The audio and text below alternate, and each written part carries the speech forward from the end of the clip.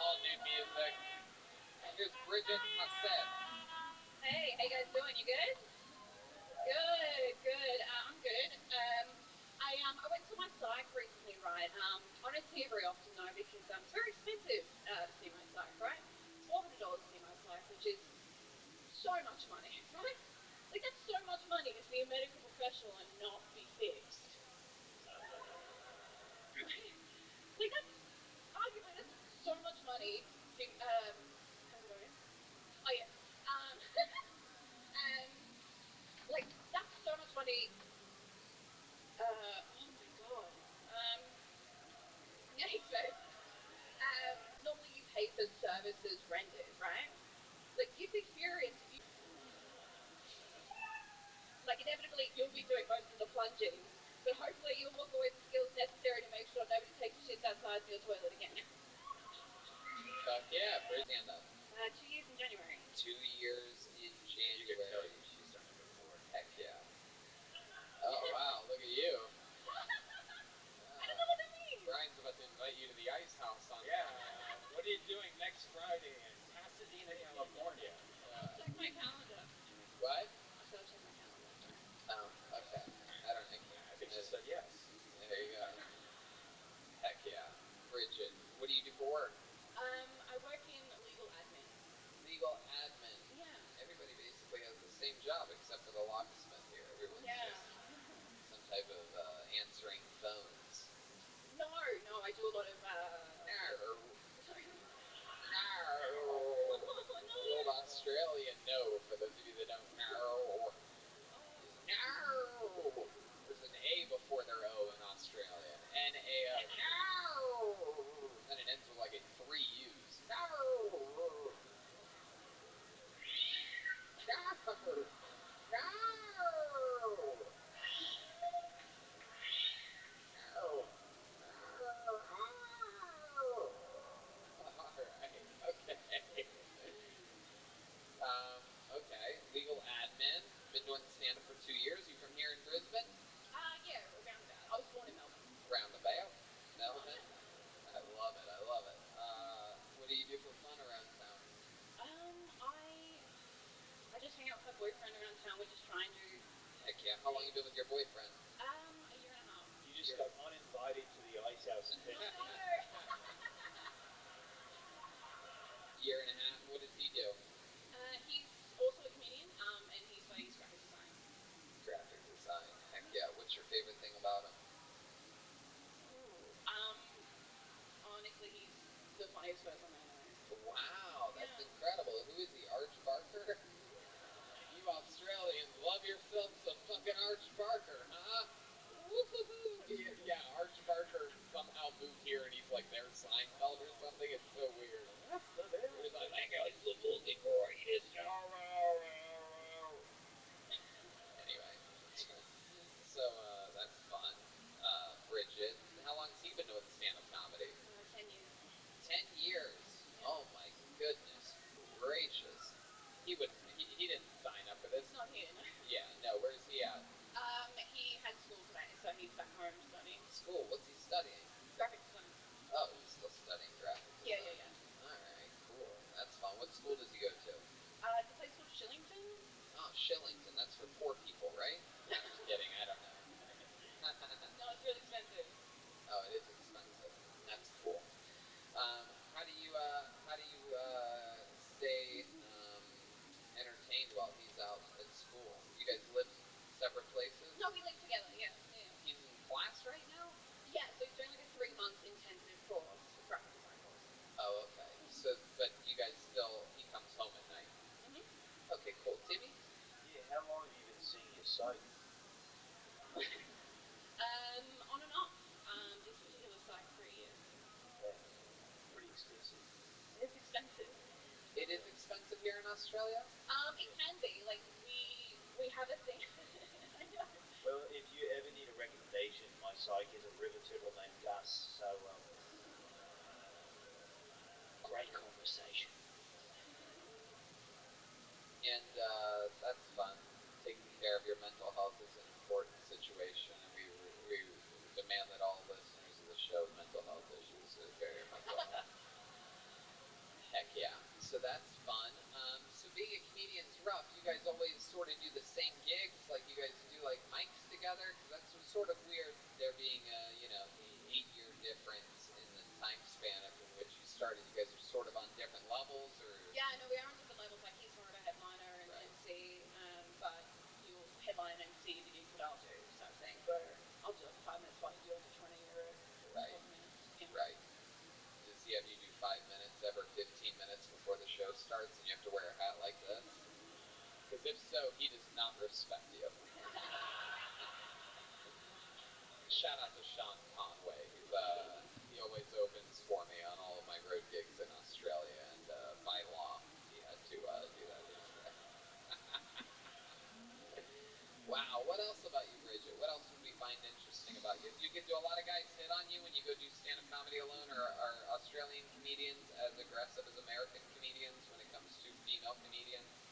You get some weird ones. You get some like 40-year-old dudes who are really nice, but Right. And they come in wearing their overalls and they let their hair down. Next thing you know, you're... yeah. What's the strangest way you've ever been tried to be picked up before? Like any bad lines or anything like that? No, it's just saying how well of a job that I did. Really, it's nothing too weird. It's just the general vibe. Like I don't have any good stories about being hit on. Oh, good. What do you do for fun when you're... Yep, okay. Tibby, go ahead. Yeah, Red Band, have a good set and see if she squeams. What? Do you want me to find a stingray sound effect? I have no idea what's going on. Let's just... Oh, boy. Okay. When you're not doing stand-up or going to school or whatever, what do you do for fun? I do yoga. I've been learning to pick locks. Pick locks. You have the crazy drill thing? Oh, you have a Hitachi. I haven't heard of it. No. Are there any cool yoga poses that would impress us that maybe you could do right now? I can try it. Would you guys like to see her do something cool that she knows from yoga? Oh, the crowd goes fucking mild. Here we go. Whoa. Wow. Oh, how about a hand for her, everybody? She gave it a I shot. haven't done it in a while. It's the old Danwood facing koala right there. Yeah. Tibby? Something you just gripping that mic for? No, I'm on a cold streak right now, mate. Hell yeah. It's alright, but reptiles are cold-blooded, actually, and sometimes they need to recede into a cave. I love it. Bridget, I'll tell you this, man. You represented the ladies great up here. I don't think a lot of them signed up, and you just had a great set. Thank you so much for coming on. Bridget Hassett, everyone. That was great. It's always fun. It's always fun when Kind of like a ladies Chelsea do stuff. Skidmore. Okie dokie. I can't stand it when you reference people that no one knows who the fuck you're talking about, but Google it. I guess, like, yes, go Google a door guy at the comedy store, everyone. Female. Put your hands together for your next comedian, Maddie J. Maddie J. Where's Maddie at? I'm not seeing movement here. Okay, here he comes. Maddie J. Moving at a breakneck speed. It's incredible. Here he is, Maddie J, everyone.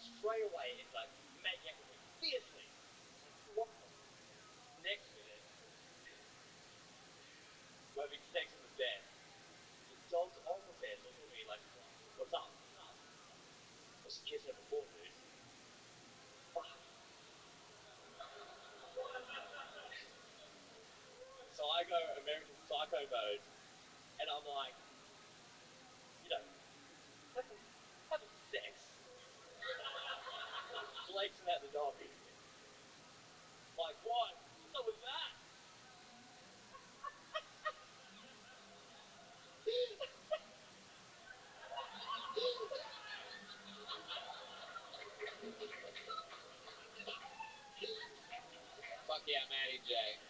There you go. Thank you so much, guys. Cracking himself up. I mean, did you just hear the joke that you did for the first time? How are you laughing this hard at a joke that you clearly have known that you're going to do? You've written it down, and here you are just dying up here. Do you always laugh this hard at everything that you do? Are your pants cutting off all the circulation to your brain right now? He's got that Joaquin Phoenix Joker laughing syndrome. Joaquin Phoenix what? Never mind. Yeah, that's I did want to say where I thought he was going with the joke, with the dog making out with your girlfriend. I thought that when your dog was in the room that you were going to look in your dog's eyes and have doggy-style sex with your girl to get back at your dog, clearly. But you didn't go there. Wow. You were right about that cold streak, huh? This is the kind of support I love on the show. It's a big ensemble group mentality up here. Absolutely love it. You know us, the Kiltony cast and their amazing support system that we have. Great work environment. Can I get a Foster's?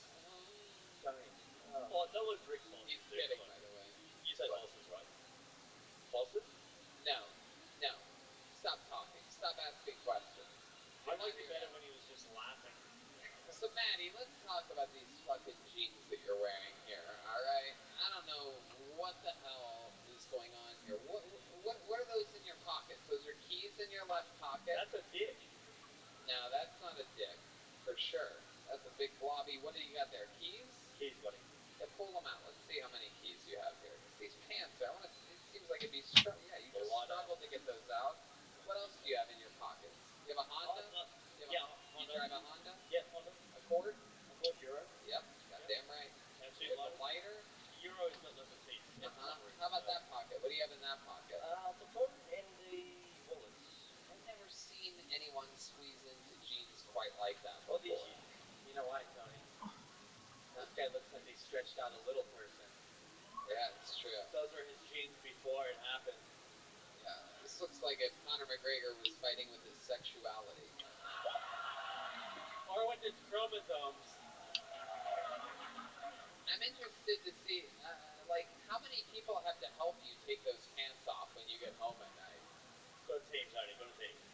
I love it. Holy shit, man. This is fucking awesome, dude. Like, I listen to you all the time. See you right here is fucking amazing. It's probably the closest I can get to Joe Rogan. Right. No, you're right. No, he's right. That's not an insult at all. This is the closest. Right. You're right. It's impossible. What could you possibly do? What are you going to go out there and talk about how you've lived years without any circulation going to your feet? Like,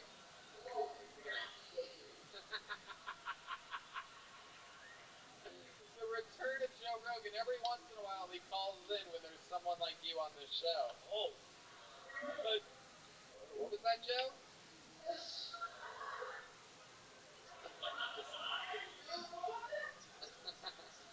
There you go. Matty J. So, what do you do for work? Nothing interesting. I'm a welder by trade. A welder. A welder. Yeah. What do you do for fun? Bowling. Why would I bowl, dude? Like, you just seem like a bowler, you know what I mean? You just have the build for it, you have the face for it, you laugh at your own jokes. It's a real sport built for people like you. I guess, the fun is like the comedy, but I know you hate that answer. But I suppose, get the boys around, have some drinks, go out. Yeah, get the boys around. Hit the town. Yeah. Absolutely. Is that the team you're talking about, getting those pants off you? Yeah. Just getting a lot of boys around you, just like, come on, we can do it this time, mate. Slither in there. Mate, you're not wrong. Look at that. That's it. You want to join my team?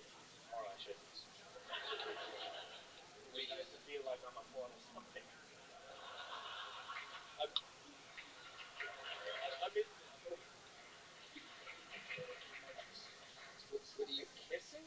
What do you and the boys like to do after drinking? Anything special you guys ever do? When they're back in town, when they get back in town, is there anything you guys ever do together? You guys have some drinks and go down? Yeah, I guess, you always come over to my place and, just drink and... You just sit around on your play some drink? Drink, play some shoes, have some fun. Play some shoes? Shoes? No, fuck no, man. I was saying that to my mate Garth the other day. I was like, fuck, who the fuck does bloody shoey? What the fuck is wrong with you?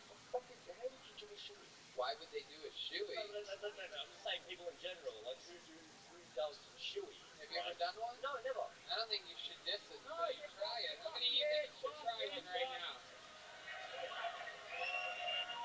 But you know what? Wait. But you know what? I don't think you should do it out of your shoe. I think you should do it out of this lady's shoe right here in the front row. Oh, yeah, no. Come on, take it off of her.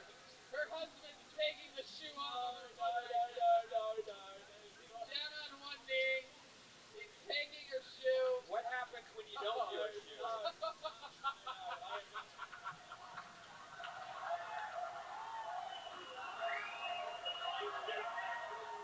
There's the beer. Come on. Fuck off, you fucking wanker. How many of you want to see him do it? Come on, do it, buddy. You gotta do it. Fuck you, Gareth, you piece of shit in the back there. There's a first time for everything. You guys need to make more noise. One more time. Come on. His first shoey. Here we go.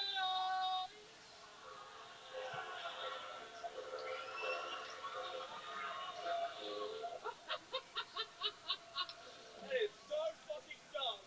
Holy shit. Why are they He booing? didn't finish He it. didn't finish He it. didn't finish the shoey.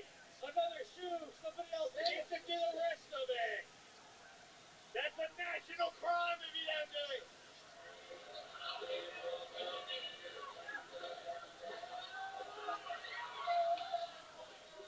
What's he doing? He threw the shoe down. He's putting the mic back in the mic stand. He tried to do half the beer in the shoe, and the crowd was not having it. This is a crazy Australian tradition. Yeah. Woo-hoo-hoo. He threw his shoe back at her. And he threw it back at the woman and it hit her in the face. It's good. No, it didn't. How about a hand for this young lady right here?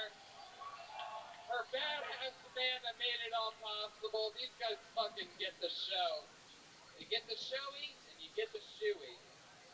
Maddie, you just won everybody over. That's your first shoey. How long have you been Australian for?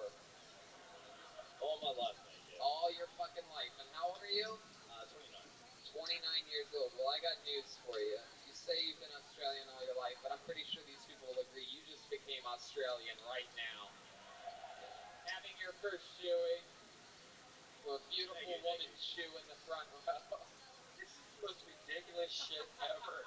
Like, what the fuck is going on here with this shoey shit? This is Kill Tony Brisbane. Well, Maddie, you fucking did it, pal. You know what? I have a feeling you're gonna have an easy time slipping out of those jeans tonight. There he is. Tony, this is my first time actually on stage ever as well. What I up, love Texas it. man? Well, How are you? Congratulations. There he goes, Maddie. I was just watching your live stream. Amazing. How'd you find out about me? All my friends talk about you. Oh, that's amazing. Your friends are amazing. Excellent. Do you know what Kill Tony is? I do not. It's the largest live podcast in the world. It airs every Monday from Austin, Texas, Joe Rogan's Comedy Mothership.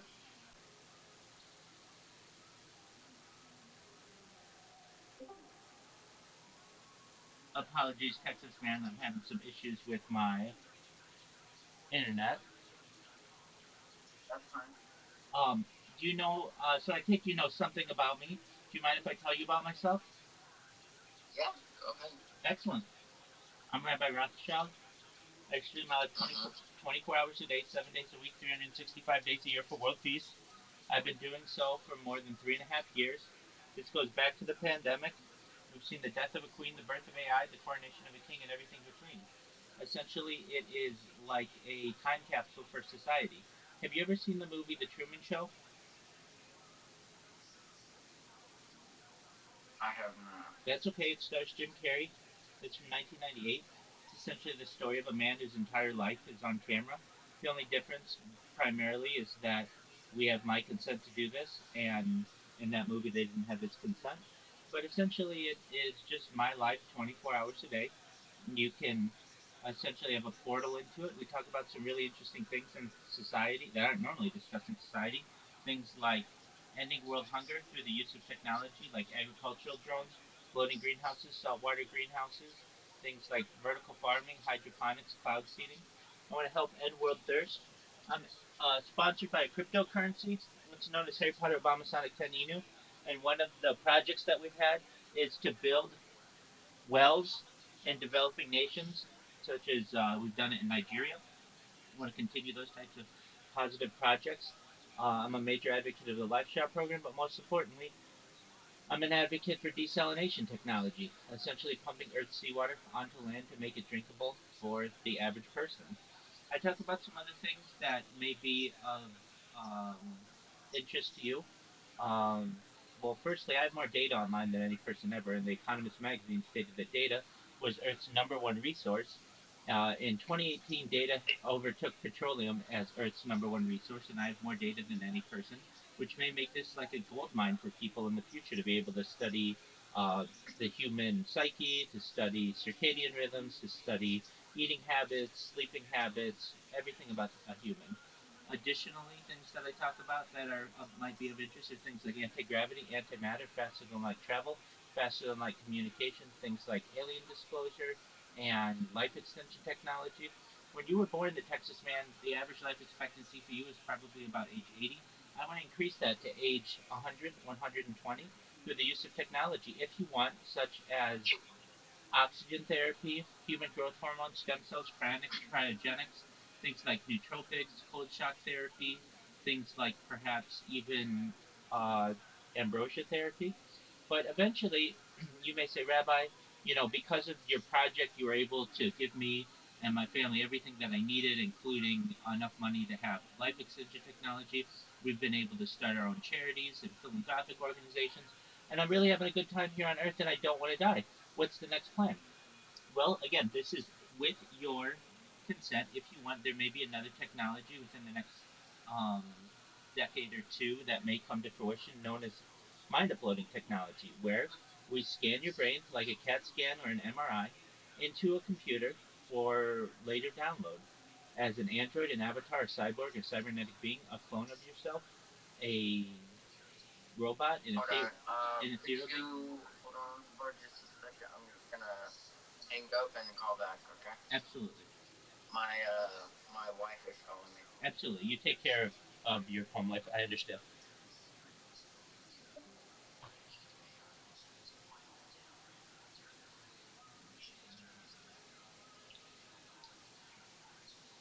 AJ. There we go. Oh yeah, sure. There you go, buddy. Little handshake there. Cannot believe this shit.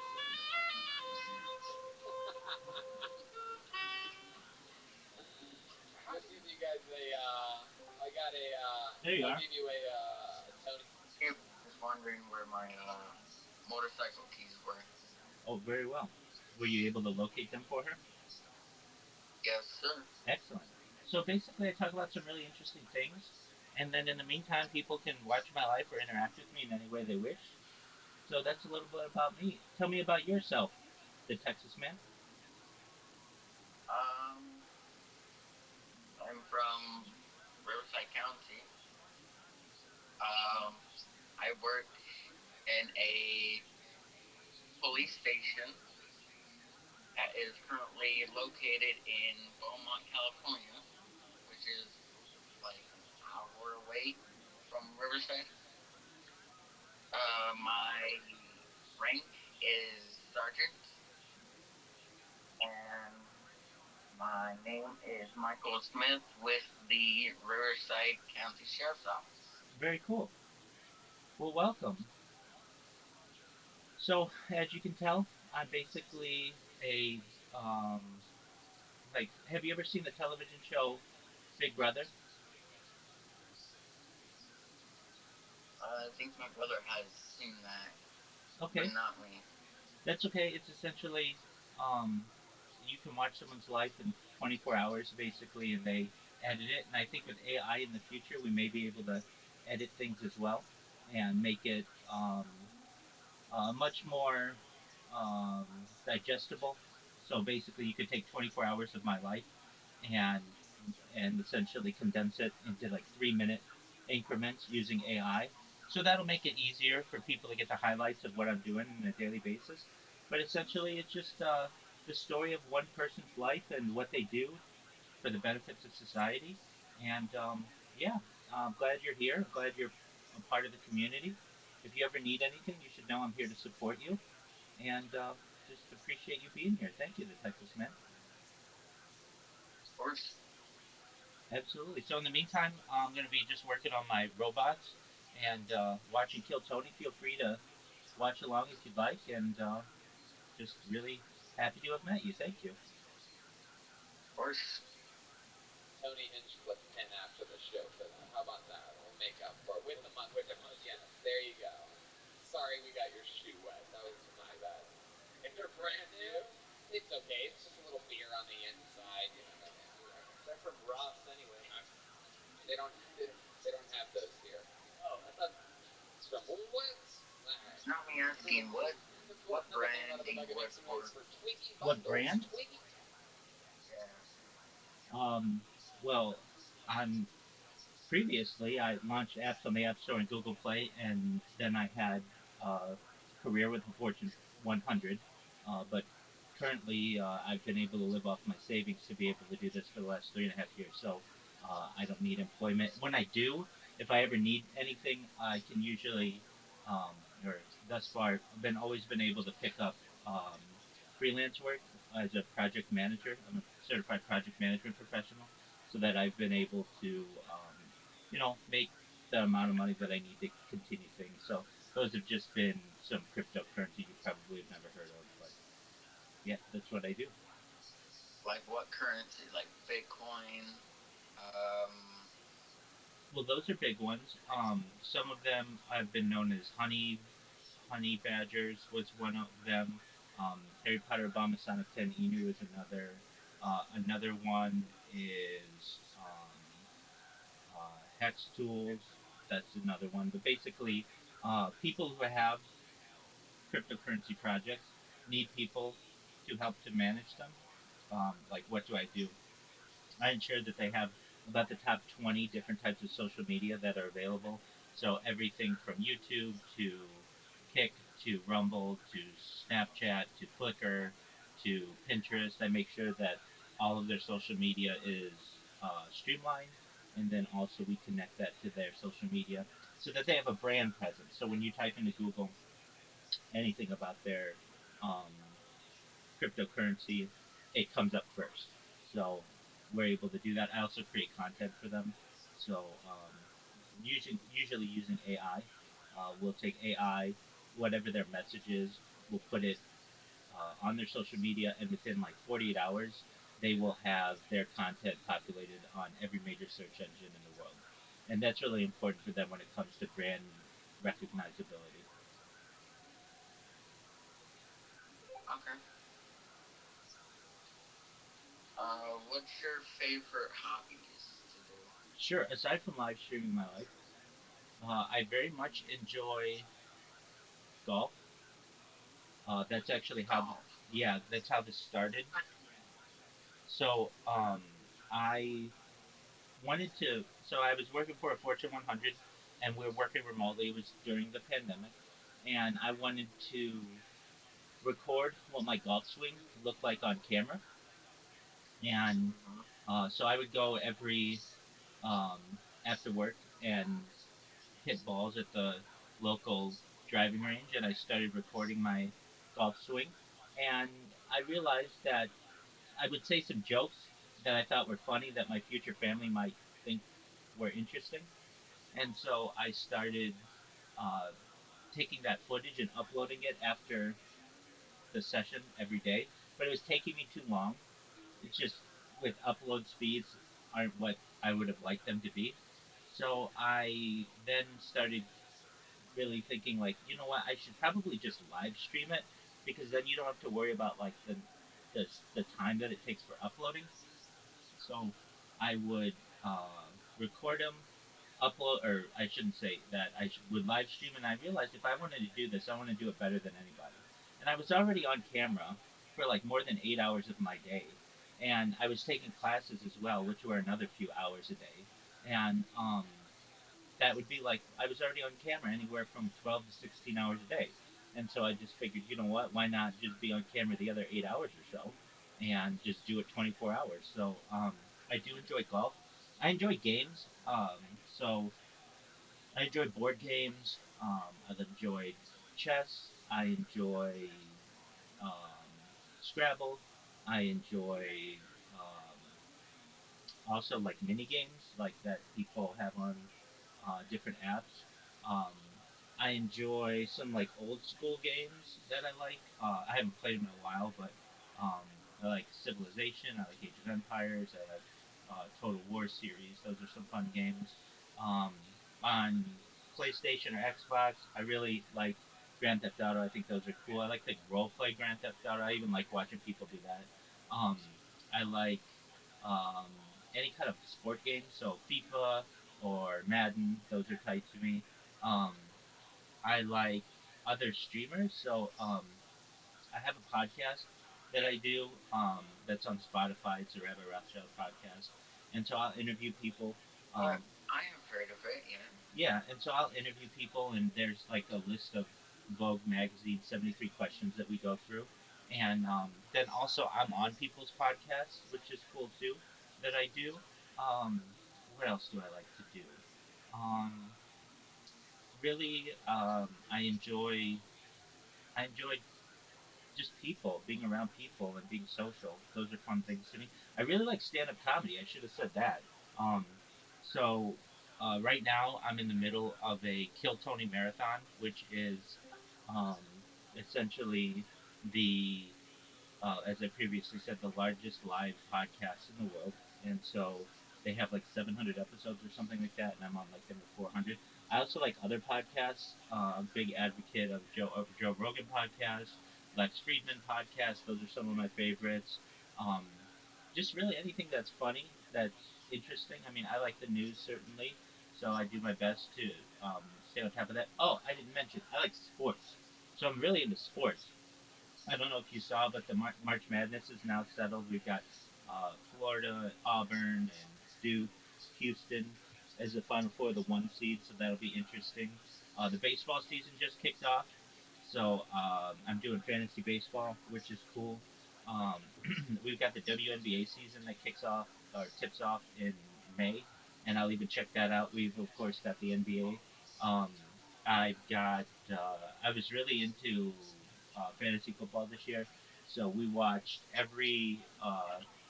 like basically every football game or every major football game this year, including a Super Bowl. I watched three different Super Bowls on this. Um, just that's what I do.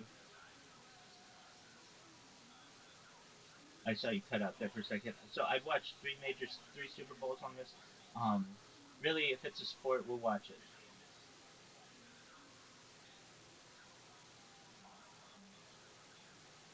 But, Yeah. So I really like sports. Do you like sports, a Texas man? um, yeah, Oh, well, I can actually kick football so far. I can't even catch the football. oh, really? Like in a punt style? Yeah, I can kick it like 3.5 football fields. Well, that's pretty far. You're talking about like 300 yards? Out there. Wow, that would. Why don't you try out for the NFL? Um, I don't think they would like my style. Okay, well, to each their own. But that's quite a talent. What other sports do you play? Um, tetherball? Tetherball? Yeah, Is that the one on the string and you hit it around the pole? yeah, That's amazing. Like in Napoleon Dynamite, right? yeah. Amazing. Are you good at it? I'm fantastic. Wow, that's great. Um, that I I don't know if I've ever played it, but it's always looked like fun. So basically, do you play with two people or can you play with more? just take turns. Okay. And then you basically try to get it wrapped up on the other person's um, like side, and then that's how you win, right? It's pretty simple. Yeah. That's great. Well, that's a fun game, and that's unique. I like to hear about unique games. That's neat. What other games do you play? Have you ever heard the game? It's on PC. Have you ever heard the game called 5M? Please enlighten me. I think I've heard of it, but I don't know what it is. Uh, GTA, but in 5M, Yeah, like the role play servers. yeah. That's what I thought it was. Okay, cool. Yeah, those are really popular. I get some people in here. So, what do you like to role play as? Yes. As a cop, a paramedic, um, a cab, a driver. I have my own server. I have a realistic sound of different types of objects, like sirens, different like if you're having a shootout, you know how um, what is it called? You know, normal GTA that has the sound effects, the original sound effects. Sure. You know how real life that has real sound effects, like compared to the game, Right. doesn't sound the same. Right. Well, I use a sound effect gun sound, put it into the system, and there you go. You have a sound effect for the gun, for any type of gun. Wow, that's really cool. Even like rocket launchers and stuff. Yeah, like RPGs, grenades, tear gas, um, literally anything. Well, that's very cool. On my server, people are playing right now. There is, let me see, there is at least over 50,000 people playing on my server Wow, that's amazing, dude. Congratulations for having such a large server. That's amazing. per day. There is at least 5,000 people playing. That's a lot. That is a lot. Wow. How'd you get it to be so popular? Just crypto be nice to everyone. Just, you know, Isn't it interesting? That's the key. Just treat others the yeah, way you just want to be treated. three others you want to be treated. Yeah, 100%. and you're gonna be so successful that everyone would like you just because you. Right. You're 100% right. Well, that's amazing. Now, what other positions can you role play as in addition to being an officer and a cab and a paramedic? What else can you be? Can you be like a store owner, or could you be just like a pedestrian? You can be a civ. You can be a FBI agent. You can be a, CIA agent. You can be a AII, which is a secret organization, which is I forgot what it's called. It is a technically Area 51. Oh, very cool. Are you into aliens? Um, Actually, I saw an alien like 20 years ago or something. An alien or a UFO? It was not a saucer. It was looking like in front of me 20 years ago. Okay, what did it look like? Um, by the way, his name was Sikkim. You found out this alien's name? His name was Sikkim How did you find out an alien's name? by their language. So they talk to you? I think so. I can't remember because it was 20 years ago. Okay, but I mean, like, how did it Okay. happen? How did it happen? Where were you? Tell me about it. I was on a mountain over in, you know, where Big Bear is Of in course, California. absolutely. Are you from Big Bear, California? I'm not from there, but I'm familiar with it. So there's a little cabin people don't know about, but there's actually a bookcase. If you go to the bookcase and pull out a type of book, there's a secret entrance to a secret, kind of secret bunker. There's gonna be types of objects, and that's all I have to say. Everything else is classified. Okay, very well. And that's where you met this alien? Yes, sir. Wow. How far away was it from you? All the way down here, so all the way up there, maybe like 2.5 hours. No, I mean, apologies. No, I mean, like, how far away was the alien when you interacted with it? Was it like 10 feet away? Was it a 100 feet away? Maybe like 2.5, well, 200 feet away. And it communicated with you telepathically? Yeah. Wow, that's fascinating. Very cool. Like I can hear from my ears. Right, but there was no sound. There was no sound. That's what people say. It's like telepathic, that it's basically mental communication. Uh-huh. Wow, that's fascinating. Um, have you ever, do you get into Area 51 or any of that kind of stuff? I was a worker from Area 51, but I didn't like it, so I just quit it. Oh, wow. So you actually worked at the test site? Well, not the test site, just I'm a guard, Right. but um, so you know, Do you know who Bob Lazar is? name's familiar. He worked up there. He was a physicist at Area S4.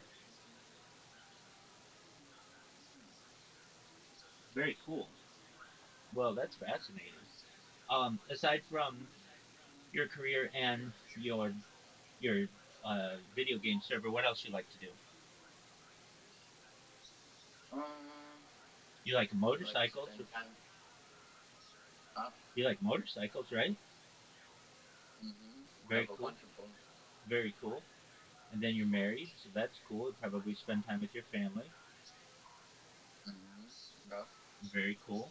Well, then that gives you a very fulfilling life. That's neat. I have a Kawasaki. Very cool. It is a Ninja Sure. Ace 2. Wow. Is it fast? It's a 1000 cc, so it's a track bike. Oh, wow. You Super don't fast. you don't really get a track bike from a dealership. You just get a 400 cc or like a 600 cc, but you don't get a track bike from a normal dealership.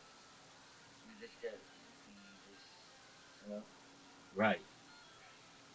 So you, so um, do you race it or do you just have it privately? just privately. Very cool. Well, that's a lot of fun. So do you just take it out in like deserted roads and open it up? Yeah. Very cool. Well, you can't beat that. Well, that's really neat. Well, excellent. Well, I'm just chilling here. I've got my friend Audie here. We're gonna probably be watching some stand-up comedy. Do you like stand-up comedy? Mm, yeah. excellent. Essentially, what this is there's a panel, and a random person from the audience who is an amateur stand-up comedian can come up and give their 60-second minute or their 60-second spiel, whatever they want to talk about, and they try to make them laugh, and then they're critiqued. And so it's pretty simple. And just feel free to enjoy, and just want you to know how much I appreciate you being here. And please spread the love to your other friends. We'd love to have them in here. And if there's anything I can ever do to help you, you let me know. Okay, the Texas man. Okay. Excellent. Here we go. Twiggy Bundles. Wow. Uh-oh. Here, oh! We got a heckler. Twiggy Bundles. It's the guy that I told to shut the fuck up in the audience earlier. Here he is, Twiggy Bundles, ladies and gentlemen. Make some noise for him. So noticed a increase in Holocaust denial at the moment, and I blame outrage culture. All these people getting offended by every single tiny little thing. Can I They tell don't you realize something they're real doing quick? actual. Sure, absolutely. Tell me anything you want. I keep on seeing this vision of someone just talking about this in my ear. What do they keep telling you? To jump, something or whatever. Like a ramp? Like a tree type thing. How would you jump it? By climbing up on it. Oh, okay. So you'd climb up it and then jump down? Like you're very high up in the air. Wow, that sounds like it could be dangerous to your health. Very. I don't know if that's the safest thing to do. Who's telling you this? You know the friend I told you, Yeah, the alien friend. right. Um, I can kinda speak their language. Kinda. Okay, I can't speak their language, but I can understand their language. okay. And they're telling you to jump from a tree? Yes. Do you think that's a good idea? I don't know. It doesn't sound very safe. Do you know what tree they want you from which tree they want you to jump? The highest tree up in Big Bear. Wow. Is there any way you could just climb it and just not jump? They really, really want me to. Well, I don't know if that's the safest thing to do. How What's tall? the safest thing? How tall is the tree? 50 feet Yeah, high up in the air. I mean, you could get really hurt by doing that. You know that, Oh yeah, I can die like immediately. right? So, did you ever think of just going to that tree and seeing if you can communicate with your friend by not climbing it? I'm outside right now, Okay. and I'm just looking at this tree. Oh, so you're looking at the tree right now? Mhm. Okay. And your friend is telling you to climb the tree, right? Mhm. All right. Is there any way you can just like look into space and see if you can find your friend? He's looking at me. Oh, so you got an alien looking at you right now? Mhm. All right. Is there any way you can like just tell him mentally, like, hey, dude, I don't think it's so safe for me to climb this tree. Is there any way that you could just like hang with me on the ground? Um,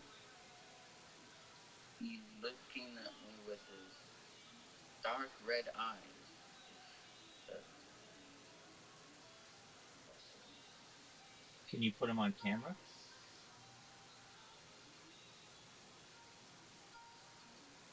Sure. Huh? No. Audie probably doesn't want it, but I want to see him. Let's see what your alien friend looks like. Okay.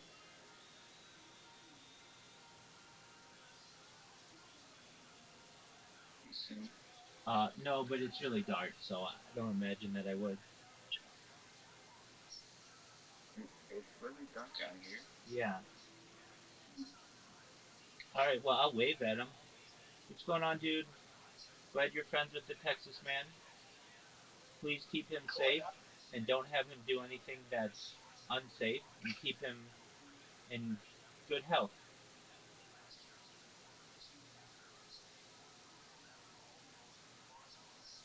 I'm climbing the tree right now.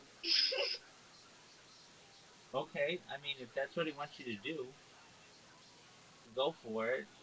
But I don't know. No. I don't know if that's that safe.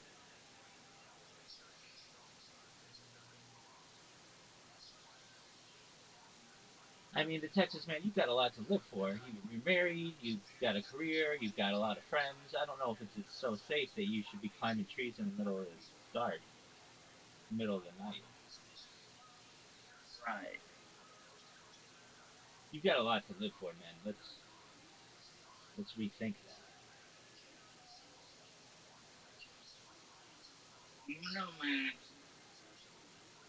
Just maybe chill at the base of the tree. Just like sit at the base of the tree and be like, "Hey, my alien friend, I know you want me to climb this tree, but you know that that's dangerous for me to do. Just come to the base of the tree and we can chill." He's not the type of objects to chill. All right. I mean, it's not that safe for you to climb 50 feet in the air, especially with a phone. So, I mean, are you? Let me ask you this: Are you a really good climber, or are you just like an average person when it comes to climbing? I'm a police officer, so I like to climb things. Yeah, but even still, you're not like a rock climber. Like climbing is not like a dedicated sport for you, correct? Right. Yeah, exactly. So you're not too much better. I mean, you're better probably than the average person, but probably not better than It's not super safe to do. Is it just like an oak tree or like a what kind of tree is it? Like, you ever seen those big trees? Like the world's biggest trees? Like a In giant like sequoia or a forests? redwood? It's like a palm tree with a bunch of eggs on it. It's not that one with the eagle's nest, is it? No. Okay, so you're talking it's a palm tree at the top of Big Bear? Hmm. All right, so palm trees are super hard to climb. You know that. They don't have many branches going up. Um, he has something I don't like. What does he have? Is is my gun, and I don't know how he got it. He has your gun? Yes, sir. How? Locked in the safe.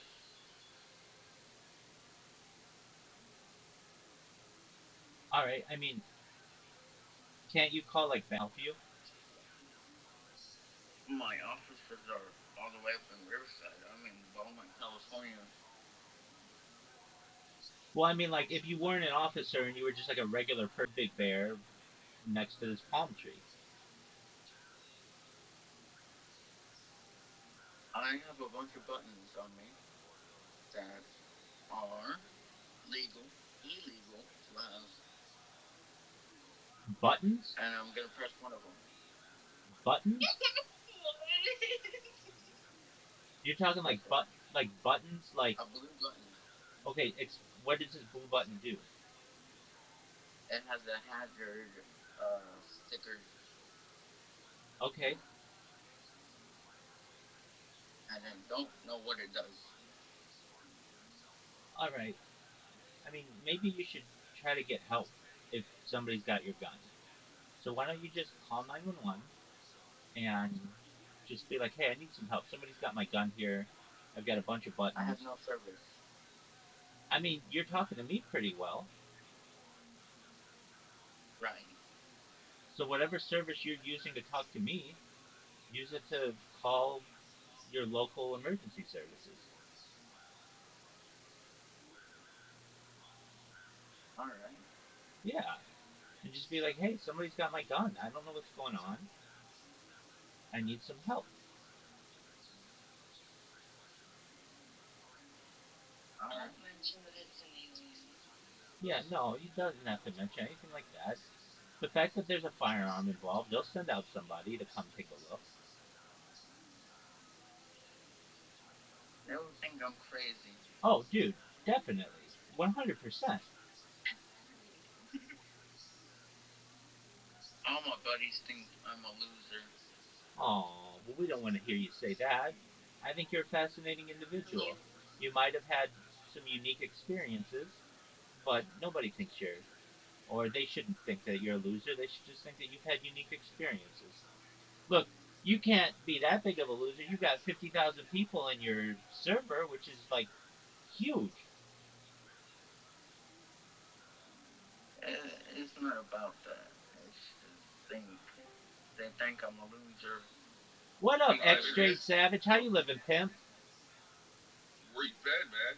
My friend, I I thought Rabbi like dropped off the face of the planet or something, man. no, absolutely not. No, I made a vow to Olive Kick that starting January 1st, 2025, I was no longer going to spam anybody because I want to be back on Kick someday. And so I figured, you know what? This is like my Trying to symbol. make peace, huh? Yeah, exactly. My symbol of peace to Eddie and Santa Maria and all the other good people there that I don't mean any harm. I mean, I spammed them for like 8 months straight. That's enough. Everybody knows who I am from there. How have you been, X Straight Savage? I've been good, man. Just Ex- chilling. Excellent.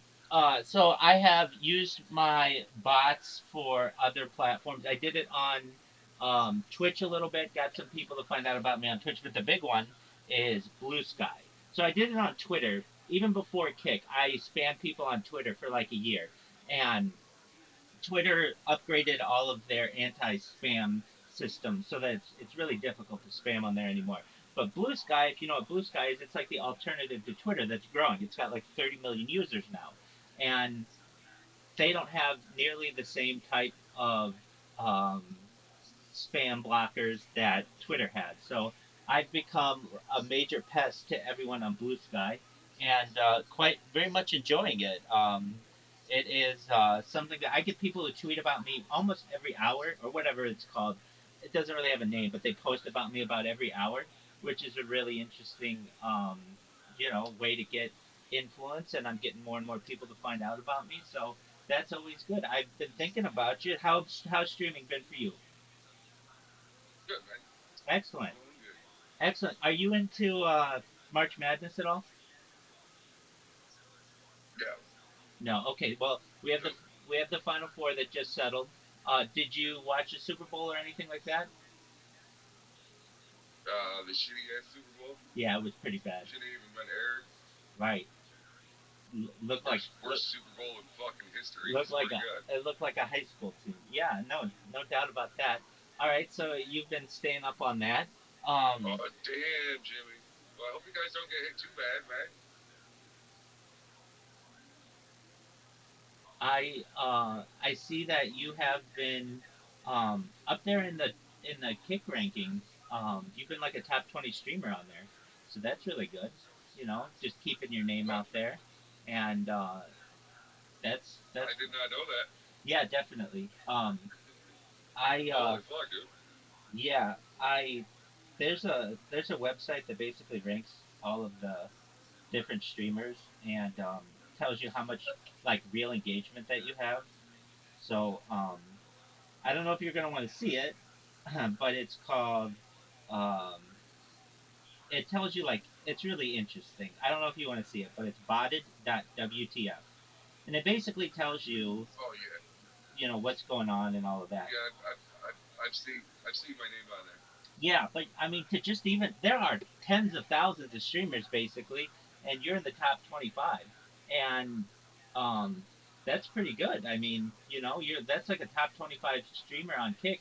You're quite a well-known person, and I think that's pretty positive for you, just to be in that pack, that lead pack of people that we have on Kick. So that's good. What else has been good in I your was neck? Go ahead. I got put in a documentary. I'm only in it for like a minute, but I did get put in the Mold Mansion documentary. Oh, that's amazing. And what's that about? Yeah. It's a streamer house in New York City. Beautiful. And what did they talk I about? went down and visited with Mondo and Saint Ten and Black Ass Dave, Excellent. and ended up in the documentary. Well, you can't beat that. Okay, so where would I So find? yeah, it's pretty dope. Where absolutely? Where would I find this documentary? YouTube. Okay, excellent. And so if I go to YouTube, what do I type in to find? This Mold Mansion documentary. It'll be Alex Novell or something like that. Okay. Is it? Did you say Mold Mansion? Yep, Mold Mansion. Okay. Man, it's so hard to find stuff on um YouTube anymore. Let me Mold MOLD Mansion. Yep. Okay, let me put in the word documentary.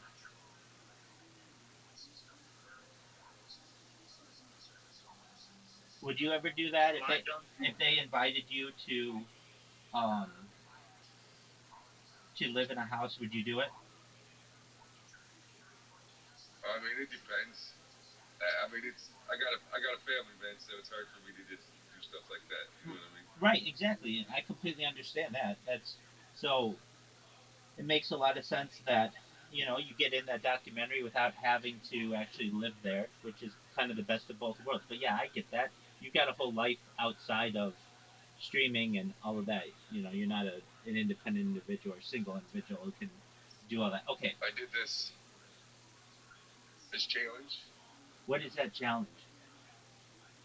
So this is the one sesh challenge instead of a one chip challenge. This is a one sesh challenge. Okay, So there's an eighth of some really really good butt in here, no way. For you to and for you for you to say that you it's have good bud you, means it must be yeah, you really have to really good. roll the whole eighth up in one joint or blunt, no spliffs, and you have to smoke the whole thing to yourself in one session. Oh wow, how was that? I was literally the first person to upload a video of this challenge, man. Phenomenal. And how'd you feel? Yeah, so the company, oh dude, I was fucked. The company hit me up, dude, and they're supposed to be sending me a whole bunch of shit. Okay, I found a documentary. Is it the Degenerate Hype House for Kick Streamers? That would be Mold Mansion. Yep, that I got it. Okay, excellent. Okay, now I understand. All right, I'm gonna bookmark it and I'll take a look at it when I have the opportunity. Um, that's really cool. Okay, so then you did this challenge. Did you smoke it in a joint or in a blunt? A joint. Okay. The eh, video's on YouTube on my YouTube channel. oh, okay, excellent. I can take a look at that as well. Um, and was it? Did you feel like extremely high from it? Oh, I was high as fuck, dude. 5 minutes after I got done smoking it, dude, my anxiety triggered so fucking bad, dude. I just ended my stream and went and laid with my fan blowing in my face on high, dude. Oh Like, wow! So it even put you out of commission for a while. That's pretty intense. oh yeah. Um, wow, that's very intense. Okay, so um, I am looking. Okay, it's under your videos. Um, let's see here. And you did it not just only did you upload it, but you did it live on stream. Yeah, live on stream. Yep. Wow. Has anybody else done it? Not that I'm aware of. Oh wow, that's very intense. It's a really, really new challenge. Like their website's not even complete yet or anything. Well, very cool. Because Um, as far as I know, I'm like one of the first people to do it. And actually, I am the first person to upload the video of it. Excellent. And it's just on your X Straight Savage 421 channel. The storm is there, Jimmy. Damn, dude. Let me check. I don't know what the name of my YouTube channel is. I think it's just Straight Savage, ain't it? Okay, it's not 421. Yeah, Straight Savage 421. Yeah. Okay, Yeah. excellent. Okay, I see. One oh, it's the one session challenge from Dope Department, right? Yeah. Okay, I'll have to check Yeah. that one out too. Okay, excellent. So I've got like a little Straight Savage playlist I'm gonna have to check out. All right. How were the people in the documentary? Were they nice to you? Oh yeah. Okay, very cool. How has your Yeah. community been? Great, man. Growing. It seems that way. That's phenomenal. All right, now, what are your plans for the spring? We try to do as much IRL streaming as we can. Okay, very cool. Have you done any fishing recently? Fishing starts tomorrow. Oh, good on you, man. That's great. First day of trout season tomorrow, man. First day of trout season. So you're gonna stream that? I don't even know if I'm going out. It's supposed to be fucking rainy, man. Oh, okay. Yeah, nobody wants that. And it's so difficult to stream when it's rainy. It's basically impossible to keep everything dry.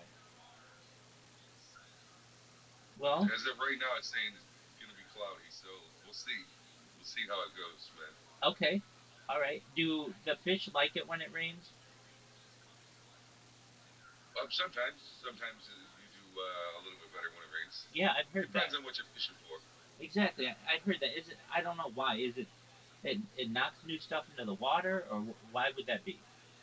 I think it attracts more bugs towards the top of the water. Yeah. Okay. There you go. So Okay. it's like a feed-in frenzy at that time. You know what I mean? Absolutely. 100%. What kind of bait do you use? When I trout fish, I use salted minnows. Oh, okay. That's very lucrative for the trout. So excellent. All right. So we've got trout season that kicks off. So you'll be doing some fishing, and you're going to do as much IRL as possible. Well, that's good. Um, any so what are your thoughts on KCIP becoming kick partners? Does it affect you at all? No, Yeah, it's just a name change, right? yeah, Okay, but it and they changed like a few of the requirements, but not a lot. It's like, but you're already a kick partner, so you're already you're yeah. established. Okay, very cool. I did see that they had done that. Um, we've had some streamers come in here from Kick, and it's just kind of been slow but sure growth. How has stake been? Have you been doing any gambling on there? I pay a play stake in the state I live in, doing a lot. Oh, okay. Um, I've seen that they've done some. Um, I how would I call it? Like they're trying to do a lot of advertising on Twitter, but like they're trying to get around the Twitter rules. So they'll like have like a viral video and put their logo in the corner. And while X doesn't like that, they still show it. So I've been seeing it all over. It's growing as a brand. I can tell you that. So that's pretty cool. And the better Steak does, the better Kick does, and you know, perhaps in the future they'll change the rules so that you'll be able to gamble on there. Have you ever gambled on stream? Yeah, I can't. The sites I used to be able to gamble on, I can't anymore. New Oh, York State closed them down the other day, so there's no more online gambling in New York State now. oh, really? Okay, so this was just recent. Yeah, literally like 2 or 3 days ago. Oh, oh, wow, super recent. Okay, how's your new computer been? Amazing. Yeah, it seems that way. Check your DM. Me check I my. sent you a DM. You sent me a DM? Yeah. Okay, I'll have to take a look at it. Just one moment. That's phenomenal. Oh, we might have a friend in here. Just one moment. Let's see what they want to say. When I say a friend, let's see how it goes. Um, okay, I'm checking my DM right now.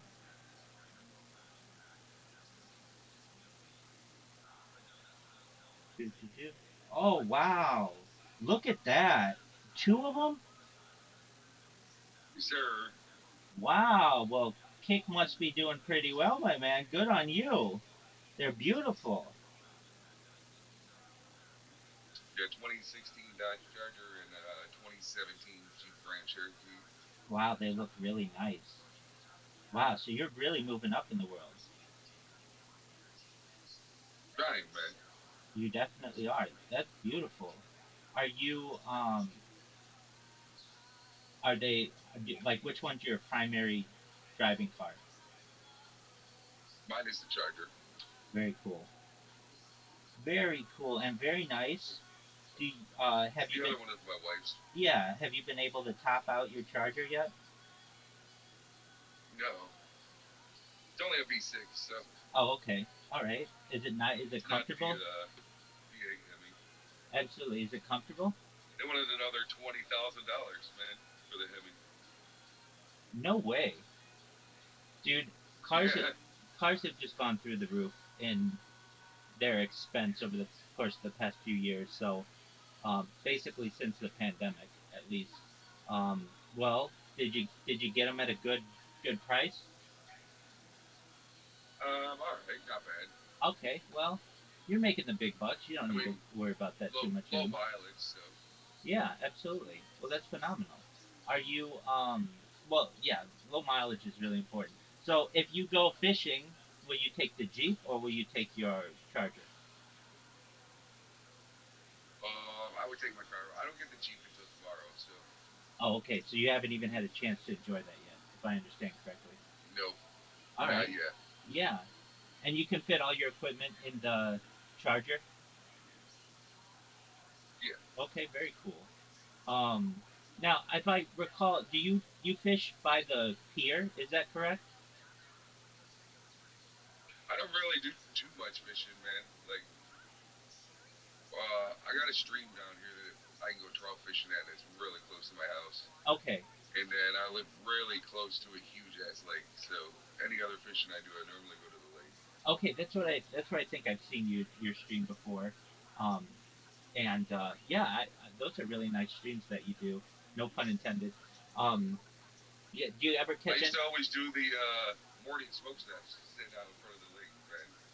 right. Yeah, I live like 45 minutes from a regional lake, so I don't fish at all around it. It's just sacred water. Oh yeah, well I live right at the base of the largest finger lake, so in upstate New York. That's a beautiful region.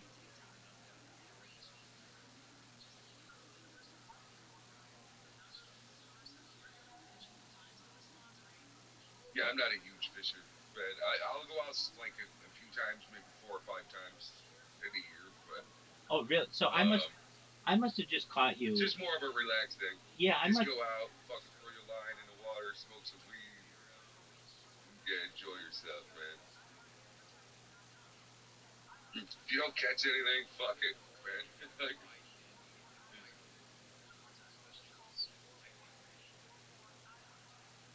Do you eat what you catch, or do you throw it back?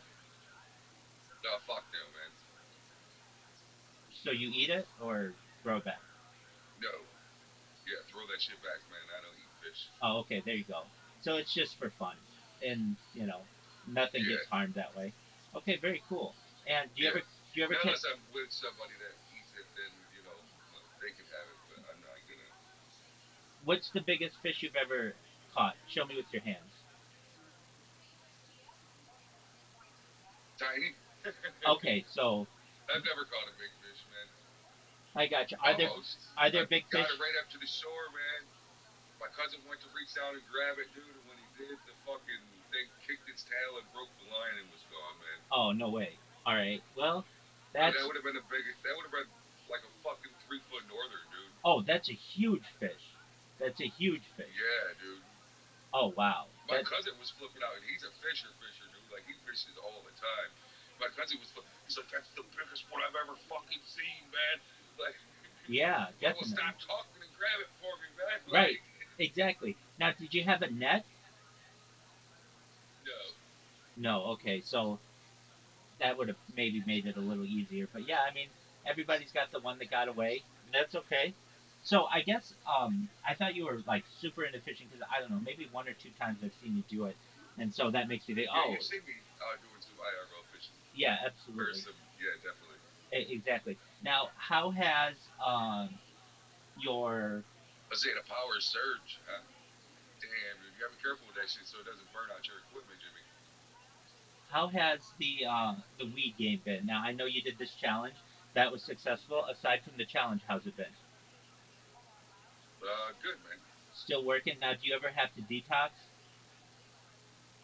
I don't know. Okay, very well. How's your cat? For what? Pain in the ass like normal. All right. Well, so long as nothing's changed there, that's good. Excellent. Well, I could tell you, He's you're driving me crazy, man. ever since you got that new computer, your streams have been really solid. I mean, they were solid before. I don't ever want it to be like they weren't solid, but you can just tell all your stuff is smoother. You're able to do more things, so that's really cool. And you would say that that's basically There you go. the kick partnership has helped with that.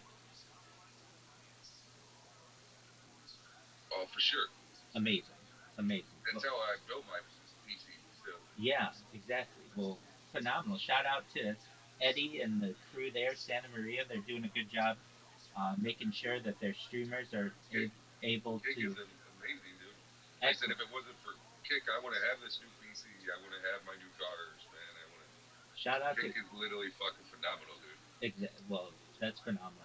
Well, as you see, I mean, that's why I I I I didn't like Eddie and I are friends on Discord, and I haven't sent him a message to be like, hey, formally, I am taking off my spamming of your platform. But I figured if I am off for 6 months or a year, he might let me back on because like I understand the other streamers wouldn't think it was fair if I just was able to come right back. But if he were able to say, look, he's been gone for an entire year and we can at least give him an opportunity so long as he doesn't spam anybody anymore.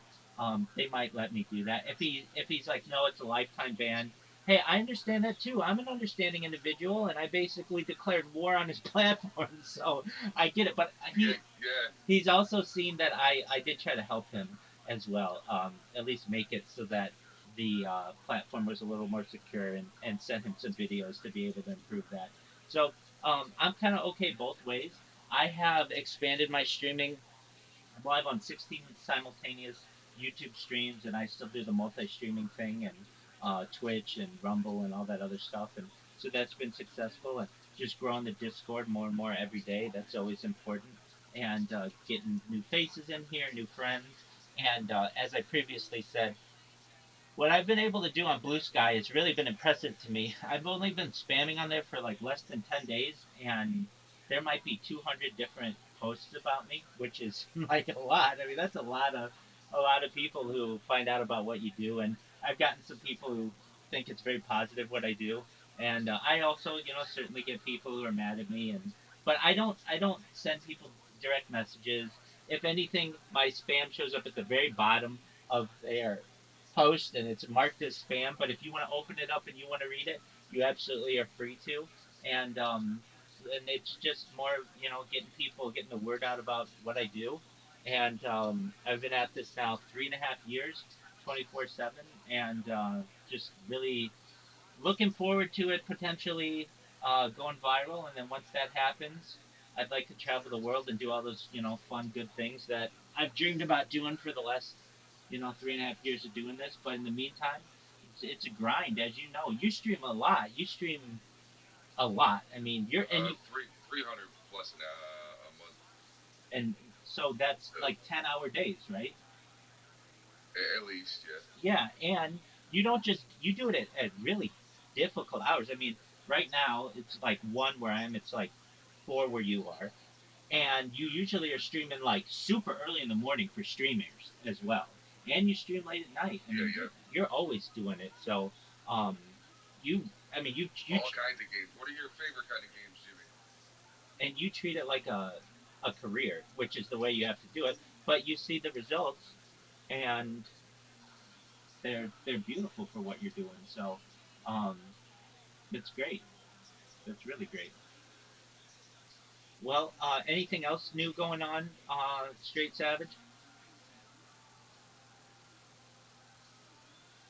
GTA 5, Apex, and Warzone. Oh, that's one. Do you like shooter? Straight Savage, you gonna buy GTA 6 and you're gonna be a GTA 6 streamer? I'm probably gonna get it and at least try it. Yeah. I do have a GTA 5 role playing server that we built here a few months ago. You know, I just had somebody in here. They were the person who just most previously left. They have 50,000 people in their GTA roleplay server. Those things are huge. They're very popular. What do you like to roleplay as Dude, straight? I can't even get two or three people in. Right. We get about we're getting like seven tops, I think. That's Nine, something like that, between like nine. It's just hard to build a population, man. There's so many GTA servers, man. exactly. And the guy was just in here. I asked him like, "What's the key?" He's like, just being nice to people. I think it helps that he himself is an officer, so that leads some credibility to like the whole. A lot of people like to role play as officers and stuff. But yeah, I was really impressed with that. He's like, "Yeah, right now we've got 5,000 people in there, like simultaneously. And normally people have so much difficulty even getting a dozen people in there, so I completely understand that." What do you like to role play as, Straight Savage? I just like to do the crime shit, man. Oh, okay. Just let So, me do my thing. do you like being a good guy or a bad guy? Normally I was a bad guy, man. Yeah, absolutely. That's the fun. Okay, very cool. Let them chase after you, right? Yeah. Exactly. Okay, very cool. Um, I like watching those. Those are fun. Have you been doing any other social media? I know your primary social media is Kick, but what about TikTok and Instagram and all that? No. They're tough to build. They are tough to really, there's such a large amount of content out there that you found your niche, and that's yeah. I mean, like I said, you're a top 25. Really? You're a top 25 streamer on one of the biggest platforms available, and it's just getting bigger. And you've seen a lot of success from it, so keep on building and keep on getting stronger. I know you are. How about other The street? original Twisted Metal Jimmy was the shit, man. The very first Twisted Metal was my favorite, man. That was a wild game on PlayStation. Yeah, the Yeah. very, very first one, dude. That was like the best Twisted Metal. Do you remember your character? I was either Sweet Tooth, That was the right? That was clown, the right? fucking yeah, or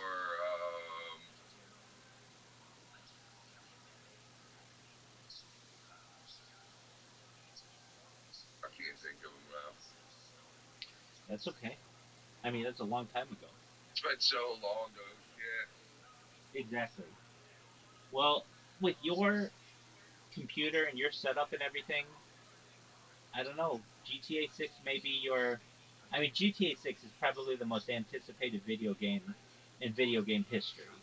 And I'm sure everybody's going to be streaming it on Kick when it comes Oh out. yeah. But, you know, get in early. You already have a GTA server, so you're already probably in the top 5% of GTA streamers on Kick.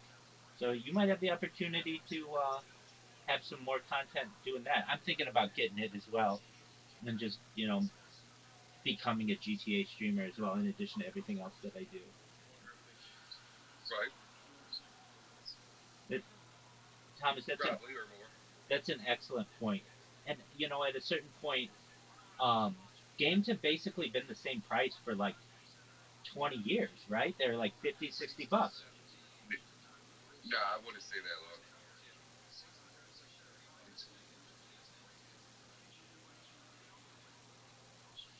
Yeah, I'm gonna say probably here in the last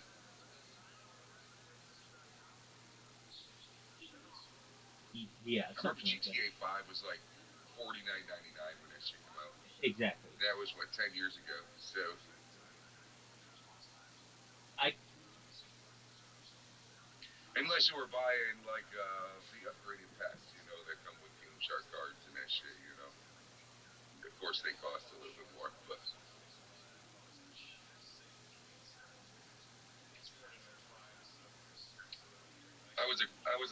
I was a car duper, man.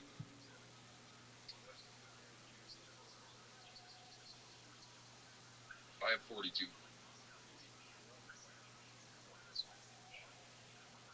Yeah, I started out on regular NES, man, way back in the day, buddy.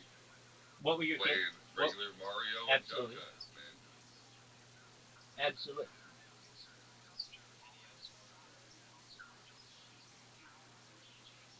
Depends on how much you want, man. There's like different levels to them shark cards. The shark cards ain't worth it, man. I would not waste your money on a shark card. Just go do a couple fucking missions, man, and yeah, just repeatedly do heists, man, and you'll get just as much money as you would spending all that money on a shark card, dude. You know, I you used to be a car duper, man. I bought the most expensive car in the game, souped it up, and then I duped that bitch 5 million times.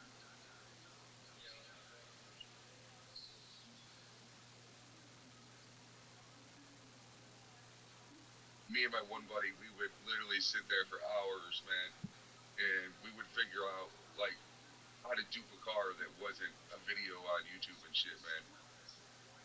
And we would use that dupe, man, until somebody posted it on YouTube, and then fucking GTA would take it away.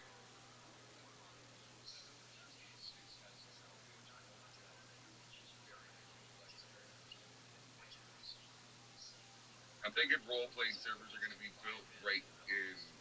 Yeah, it should be built right into GTA 6, man. Is what I'm thinking.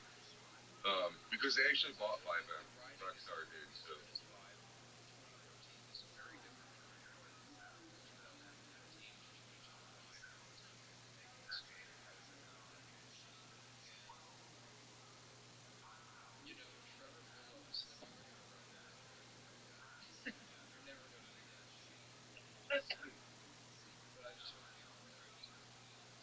now I've heard that yeah, I just think it's going to be RP right into it, man. You'll have RP servers that you'll be able to join through console and PC both. that would be very cool. Now I've heard this is just a rumor that people have talked about when I talked to them about GTA 6.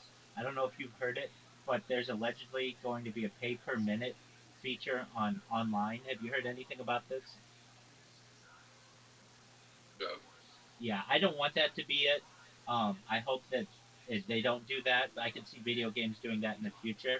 But okay, good, because if they did a pay per minute, do you know how many people they would lose? yeah, that's what I'm saying too. Rockstar would lose so many customers that they would probably have to go bankrupt Well, because people ain't gonna pay to play their game per minute online. That ain't gonna happen. well, I'm glad to hear that because I think that would take the fun out of the game. Nobody wants to be watching a clock when they're playing a video game. But you know No, what? they're gonna make their money off pay to win, Yeah, I can see that, and that's the way just that like every other game. yeah, and that's the way they should do it. At least then it gives everybody an equal opportunity to be able to enjoy the game. And okay, so let's talk about what we know about GTA 6. It's going to be in southern Florida like area. Back in Miami, yes. Exactly. So is it going to be called Vice City? The city's called Vice City. Well, it is Vice City again, but I think it's Miami and the surrounding areas. So I don't think it's gonna be Vice City. I think it's gonna be called something else. Okay, and then I've heard that you're going to have to do a lot of like um, cocaine smuggling to like South America, basically like Colombia kind of a deal. But you won't fly all the way there. It'll be like some island or something like that off on screen or Right. whatever. So Well, that this is the biggest map that Rockstar has ever put out. So right, I mean, if that's the case, think of Red Dead Redemption 2 map. exactly. That is by far the hugest map that they have out right now, Rockstar. Right. So if this is going to be their biggest map yet, holy shit, dude! It's going to take you fucking 2 hours to drive from one side of the map to the other, man. Exactly. Now, is it going to be?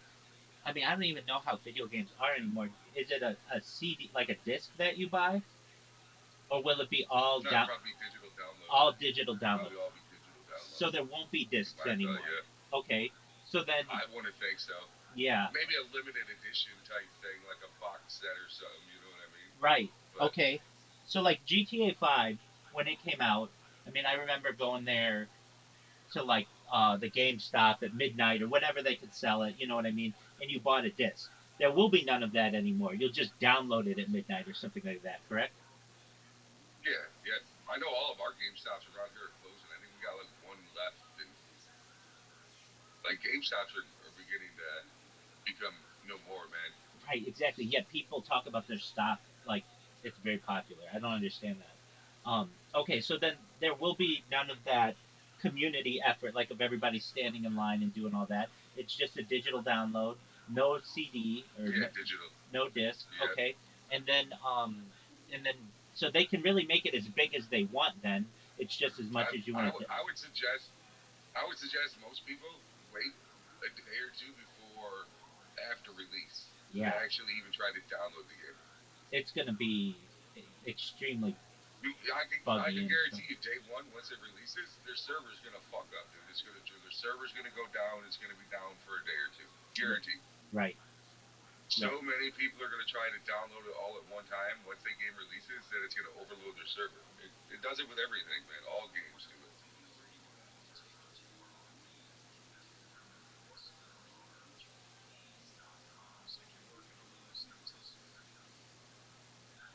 That's because they released a statement saying that they were gonna release a second trailer like a week ago. It was supposed to be released.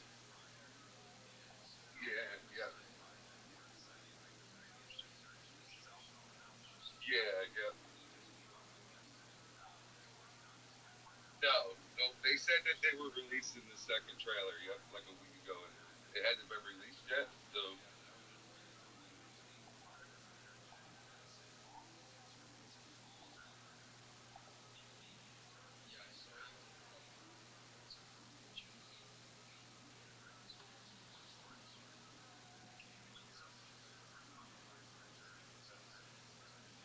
Oh, absolutely. Okay, so that's how you found out about me with Chill Zone Thomas. Well, yeah, and I like I'm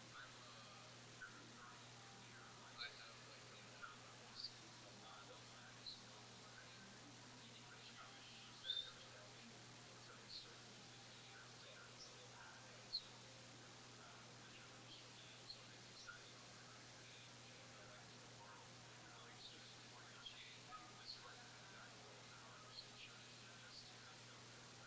Oh, the big question is, do you smoke weed? Let's go. and you do mushrooms. I ain't never done mushrooms. I don't knock anybody that does it, man. Each to their own. Microdosing.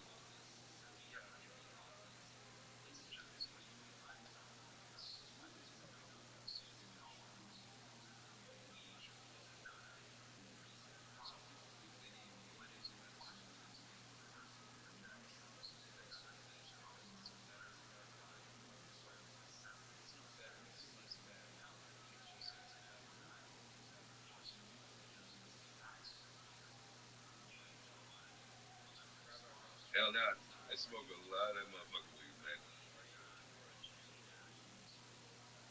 Yes, absolutely. I am as orthodox as I can be, but right now I don't want to talk about religion and politics, if that's all right. That's perfectly fine. Absolutely, most certainly.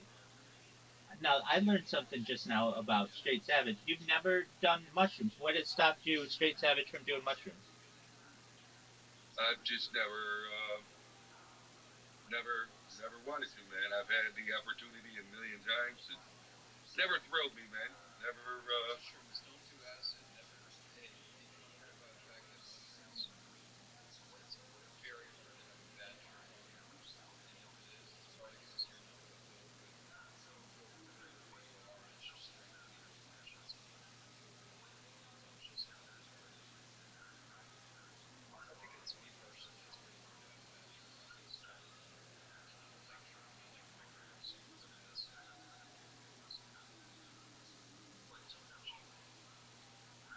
That's a fun way. Absolutely. It was Microdosing is always fun. enjoyed my weed, man. Do you do edibles?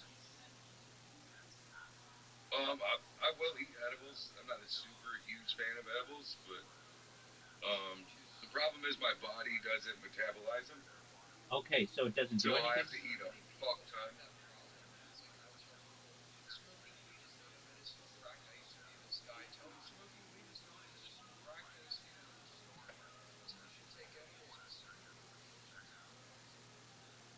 Cheers, everybody. Yeah, it takes me like 1,000+ milligrams to really start feeling edibles, man. Yeah, and I know quite a few people that are the same way, man. Do you vape at all, But Straight yeah, Savage? weed, like Yeah. weed vape carts. I don't nicotine vape. No, no, no. That's what I mean. We vape carts.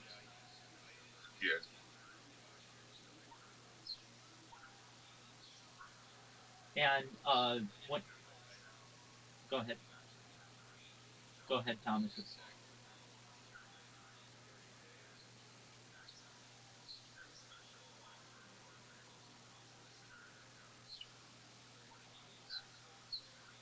Wow. You lost 65 last time I pounds. was smoking weed was 4 years ago, almost 5 years ago. That was for what, 9 months.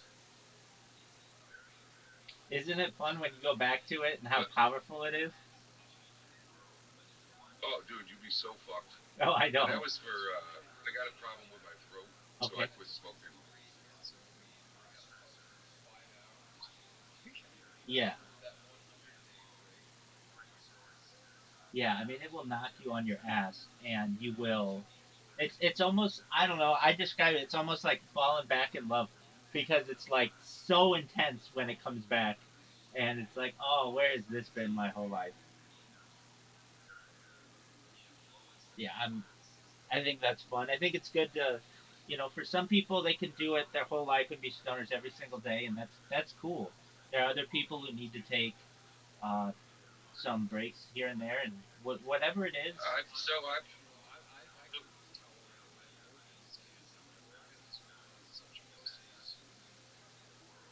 randomness. Let's go.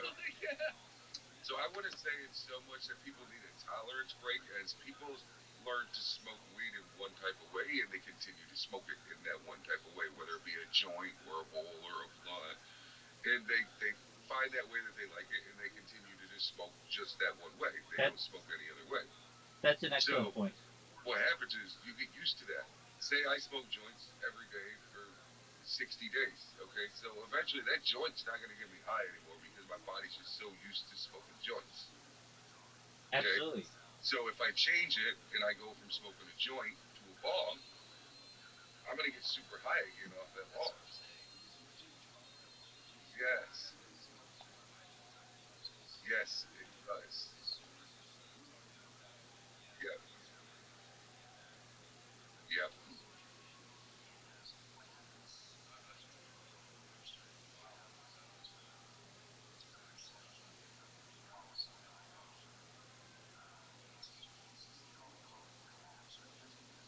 Dylan, how you doing?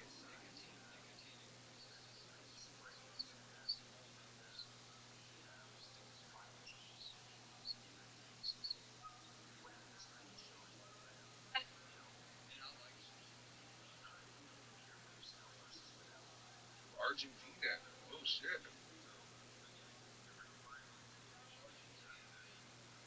OG right now, guys. Enjoying here.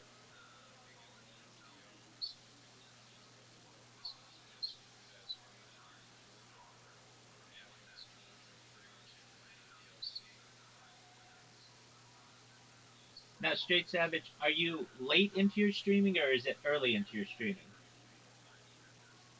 I'm an hour in. Oh, okay. Wow, so I've been up since 2 a.m. you started super early this morning.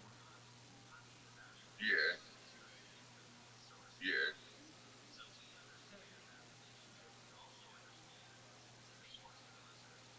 Good on you.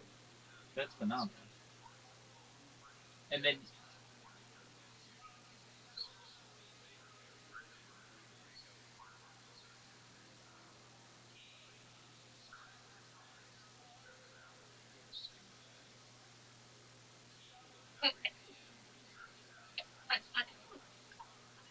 That was about 10. No, I went to bed at about 10 p.m.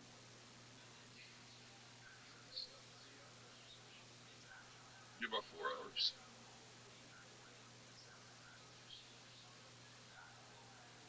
Uh, he's up. you He's be ready good, to man. go. Once you get old, man, fuck, you gotta enjoy your life, man. You're not here for a long time, man.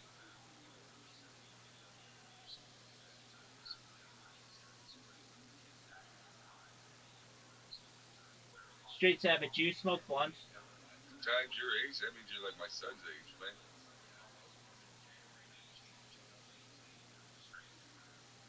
So you're a year younger than my son.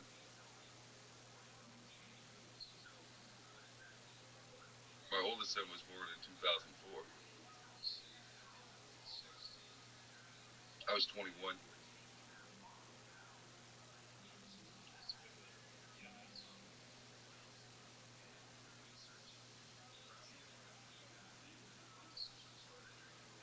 Four. I got four boys, man.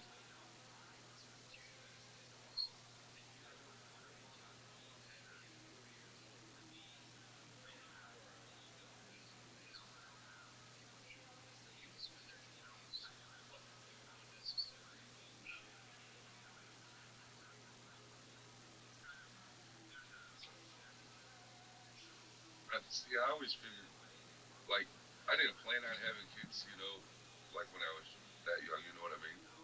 But um, I'm kind of glad I did, you know what I mean? Because now that my kids are getting older, I already have one grandkid, a grandson. Um, but I'm still young enough that I'll get to see my grandkids grow up. I'll still be able to do stuff with my grandkids and stuff as well, as they grow up. So that's a really nice thing as well. Definitely. And it's probably closer to our evolutionary cycle.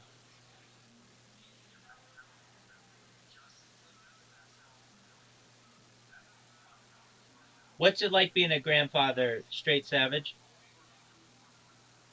I don't ever get to see them, man. Oh, okay.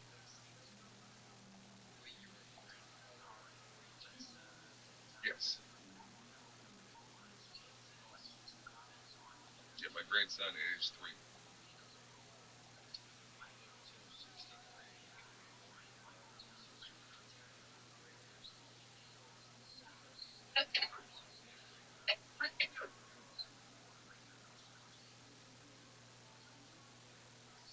Straight Savage, do you smoke blunts? Oh, go ahead. What's that? Go ahead, Thomas.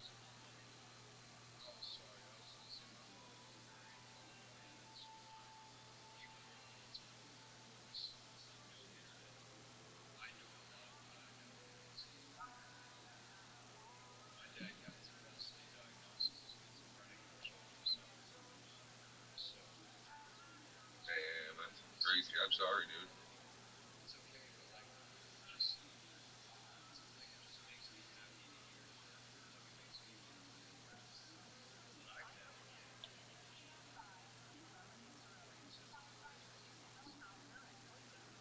I would say, I would say if you do want a kid at a young age, just make sure you're ready for it, man. Make sure you're like financially stable and stuff like that to be able to. Yes, that I was not, man. So it's been a struggle my whole life. You know what I mean? Because I wasn't financially stable and shit to have kids. You know what I mean? So it was a struggle, man. But we did it. We made it work, and that's all you can do, man. You just got to keep pushing and making it work, man.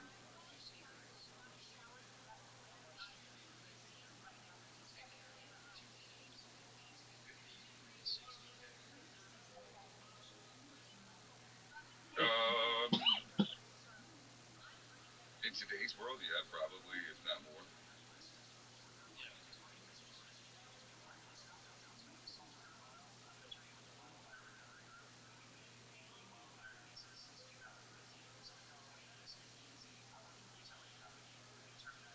Yeah, I mean, it probably depends where you are too. Oh, of course.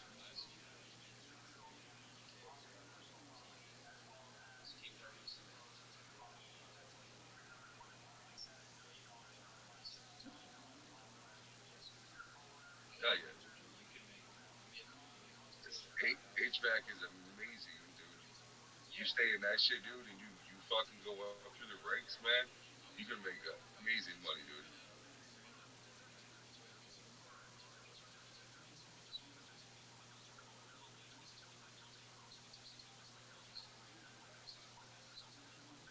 And that's a career that you ain't got to worry about going anywhere because people are always gonna need heat and they're gonna need cooling.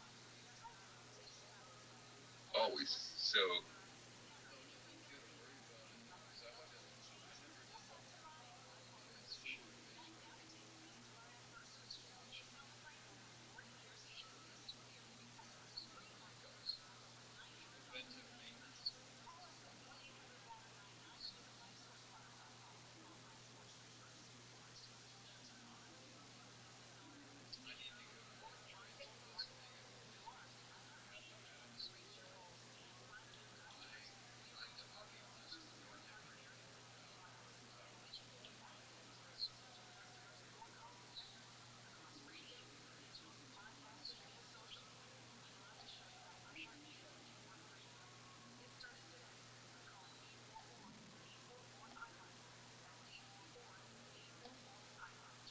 man, I did that. I dropped out my senior year.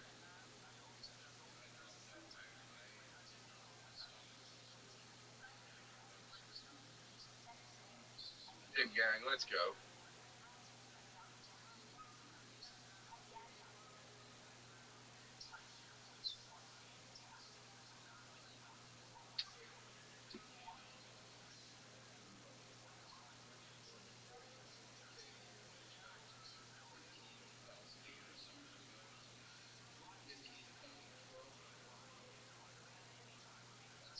Why don't you try to get back into HVAC? I mean, you already got entry level. Like,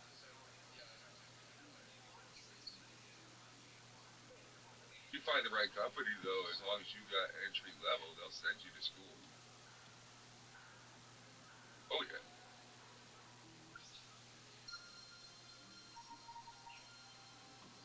You know, I did not know some of what you just said. Straight Savage, you're a real inspiration. I mean, you're basically living every person's dream who's 18 years old right now. That you don't have a boss really. You're your own man. You have the freedom to do what you want. You're able to make major purchases without too much, thought about it. You're raising a family. I mean, that's a real that's a real beautiful story. Shout out to you, man.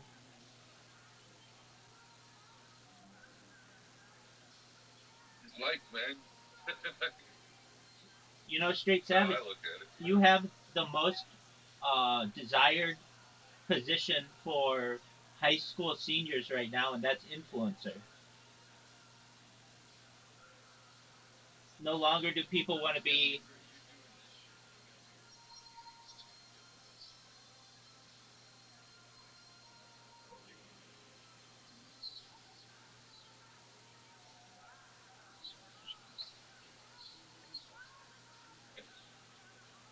I was young in the '80s, man. I remember some of it, but I was young back then. I remember more the '90s, you know.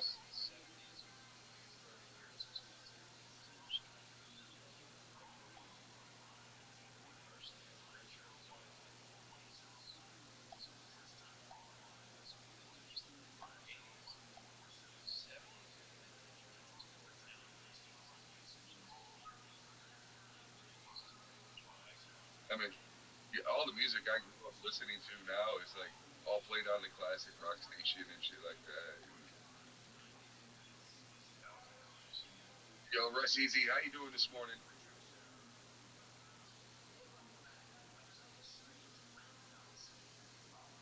Isn't that something, Straight Savage, when you turn on classic rock and you're like, this isn't classic This rock. I was this is just my old listening to school this. right here. There you go. That's my old school. Hello, hello. You have a very cool dad. He'll be 21 in 3 months. Uh Well, two and oh. a half months. Uh oh. Does he have big plans for his 21st birthday? Hell no. He doesn't do nothing but play video games, man. All right. Is that what I mean? Did you do something for your 21st birthday? Uh, bro got drunk. There you go.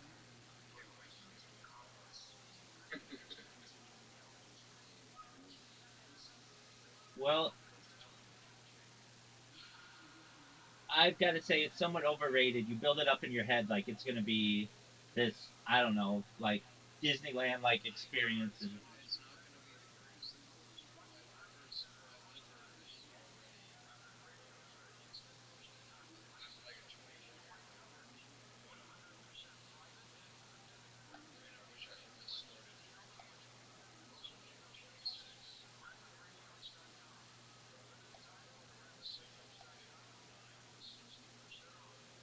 Ron, let's go, man. What are you up to this morning?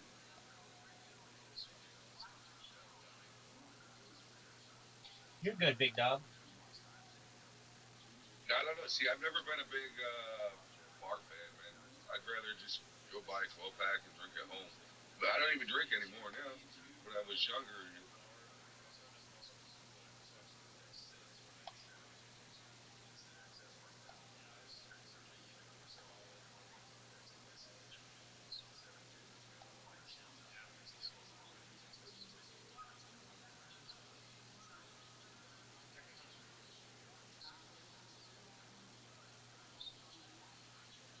yeah, I live upstate New York, man, out in the country. So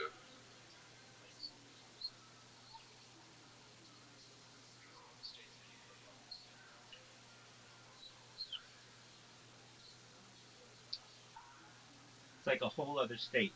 yeah, I'm closer to the Pennsylvania border.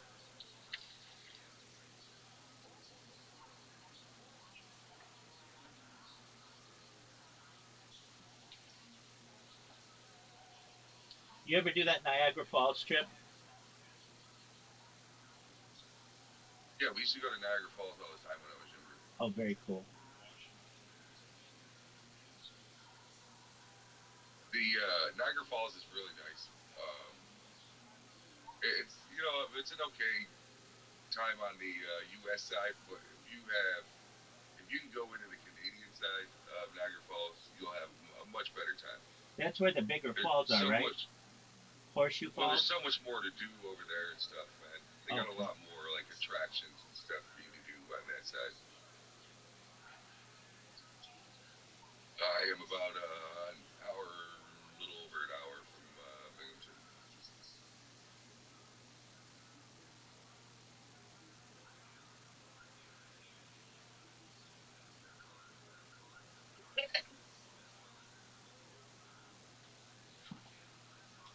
Yeah, it's about 4.5 to 5 hours from me to the city.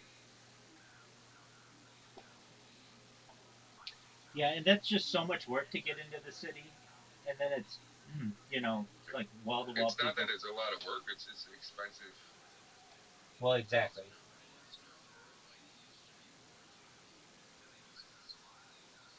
There's so many tolls and shit that you have to pay every time you go through a tunnel or over a bridge. You have to pay a toll every single time, and some of them tolls are like 15 to fucking $25 just to go Exactly. across the bridge, dude. Exactly.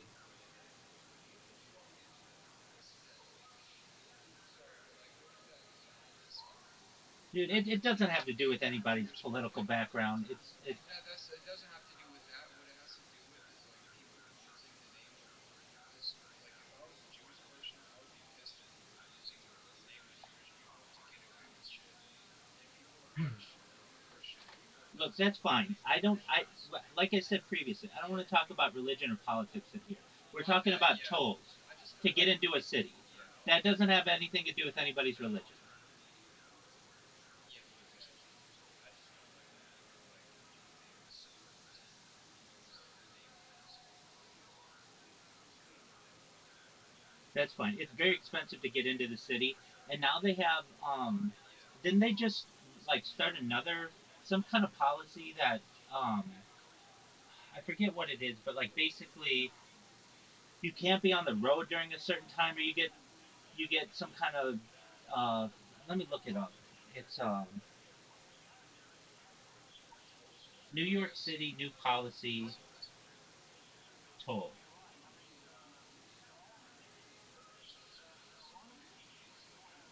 Oh,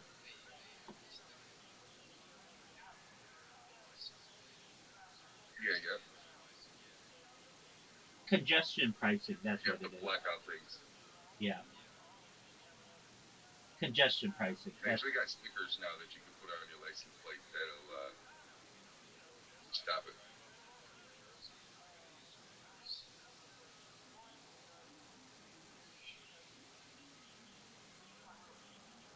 Yeah, I know a couple people that got them things on their cars, but they don't use them for tolls.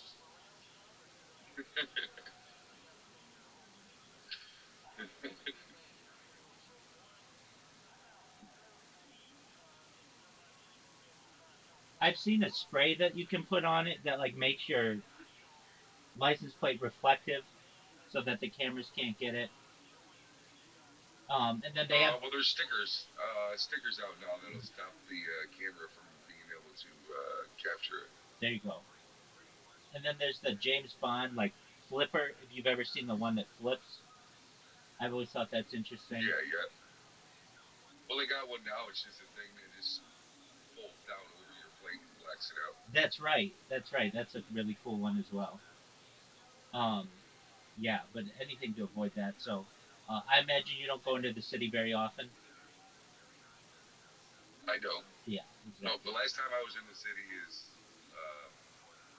when from that video Oh, okay, very when I well. went down there to see Mondo. Yeah. And how did they find out about you? Just from Kick? Yeah, Oh, very nice. yeah, Well, there you go. I mean, like I said, I've met people who come into my server who found out about me from you, and they've become very good friends of mine. Guys in India. There's a guy from India who comes in here every single day, and the way that he found out about me was from you. I mean, it's just kind of the network that you've built, which is really cool. And he's been doing it now for like yeah. That's crazy. for a very long time, for like almost an entire year now, which is just pretty interesting. So you're very popular. I know, especially your morning streams. I know some people who come in here and just say they like to hang out with you in the morning and eat breakfast, and just it's almost like you're there keeping them company, which I think is a cool way to put it.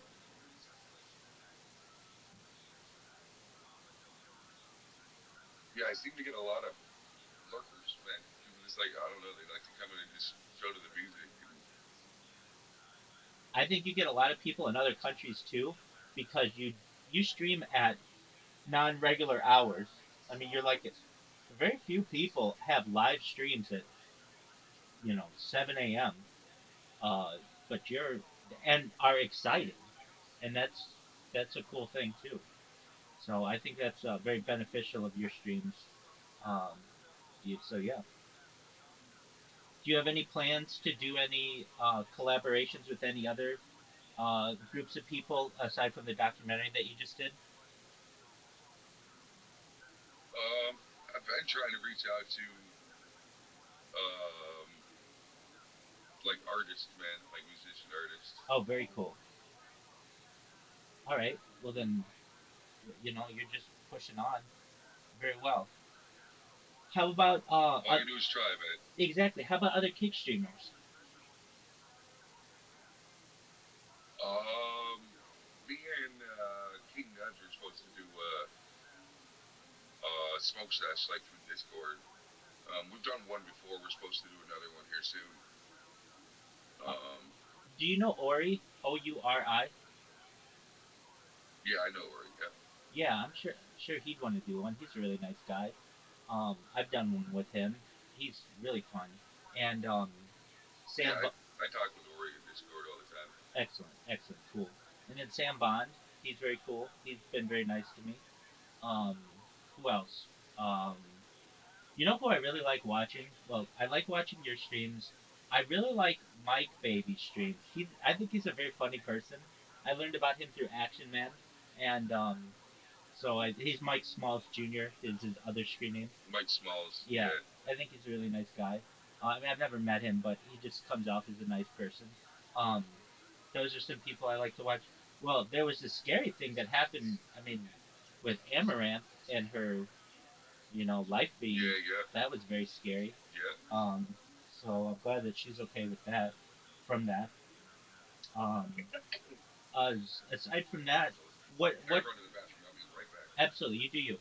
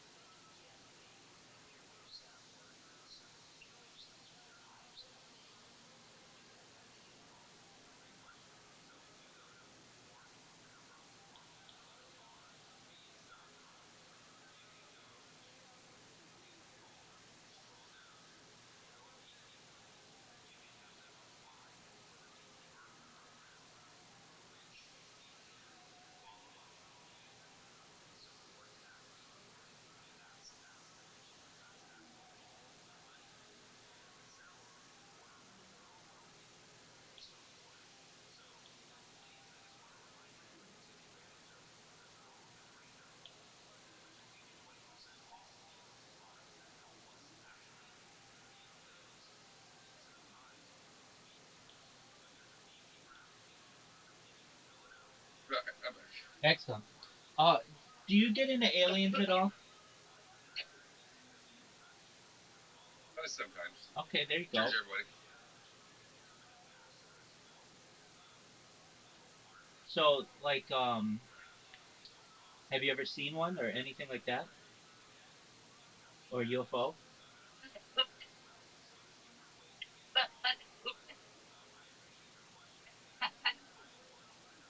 I don't think so. Okay.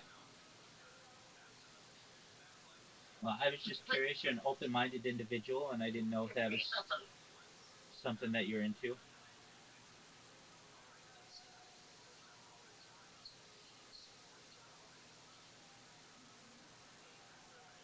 Boy, that's got to be tough on your throat. Doesn't it hurt when you cough like that?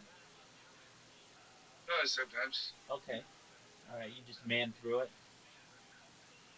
Yes, sir. All right, there you go. Do you do dabs? Yeah. Yep. Oh wow. Really Um, got puffed over feet, bro.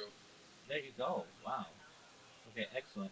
Now, do you find when you use vape cartridges, it's not as harsh on your lungs? Sometimes. Okay. Do you have a certain flavor that you? It all hurts. Okay. All right. Do you smoke cigarettes? Oh yeah, I smoke a lot of cigarettes. Oh, okay. All right. So then it's like the one-two punch. I gotcha. Do you smoke blunts? I'm not a blunt fan. Oh, okay. Why not? I just don't care for the taste of them, Oh, okay. and they tend to give me headaches. Okay, that's a good reason. All right. And when you smoke, when you vape, is there any kind that you like more than others? Any flavor or whatever? Not really. All right. Just as long as it's an indica. No sativas for you? Sativas trigger my anxiety. Oh, okay. I can see that. So the indicas don't slow you down and make you feel tired? After a whole bunch, yeah. Okay. Oh, that'll do it. But I mean, I can normally smoke quite a bit, so Well, yeah, you're a tank, man. They need to come up with some kind of like test because you're like a Chevy Suburban of smokers. I mean, you can basically you're like an off-road weed smoker. You're intense. So the one time I had to take a drug test for a job, man, and I didn't smoke for a week, and I went and took the drug test. And when they called and told me the results, they said that I hit so high on it, it's like I was smoking while I was peeing. hilarious. That's what I'm talking about. You And thought that you were like, hey, I did pretty well, when in reality you triggered it. That's hilarious. Was it a yeah? It's a P test. Have you ever had to take a hair test? no, No, those are pretty intense as well. Um, well, there you go. Well, at least you tried, right?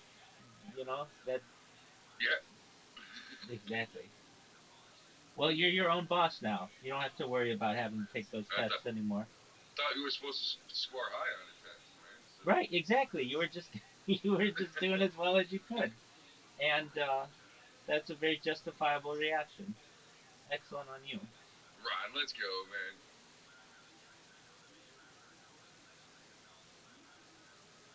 I know, and talking to your brother, he does paintball. Do you do any other? Do you do sports outside aside from fishing? No, No, no golf, no no. ultimate, not soccer, nothing like that. Okay, very Nope. well. Yeah, Played football as a kid, but what position? I played offense and defense. I played offensive tackle and defensive guard. Oh, okay. Did you enjoy it? Yeah, Oh, all right. Was your team good? no, Okay.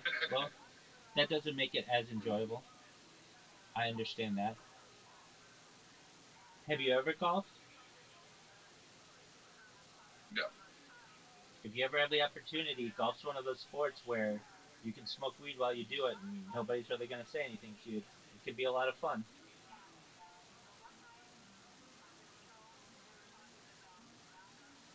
I like sports where you can do that, where you can enjoy different activities at the same time. Plus, you get to drive the car, so, or whatever. You can walk it too, but it's a lot of fun. Uh, do you ever take out a boat to go fishing? No, All right, there you go. Well, that's I just got a boat last summer, but it needs work. I haven't even really looked into it yet or anything. So hopefully, once weather warms up here, that's what I might start doing. Is is it just like a little rowboat, like fishing boat? not a 21-foot speedboat, man. Oh, Got dude, a V8 that's a serious Chevy motor boat. in it. Wow, shout out to Kick. Wow, that's a serious boat. Good on you, man. And you haven't even played with it? Mm-mm. That is a serious boat, dog. Wow. So it's just in storage? It's out in my field. Oh, okay. All right. Do you have it wrapped?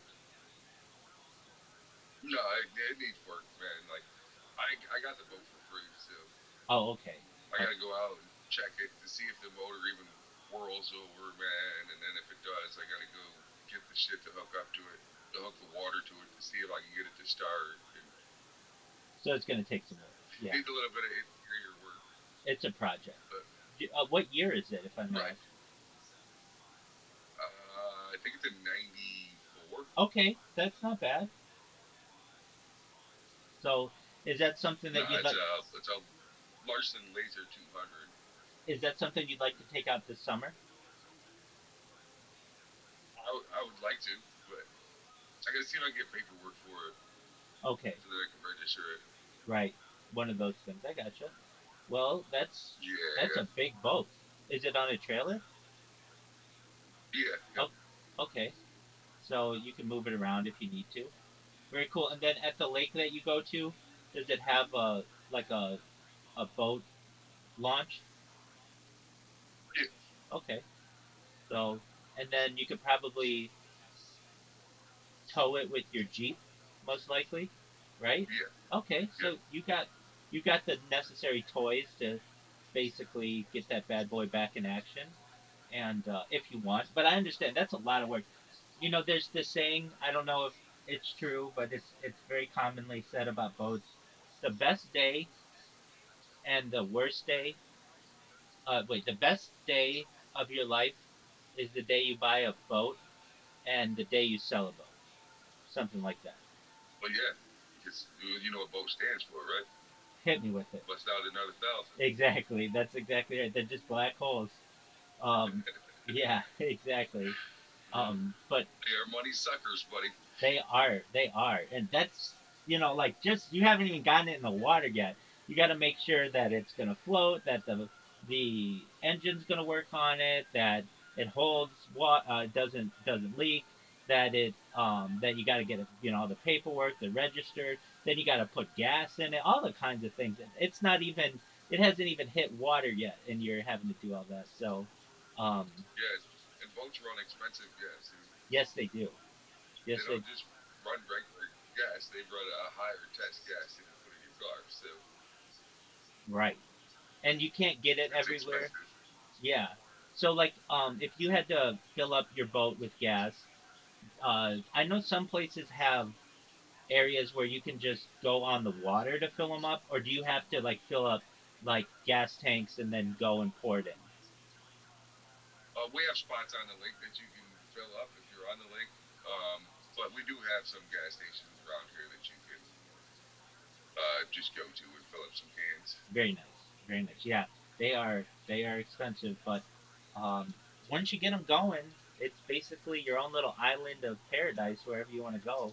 It's a lot of fun. Though I have to say, it's much, at least in my opinion, from my experience, it's much more fun being a guest on a boat than it is actually having to captain it and worry about all that stuff. And you got to worry about DUIs, and you've got to worry about hitting another boat, making sure that it's got everything paid for. It's very nice to just have somebody be like, "Hey, we're going to the boat this weekend. Want to come with us?" Yeah, absolutely, and you get to do all the enjoyment. It's much easier. But um, Hey, I go ahead. nice, randomness. Let's go. I hope you're having a great morning. Butter Names, how you doing? So I would rather have a pontoon boat over a speedboat. Word dog. Those are fun. So, uh, my thoughts were, if anything, if I can get paperwork for the boat, fix the boat up, sell the boat, Yeah, buy the pontoon boat that I want. absolutely. You know That's what I the mean?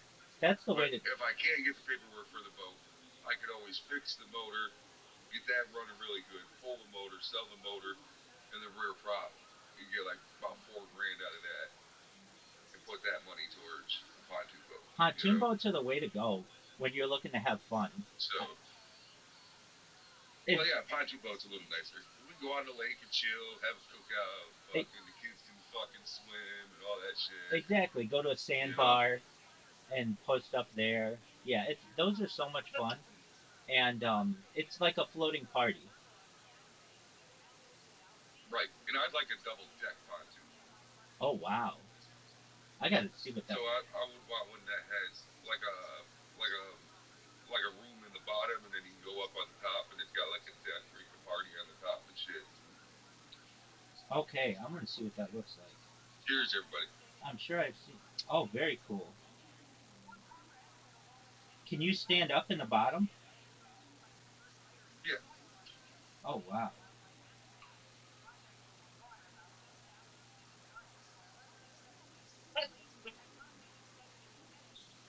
So I imagine that those double deck pontoon boats have a different bottom. Like normally a pontoon boat is just like two big cylinders with like a flat surface on the top.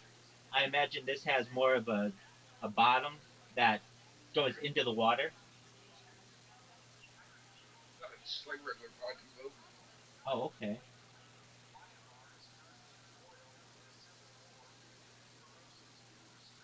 I was too sure if you went to sleep or not, Grasshopper.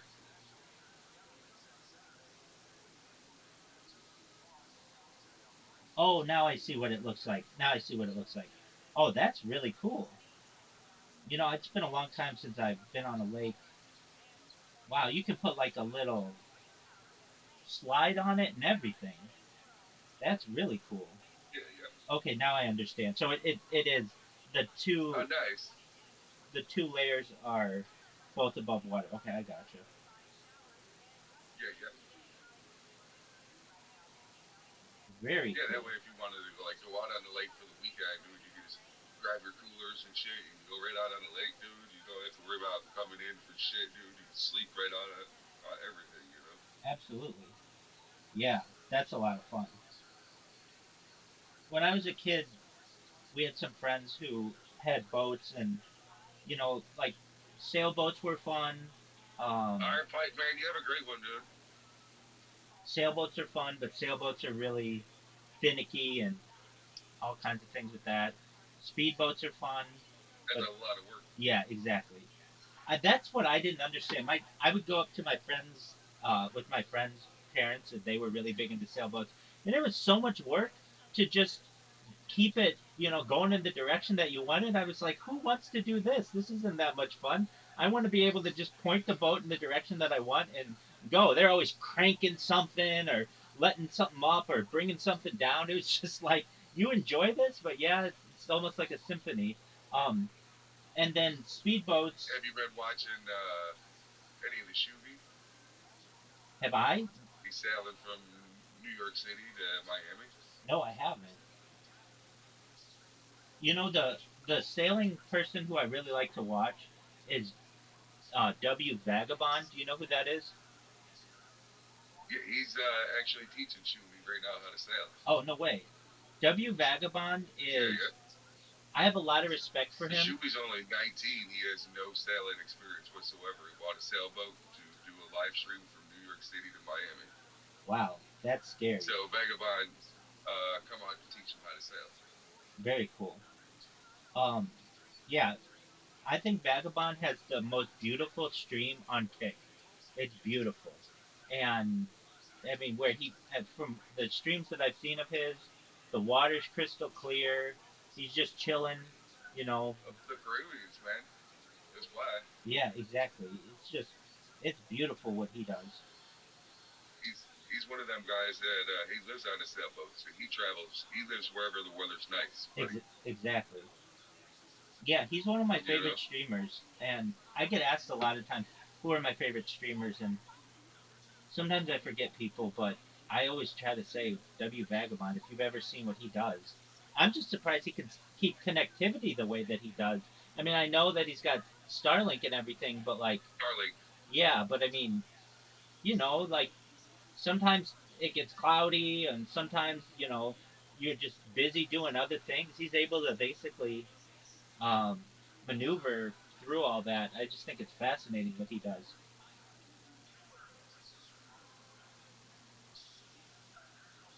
He's gonna be buying the smaller Starlink, so when he's out on it, like when he goes on his dinghy and stuff, he'll be Oh, able to take the smaller Starlink. that's very cool. Yeah, that's very cool. Um, how about you? When you do IRL streams, like when I do IRL streams, I have I just have to use cellular service, and it can get spotty. Is that what happens with you? Yeah, I use my cell phone. I have two cell phones, so I normally run a hotspot from one to the other just to give it a little bit more of a boost. Yeah. And then I do have a hotspot, so my cell phones are through Verizon, and then I have an AT&T hotspot Okay. that uh, I'll sometimes put data on that, and I'll use that. So that way I'm running off two different services, so it will help from dropping Right. my stream. Yeah. I. Because I use IRL Pro, which can run a bonded connection. Oh, So it'll nice. run off your Wi-Fi and your cellular data at the same time. Oh, very cool. So it gives you the extra that you need. Yeah, yeah, And then do you use power banks? yeah, yeah. Yeah. I That's actually just ordered a new one. It'll be here today. very cool. Yeah, that's what the I do.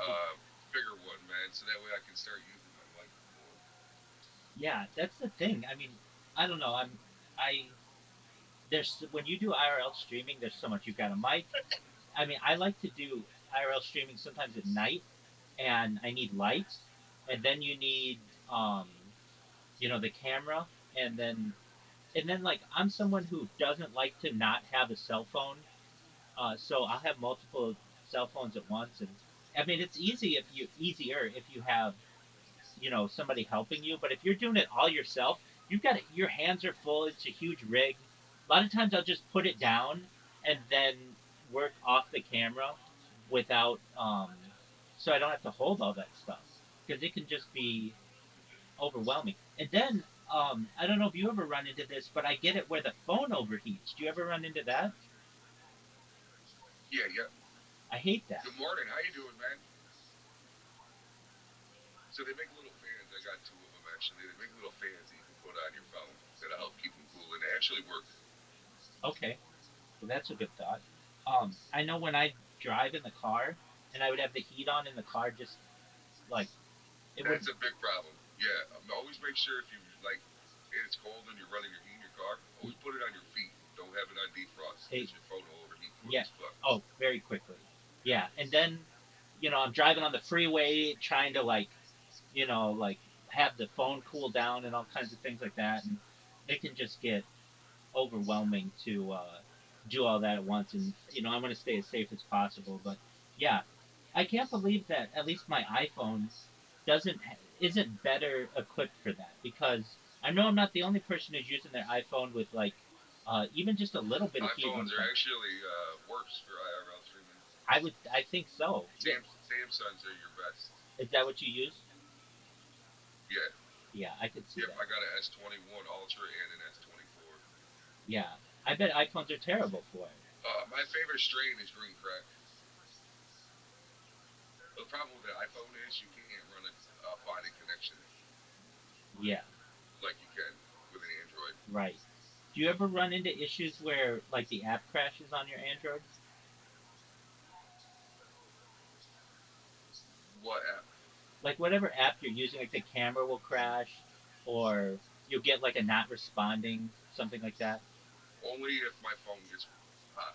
Okay, something like that. So it's an exceptional What case. program do you use to stream from? I've used quite a few different ones. Streamlabs is one that I use. Restream is another one that I use. Um, I've used the Rumble Studio. Those generally are pretty good, but like I stream for really long periods of time, and with any app, if you use it for like say 8 hours, 10 hours, 12 hours, you're gonna run into some kind of issue a lot of times. Um, I'm not saying it's Purple Haze, huh? guaranteed, but a lot of times you'll run into just something's gonna go wrong just because of the amount of time. Like I know some streamers and they'll stream for 30 minutes or like an hour. That's fine, and I mean that's cool if that's what they want to do. But the longer and longer you use uh, these platforms, the more opportunity there is for something to go wrong. What was the app that you said that you Yes. use? IRL Pro. Okay, is that a free You app? got an iPhone, you said though, right? Yeah. So you'd want large broadcast. Okay, I use both for IRL streaming, but a lot of times I'll just even with like things that should be much better, even just like Facebook Live or Instagram or TikTok, they'll crash on me, and it's just for an unknown reason. And Do you um, stream this directly from your phone, or do you run it back to your computer and stream out of your computer? no, if I'm gonna do IRL streaming, it's straight from my phone. Okay, so you need to start running it back to your computer. Look into if you don't. I don't know. It does at times, man. It has its moments. Sometimes it's pretty quiet. Sometimes it's fucking people talking galore, man. It goes in spurts, man. It's kind of weird. Um, I forgot what I was saying now. You were saying how to. Don't use your phone for IRL Oh, streaming for apps. yeah. So if you're gonna IRL stream from your phone, I'd suggest run it back to your computer. So go from your phone to your computer and then stream from your computer.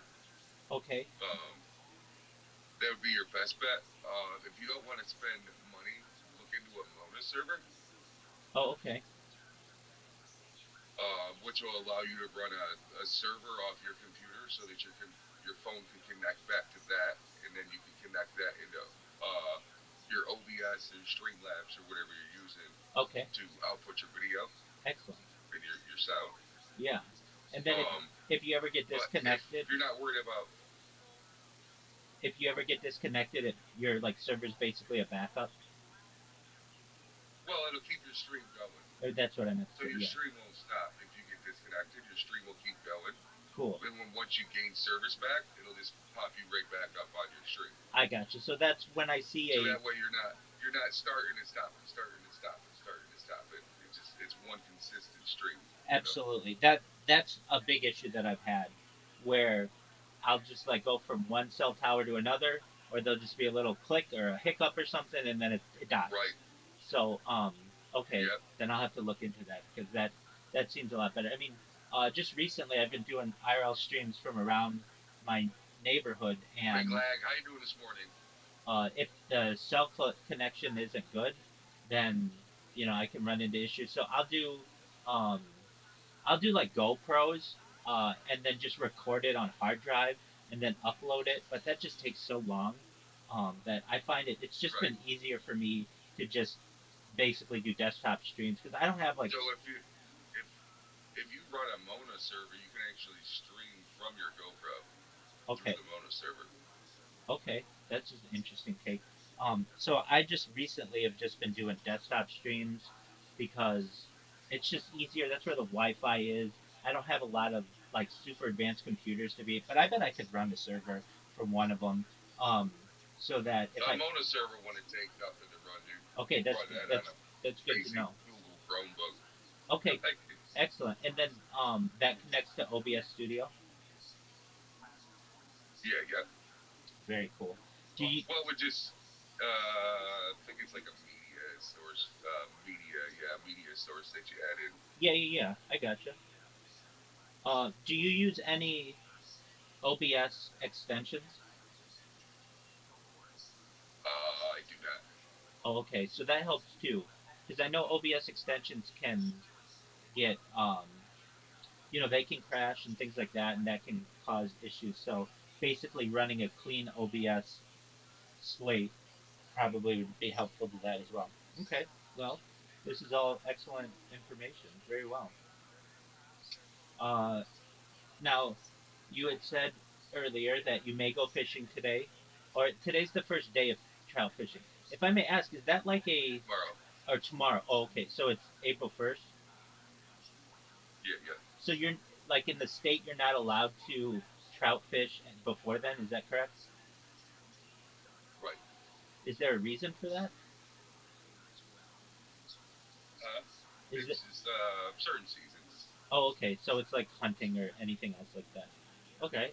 Yeah, yeah. And why do you choose? Cheers, everybody. Why do you choose trout?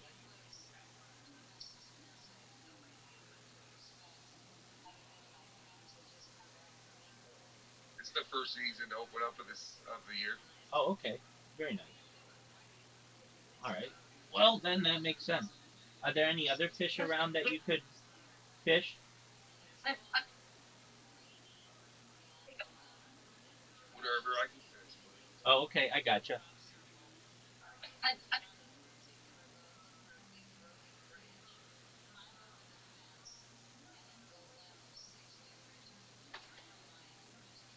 Oh. Well, straight savage. I've got to use the restroom, and I'm gonna probably take a shower. Um, I want you to know it's been great catching up with you, and you look great. Your streams are obviously very successful. Feel free to stay as long as you want. But I didn't want you to think I disappeared on you. But I do have to go to the bathroom and probably No, take care you're of good, some other man. things. And All right. Enjoy the day, buddy. absolutely. And much love. We'll talk soon. Okay. All right, later, man. Peace, buddy.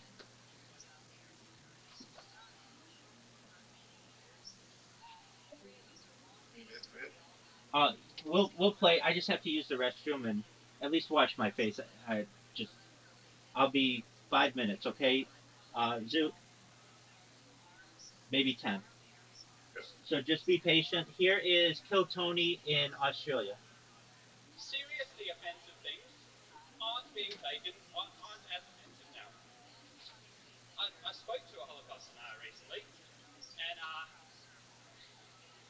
he made some actual convincing arguments, but I wasn't having a go of it. But he says 6 million Jews. I don't think that's really possible. Over 4 years, 170 Jews an hour the entire time going round the clock. It just doesn't seem possible.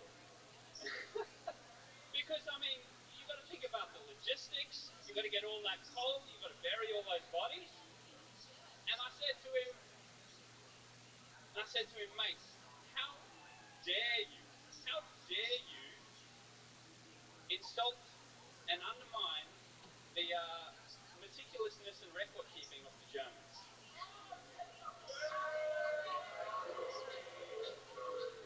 Wow, this was crazy. This was more of a yeah. Let's check in with Tibby. Yeah, from Shoey to hates Jewies. That's right.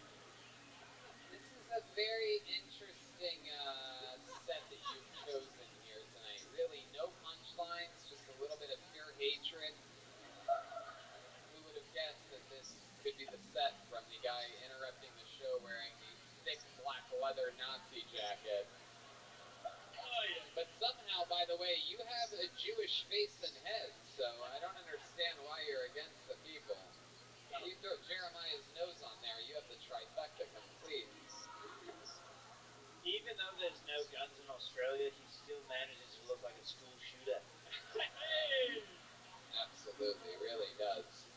So, Twiggy, what made you choose that set tonight, or are you just a Holocaust denier? I'm one of those people that when you say, do you like it when people bomb or succeed here? I'm one of those people that cheers for the bomb. So I came up here. There you go. YouTube commenter. Yeah. Absolutely. So, Red Band's arch nemesis. so Twiggy, let's talk about it. First time on stage? Yes. Yep. What do you do for work? Oh, this is so. You thought I bombed on here. I'm a What? postie. A what? You're a what? I'm a postie. A what? A postie. Postal delivery person. You know, Oh, like USPS. a postal delivery person. They're really hated in Australia. They are? Yeah. Why is that? They just ride over everyone's lawns and put red cards instead of delivering items. Is that what you do? You ride a bicycle? Motorbike, yeah. A motorbike. That's a scooter. All right. So, do they not have Jewish people out here, and that's why you have the balls to say all this shit, or is it like? I'm kind of. Is there a heavy Jewish population in Australia? No. Not at Oh, all. so that's why. That's why you thought it would work. You tried to do this in L.A. See what happens. Harvey Weinstein would butt rape you if he heard you say these things. He doesn't even do that to dudes. I'm actually Jewish German heritage. Wow, yeah, you should probably open with that part. No, see, so that people don't think you're a hateful bigot. You ever think about that? Did you hear the part about how I liked the bombing? Sure, yeah, we almost all believe that. Really good, Twiggy, yeah. Totally, you were totally expecting to make people sad here tonight. Wow, that's impressive. So, how long have you been in a, single? Oh, let's go with the YouTube commenter, I All guess. my life, I pray for someone in life. You're an incel, right? That's what they call you? Is that the proper term? Online they call them professional virgin. You are a virgin. Are you? Don't Am I? try to be funny, because you obviously don't know what the fuck that is. So No. just answer the questions honestly. No. Okay, you're not. You're not a virgin. Honesty, you're right. No. Right. Married. Married? How long you been married for? 4 years. 4 years. Wow, what's the wombat's name?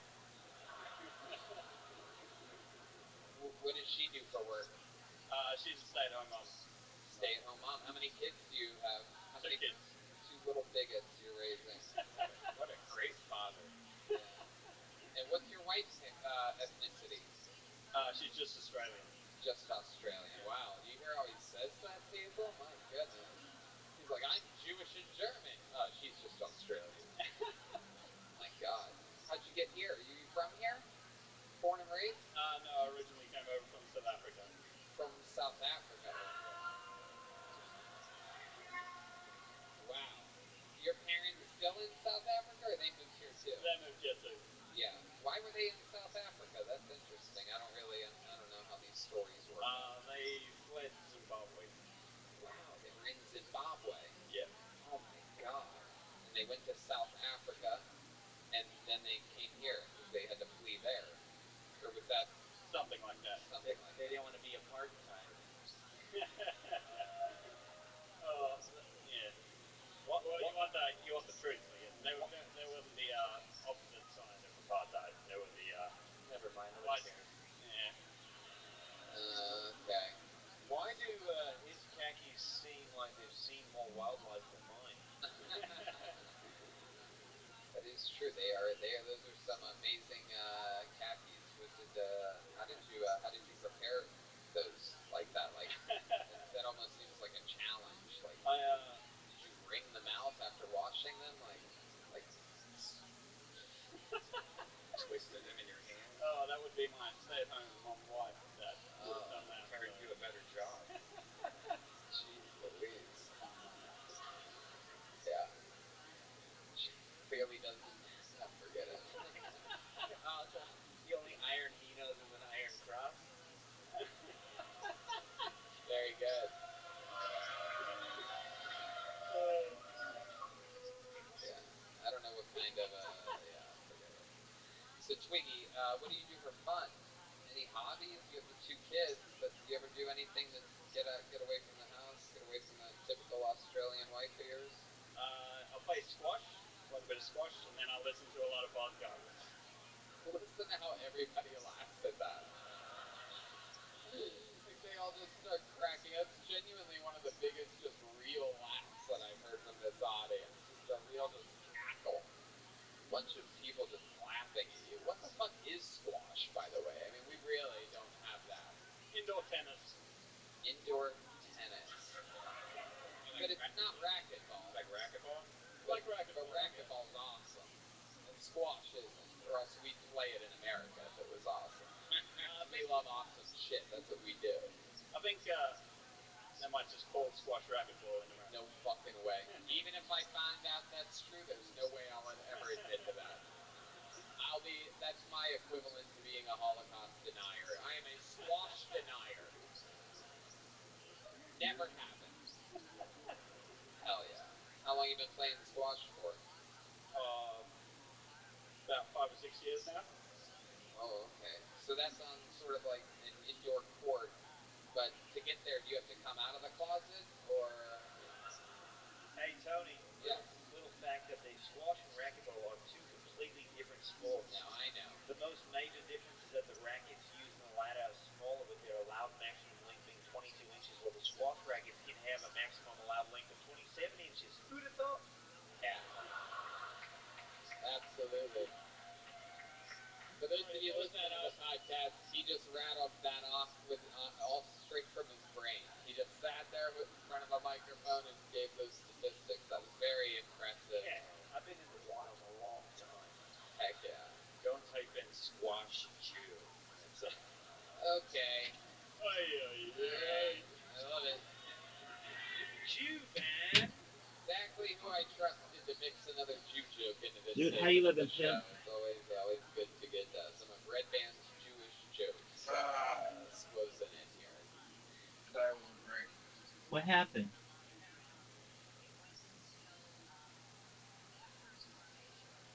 Had to get on the phone with the family. And what Pay they off on the thing. and what they say?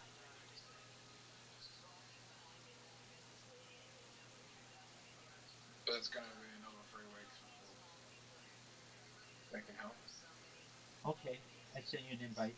Okay, but at least they're still saying that they can help. And then I contacted the employer, and they said they were basically saying that I said my name and said, "You guys owe me money," and they said no one here with that name worked here. We only have people on trial shift besides the guy who I was working with. Okay, I mean that's still you have text messages from them. So why didn't you just say, "Hey, I have text messages from you"? So why don't you just find out who's with whom I was in contact with at your organization? They left the organization. They left the organization. Yeah. Okay, but you can be like, well, they were working for you at the time, right? The person I am texting that says they left is also them. Yeah, exactly. So they're just putting you around in circles. So you just say, look,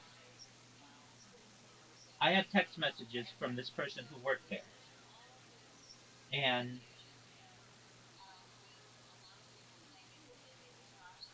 their name is whatever. You knew that guy's first name. What was his name? The guy who worked there 5 years. Chris. So you just be like, hey, where's Chris? That's the guy got saying that guy got in contact with today. And what did Chris say? He said no one with that name ever worked for us. Can't you be like, dude, I have text messages from you?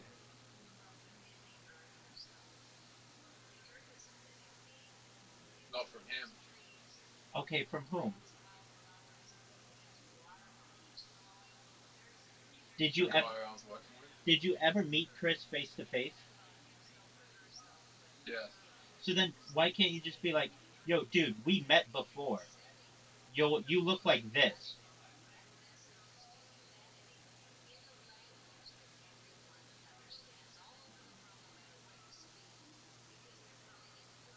Like basically you could be like, look, you may not know my name, but we've met. Here's a picture of me. I've met you. Or even I mean I sent him my. I know they're just putting you through they want you to give up. But basically can't you just be like, Chris, where are you located right now? I want to come and talk this out with you. He's interstate.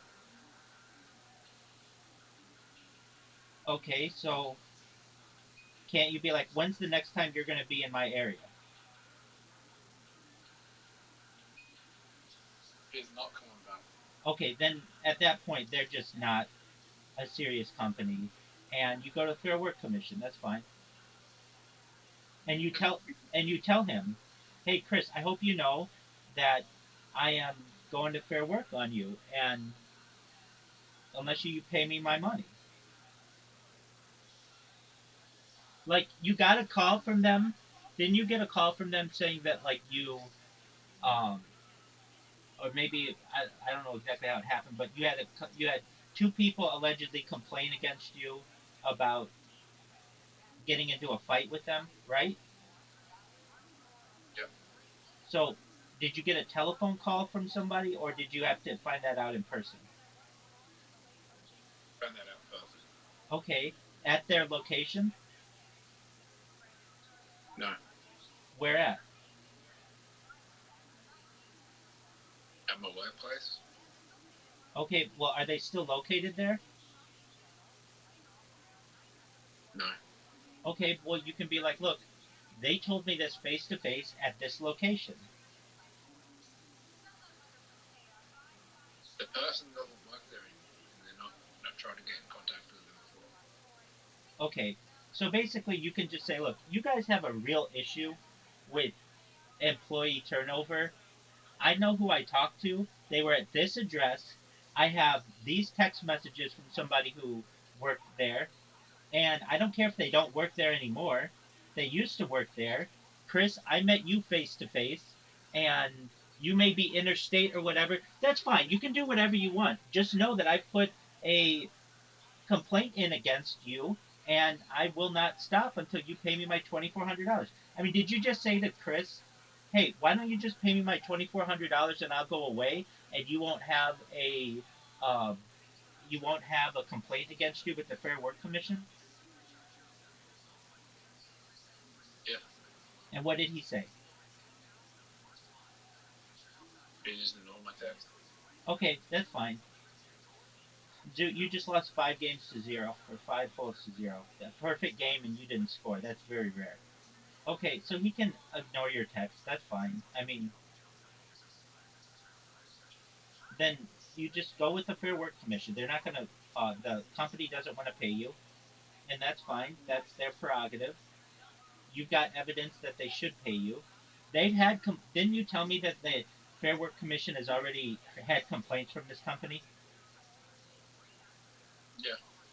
So you're not the first person to be saying this. It would be one thing if you were the first person to be saying this and they'd never heard of this company before. No, they've had other people with the same kind of complaints. So this company's just basically running away, and you're going to put in a complaint against them and perhaps get your money. I will get my money. Okay, good. I don't know how this.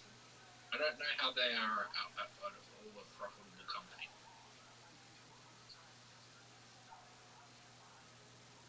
Is there a possibility that they're not? They're just some kind of shell corporation? Why'd they be doing this? It's kind of like a fly by night operation. Basically, they say that they'll do solar for people. They get a bunch of people who will put down, um, they'll put down, um, what do you call it? A down payment, and then they just run away on them and never put in the solar.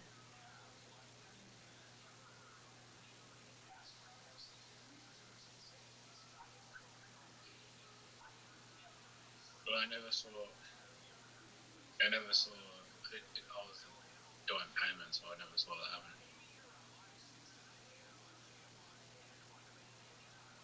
Okay, but I mean, that could be what they're doing.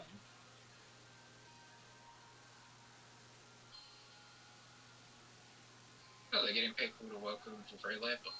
Well, there's that aspect of it as well. They're outsourcing where their potential customers are, which costs them nothing to do. Because everyone's working there for no money. They just put people on trial shifts and then use them for free labor. Right. That seems like what they're doing. And then when they ask too many questions, they get rid of them. Right.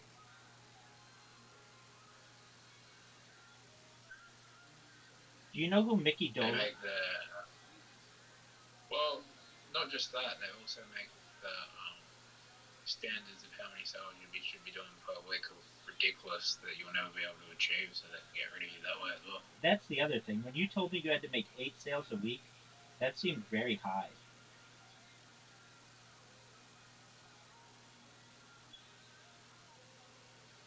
Zoot, you're guaranteed to win. Do you know who you look like? Right? Not Magnus Carlsen. Uh, yeah, but not really. You look like you do. You do. I'm not gonna. But Magnus Carlsen looks like Mickey Dolan. He was the drummer for the Monkees in the '60s. You look like him as well. There is not.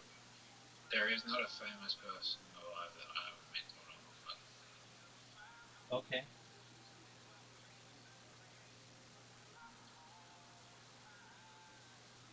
Well, I haven't been told I look like most people. But no. Yeah, that's not true, but that's okay. I haven't been told I look like a girl before. That's never happened. Okay.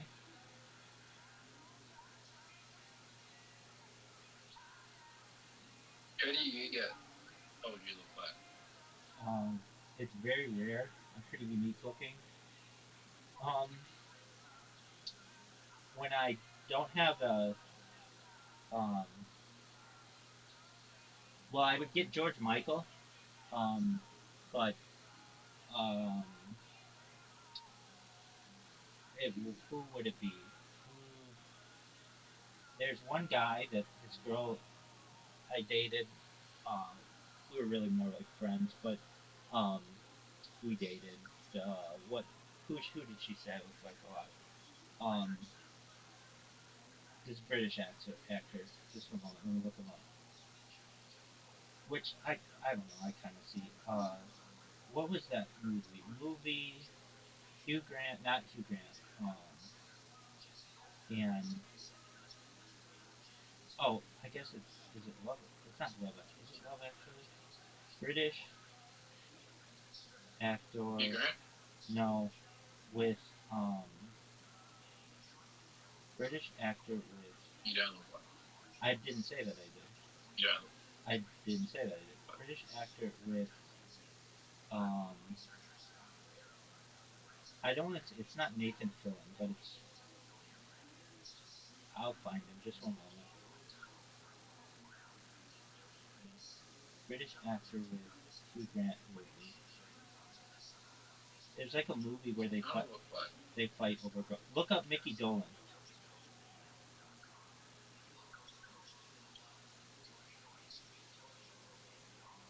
Just one moment. I'll find the movie. That film. It was like in 2000. You kind of look. Hold on. Um, was it Notting Hill? No. No. Bridget Jones's Diary.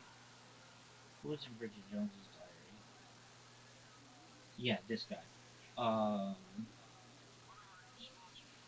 Colin Firth, which is fine. I didn't really ever see it, but um, I mean, if anything, I look like a lot of rabbis, at least with a beard, with a long beard. But that's kind of easy to do because all you need is a long beard and uh, Ashkenazi face, and you look like a lot of rabbis. But yeah, that's if I ever got like a celebrity, it'd be Colin Firth. All right, are you ready to play literati? I'm ready to win in literati. Um, I've won 56 straight games, man. Well, I know how to win literati without losing. Okay. I know how to play without losing. It's very easy. All right. Sounds like a plan. Alright, it's easy because I get to go second as well, so it makes it easier because you can't get bonuses on the first shot.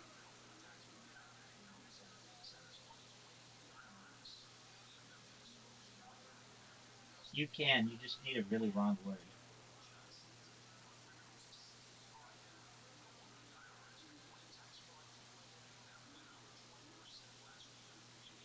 And what the fuck? That's the word. Oh, this is the word. That's a good word.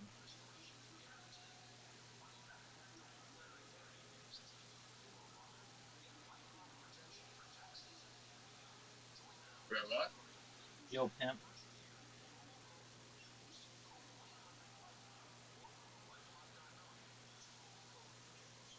Have you ever done something shady where you didn't pay someone? Um, not like what happened to you. If you were running this solar business, would you be paying me? Yeah, just to get you out of my hair. Really? Yeah, it's not that much money.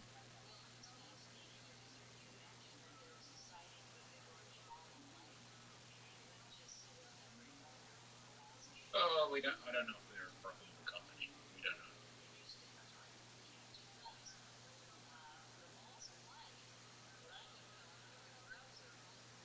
I mean, solar is a profitable industry, but we don't know if they're actually making money if they're doing shady shit like this.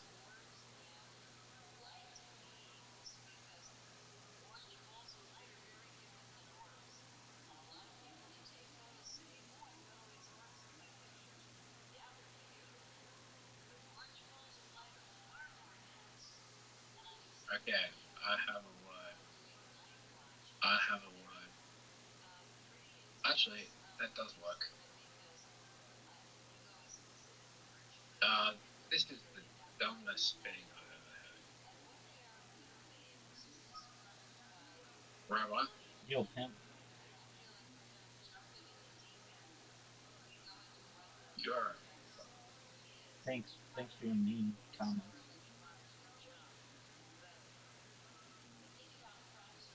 Oh, no, you fuck me, you fuck me.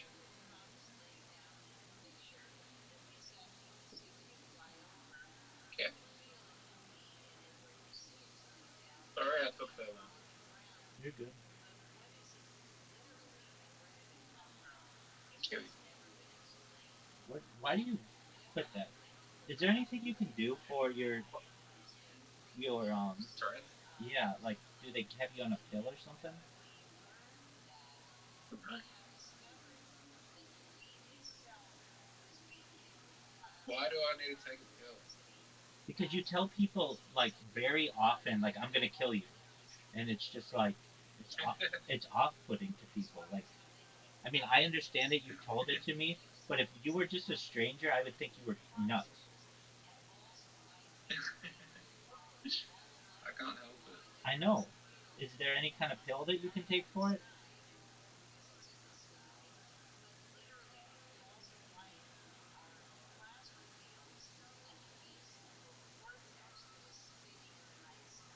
Um,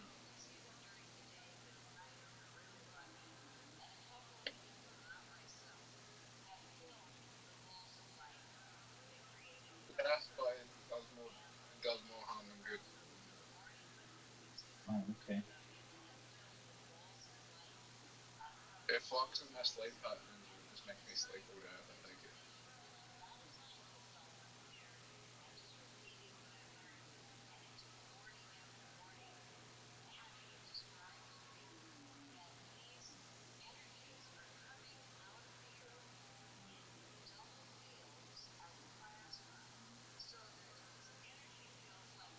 There is something I can do. What's that? Nicotine actually does help ticks go away with Tourette's. But nicotine is a very addictive drug.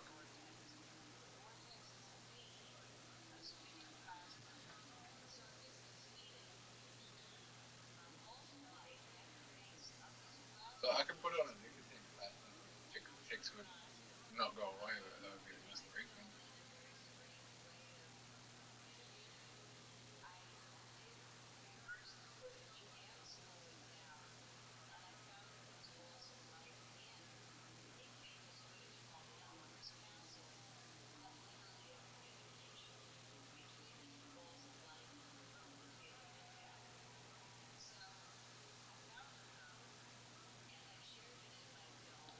Have you had Tourette's your whole life?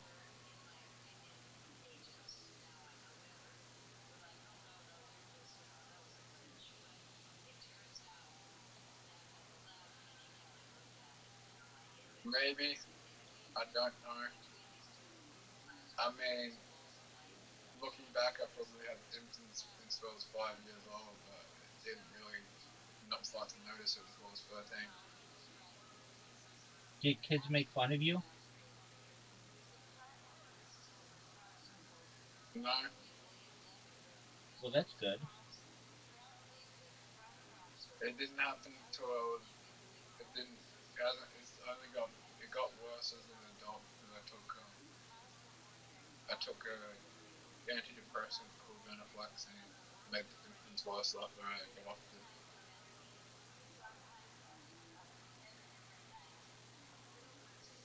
The same.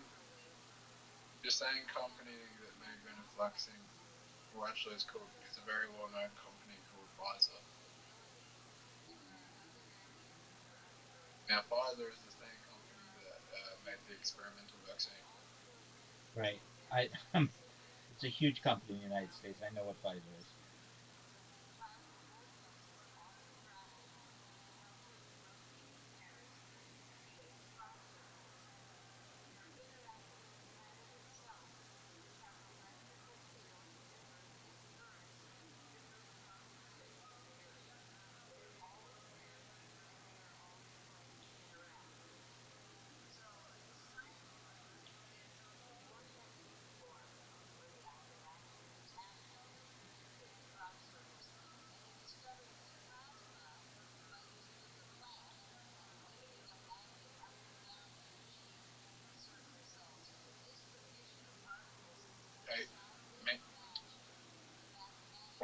that you are down, by the way. I know. I'm excited.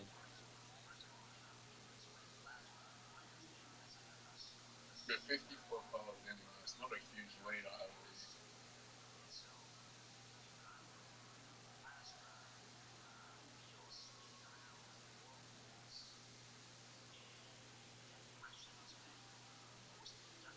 We're tied. Oh, fuck off.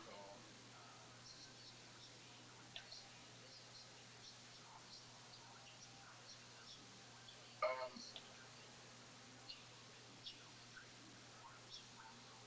yeah, Rabbi.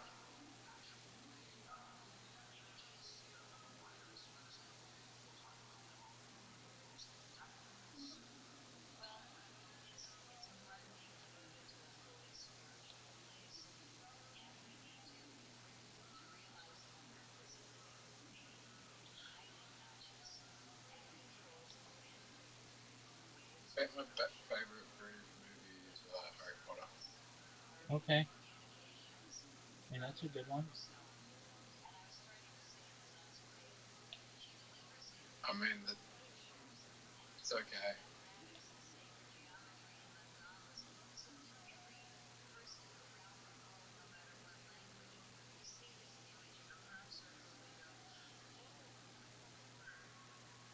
If you could go to any school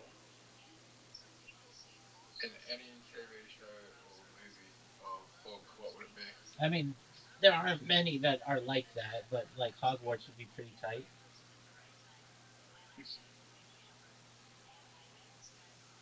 Oh, depending on where you go.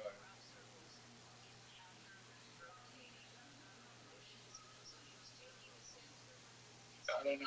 I think Hogwarts wouldn't be good now, but during the '90s,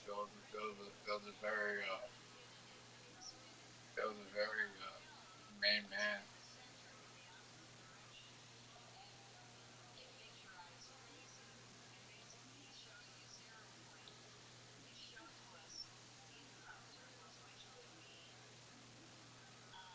Like Voldemort was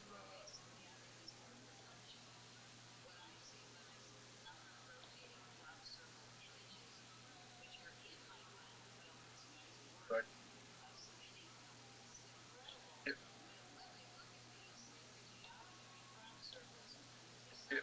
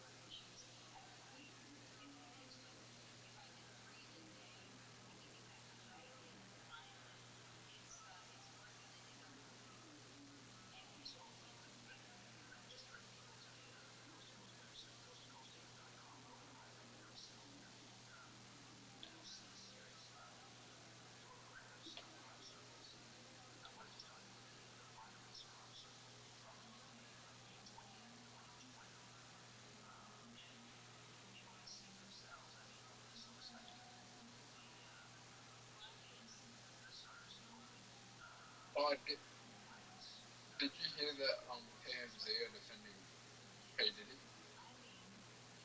No,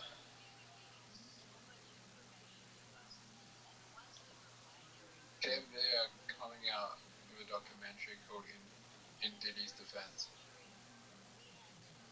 They're claiming that the sex parties were all consensual. I don't know how you consent with a child.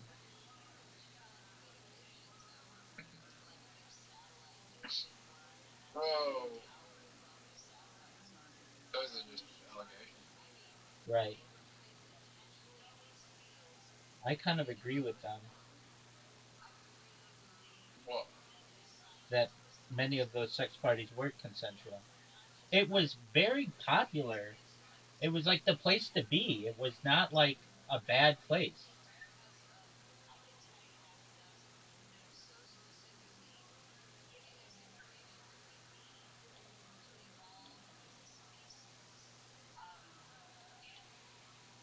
They were consenting adults.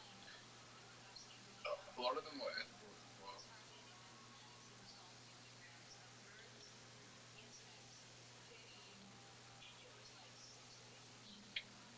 Or are they saying those parties were consensual because they got more people there that are more powerful that Diddy realised that they fucked up, and now they're trying to make Diddy look innocent so they don't get caught?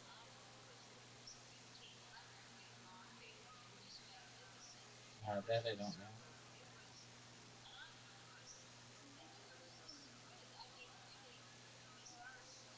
Or is someone at TMZ, like, someone at TMZ must have been in those parties thinking, like, fuck, we need to fix this, we need to make Diddy look innocent. I don't know.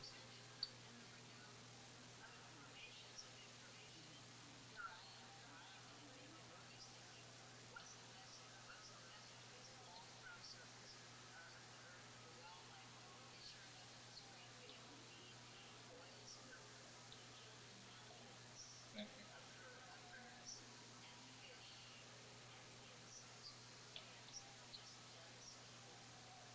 Yeah, but, yeah.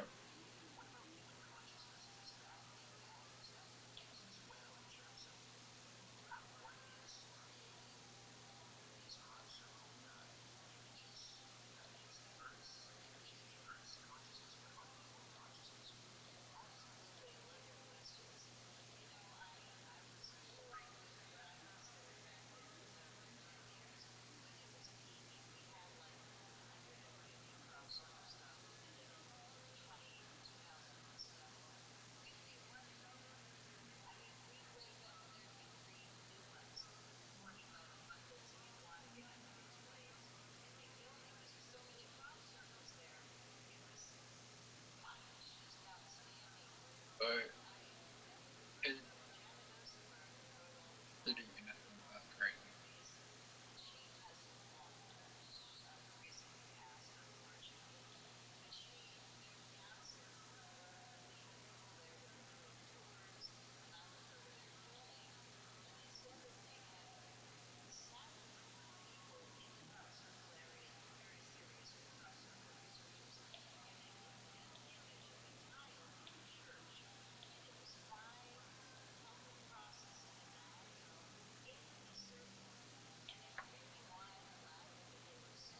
Hey, do you remember when you were like, you were winning?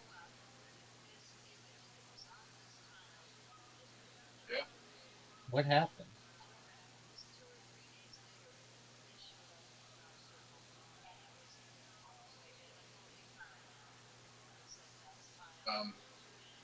I ended up losing. Okay.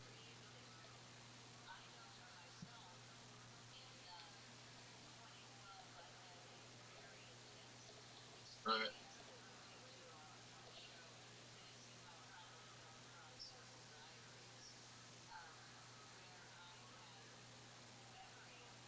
Oh, also today I nearly got into a fight. Why is that? I was walking my dog and my dog got off the lead and got into someone's yard. And I went to go and see the person's yard to get my dog, and the guy there was standing there and was like, "Why are you in my yard?" I'm just like, "I'm just getting my dog." He got off my lead. And then he started following me down with his car. Was your dog on a leash? Yeah, he was. Then how'd your dog get away?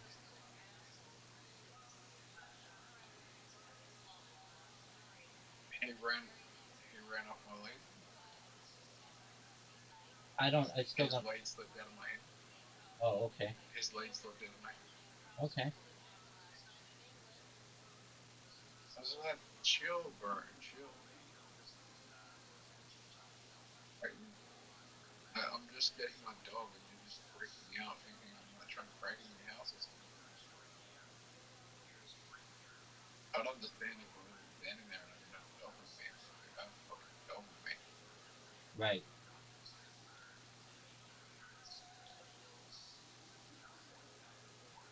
I don't know, I think he was just on drugs. But I thought he was going to run me over in his car at one point.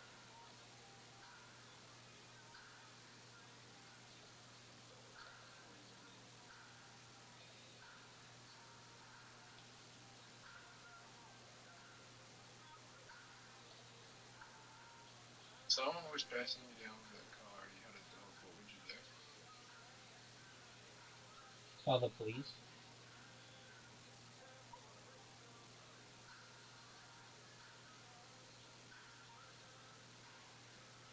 The police are going to take 15 minutes to get there. Think again.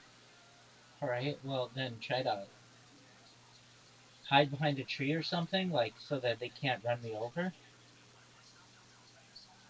That's what I did. Okay.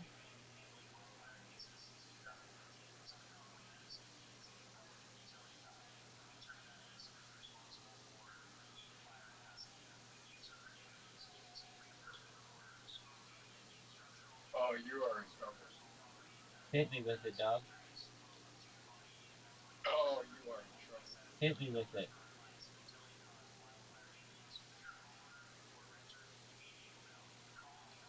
You lost.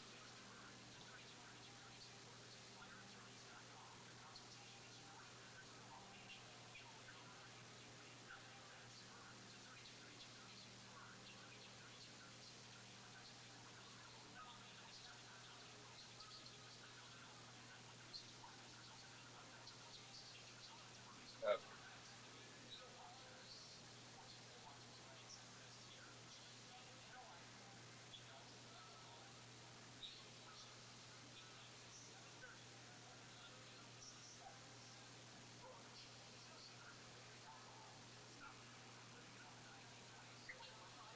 wrap up.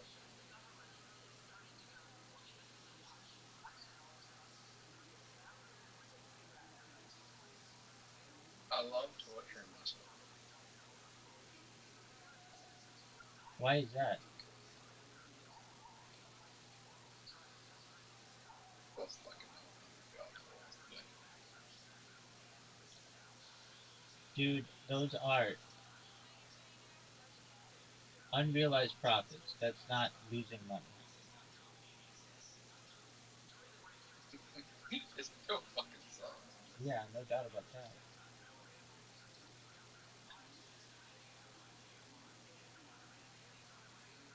I just know if I sell it, I'll get it buy back in at a higher price. There you go.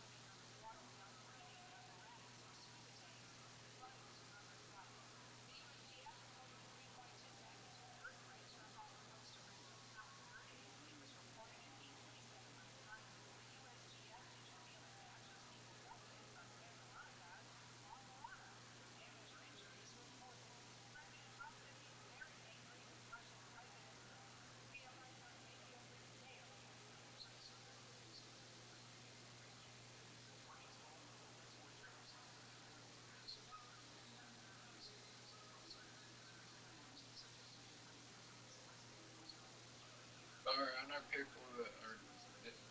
I've seen people down $8 million on Twitter that now owns their home 50K. Okay. Oh, you're in trouble.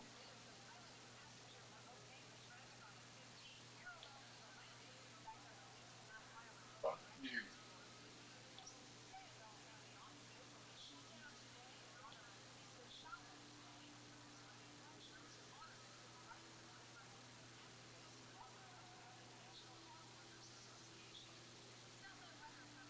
Why do all news reporters in America sound the same?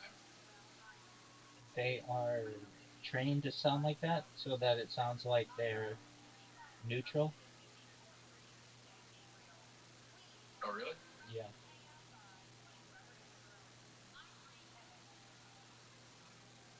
Oh, so they don't have an opinion?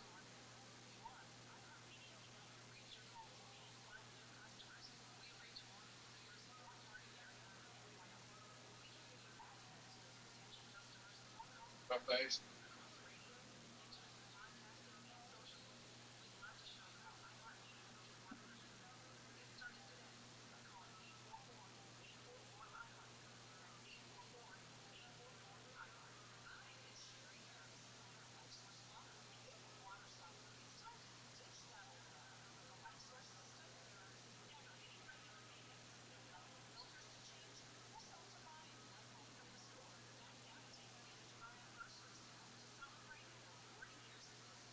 fucking.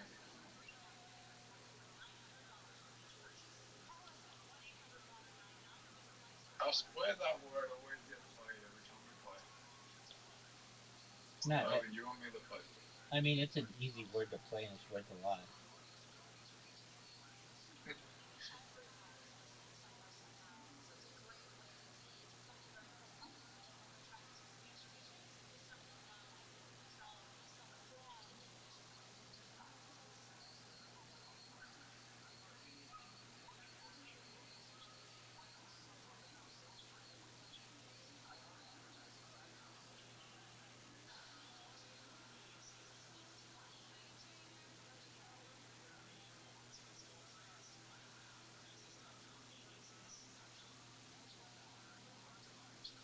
You have to go through the one. What's the Fallon belt to get to Mars? Yes. You did? Yep.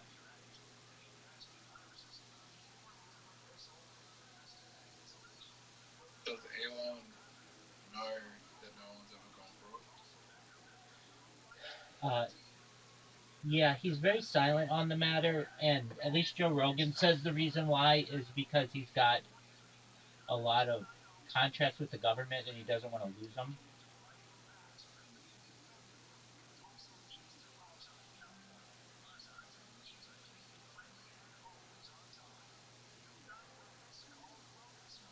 Do you think Elon will achieve his mission to get to Mars? Yep. You think he's going to be the one that helps the world get to Mars? Perhaps. I don't. Okay.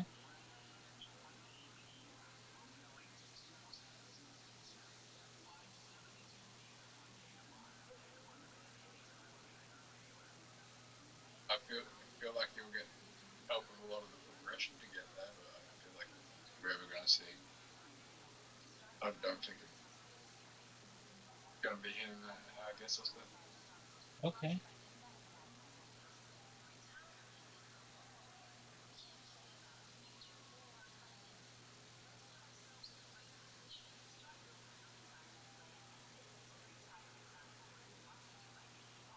What makes you think like we're going to see people on Mars if we haven't even got to the moon?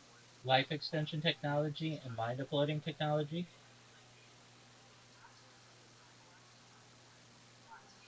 Pardon me. But they're predicting that we'll get to the moon by 2030. Yeah, no, nothing like that. That's no, I don't. Sorry, Mars, not the moon. Not the moon, I meant Mars. Right.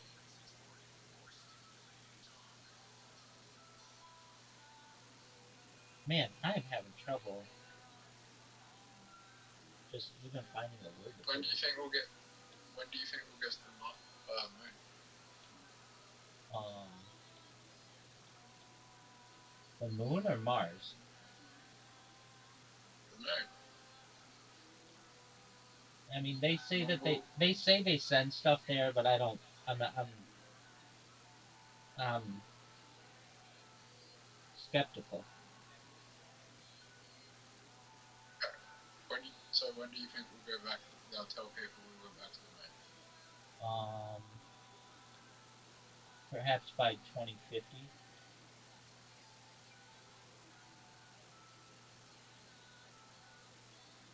You realize like if you realize if we're going to the moon before, how easy it would be getting back there. Agreed. The technology has that. 40 years later. Agreed. 50 years later. Agreed. The first person to cross the Atlantic was Charles Lindbergh, and the next guy did it within like 2 weeks. You know what I mean? They would be doing it quite often.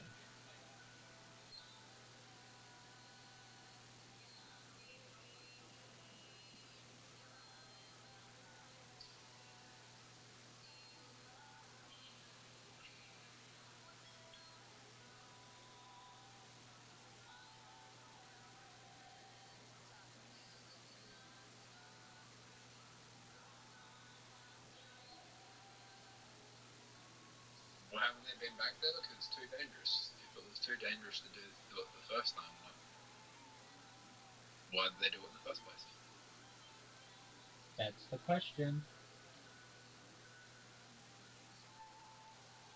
And isn't it interesting, like, even that random person who was in here the other day, you asked them, like, hey, have we been to the moon? And they're like, yeah, of course. And you're like, psych. I was wrong about my answer. Space suits can't feel heat. Or whatever. They're immune to it. They're not immune to it. They're not immune to it. Do you know how hot that stuff is? Imagine even like an oven that is all metal. If you put your hand outside of an oven when it's on, it's still hot. Yeah, guys.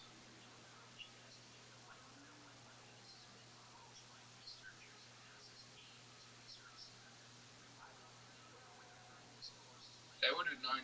They would have, like Buzz Aldrin and Neil Armstrong would be able to tell you if they went to a hot part of the moon or a cold part of the moon if they stepped out. They'd be able to tell you a lot of things They would about have it. felt. Okay? They'd be able to tell you a lot of things about it. But they're not able to tell you if they went to a hot part or a cold part. Correct. Instead, they're just jumping around like doing the kangaroo hop.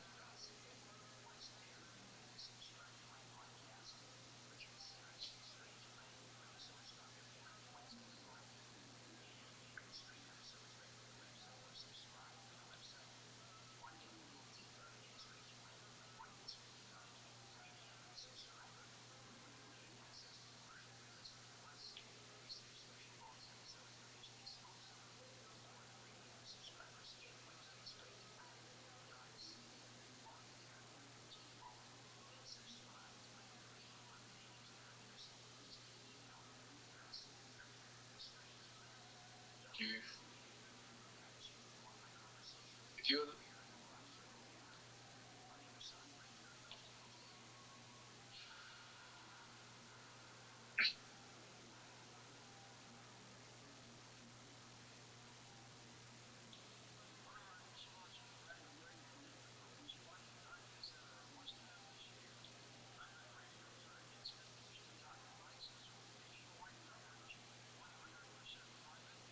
So what other events in global history do you think were staged?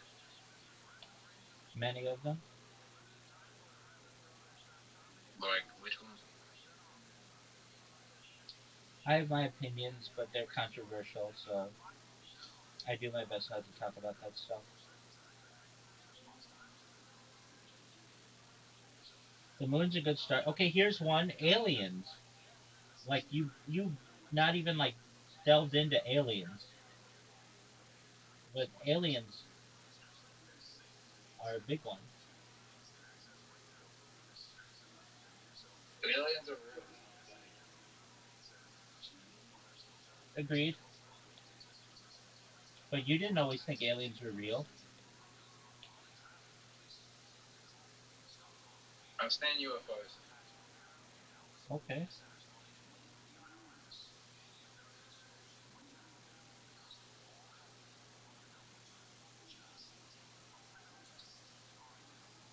Have you seen UFO? I told you I saw something that I couldn't explain, but it wasn't. I guess it was a UFO, but it wasn't like your traditional UFO. It was a plasma ball.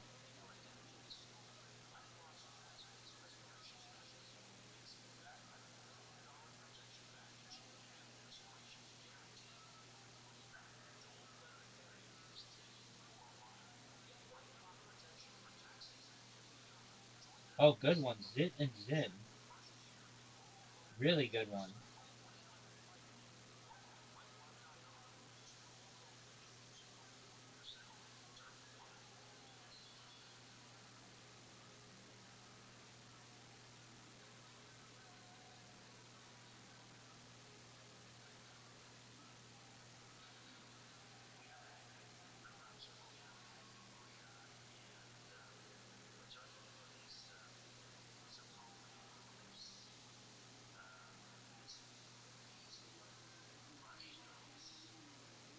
BRB.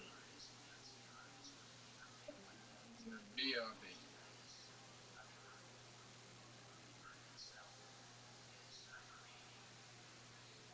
I love it.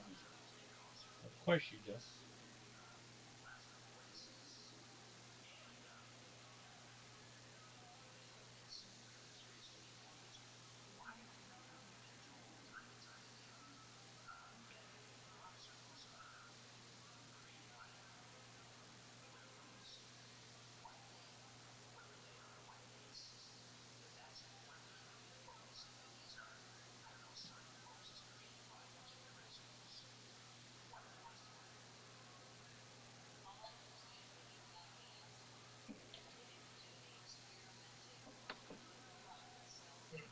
Really fucking tired.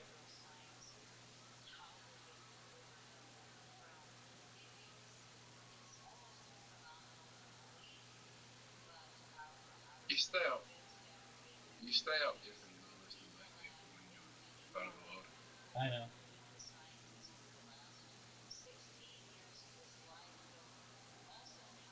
How many people in America do you think are sleeping versus awake right now? Well, people on the East Coast are starting to wake up.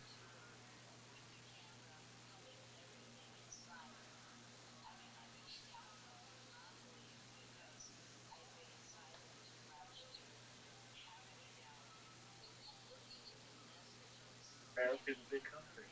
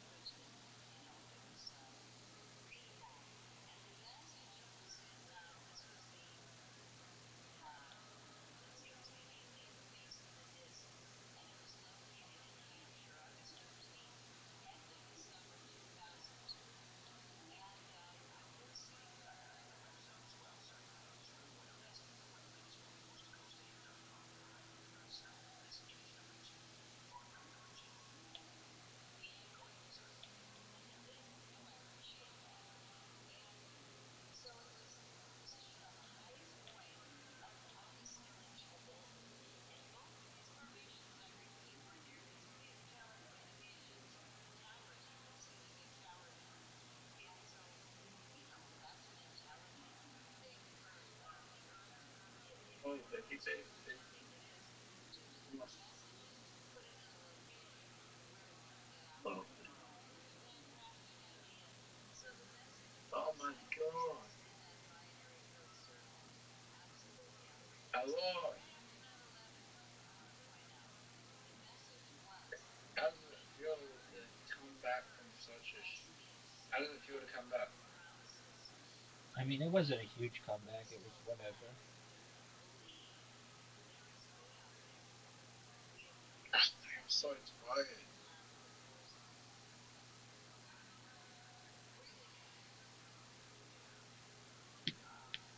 I got you though.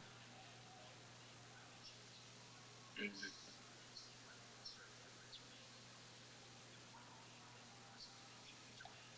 gonna take me 3 weeks before I can get this money. Okay, that's not that bad. What's 3 weeks from today? I don't know, mid-August. April, you mean? That's what I meant to say. Yeah, apologies. 3-2.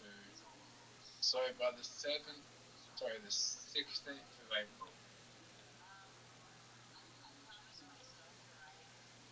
That's right. But that would be 3 weeks.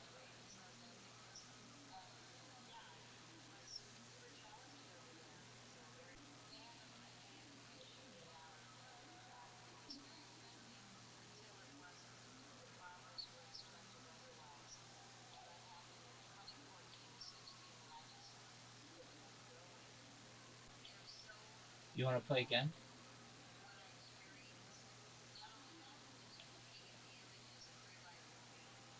And I just need to check my email.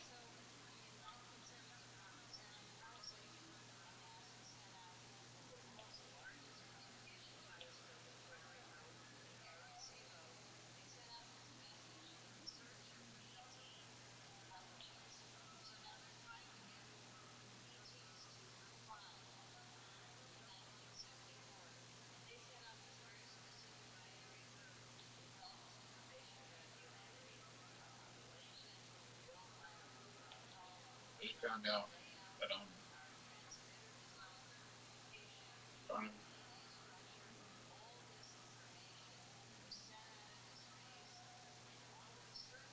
oh my god. What's wrong? Oh no, no, it's fine.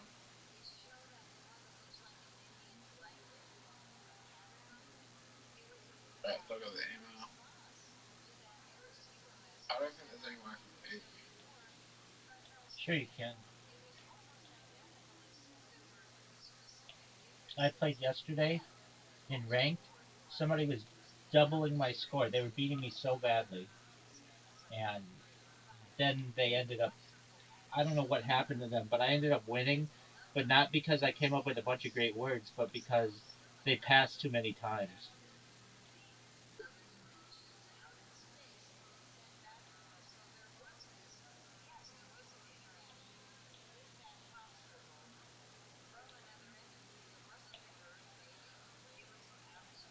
House.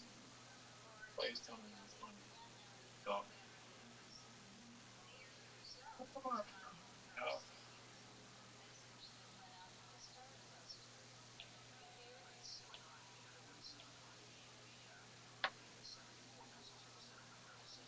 House.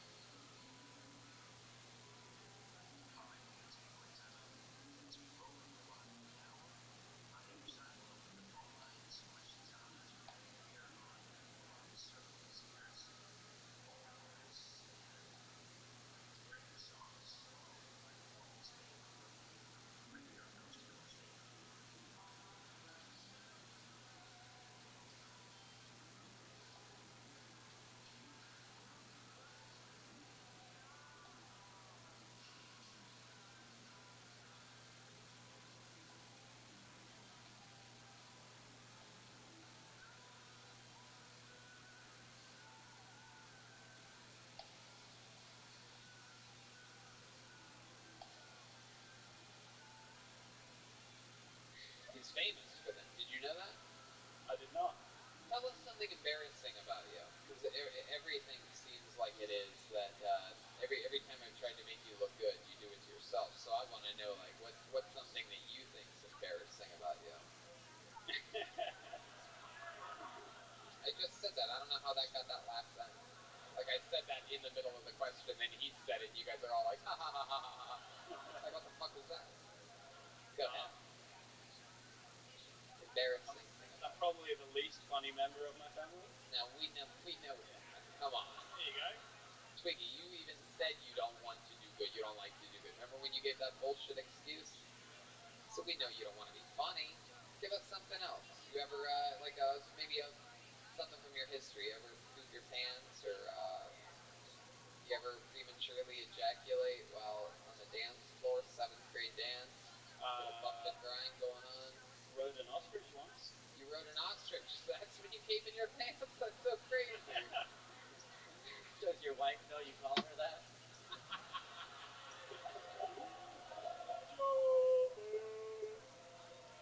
Well, Twiggy, I mean, there you go. A real cop-out saying that you didn't want to do good, but you did it anyway. This is a show where clearly anyone can sign up, and you did it. There you go. It's Twiggy Bundles, everyone.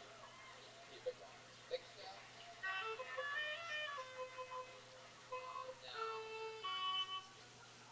what's this say? Huh, this is interesting. It says birthday in parentheses. Put your hands together for Adric McLeod. McLeod? Adric? Here he comes. Adric McLeod.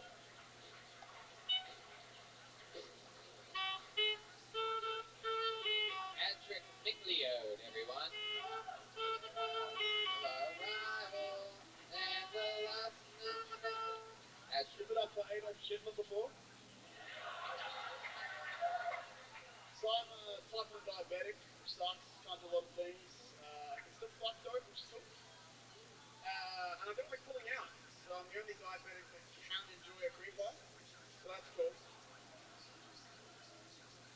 Speaking of cream pies, however, we live in a weird world where a lot of males feel down themselves for not being touched by attractive teachers at school. It's a bit weird. I don't have to worry about that. I was one of the lucky few, got to brag about it. See, all my mates reminded me I was homeschooled. Not as hot. And Christmas reunions fucking suck. That's all I got, Tony. There you go. Adric McLeod. It's your birthday? This was a birthday present a month ago. Alright, well that's real So I didn't anti-climax. put my name down, it's not my fault. Oh, who put your name down? A friend of mine. Did you know that they put your name down? I did, but I didn't know the birthday thing until I sat down. Oh, that's interesting. Yeah. How long have you been on stand-up? First time. First time. Congratulations. What do you do for work? I manage a liquor store. Manage a liquor store? How long have you been doing that for? About 5 years. Oh, that's fun. You enjoy that? Yeah, you get some characters in Australian liquor stores. Yeah, I don't know if you've seen tonight's show, but I agree with you. Most of my clientele are here. Liquor store. You guys ever sell anything else there? Anything illegal or anything like that? No, our laws really suck with alcohol. Huh. That's fun. What part of town do you live in? Brisbane, pretty close to the city. Pretty close to the city. Like, what street? Anyway, so Adric, tell us about you. What's some interesting stuff about you that we'd like to know? Do you have any fun facts about you, like your father is an Ebu or something like that, or? My father's like 60 and still plays in punk bands, which is Really? sort of strange. Man, Yeah. is he here tonight? That's cool. Yeah, he opened for a prison band called the Saints, if anyone knows. He's here? Is he here? Yeah. He's not here. You know the Saints? No, he's not here, no. Right. He's not here. How about you? You play music at all? I used to play dabble years ago. Yeah, what'd you play? A little bit of guitar, not a drummer. I'm sorry for that. That's okay. Don't apologize. How about your love life? What's that like? Partner of nearly 4 years. What? A partner of nearly 4 years. Partner? Yeah. Is it the boy? No, female. Oh. I don't know how anything works here. In the States, when you say partner, that means you're gay.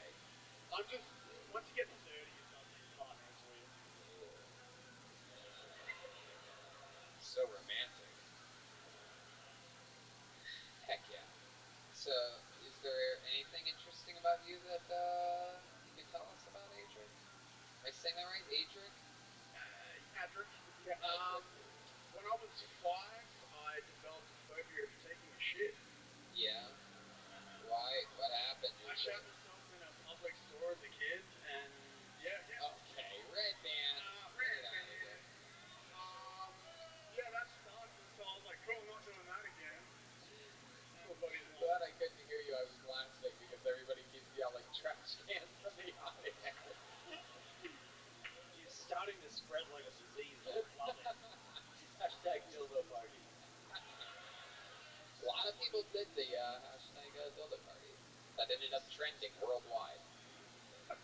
Anyway, Adric, that's so fun. But you know what? We're getting real deep into the show. We're gonna keep flying along. How about one more time for Adric, everybody? There you go.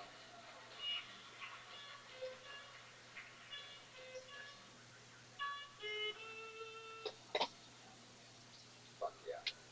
What do you guys think? One last time into the hat, huh?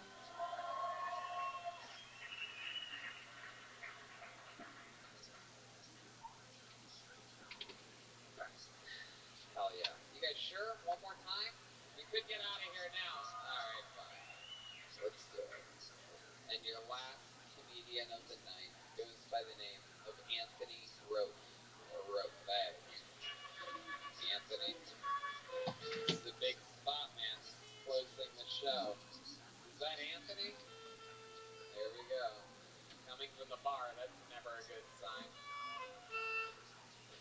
Rock and roll.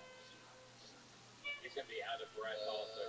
He's been jogging the whole way here. Come a comedian. Come and go. Oh shit. Anthony Roth, everyone. Oh shit is right. Does anyone listen to the Kill Tony 403 with Red Band absolutely cooked out his mind or what? Let's give it up for Red Band, come on! I roofied my brother tonight. Not because I want to fuck him, but because I want to fuck his missus. He's 29, she's 23. He's doing a good job. Never thought he'd do it before, but congratulations to him. Give it up. I'm from the Gold Coast. Anyone from the Gold Coast here? Fuck yeah. How long was your drive up the M1? Fuck me, that took a while. Hour 23 minutes or something like that, Google Maps told me anyway. Did anyone hear of the teacher in year 2 on the Gold Coast who drank vodka from a drink bottle? Passed out in front of her class. She drank hand sanitizer as well. She's just as cooked as Red Band, I reckon, but... There you go, Anthony Roth, everyone. You know what, Anthony? I like your style, man. You're a good-looking guy. You got lucky. You got to do a minute on Kill Tony, but there's something I just can't end an episode with someone like you. You don't play the drums by any chance, Completely agree. You don't play drums, do you? Fuck, I wish. I want to make I wish you drum did off too. so Put that bad. mic back in the mic stand, Anthony. There you go. Put the mic in the mic stand. I didn't realize any of Donald Trump's sons lived in Australia, by the way. There goes Anthony Roth, everyone. Is there by any chance anyone that signed up tonight that does know how to play the drums? That knows how to play the drums? Are you, but he's not saying that at all, sir. You understand that you're pointing at a guy next to you. You mean a good drummer? Did anybody sign up tonight that knows how to play the drums? That guy just knows how to play the drums? Alright, well then let's just have a Mexican drum off then. Fuck it. Bring him up here. Get this guy up here. I don't give a fuck. We're gonna end it with a bang. And then we're gonna get out of here. There he goes. I don't know who this guy is, and I really don't give a fuck, but welcome to the show, pal. You ever seen the show before? Get up to this mic for a second. Yeah, man, I love you guys. Yeah, you do, but you don't ever want to do the show, right? You have no interest in doing stand-up at all. Oh, we missed out on signing up. We were here a bit. Oh, you were late for sign up. Yeah. Heck yeah, that's what happens when you're James Franco's retarded brother. And show up late to things. Why were you late? I know it wasn't because you were ironing your shirt. God, what do you people do here? What do you guys do? Just shove your shirts and pants into socks? He was at that dude's wife's earlier. That's why. It's incredible. How long have you been playing drums for? I used to play when I was a kid. I mainly play guitar. I love it. This is the most untalented bunch of Oh, people. I play though. I jam with my friends a bit. Alright, well, let's see how you do. What's your name, pal? It's Brenton. Brenton what? Name. Brenton Name. Yeah. Whatever. Yeah. Alright, let's have a drum off here. I don't know if you know how this works, Brenton. You don't have a talented bone in your body, but I'll tell you this. You have a chance of becoming the new drummer of... Hey,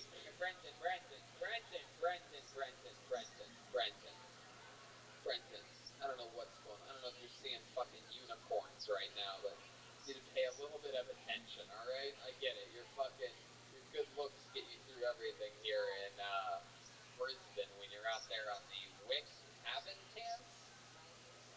Wick Cabin? Squarespace. Wick? Is that street? Don't do it? It doesn't matter. This guy, out of nowhere, didn't even have a chance to sign up tonight, but now he has the opportunity to become the new full-time drummer on this show. If he just so happens to be Joel in this drum off, he's going to Melbourne tomorrow for a sold-out show at the Comics Lounge. He's going to Sydney, sold-out show Sunday at the Factory Theater, and he's going back to LA with us on Monday. It would be shocking because no one's ever beaten Joel before. Let me remind you that the audience decides this. It's an overall drum solo competition based on overall performance, comedically and talent-wise. Ladies and gentlemen, I present to you the defender, Australia's first Mexican drum-off of all time. This is Brenton Nade.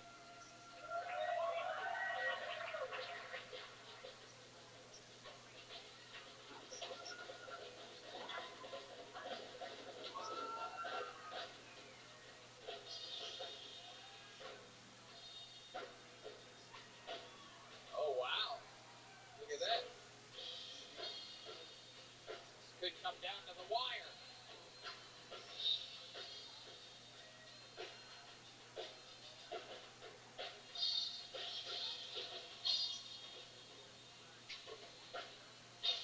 Wow, Brenton Nade, that's very good. That's very, very good. This is very interesting. This could come down to the wire here. He's marching to the beat of a different drummer.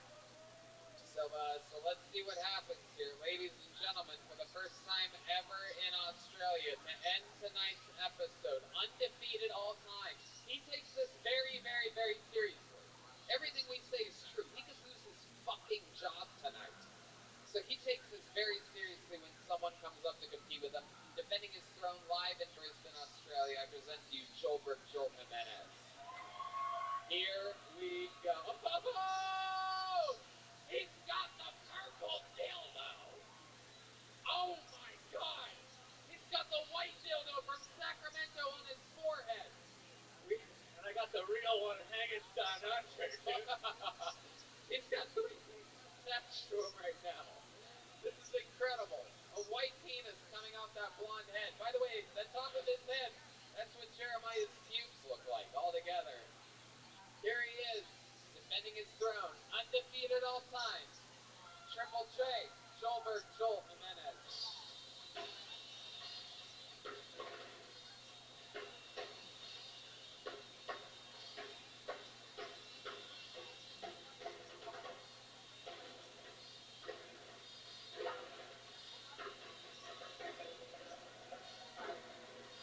Wow! Hey! The classic finger.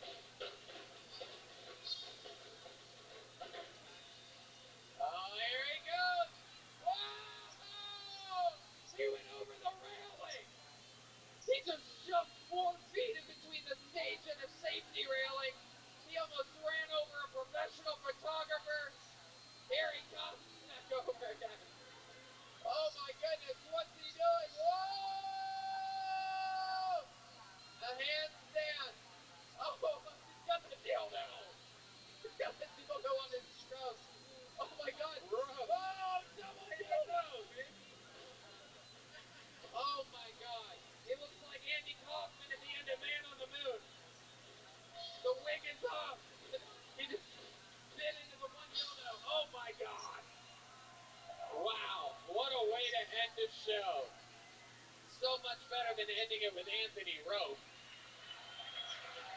How many of you guys have Brendan Nate winning this Mexican drum-off? Brisbane zone.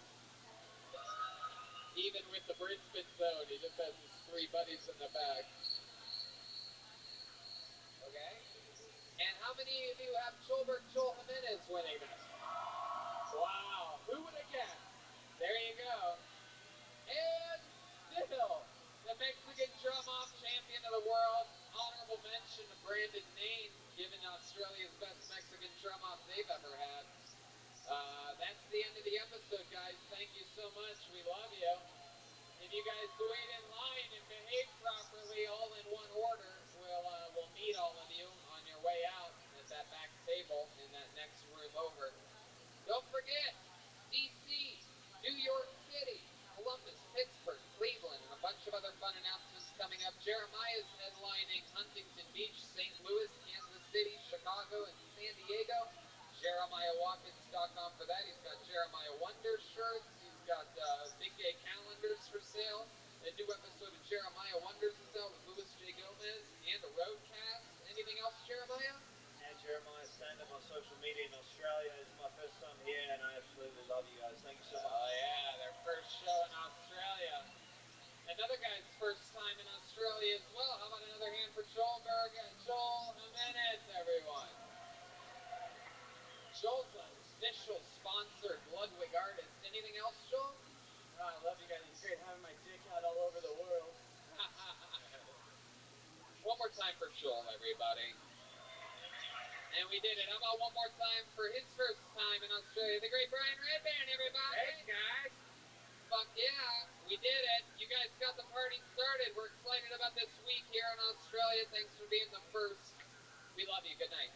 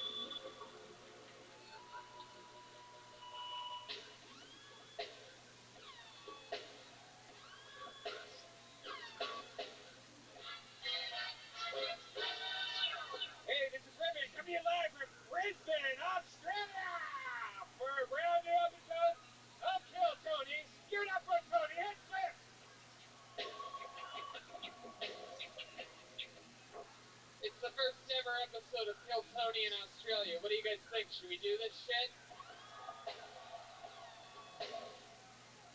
Wow, the great Brian Redband is here, everybody. Come on. This is it. This is where the magic happens. We are live in Brisbane, Australia for the first time ever. We just flew in from the United States of America today. You guys excited about this or what? We're live here at the beautiful Eaton's Hill Hotel out here on the outskirts of Brisbane. This is very exciting. Tomorrow's sold-out show in Melbourne, in Sydney, or as we call them, actual cities. And for those of you listening, of course, we're in D.C. the first weekend in November. New York City at the Gramercy Theater again for our third show there this year, that Sunday. Storecade, big pro wrestling event at the Comedy Store from the Store Horsemen, November 23rd. And then Kill Tony back in Columbus, the 12th of December. Pittsburgh, the 14th of December. And Cleveland, the 15th of December. So much fun. The great Ryan J. Ebelt sent along amazing custom-made Australian posters. The Big Day calendar of the band is for sale after the show. We have Tony Hinchcliffe pins, Kill Tony pins, and some other Jeremiah merch. It's going to be a lot of exciting fun. We're going to be slinging those after the show. We'll take a picture with you and sign some stuff. I'll paint a mustache on my pin if you buy one. Whatever. You guys know how it works. You listened to the show before. What? I like how you said paint. Why is it so loud? It's your first time talking into a microphone. Very good. Podcast king, Brian Redband. Yeah. There's a lot of bass on these mics. Oh, come on. Stop making wacky excuses. Get some food. Should go buy some food. Bass. Anyway, lots of fun stuff coming up. Lots of fun shows. We never miss a Monday at home at the Comedy Store. But tonight is about tonight. How about one more time for the comedian you saw earlier, Sean Conway, everybody. Australian law demands that you pay an Australian performer to perform on the show, and that's what that was. We decided to give them 5 minutes, 10 minutes before the actual show starts, because that's what we think about your talent around here. No guests tonight, as with all road episodes, as always. However, on this show, believe it or not, we do have a band.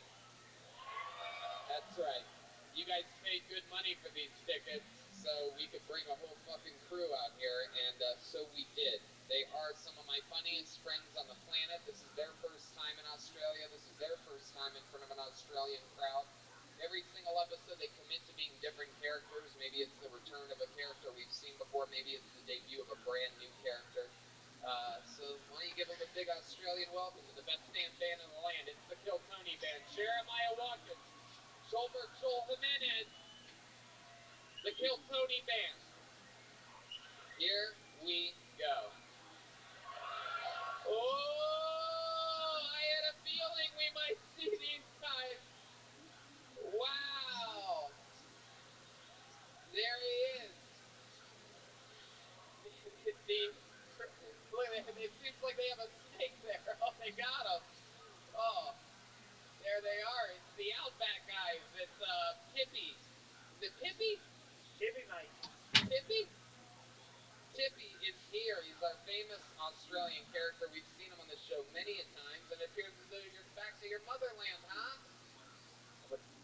True blood. How's it going?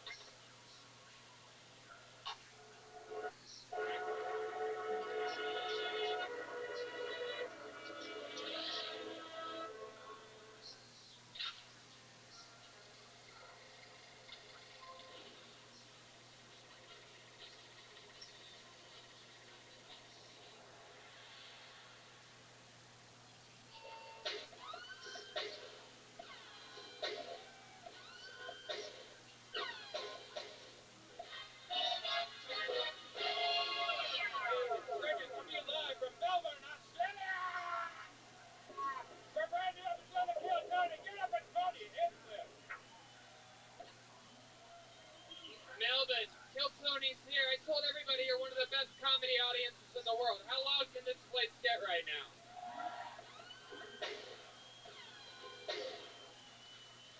Look, everybody, first time in Melbourne, Brian Redband. Hey, guys! Ooh-wee-wee.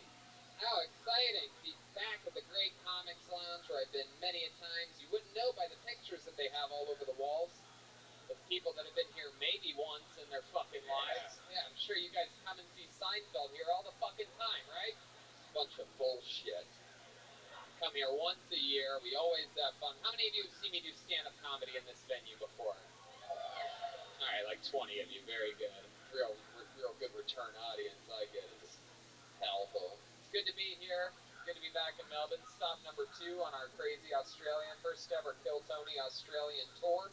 We are the #1 live podcast in the world, and we appreciate you being here. Thank you. Thank you very much.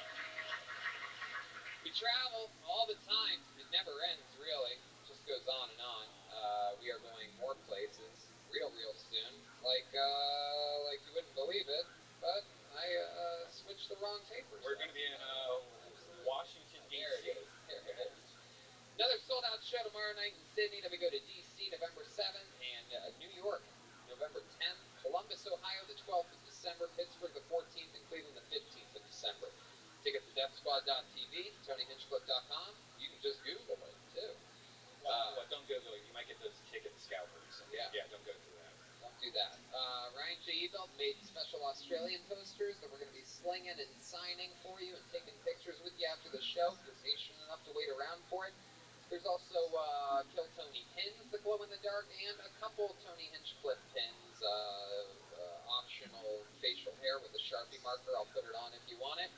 That's all available after the show. Blah, blah, blah. Fucking blah, blah, blibbity, blah. Right? You know all this. You listen to the show. How many of you are fans of Kill Tony?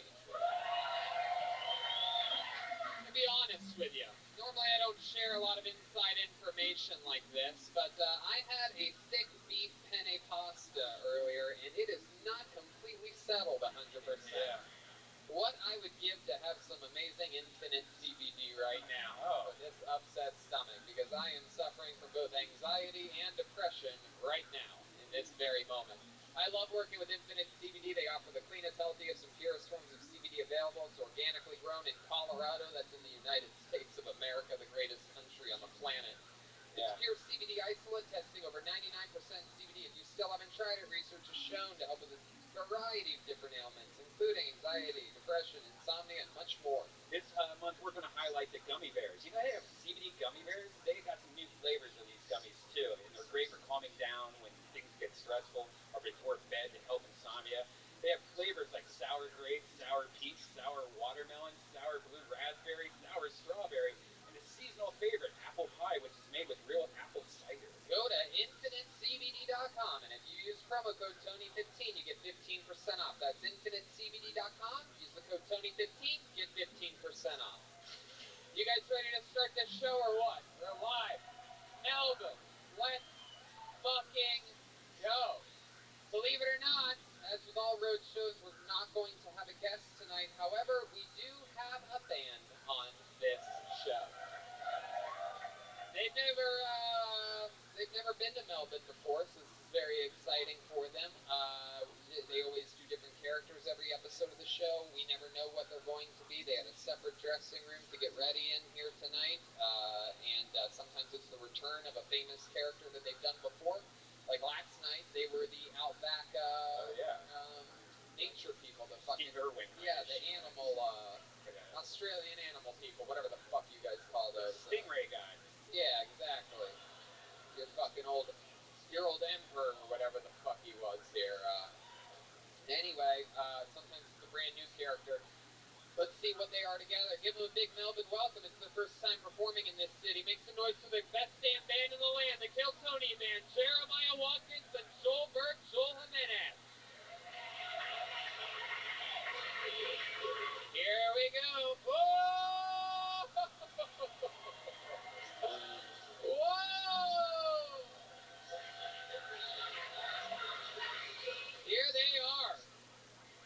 We know these guys. Now, I do believe these guys are all white trash. Am I correct? What's up, y'all? We've been hanging out in Frankston lately. What's up? Hey, look at that. Absolutely. There you go. Stealing my references. Very good. Right from the get. That's a smooth move. How's it feel, Tony? I see what you did there. Wait, what does that mean? Oh, it's nothing. Right. Yeah. Exactly. Because that wouldn't make any sense at all. So, remind me of your name there, Captain. Yeah, what's up? My name's Dave Gunther. How the hell are y'all doing, Melvin? Dan Gunther. Gunther. Very good. Dan Gunther? Dave Gunther. Okay, Dave Gunther. Very good. And clearly back here we have what appears to be a Mexican boy with an Australian haircut for some reason. I didn't even know that's where I was, man. I just get on the plane, man. My name's Travis Plow. Travis Platt? Plow. Travis Plow. Very fucking good. All right, well, welcome, white trash guys. You guys are Americans. How'd you get here? Oh, man, we swam, man. Wow. Heck yeah, this one still has a wet back. He did swim. You could tell. You could tell he did. Absolutely.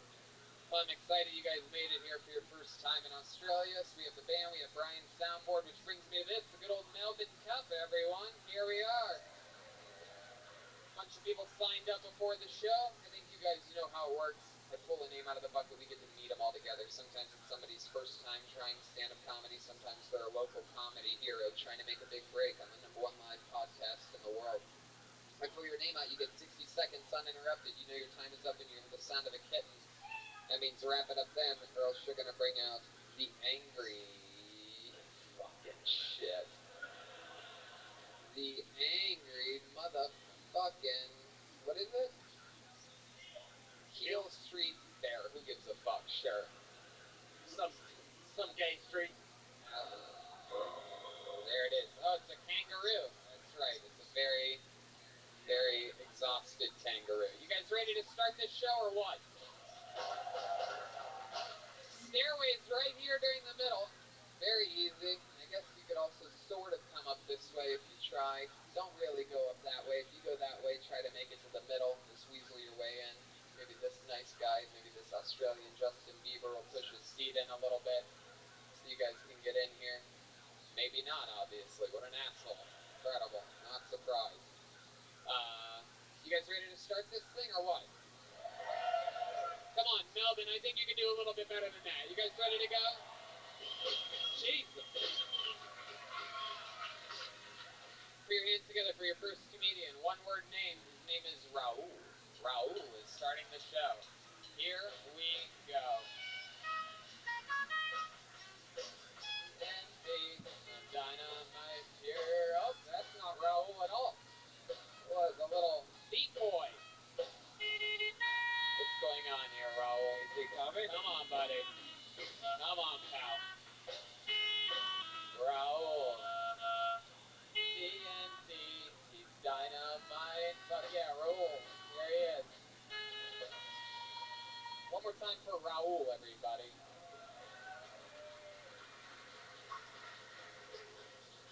Fuck, okay. Just in case you're wondering, the answer is no, my carpet does not match my drapes. I've been single now for about 4 years since my divorce. Cannot believe how many women brag about being squirters. Very bad. Have you ever seen a hippo taking a shit? If you haven't, their little tail wags in front of their asshole and shit flies everywhere. Now you move that little tail to the front and she's a fucking squirter. Especially if it's like fucking Aphrodite. Hey, white people. I don't know if that's racist or not. We don't have any black people around here. Our government's killed them all.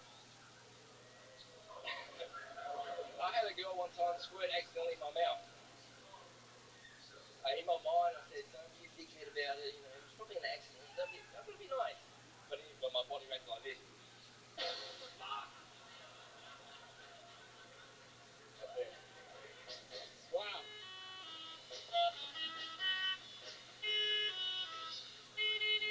Fuck yeah, Raul. You fucking did it. You really did it. You really came out and executed. I mean, that is just stand-up comedy at its finest. By the looks of things, you're going to have your face on one of these walls any day now here at the Comics Lounge. If anything, if you've learned anything. Heck yeah, look at you, you fucking Bond villain. What are you? I'm not sure exactly what you are. It just sounded like you said a bunch of keywords that you thought would work. Squirt, squirt, Aphrodite, red band. This is like a Killzone bingo card. Yeah, you read my book, right? I wanted to make Red Band chuckle, but it didn't work. Heck yeah, is it a coloring book? What the fuck are you guys talking about? It is. So Raul, wow, first time doing stand-up, obviously. 7 years, man. What? No, I'm kidding. First time. Very good, Raul. Very good. There's the goat of your first time. That's what that sound means. So, Raul, what are we talking about here? How old are you? 47. 47. Heck yeah. What do you do for work? Welder, build shit out of steel. Build shit out of steel. Absolutely. That's as goddamn Australian as it gets right there. Build shit out of steel. You got divorced 4 years ago? Sorry? You got divorced 4 years ago, you said? Yes. How's that going for you? It's great. I love being single. You love being single. Yeah? What do you love about it? My ex never squirted. I wouldn't be married. I was married 14 years, and that's what broke us up. I like to be alone. That's what it is. You're married for 14 years. Do you have any kids? Yeah, two kids. 2 kids. How old are they now? 9 and 8. They're 9 and 8 now? Mm-hmm. Oh, wow, perfect. That's Tony's favorite age. Yeah, 9 and 8, because I'm a pedophile, clearly. That's a brand new running joke starting right here in Melbourne. Tony is a pedophile out of fucking nowhere. Very good. That makes a lot of goddamn sense. Look at the way you did. You said squirt 4 times. You got them all excited. Jesus And I've got his t-shirt on. Yeah, very good. Yes, he's wearing a Death Squad shirt. Unbelievable. I didn't. You can be anything you want when you wear that. You can be a big old dumbass if you want to. Just that shirt, you can just fucking spit and say squirt a bunch of times and start with the word fuck. It's perfect. Yeah, absolutely. I love that opening line. Fucking destroyed. Brought the house down. So Raul, 9 and 8, you get to see your kids often? Yeah, every week. I don't go out. It's like very rare Saturday night out. I love it. Out now because I usually hang out with my kids. I love it. That's good. It's good that you're a good dad. What else? What do you do for fun when you're not around the kids? I like to hang out by myself, as I said. Yeah. I like psychedelic. Psychedelic. Whatever. I like fishing. All lonely pursuits. I love that. Okay, now let's be honest here. I don't know what you said about squirting. What was the point of what you were saying? Oh, well, when a girl says, "Oh, guess what? I'm a fucking squirter." Do girls tell you that a lot? Yeah. In real life, like how many girls have told you that? Yeah. Do you have sex with a lot of puppets? Like, what was that voice you were doing for the women?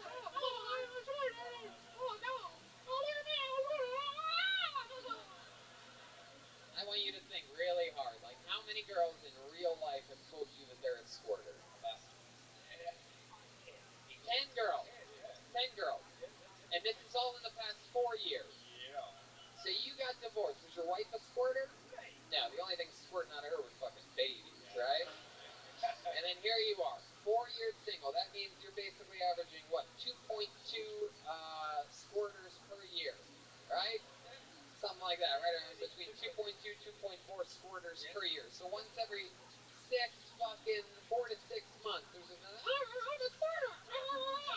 Out of nowhere. Just knocking on your door. Yeah. And all I say is, I don't want to be pissed on. What? I don't want to be pissed on. And if you tell me you're a squirter, I'm not going to fucking try. By the looks of your shoes, you look like you've had way more men tell you that they're squirters. Yeah. Tony, this guy looks like my future. Yeah. This guy looks like Oldberg. He does. He does. So have you ever made a girl squirt? Fuck no. Fuck no. Yeah, they tell you they're squirt. Oh, squirt. And you're like, yeah, stay away from me, mate. They'll make you a little steel dildo, but I'm out of here. Something like that. Small dick? You have a small dick? Good question. It's pretty big. It's good size. Yeah. It's not curved at all, is it? Yeah, it just goes to the side. It goes to side. He's got one of those fucking little Australian boomerang dicks. Just fucking throw it in and whoa, comes right back.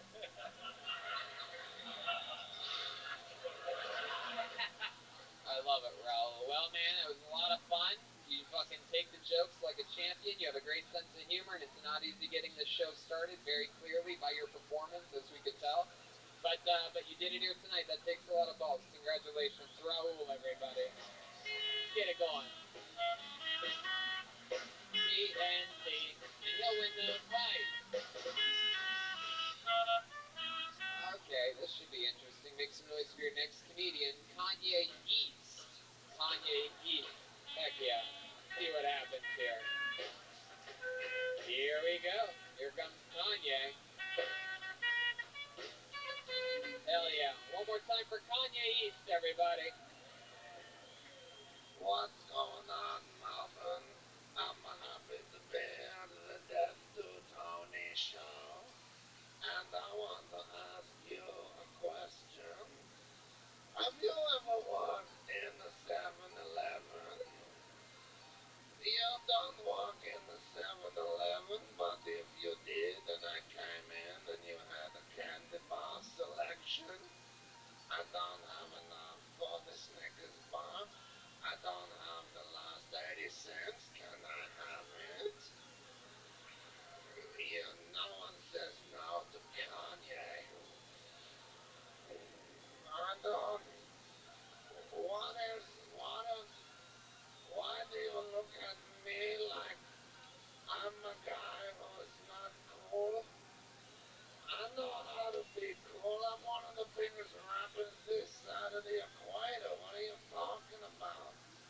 Do you have 80 cents so I can buy a Snickers bar?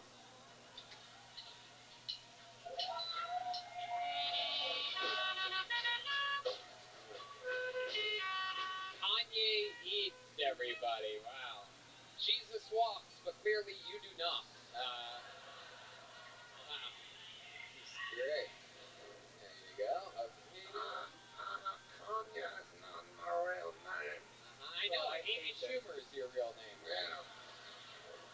I got a penis. You got a penis? Amy Schumer doesn't have a penis like me. It's like a tiny elephant trunk, and when I shave it, it looks like a sad old man with no eyes sitting in a wheelchair made out of flesh. Yeah. Do you have 80 cents for my candy bar? Wow, okay. You're committed. I like that. I'm not. I can't back down from this. I get in character in the morning, and I go to the business district and beg for coins. And then I get a candy bar and I come to the Death to Tony show. Okay, just take a breath for a second here, just for 1 second here, while the funny people do things. Go ahead, Joel. This guy's like William Montgomery. Oh.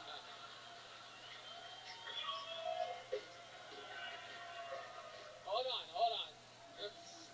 Go ahead, say some bullshit that makes no sense to my face.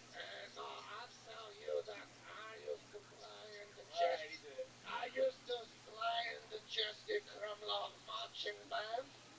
Okay, hold on. Just relax, Kanye. So, this is a character that you do. Let's talk to the real guy. All right, okay, sure. There you go. How are you, buddy? Very good. Hi, Very good. how are you? How long you been doing stand-up? 10 years. 10 days. No, 10 years. 10 years. Really? Yeah, and And you do different characters? No, that's the new guy. How long you been working on Kanye? Like 2 months or something. Wow. Yeah. And that's your main thing is like the candy bar, like getting money. That's the only thing I've done more than once. Otherwise, that guy's talking about, do you want to talk to JFK on my magic telephone? By the way, I liked it, man. You looked back at me and you were prepared for me to not be smiling, but compared to the first guy, you're goddamn Dave Chappelle. So, I mean, like, thank you. You literally, for those of you just listening to the podcast, I was smiling when he looked back and said, "Oh, Tony, you're looking at me all angry," like whatever you said, but I was smiling. You weren't prepared for that, were you? No, not really. You thought I was gonna fucking hate you, didn't you? You kind of do. You're sort of right, yeah, absolutely. I don't really like characters that much, but I do love the fact that you broke out and started talking to me. So now I'm on your good side. And you fucking committed to it. You'd already be back to obscurity back there. Yeah. But here you are. You really been doing check in with Dave Gunther real quick. Yeah, I didn't believe him before, but I guess black is pretty slimming. I got trapped in a bakery. Why? Let me ask you this: why that voice? And I love that voice, man. It's like I was just bored. I hate that guy. Not the other guy. I'm squatting in a house. You're squatting in a house? Yeah, which means that I'm not paying rent and I don't own it, and some. I think you said under a bridge wrong. A lady passed away and I just moved in and started paying the bills. Is her body still in the house? No. You started paying the bills? Yeah, I paid the council. I took out a loan and I told the bank it was for an art project. And then I paid $16,000 of council rates in arrears. And now I'm doing renovations on the place. Wow. Is all of her stuff still there? No, I cleared all that out. You cleared it out? Yeah. How long ago did this lady die? 2011? 2011. Does the family know, or does... There's no family, that's why. How do you know there's no family? Because I was her neighbor previously. Oh. And she told you she had no family? Oh, no, I just, You figure that out when you go into someone's home. I'm starting to think this isn't a character, but that you're haunted. Yeah. I'm starting to feel like Kanye East is this lady's ghost that just crawled into your fucking system one day. How did she die? Like pillow, or... Yeah. She lived to be 100. She was 100 years old when she passed away. She's like good. No better time to murder someone after they hit triple digits. Wow, that's incredible. So how soon after she died did you move in? 8 years or 7 years. So it just sat there empty for years. People don't have the council. They don't do their job. They just get the money and ignore the old dead people. Wow. And then I have a chance to make it. Have you ever thought about just talking in your normal voice all the time? Never. Why? Because it's fucking horrible. I don't know how to write jokes. It's better if I'm just this guy and people think that I am some deranged fuck who wandered in from the street. I don't think anyone... Better that way. Better that way. I don't think people believe that, though. I think everybody knew you were, like, not doing your real voice. Yeah. Dude, Yeah, but they were into it. I thought that he was a Cajun vampire or something like that. And I'll tell you, well, we got alligators and I will bite you in the neck and drain all your blood at the end of the month. Alright. Sound like that dude from South Park with the voice thing in his throat. Yeah, tracheotomy kind of, whatever it is. Alright, anything else interesting about you? I mean, that is crazy. You just moved into an old dead lady's house. That's a first on Kill Tony's history, I'll tell you that. Like I said, I used to play snare drum in the Jesse Crumlock marching band. Yeah, just the snare drum though, right? No, the rest of it too. Really? Yeah. Are you lying to me? I feel like he's lying. If you're lying, tell me now, because I will seriously... Why would I lie to you, Tony? I'm a nice guy. I'm cool. I'm going to tell you something right now. Like... Kanye, relax. But if I call for a Mexican drum off and you go over there and you just barely hit shit and tippity-tap around like other people have done before, that infuriates me. I swear to God, I know people, and I will make sure that the council finds you at the house that you're at. So tell me now, have you really played drums for 20 that I've years? been playing drums since I was 13. In that case, go grab a seat over there. Let's have a Mexican drum off.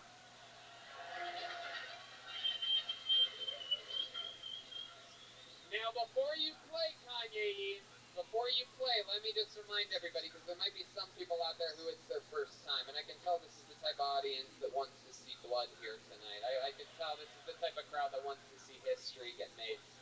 Now, if you don't know, it's a drum solo competition. If Kanye East wins, and let's really fucking hope he doesn't, but if he does, he's traveling all around the world with us from now on. And that's including living in Los Angeles, probably in some other dead lady's house. It's a competition that's based off of a drum solo. He gets to pick how he does it. It's about performance. It's about the actual percussion. It's about comedy overall. It's about connecting with the audience and showing them love and a good time. I will warn you, Kanye, that Joelberg Joel Jimenez is undefeated all time in Mexican drum offs. And I will also warn you that he takes this very seriously because you could possibly take his job here today. Does this all make sense to you? Ladies and gentlemen, I present to you, going first, the one and only, Kanye East.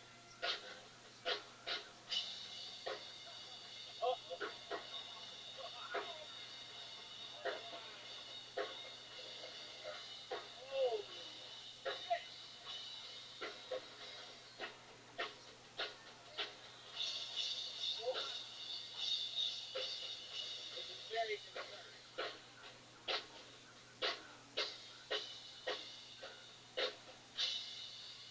Wow. Wow. Wow. That might have been the best one. This is very interesting. This is very, very fucking interesting. Joelberg is in the back clearly praying to the devil himself right now. In an unexpected turn of events, we found something that Kanye East is good at. I am absolutely shocked at what just happened here. Those of you just listening, he played drums very well, kept his shirt on, didn't really throw out anything comedically, really impressed us just by playing the drums. But this is a multifaceted competition. And now I present you, undefeated all time, defending his throne for his first time ever here in Melbourne, Australia, the one and only, Joelberg Joel Jimenez. Here we go!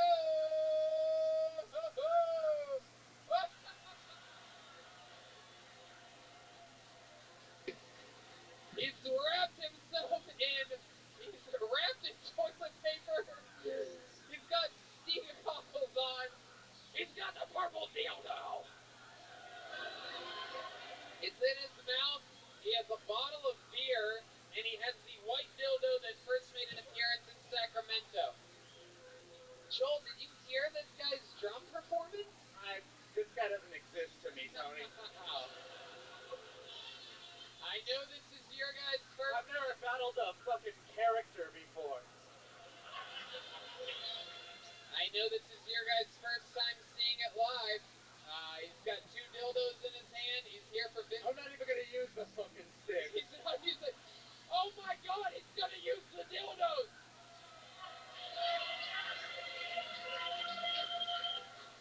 I present to you the one and only Joelberg Joel Jimenez.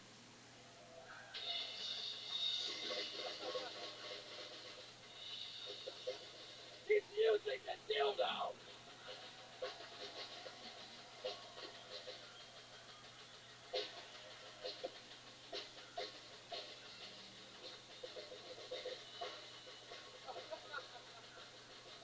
Oh, he's flipping off Kanye East. He's got a dildo in his mouth. He's doing the 360.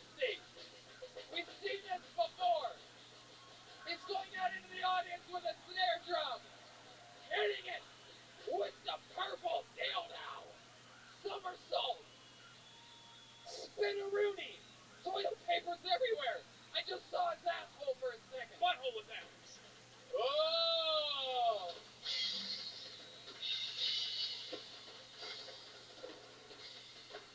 Drumstick. Whoa! Flipping it. That was very, very, very impressive. The stage is in shambles. It's simple on the bass drum. Toilet paper everywhere. He's still technically in the middle of his drum off.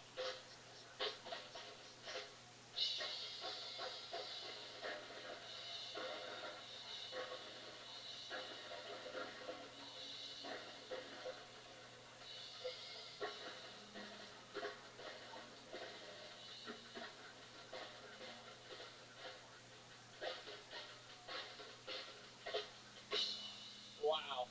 I mean, what else can I say? What else can I say other than wow? Toilet paper everywhere, ski goggles, there's 2 dildos on the stage, he's chugging a beer. So let's see what happened here. How many of you have Kanye East winning this drum solo? Wow, that's lie. Hey, man. How many? I think the white one won it this time, man. Wow. All right. That's okay. Very good.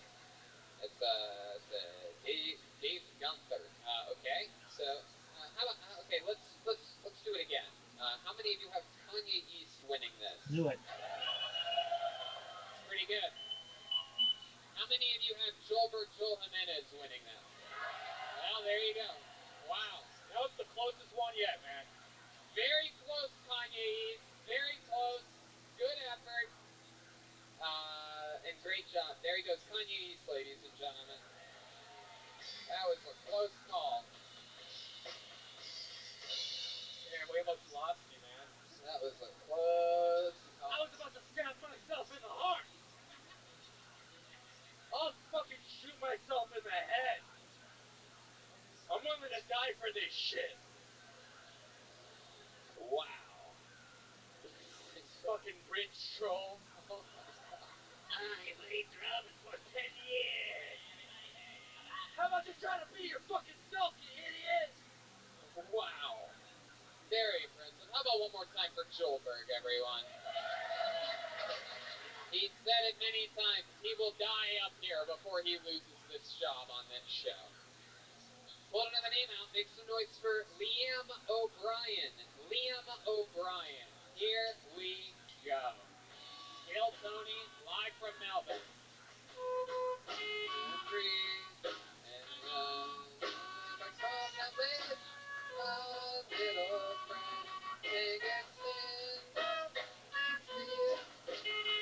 One more time for Liam O'Brien, everybody. Girls, I know what it's like not knowing if someone's talking to you just because you have boobs. I was walking past a gym and there was a sign that said join us and work out the way you want to. So I did. Turns out free and naked wasn't an option. If there really is a stairway to heaven or highway to hell, go to hell because there's no way I'm walking up any stairs.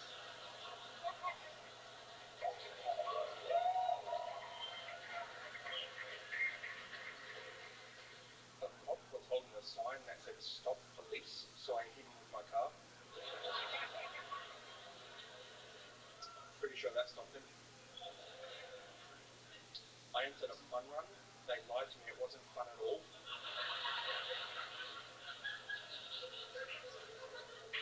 I brought an Xbox Connect. It scans your makes a little avatar of yourself.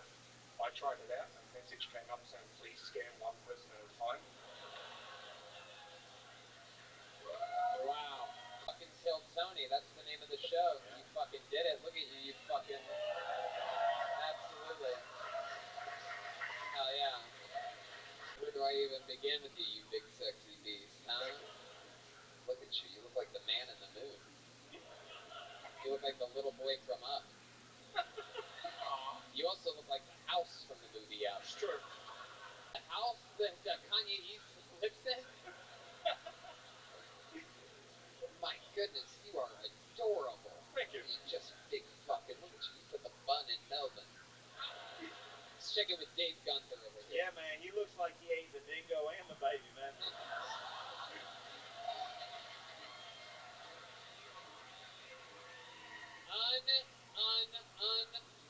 Unbelievable performance here tonight. How long have you been doing stand-up comedy? First time. I on and off. I quit for a while. So, On and off for how long? 7 years. 7 years. Yeah. That makes a lot more sense. Yeah. Absolutely. All here in Melbourne? Yeah. Yeah, this is where you're born and raised? Yes. Oh, shit. What's going on over here? What are you, ready to cut this guy's diabetic foot off? Why do you have a saw? We'll be here all night. I love it. What was the last question I just asked you? How long have you been doing it? Yeah, 7 years. Very good. And what do you do for work? I'm a carer for my uncle. Oh, you take care of your uncle. Jeez, what the fuck's wrong with him? My God. Cancer. How morbidly obese is he to where you're taking care of him? No, he's got cancer. Oh, he's got Yeah. cancer. Oh Yeah, my well. God, Jesus. His party machine. What kind of cancer? Prostate. Prostate.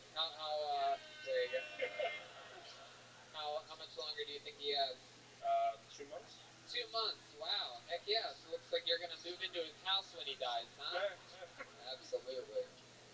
Very good. Is that really true? Yeah, no, that's all true. Wow, that's incredible. Wow. That's very nice of you. Did he? Yeah, that's awesome. How long you been doing that for? 10 years now. You've been taking care of him for 10 years? Wow. Incredible. You're a goddamn superhero. Was it one of those things where they told him you only had a few weeks? No, it just got progressively worse. So. My goodness. You close with him? Is he a nice guy? He's alright. Yeah. Who cares? A couple more months, you can say whatever you want about him, right? That's fun. You close with all your family? Yeah, just me, mum, and him.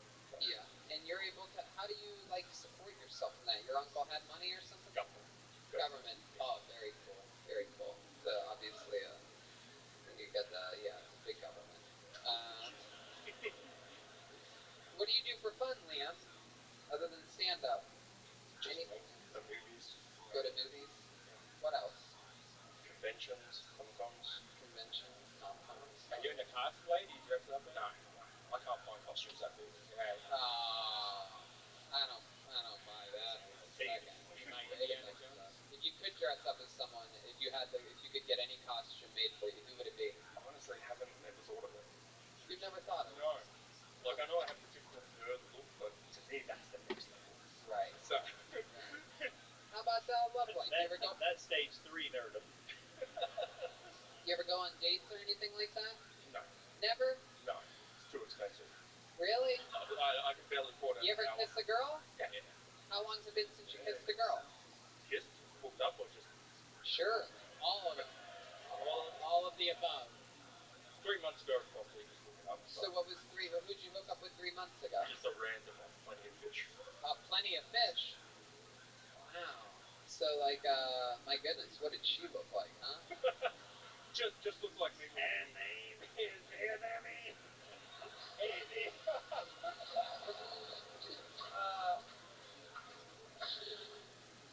Come on over to my house. Suck it. I live here all by myself. You can ask the council.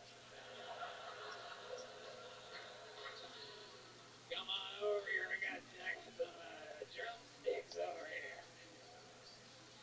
I love it, man. So, you had sex with that girl? Yeah. Oh my goodness. Look at you. I like your fucking style. I would give anything to see fucking surveillance video of that performance. I mean, I would just to pay tribute, just to show you how much I like you, I would jerk off to that. That is incredible, Liam. Do you have any special moves that you do in the bedroom? I feel like when you eat pussy, you actually eat it. You right? Put a little fucking butter and Vegemite on that fucking puss. You go down under with a fucking little goddamn blender. Put a little fucking. Alright. Hell yeah. You have any special moves or tricks in the bedroom? Anything that you do special? I'll last longer than 5 minutes at school. Hell yeah. And that's just exercise-wise. Exercise-wise. Heck yeah. You seem like the type of guy that would come taking off your pants. You know what I mean? Just from the friction. Yeah, exactly. Do you go up every week? No, I try not to look after Uncle properly, like full time, so I don't get out much. So what's the plan for when he when he eventually Probably bury him would be the biggest Yeah, thing. absolutely. Heck yeah. You're pretty good at that. You buried the other 2 comics that went up before you.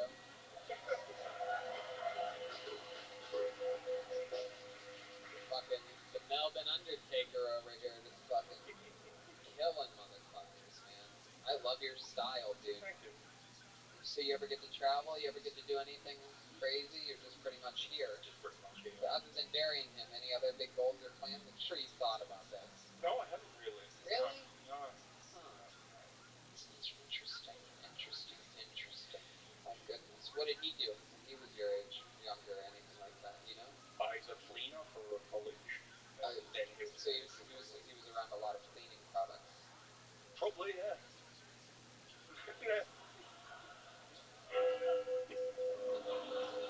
what they say, stay dirty, make it past 30. Heck yeah. Do they say that? Who the hell did you hear that from, man? Just some guy. You know what, Leanne, since this is just such a fun episode and you're just such an incredible human being and you gave such a fucking unbelievable performance, I think there's only one thing to do here, and that is to award you to be the 7th ever golden ticket winner in the show's history. Well-deserved, unbelievable performance. I don't know if you know what that means, but that means that you can do a minute on any episode of Kill Tony for the show's eternity. If you ever show up in Los Angeles on a Monday, you get to perform at the Comedy Store for a minute on Kill Tony. Show up at Kill Tony Mania in San Francisco, you get to do a minute there. Every time we come to Melbourne from here on out, you get to do a minute here. You're basically a regular on this show anytime you can make it there. Thank you. Yeah, well deserved. Great performance. Way to take the jokes. Way to literally and metaphorically roll with everything here tonight. Literally and metaphorically, it's the same thing. So congratulations to you. Very, very impressive. And there you go. Liam O'Brien, everyone. Congratulations. There you go.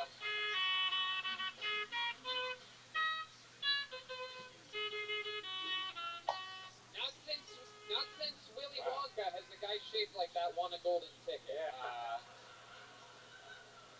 How fucking cool is that? That almost never happens. Liam O'Brien, it just happened right here in Melbourne. There you go. I'd like to see what happens after his uncle dies. Oh, I'll tell you what happens. That fucking guy right there is gonna he's gonna fucking do P90X and start fucking, I don't know what. Alright, you guys having fun out there? Pulled another name out of the bucket. Make some noise for Bobby Sandhu. Bobby Sandhu. America, God shed his face on me. What are we doing? I grew up very religious. My family and I were Buddhists. Every Sunday we'd go down to a local Buddhist temple. And I'd sit there in my long flowing robes and I'd meditate. So one day as I'm sitting there, I feel this tap on my shoulder. I open my eyes, I see this middle-aged Asian lady. Some of you know Buddhists may even call her a MILF. She looked at me, she said, I have a young son. My name is Dan, I have a young son. He's only a few years older than you and he's really fallen off the Buddhist path. He's partying and carrying on. Could you please pray for my son? I was very touched by this. A very heartfelt moment. I felt honored that this lady thought so highly of me and had asked me to pray for her son. Anyway, a few years later, I'm doing a few lines of cocaine at Reps. And I'm telling my boy this story. I said, boys, you wouldn't believe it. Just a few years ago, I was killing the Buddhist game. You know, winning awards and shit. The Dalai Lama would DM me. He was out of control. This one time, this lady, Anne, one of the boys goes, Anne, that was me mother. It was like some Buddhist circle life shit. I didn't know what to do, you know. It was crazy. Absolutely, Bobby Sandhu. How long you been on stand-up, Bobby? About 6 months. 6 months, very cool. All of it here. Where you're from, Melbourne?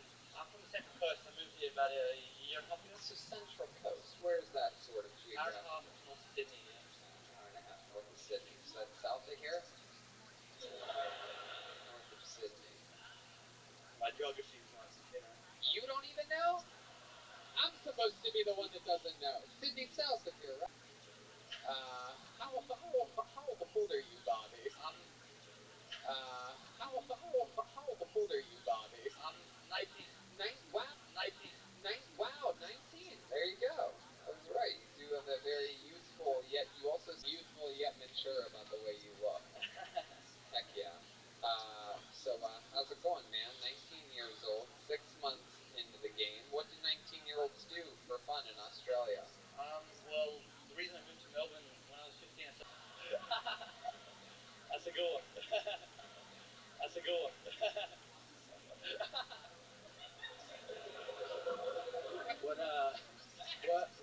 What rank are you and what gym do you go to? You want to shout that out? Yeah, I'm a blue belt. I train at Absolute St. Kilda, best gym in the country. Wait, what was that again? Absolute Saint Kilda? Absolute St. Kilda. Yeah, yeah. Okay. That's a training camp. That's the gym, yeah. That's a gym. We've got some of the best guys in the country, and I've moved here to train there full time. What ethnicity are you? Are you fucking, what is this? What are we talking about? Is this Al-Qaeda training? What are we doing here? This is very, Dude, this is very concerning. man, whatever ethnicity is, I don't trust them, man. Yeah.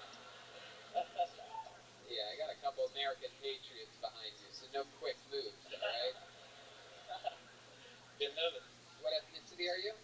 My parents are I'm Indian. You're Indian? Yeah. You sure? Yeah, I was born here though. You were born here? Really? Yeah, I'm Indian, yeah. Alright. What part of India? Northern India. Punjab. Is that what they told you to say? Alright, that's cool. What do your parents do for work? Teacher and a doctor? They have a convenience store.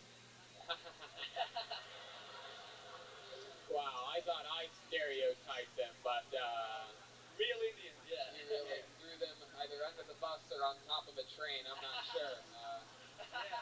When his parents have sex, they don't 69, they 7-Eleven.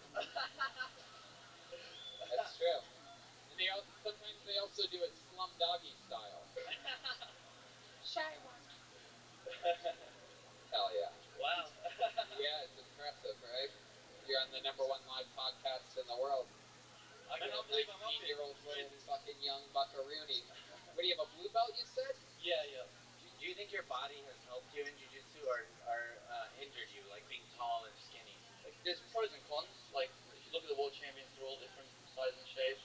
Like, Yeah. there's some things that I can do that, like, you know, length and reach and whatnot, but there's... We'll talk about this later. We're boring them to death. That's incredible. So how long have you been training for?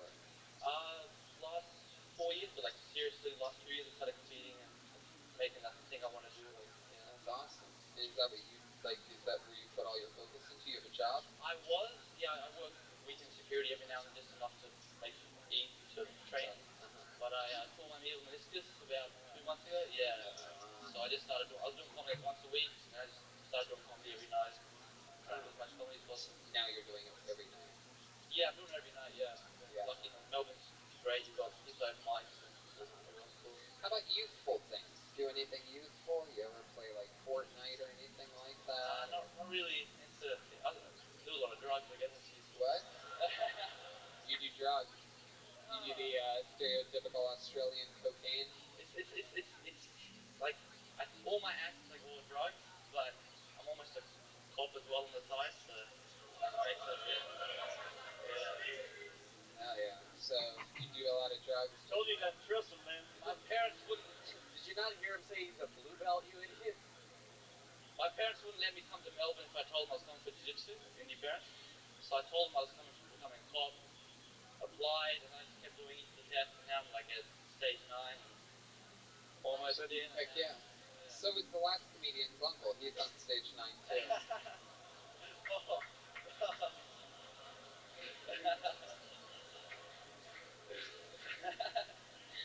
Anyway, wow, so your parents have no idea that you're secretly doing comedy and a lot of drugs. It's crazy. Like my parents are super religious. I won't name the religion for a bit, you know. Right. I'd say Buddhist. It's not Buddhist, but don't want to mess with those people. It's not, wait, you lost me there. You said that they're Buddhist? They're not Buddhist, but they're not Buddhist. I'm not going to say what they are. Oh, I mean, we all have to know. We have to know what they are. This crowd wants to know, right? Tell us, what religion are your parents? Shit, I feel peer pressured right now. Yeah, man, this is what it feels like. They're Sikhs. They're Sikhs. Okay, so can you explain to us sort of what that means? Sikhism is one of the Indian religions. I'm feeling a little sick to my stomach right now. Go ahead. That's a bad joke. Go ahead.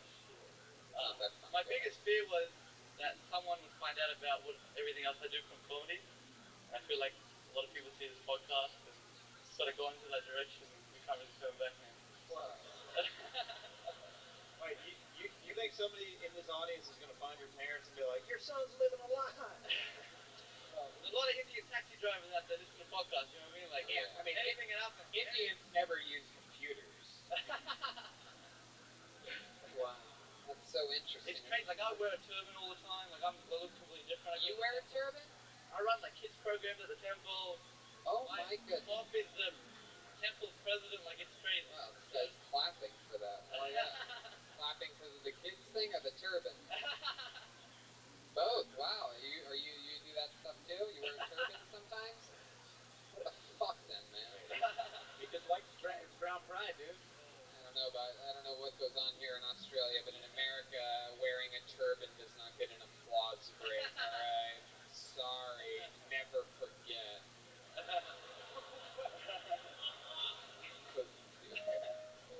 I'm just kidding, Bobby. Wow. Anything else fun about you, Bobby, that we should know about? That's about it. My Instagram's Bobby Sandu BJ. If you guys wanna follow my video. Yeah, man. Nobody understood. How the hell you just said that, man? We start finding it around my ear. It's Bobby just BOWY. Yeah, we know. SANDHUBJJ. All one word. All one word. There you go. Bobby Sandu, everybody. On to the next one. On to the next one. America, God shed. Oh, you guys don't even know this song. That's so funny. Sometimes I forget. We're on the other side of the world. Pulled another name out of the bucket. Paul Young. The bucket of destiny has chosen you. The old Melbourne Cup. Totally an ice bucket, but we can call it whatever we want. It's just a Paul Young. Here he is. Whoa, hell yeah. Paul Young, everybody. Here we go. Every bit of a sing along? Here we go. There she was, just a walking down the street singing. Thank you very much. I appreciate the fucking comeback. Last time I did that, not one person gave me a do-a-diddy-diddy back. I said, go fuck yourself, you fucking prick. Stormed off the stage and vowed never again. Well, I opened for the Wiggles. Yeah. My father-in-law died a few years ago. He's now buried up at Marama and Chippo. I'm actually from Adelaide. And Adelaide's an 8-hour trip to Marama. And I don't mind. My wife wants to go visit the fucking gravesite. I don't mind the 8-hour drive. What I'm not looking forward to is a 3-hour dig search for the body. I can't remember where I buried it. Recently, but you gotta get trolled with social media. People get trolled with social media. The other day I woke up, fucking first thing I read was, you're a fucking arsehole, go kill yourself, you fucking old prick. That was a post-it note on the fridge. From my daughters. Don't think they love me as much as I thought they did. And it was Father's Day. Wow. Paul Young. Killing it. Heck yeah. Thank you, Tony. Paul Young. Welcome to the show. Welcome, Tony. Heck yeah, that was a great performance. Thank you. That was very good. How long have you been doing stand-up comedy for? Well, I got into it as a hobby about 3 or 4 years. Look at you. It's just like nothing to you. I didn't really understand a single fucking word you said, I think, to be honest with you. I'm trying to get all that in a minute. I don't know what that was either, but I'll tell you this, the crowd fucking loved you, man. I didn't realize they had auctioneer comedians here. Yeah, there's subtitles that I don't know about. Yeah. I like your style. Paul Young. Have you ever heard that about changing your name to Paul Older Than You Think? No. No, I'm just kidding. I stayed at the Marriott Hotel a few years ago. I think it was very good. You stayed at a Marriott Hotel? Marriott Hotel in Adelaide. You picked me out, had a crack at me because I had a New York top on, and I got some Red Sox hats. Oh, you saw me. Yeah, and you performed at the Marriott Hotel in Adelaide back about 3 years ago. Yep, I've performed in Adelaide a few times. Yeah. Absolutely. And so you were wearing... I was wearing a New York top and some Red Sox hat. It's so funny. I do sort of remember that. And you had a crack at me for wearing American gear, and then I opened up my top. It was a hoodie, and I had a Hawaii t-shirt on. A Hawaii t-shirt. Yeah, that is, you'll never know how funny that really is, because you're Australian, so you just don't know that you were wearing rival teams. It's unheard of to wear both, like, that is a comedy, that would be a comedy character. Yeah, have a Yankees top and a Boston Red Sox hat. Yeah, but you weren't doing it on purpose, to be No, I just wore it there. Just wearing it because you're an oblivious Australian guy. Yeah. In Australia, that'd be like wearing a Carlton hat and a Collingwood song. Yeah, absolutely. Yeah. Look at that. Look at these people are mad at you all of a sudden. So, Paul, you seem like like you've had a fun, fucking cool life. I love that you just do this as a hobby for the last 3 or 4 years. What did you do with your life before that? What do you do? I coach athletes in the pro running circuit, so I do that. And I work at the tax office in Reedy Ponds. Got the ticket. Hey, I know, fucking shocking job. So I chucked it all in and moved to Adelaide. You worked at the tax office? I did. No, 20 years ago. I chucked it all in. By the way, it's easier for me to read Jeremiah's lips from here. That's how I know. Yeah, I'm a translator, man. Easier for me to read his lips than it is to understand what supposedly is English coming out of your mouth. I talk too quick, don't I? I used to run fast, but now I talk so fast. Do what diddy dum didgeridoo. That's what the fuck's going on over What here. is that? So you work in the tax office? No, 20 years ago I chucked it in and I moved to Adelaide. You checked in, then you moved to Adelaide. All right, and then that's it. Checked in means retired? No, I still work. I work in the taxes, but I work for deceased estates. Why are you booing taxes, people? You need to pay work taxes on the other so side. that I look after deceased estates tax stuff. How stupid are you? Taxes. It's what makes everything run. I love this audience because they booed taxes, but they cheered for cancer. What's up, Yeah. So this is our kind of audience right here, man. Hell yeah, don't pay those taxes, man. I think these people think that you're the one that invented the idea of taxes, Paul. It's incredible. I know he looks like he could have, but it looks like he's teabagged some people. When people die, I look after their taxes. So I do deceased estates. I work after their taxes. Oh, really? Have you heard about this lady that died and left her house? No, I don't know. But she's probably been a client of mine. Yeah. 100 years of age, people would have to find her beneficiary so we could pay out the estate. Yeah, I agree. She may have been a mountain climber, and yeah, she's probably a magician for sure. So you're a married guy? Yes, married, 31 years. That's great, 31 years. What does she do? She works hearing life in Adelaide, looks after on reception. Huh. She's got 3 daughters. Oh, wow. Okay. Sorry, we're just booing everything. She's got 3 daughters. Okay, so she works as a hearing life. It's a hearing aid place. Oh, wow. Can she get me one so that I can understand what the fuck you're saying up here? What do you do for fun, Paul? Well, I coach an athletic squad of about a dozen runners on the pro running circuit. You have a dozen runners on the pro running circuit? Yeah, sprinting. Scratched up to about 400. Scratched up with about 400 of them. Yeah, that's repeat everything I say. I don't understand. I can't believe I'm getting any of it right. Yeah. I'm just sort of guessing. Yeah, so it's a professional running circuit where they run off handicaps. They run for prize money. Ah, yes. So we had a good year last year. Indeed. And, okay, so you are the host of The Price is Right, the Australian version, and you're running for government of some kind in the near future. That's very exciting. So, wow. So you coach runners? Yeah. Like sprinters. Sprinters. My goodness, are you a sprinter yourself? I used to be years ago. Years ago. Yeah, I don't know. Fuck, I'm too old. You don't sprint anymore, right? No. Can you just show us how you would take off running? You just run to there? I might do my hamstring. Oh, really? Yeah. Alright. Yeah, but there's a race called the School Gift, and I ran in that for many years. Wait, what did you just say there to make that happen? What did you just say there? Well, the School Gift's the richest professional foot race of its type in the world.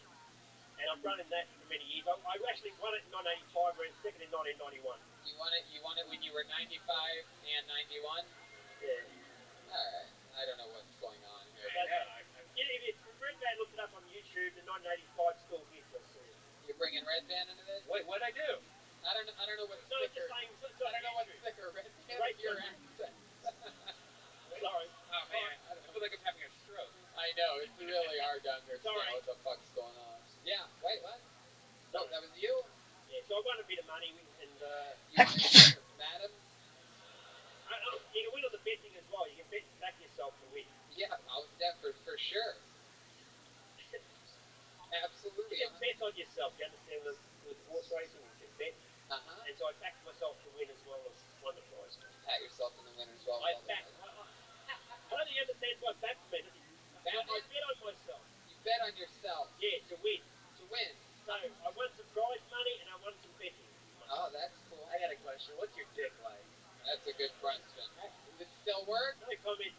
Is it a little fucking sprinter? Doesn't matter if it works. What's the size? I had 3 daughters, so it used to work. Can you do? I wondered, like, you have such a thick accent. Do you think you could do like an American accent, like try to sound like us? Yeah. Can you enunciate and speak in English? Well, I was in America last year, and I went and watched the Yankees play, and I watched the fucking Boston Red Sox play. Did you? No, I watched the Red Sox play. I watched the Yankees play. They played the Cleveland Indians. Man, I understood it for like 3 seconds. I watched the Yankees play the Indians. You look like a deleted character from Gilligan's Island. Yeah. It's true. Paul, I love your style, man. Oh, yeah. Look at that. The first Stolberg chant of the night. Paul, I love your style, man. So fucking cool. And for just treating this like a hobby for the last few years, unbelievably great performance. We see a lot of people on this show, and I love it when people of all shapes and sizes and ages come on and do things, and you're a perfect example of what a smart man can do if he applies himself in this art form. Wow, that's not like you. I watch this show and you fucking rarely ever give talk. What the hell do you want me to say? Oh, well, I'm not going to take that. I'm not going to take it back. Thank you very much. I appreciate it, Tony. I mean, you remind me. I mean, all right. If you want me to be a little bit meaner, I can tell you remind me a lot of a George Pell. Nah, now you're fucking stepping over the line. Fucking not George Pell. Actually, I know the joke about George Pell. Yeah. I won't tell. All right, there you go. There he goes. Paul Young, everybody. There he goes. There you go. He's got a long walk back to Torak tonight. All the way back to Torak he goes. Didn't work the second time either. I thought maybe you guys just didn't hear me, but Torak, am I saying that right? Torak 64. Right. Just rich bastards. Yeah, but it doesn't work for him? Alright. Fuck it. I don't give a shit.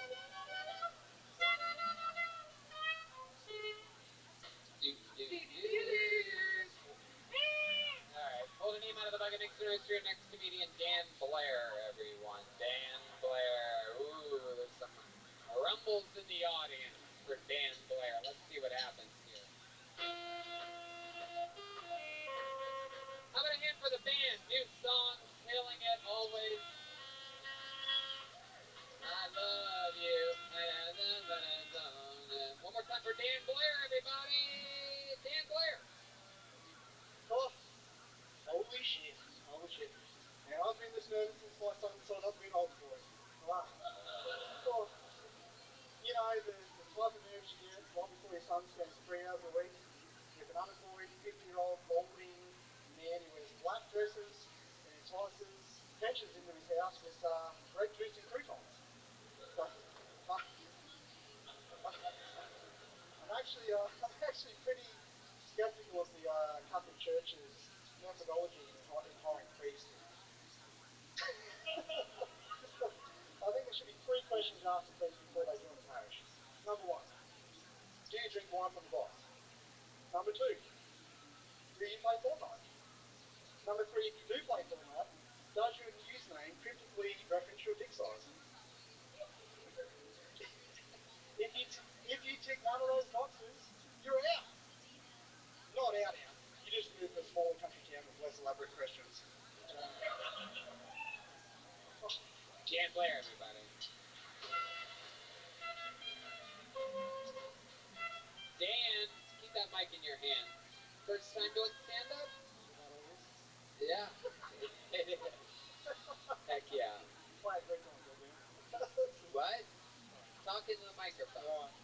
I already can't understand you fucking people. At least talk into the microphone so that I can make sure that I definitely can't understand you all the way. You look like a gay Henry Rollins. That's true. He looks like a dad who's trying to bond with his son at the skate park. It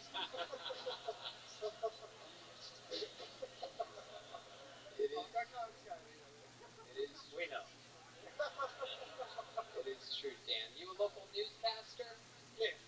Is that true? Sort of, no. What do you do for Not work? even close. I run a cleaning and gardening company up in Queensland. You clean. You're in a. I'm an import. You what? It's the weekend. Yay! over here. Very nice place. What do you do for work? I own a cleaning and gardening company. Cleaning and gardening? Yeah. Wow, well, back in America, that's my people's job. That is true. Cleaning and gardening. What an interesting combination that is. That is what Joelberg's parents do for work. Brownberg. Cleaning and gardening. No Mexicans to hire in Australia, unfortunately. Heck yeah. All right. So cleaning and gardening. How does that happen? How does that start? How does that become the 1-2 punch? It's really not interesting. It's not. It's boring as fuck.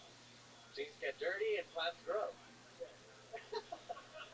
No, it's not interesting. Honestly, like we just. It just seems like an interesting combination. I wish I could punch an army. That's like saying like, oh, I sell cars and also DVDs. It's like two different fields. That's cooler. That's way cooler. That's cool. Very good. I mean, a great man once said, keep it dirty if you want to live past 30, so. Hey. I don't know if your company's going to work.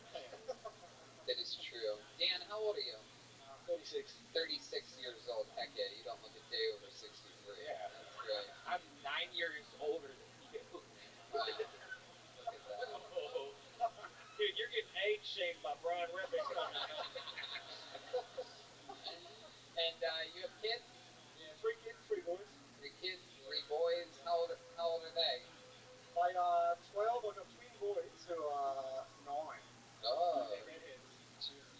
Whoa, you have 2 redheaded sons? My God. I know. What did you do to get that kind of karma? Yeah. I don't know. Redheaded twins. It's still a mystery. It's a mystery. My goodness. I think your wife fucked around. Yeah. I'm going to McDonald's again. That's not a mystery. There it is. What'd you say there? You hear that, wives? If you're here tonight, he's calling you a whore. She's here. Shut up. Is she here? She is. Oh my God, that's the mother of your 3 sons. She's lovely. I love her. I mean, really, there's just one. You can't count the 2 redheaded twins. Wow, do you ever been suspicious of her cheating on you to make those redheads? Not for a second? Come on, tell the truth. No, so this is legit. Really? It's all me. How do you know that? Grey up top, red down below. Oh, you have red pubes? Yeah. Really? My God, that is so interesting. For my comfort, yeah. The carpet doesn't match the drapes, but they just feel like your whole hair is like Christmas themed. You have the silver up top and fucking red pubes. That's incredible. Is that true? Yeah. We don't need to see it. This is part of the show. I do. No one wants to see his red pubes, for sure. But I'm just trying to see if he's lying about that, because that seems like such an interesting thing. You have gray eyebrows, gray hair.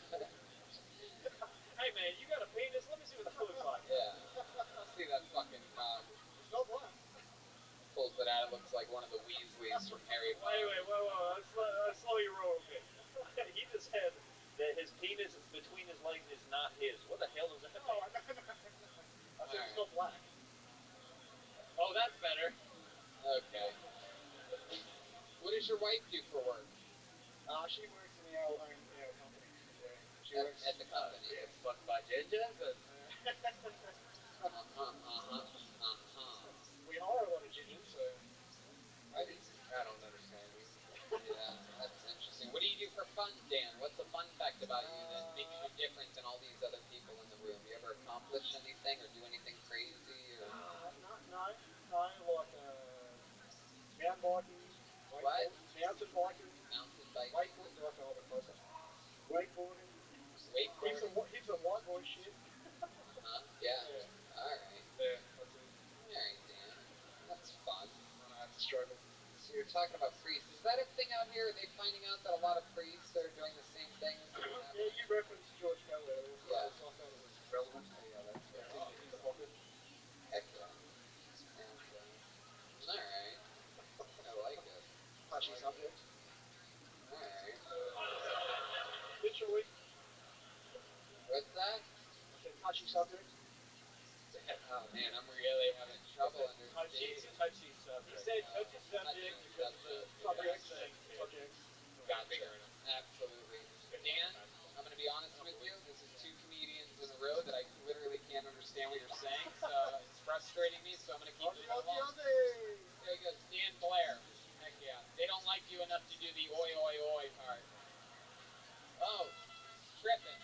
We love you, Dan. Good job, pal. First time, not easy. Tried to write actual jokes. That's not easy either.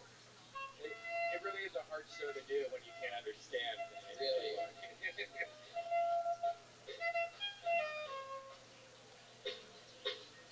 You guys having fun out there? How many of you like it when comedians do good on this show? How many of you like it when comedians do bad? It doesn't seem like that, by the way. Right. Everybody always says that, but then people suck up here and people are like, boo. All right, this is interesting. There's an exclamation point at the end of this one-word name. Put your hands together for Dano. Dano. D-A-N-O. Might be an M. Could be an M. Dano.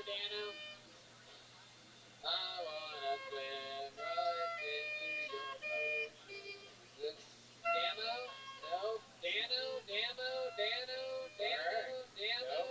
Red Band. Dano. Oh, no Dano? Alright. Dano exclamation point. Alright, that's weird. Dano, D-A-M-O or D-A-N-O. If you have bad handwriting and you have a name that's spelled either way, then you got fooled. Yeah. Is there a Damo? Nope, okie dokie. Blacklisted, Red Band. Hey, very good, young lady. Okay, another one-word name. One word, two letters. Put your hands together for JC. JC. JC, get your ass up here. No movement. Somebody yelling into that lobby? Is this JC? Looks like it. Looks like it could be. Doesn't look like a staff member to me. Here we go. Make some noise for JC, everyone.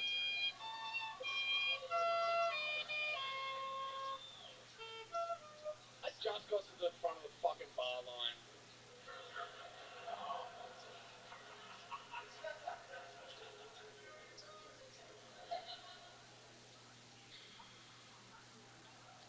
If my week wasn't hard enough, I got dumped the other day.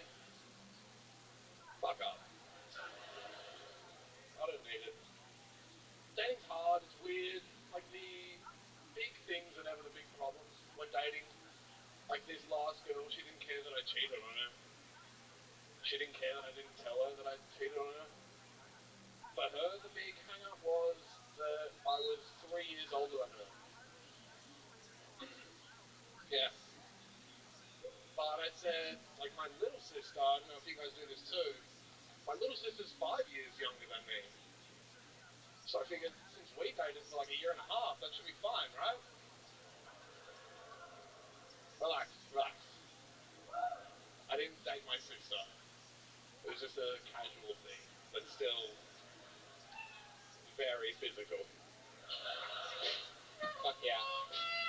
Welcome. Oh yeah. JC, welcome to the show. Thank you for having me.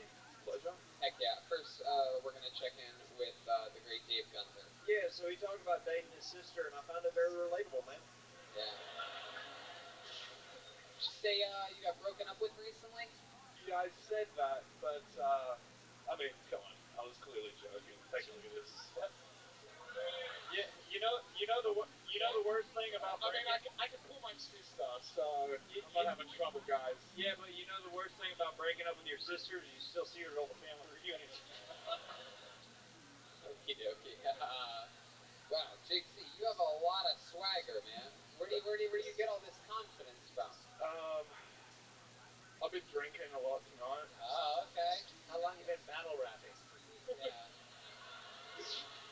Since the mid-90s, I think. How long have you personified the drug ketamine? Exactly. That is it. That is true. You do that drug sometimes, don't you? I can tell by the vein that protrudes out of your forehead when you laugh. You say I do drugs? Huh? You do drugs a lot, right? Yeah. Yeah, you look like it, Yeah. for sure. I agree with Dave Gunther big time on this. You seem like you have special hiding spots in every part of your body for drugs. Lots. Yeah. Interesting. What's your drug of choice? By the hat, I'm guessing everything. accurate. Yeah, I like to smoke a lot of weed. Yeah. No. That's not a real. We don't consider that a drug. Here it's still we're from almost a real drug. where we're from. That's more legal than cigarettes. Yeah. Where do you stash your weed? Your sister's pussy? Hell yeah, man. Hell yeah. No, I need to stash it somewhere I'm not gonna find it, man. Oh. Okay. Oh, that was an oh.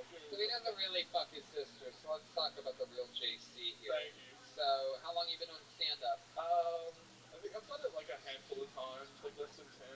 Less than 10 times over a long period of time. Nah, like I think I maybe started like mid this year or something like that. Okay. Yeah. You Like made that a June-ish, lot June, longer July. of an answer than it had to be.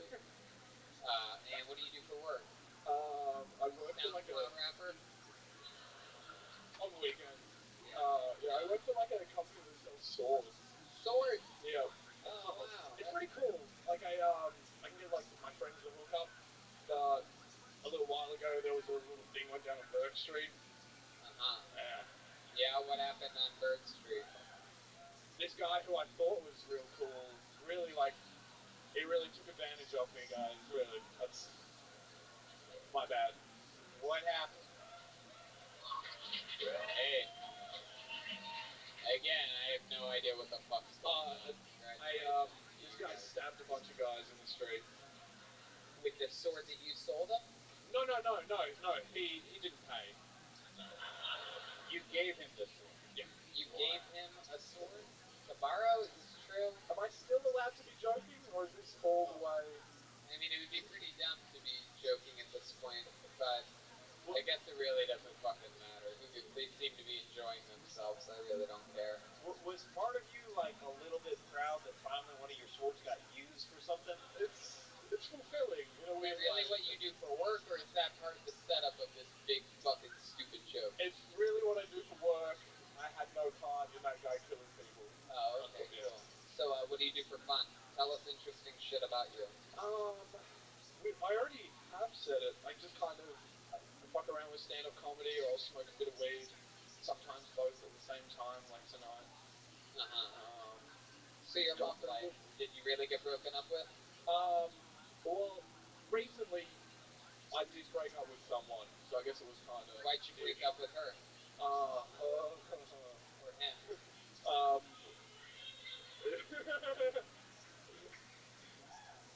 I went out to dinner one night and she tried to call me 14 times in like an hour. Oh, Yeah. you went to dinner with someone else and she tried to call you 14 times? Yeah, but someone like was with my family. Oh, you're with your family. Yeah. Fuck your family? I thought we covered that, man. That's the whole thing of this. You were out to dinner with your family, and this was, how long do you think you were at dinner for? 2 hours, 3 hours? Oh, under 2 hours. Under 2 hours, and you counted 14 times. I didn't have to count. My phone did it for me. Right. Were you supposed to do something with her that night? But, like, loosely? And, actually, this was... Yeah. Shut up. Over here. Do not pay any attention Yeah. to them. It was like, if I had time, I'll let you know. Maybe we'll get a drink after dinner. And she hadn't heard from me yet, so I was still at dinner. How long were you with this girl? I don't know, a couple of weeks, 4 or 5 weeks. Oh, okay. Well, that's not really a breakup, do you think, is it? No. Did she let you keep her nose ring?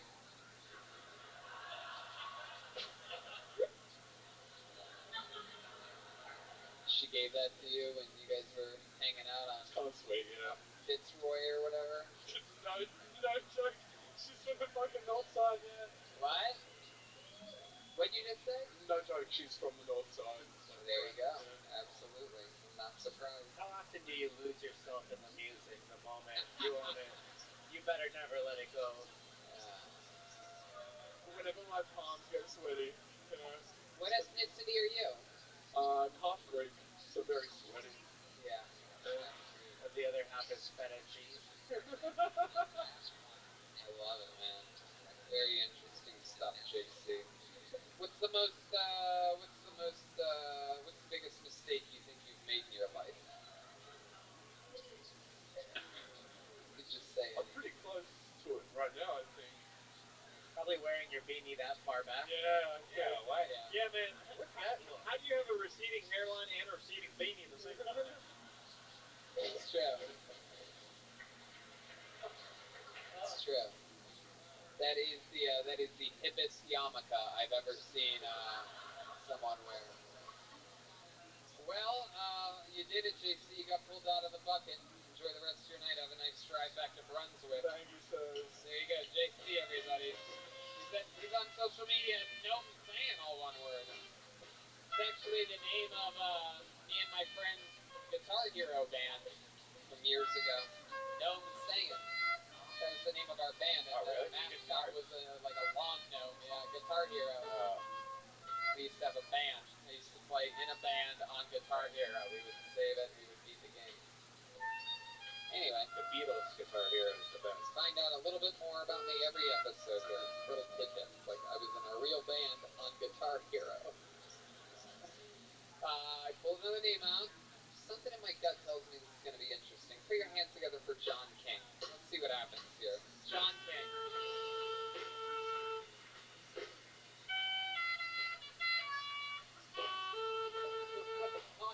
I think that's it. Like a rock. Here he is, everybody. The great and powerful, perhaps, John King. G'day, Melbourne. Hey, how good Melbourne, eh? It's not bad. Kind of turned me into a bit of a hipster, though. Living in the north in Collingwood. Now when I get my prostate checked, it comes out soil almond. At least it's some type of nut juice, eh?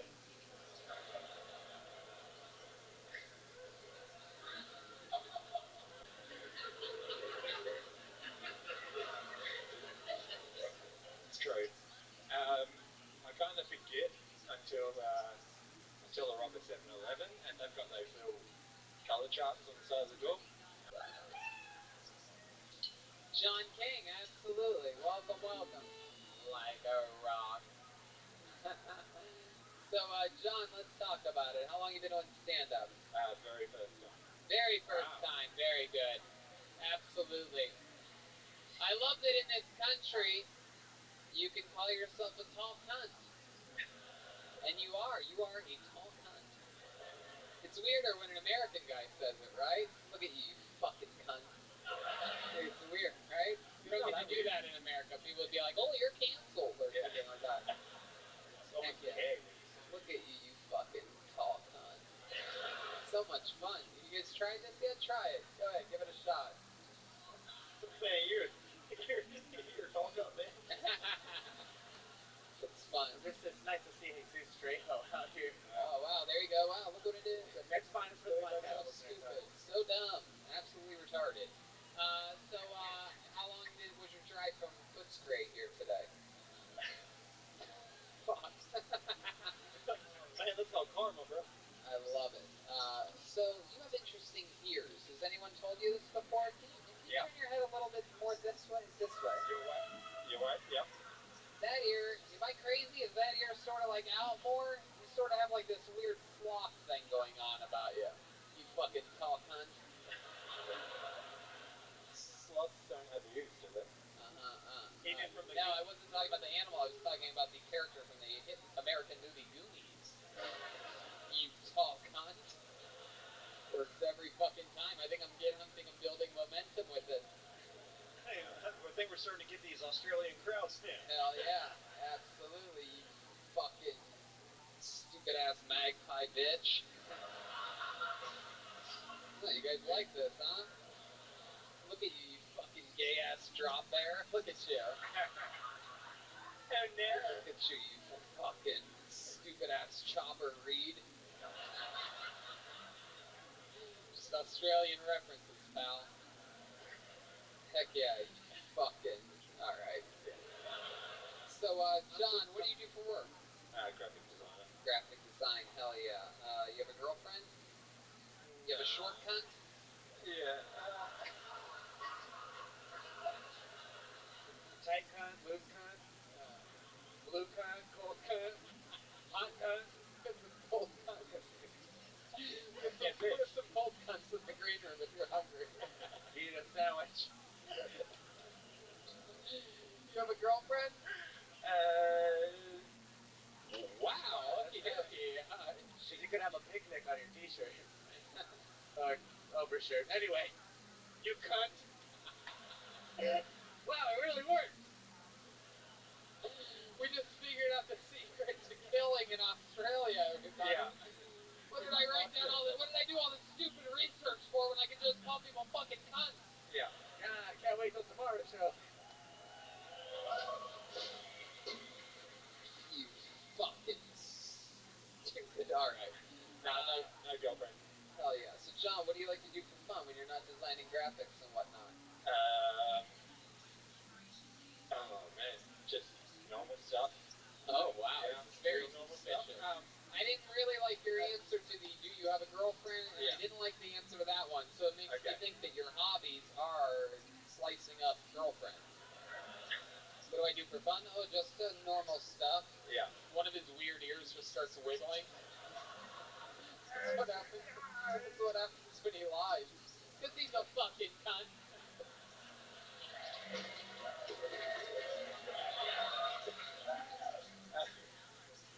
Yeah, you got me. Come on, what do? You must have some fun hobbies or something like that, right? Yeah, I mean, I just do like lettering, like sign writing. Lettering? Yeah. What's lettering? Like writing nice letters.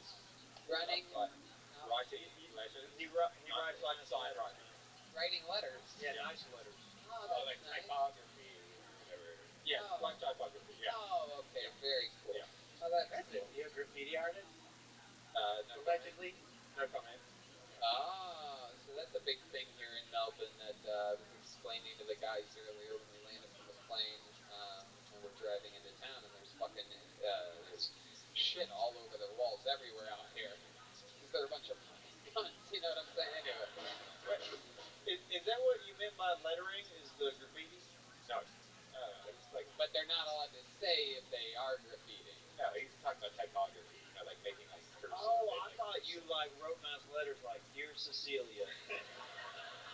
It has been a long time since the war. I write to you, a very confused man. Yours truly, Cunty Cuntsworth. What's your favorite font? Wingding? Font. You seem like Oh, a my Wingding favorite kind font? of guy. Oh, My favorite font is white. oh, papyrus. Oh, interesting. Yeah. Very It's an impact font. Oh, nice. Hey, you gave a non-committal answer to my question on if you have a girlfriend. Yes. Yeah, can you explain that? It's just like a little bit complicated. In what way? It's a little bit open. Oh, Yeah. interesting. Yeah. Oh, Few ways, right? Yeah. 2019. 2019, absolutely open for business. Yep. Sure. Definitely open for business. So how open? How long have you two been together? Since the start of the year. About the start of the year. Yeah.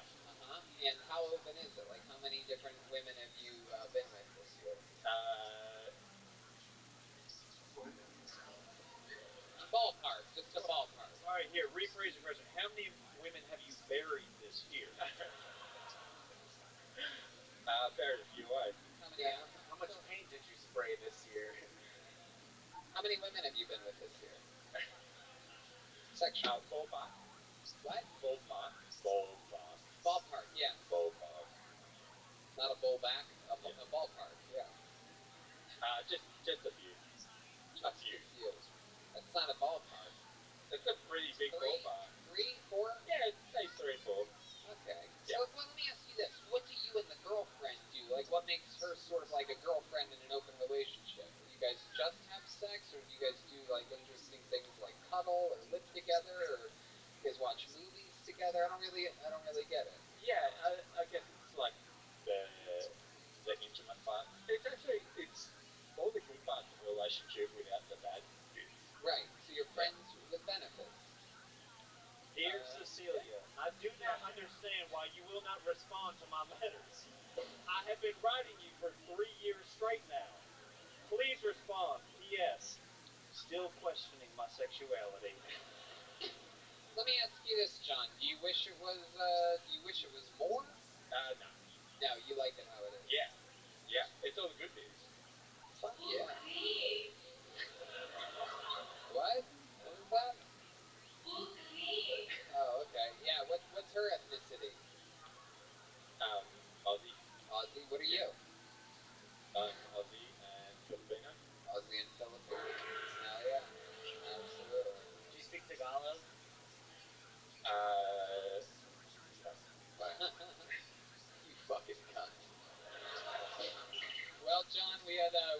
with you. Congratulations, your first time ever on stage. How do you feel?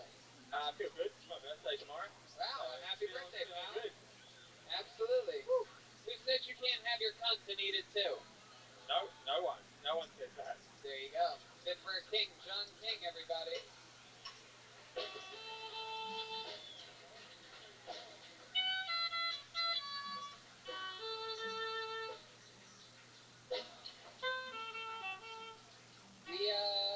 We're running out of time here, but we haven't had a girl on stage. Should we go through the bucket until we get a girl? I think you mean a cunt. Hey. Let's see what happens here. Sorry to Luke. Oh, there we go. It only took 2 tries. The bucket of destiny comes through. Here, I present to you your final comedian of the evening, and your first lovely lady of the night. Put your hands together for Ellen Mahoney. Ellen Mahoney.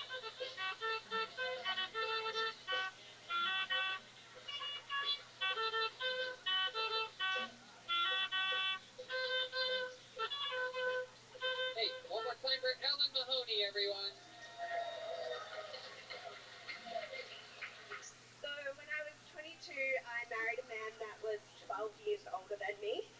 And at the time I put it down to like that he was into me because I was just really mature for a 22-year-old. But it turns out after spending thousands of dollars on a therapist that I just have daddy issues. So needless to say, that relationship, it didn't work out. I'm single, I'm on all the dating apps.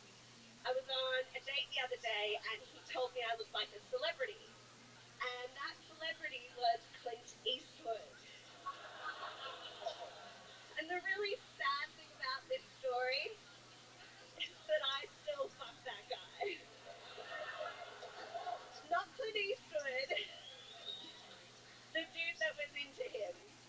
And look, he was really surprised when I didn't have a dick. And that was the day that I learned Grindr's not one of the apps that I should be on. That's me, thank you. Wow, look at that. Look at that. Very, very, very impressive. Most of the time, and this is nothing against female comedians, but most of the time when we desperately go to the bucket towards the end of the show to find a woman, it does not go that well. Good. Very impressive. How long have you been doing stand-up? Since May. May? Yes. The month of May? Heck yeah, that's very incredible. Is that a true story? Yes, yep. Yeah. Are you sure he didn't say cunt Eastwood? No. He said Clint Eastwood. He said when I smile, I look like Clint Eastwood. Heck yeah. You have like Asian eyes for a white girl. Yeah, real Asian. Are you Asian? No, not at all. Alright, and then she hooked up with him and she showed him for Clint Eastwood. Hey, look at that. Heck yeah. And then when he went down on her, she said, "Get off my lawn." Right? Are we pretty close about this? No, I didn't let him go down on me. No? You didn't want him to see your good, your bad, and your ugly?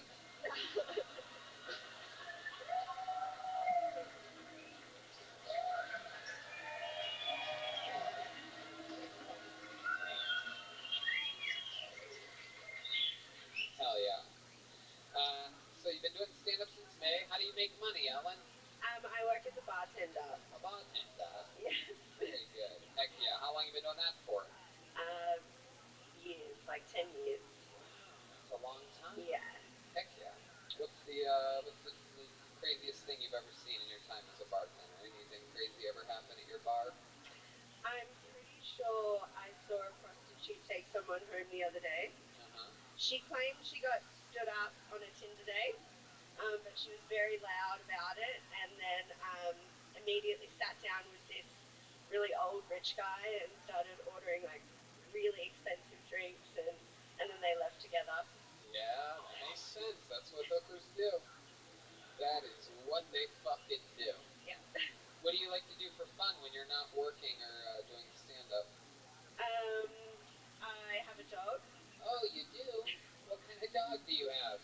She's a border collie. A border collie, very good, like yippity dippity doo. What's your dog's name? Ellie. Now, I didn't name her. Who named her? I had a friend who owned her and he named her, but he needed to rehome her. He needed to rehome her. He had a drug problem. No. There were sheep next door and he was worried she would kill one of the sheep. Oh, yeah. So, Because he was fucking him? Yeah. No. Wow. Yeah. That's incredible. Was it hard when you started doing this alone since you're used to having Kermit with you all the time? Joker! I wish you were doing that. Oh my God. Schultz, wow, this crowd wants blood here tonight, huh? I'm just being a cunt, I'm sorry. Yes, I'm calling you Miss Piggy. Oh my goodness. You're a fucking jerk.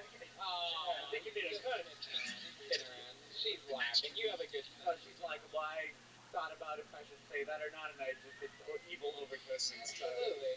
And you can get away with it. You guys have the same barber, clearly. No way, mine looks way better than that. I don't know. Your perfect Jim Henson? That's better than Clint Eastwood. You fucked the guy with the Clint Eastwood. You should take Miss Piggy over that, right?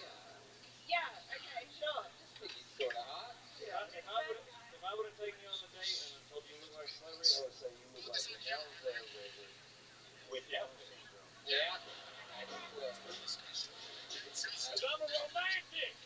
Hell yeah! USA! USA! USA! USA!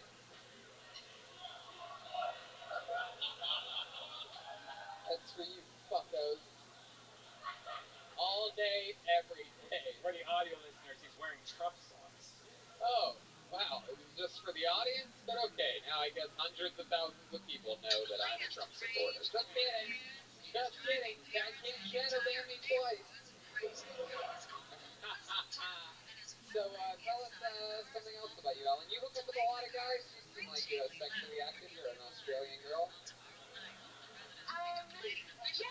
Yeah. Short answer, yes. What's one of the wildest things you've ever done sexually? You've been with multiple men at once, correct? Well, no, my boyfriend broke up with me, and then the next day I slid into the DM of a celebrity, and I had sex with him all weekend. Wow. Okay, well, here's the $1 million question. Who's that celebrity? Wait a second. The comedian? Okay, let's just move on. Let's move on. We didn't realize you were going to attack our own kind. Yeah, your goodness. Wow. Just doing the thing about black guys. They're like big white girls. Heck yeah. Yeah, my goodness. Wow. This is a podcast, right? Well, that's fun. He's just in town doing shows? Yeah, he was here for comedy festival. Fuck yeah. I'm not saying what he did all weekend. Yeah. Well, we hooked up on Saturday and Sunday, so... Saturday night! With Clint Eastwood And Miss Piggy! Hell yeah. Did he give you the Miss Piggy treatment? Did he put his hand inside of you like that? No. But if Yeah, you but I DM him, sounded happier. Oh,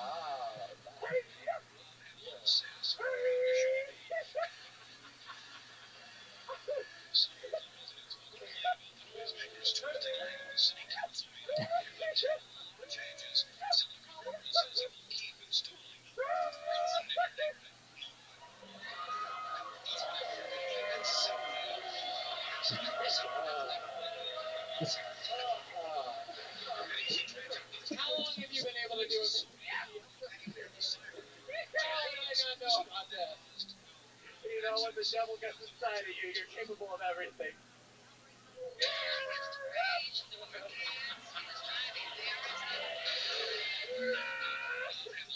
Wow, that is very impressive. I I was not expecting that answer. I was expecting you to name some Australian celebrity like Art Barker or something like that. You know what I mean? I didn't think you were going to name an American comedian that we see all the time. Yeah, he's a good buddy of ours. Yeah. Really awkward. Exactly. Maybe we could put a little beep over that. All right. Yeah, you should put a beep over because you already said the SNL stuff. So. Yeah, well, I mean, Figure it out. People may think that, all right, Yeah, maybe you can put a beep over it. What? Put a beep over it. Yeah, Beep over the head over. Heck yeah. Put a beep!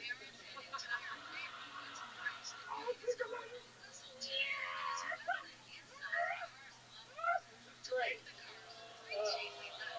I can't deal with it. I cannot deal with it.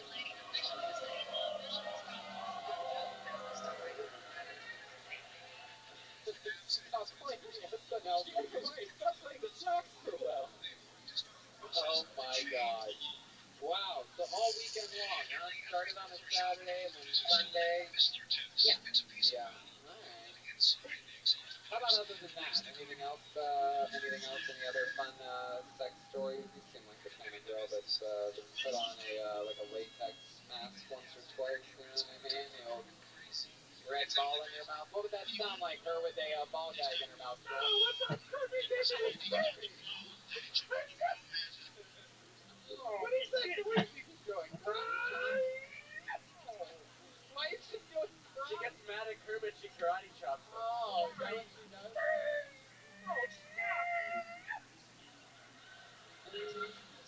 Ooh. It's still more intelligible than most of the comics he tries to do. Exactly.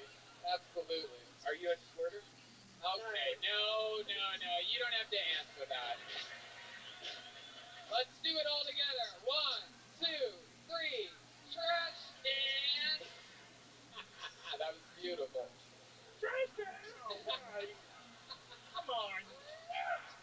No. This Miss Piggy thing might be my favorite thing of all time. Stop. Alan, I'm going to tell you something, man. You've gotten a lot of heat up here tonight, but I will tell you, for starting in May, absolutely amazing set, especially for being an Australian. And you represented the ladies very well tonight, so congratulations. Thank you. Ellen Mahoney. She's on social media. Ellen Mahoney _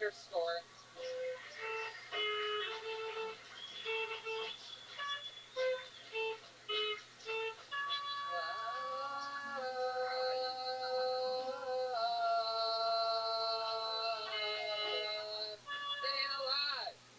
You guys think we should do it one more, huh? But this is it. We could have gotten out of here right then on this fun Miss Piggy thing, and we all would have been happy because that's a full episode. Are you sure we should do one more? It doesn't always end well. It could just be another fucking chubby Australian guy with a thick accent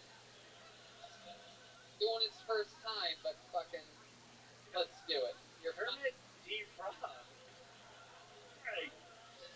Alright. I'm looking deep in here in this fucking bucket. Alright, let's see what happens here. Your final comedian of the night goes by the name of Mark Borg. Mark Borg.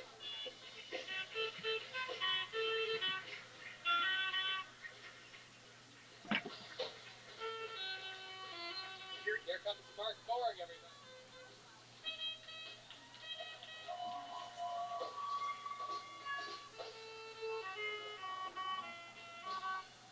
Holy shit. One more time for your final comedian of the night, Mark Borg. Hey dude, I'm Mark and I'm so tuned out of society that I don't even know who our Prime Minister is. I don't think it really matters who or which politician is lying to us. I mean, I think we're their boss and they're lying to us. As their boss, I think we could come up with a new rule for politicians. Each time they lie to us, they should lose a finger. That means they get 7 chances to clean up their act. Like gave you what you want. Someone who bombed.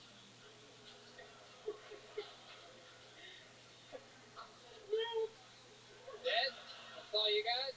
Get off the stage. Put the mic back in the mic stand. You did nothing. You did nothing. No. Get out of here. There you go. That guy's so skinny. That guy's so skinny he looks like he's dying of Adelaide's. Alright. Yeah, I guess so. Got beat by Miss. You guys want to go back one more? You guys want to go back 7 more times?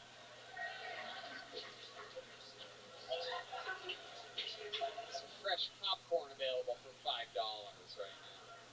Pull the name out of the bucket. Make some noise for Ian Howlett. Ian Howlett.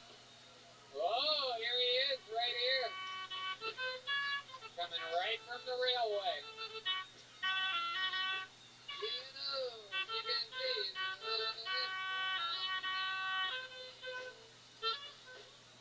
There he is, one more time. Ian Howlett. Thanks. I'm a parent of 2 kids, and both parents think their kids are special. I'm pretty sure at least one of mine is, because he goes to school with special in the name.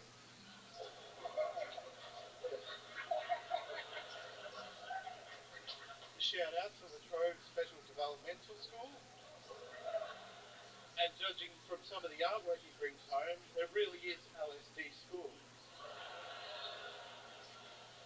He's autistic, by the way, so it's not the sign you can tell from the photograph.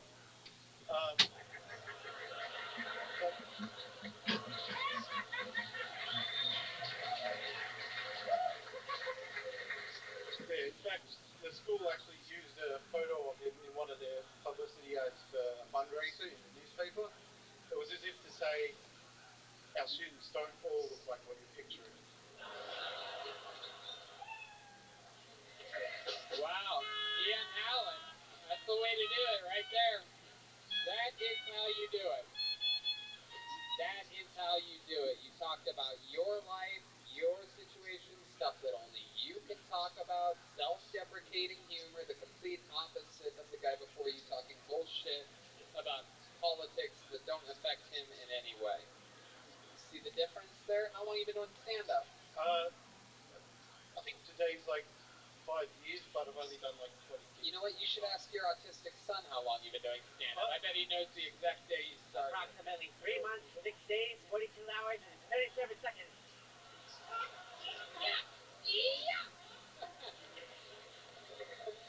Hell yeah.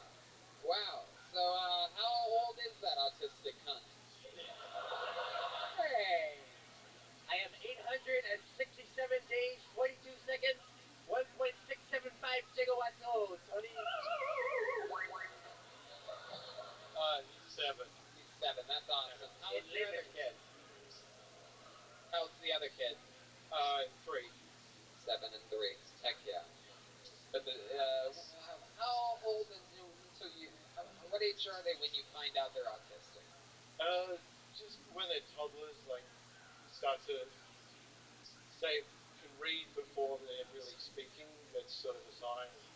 Get obsessed with like spinning things or cars or whatever. Cars?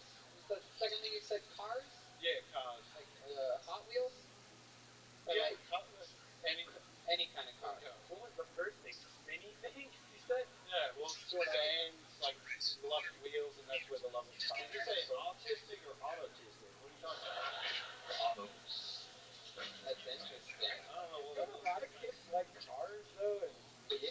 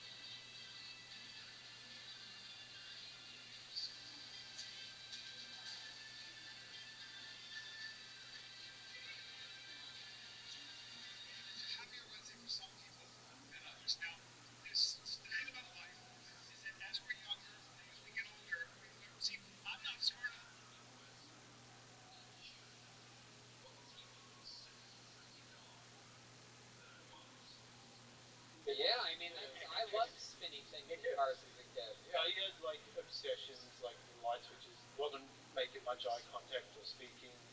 Sort Right. of like me. Yeah. Heck yeah. That's where we find out Brian has autism. No way, man. He's not smart enough for that. Yeah, exactly. Hey. Absolutely. Do you ever like to talk through a fan and act like you were Darth Vader? Oh my god. Hey ya! Wow. So Ian, that is so interesting. You're still with the baby mama, right? We're still living together, but we're separated Oh. in terms of relationship. What about what was that word before relationship? We were together, but now we're not together romantically. But I still live with her and the kids. Oh, okay. Oh, How long have you guys not been together romantically? Is that a newer development? 2.5 years, but I moved out for a while, moved back in because I couldn't afford They rent. broke up 467 Yeah. days, All right. 22 minutes, 47 seconds ago. Sure, Dave. Do do you have a sister? Welcome, Frosty. How you doing, pimp? I got two. Oh, you got two arms. What do you want to show me? So Dave, when it ended romantically, you moved back in. What do you do for work? I just started work at a cheese factory. At what Sears factory? A cheese. Cheese factory. Yeah. What the hell? Hell yeah. Dreams really do come true. There are 800 different types of cheeses. All over the world, you have different regions. Wow. They have different flavors, different sizes. All right, all right. What do you do at the What do you do at the cheese factory?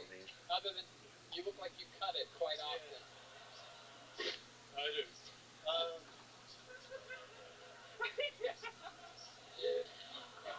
Oh, red man.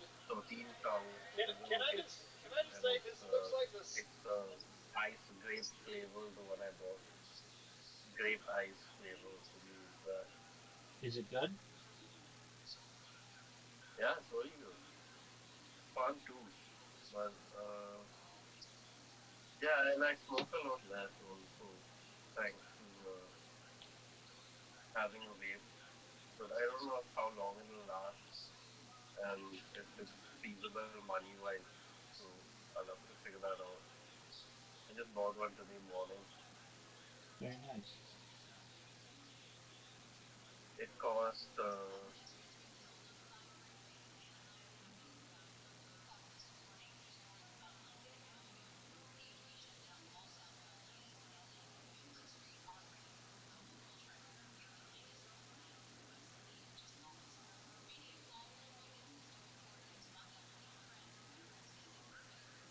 yeah, it cost like $20 for a vape. Is that pretty expensive?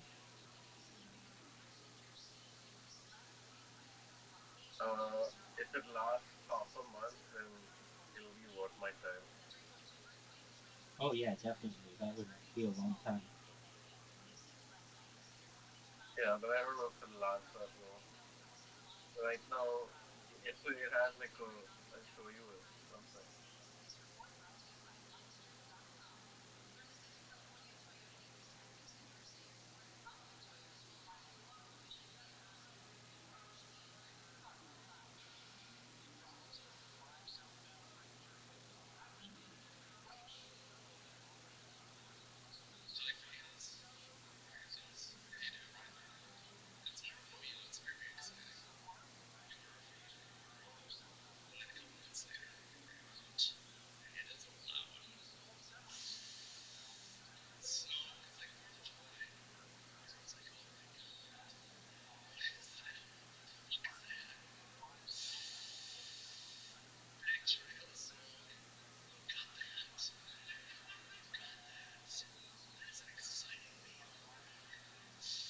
This is the weird.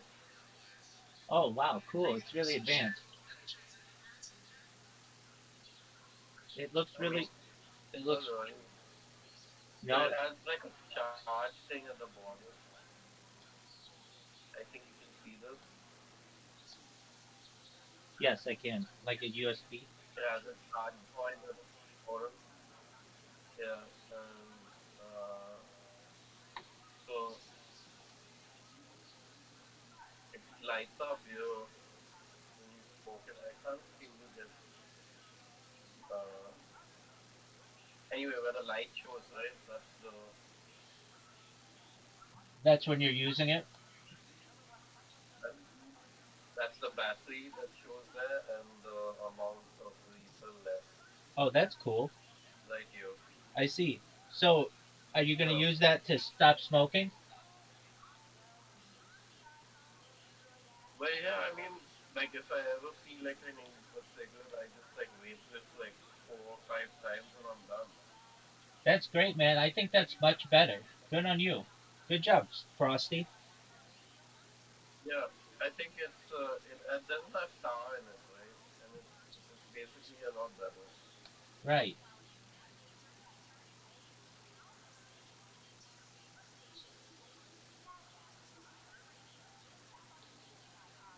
I mean, it has its disadvantages too. Uh, $20 is a lot of money if you buy one every week. Yeah, See how definitely. long it lasts. Do they make the refillable kind? Uh, no, I think you gotta buy a new one. I think the disposable. So you buy a new one after this one's done. At least in the United Mm, States, since it's so expensive, you can buy refillable ones. You could probably get it on Amazon too. yeah, it costs exactly $19, which is 1,600 rupees here. So it's pretty And expensive. I think it's not bad as a price. I mean, it's cheaper than smoking cigarettes, but the cigarettes I smoke, right, they're kind of down priced because they're like imported, but they're only like 150 rupees a packet. So yeah, the vape will have to really like cover a lot of time. I don't know how long it'll last, but let's see. I couldn't show it to you right because my camera kind of sucks. It looks a lot better than what I could show you. It has like cool prints and stuff. Um, Does it taste good? yeah. So they had like 12 flavors to choose from, and I actually found out this accidentally. I went to the cigarettes guy to get cigarettes, and the lady came there and she was in a car, and she came there and bought a vape, and I was like, wait, what the heck? How did you get a vape? And I didn't tell that to her, but I was like thinking that in my head, and yeah, I bought one today morning, So she kind and of they in. had like 12 flavors. They had 12 flavors to choose from. I chose what was it? Yeah, grape ice. Does it taste like grape? It tastes like it tastes like grape, but also has a very like icy, like a cool kind of grape, like a very cold grape. Very nice. Well, that sounds good. Does it make you not want Yeah, cigarette? Does it make you not want cigarettes? yeah, pretty much. Okay, well But I that's don't know. I I can keep up with this for a while. Like right now, like I don't know. I'll tell you what happened. I spent some amount of money on model online too, buying buying gold from using real world money. But that was one of my MMO, like you know, strictly business type pursuits, and I'm not proud of it, but I have to do what I have to do, I guess. right. So yeah, that kind of landed me in a tough spot with my small salary that I get. But I'm gonna fix it probably next year or so when I get I'm gonna be getting like a sort of income from my server then because I'll have loads of cash. Oh, you're the man. Yeah, Well, you don't have to do that, but it's much yeah, appreciated. So I you, will. I'm so sorry. I don't know. Cigarettes are they're like a plague on your mind sometimes when you have actually when you have that space of time where you can smoke a cigarette and it won't affect you health wise, and you just like need that time off, then it's very addictive that way. But for most people, like when I started off in college, it was just 4 5 cigarettes a day. right, but that It was was a some time ago. Yeah, because I started smoking cigarettes at 16 and now I'm 35. Wow. So more than half your life. Yeah, pretty much. And they're not really that. I think people misplace a lot of information about um, the ways it kind of affects people. Because some people can just like not have it in their life and they're fine. And some people like me, they have that spare time and then they just start chain smoking it. Yeah. Right. It's sort of like, Rabbi, like sometimes you feel like you want to eat and you want to overeat and then you do that kind of indulge yourself thing. It's like that, except, you're, you're kind of indulging your addiction to it, I guess. That's about all you're indulging because it doesn't have many good effects if you smoke like a pack a day. It doesn't have very good effects on your health at all. Right. Like you barely have enough energy to run like for 5 minutes on a treadmill. Right. Well, hopefully you get healthier from making this decision. So I think it's a smart move. Yeah, I don't know if it doesn't work out with the vape, I'm just gonna quit cigarettes anyway. So that's about it. Excellent. Yeah, about I the think the vape kind of taught me a lesson about it because you know I don't know it's uh the psychological kind of addiction you have towards cigarettes.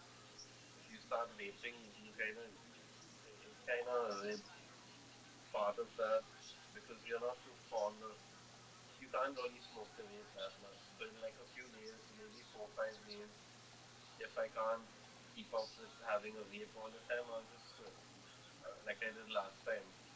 Because what happened last time was right, I quit for 3 months, and then one day it's Christmas time, and I'm like kind of in a very silent, lonely place, and then I smoke a cigarette, and I feel like really good about it, and that's what happened.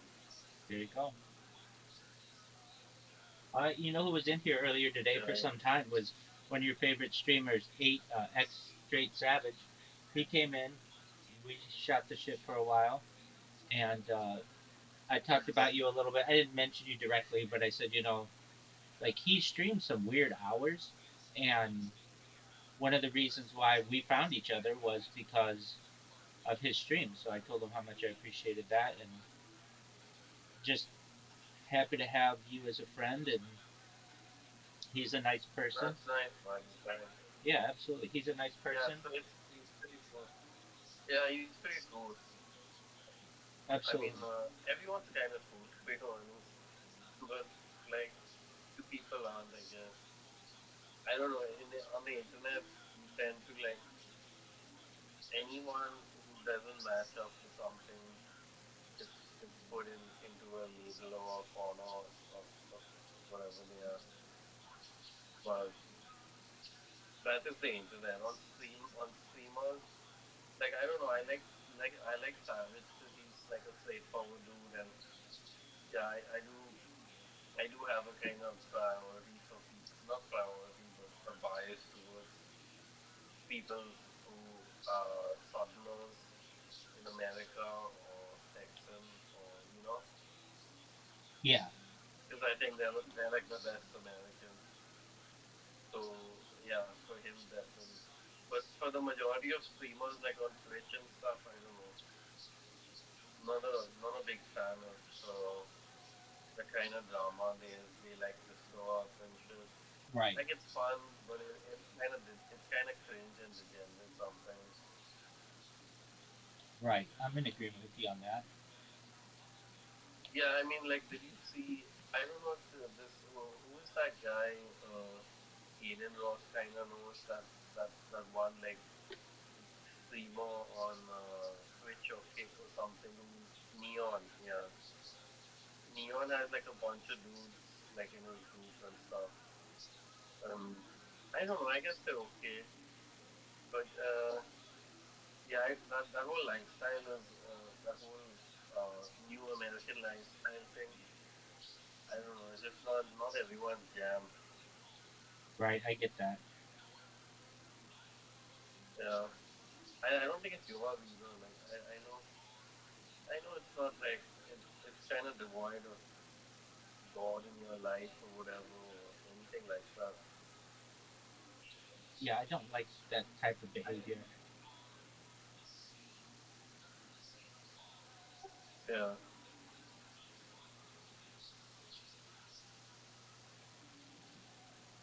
What's on your agenda for today?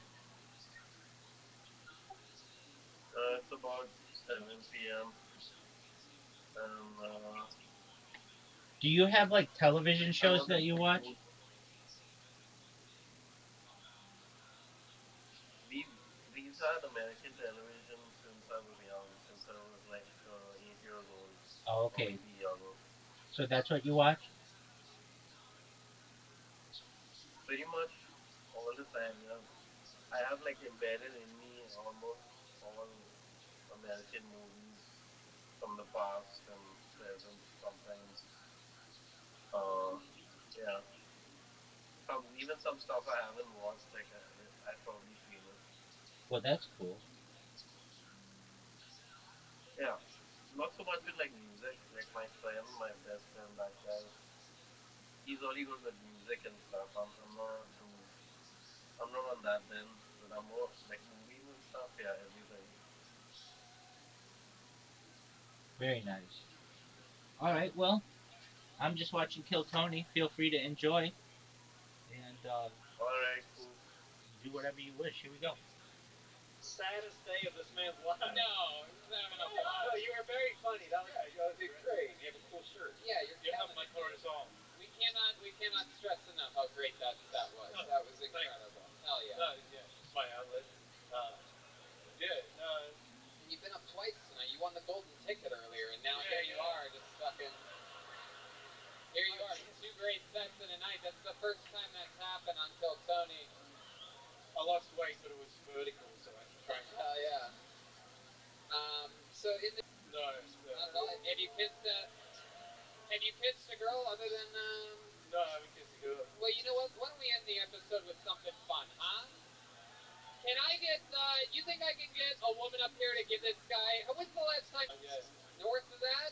It's been 10 years since this guy kissed someone other than his wife. Is there a woman out in the audience that would be willing to end this episode with a fucking bang? Can I get a real Kill Tony fan up here? Give this guy a big fucking kiss on the lips. I know there's got to be a bad bitch Just out walk there up here. Walk that up here. fucking gets it. That's willing to.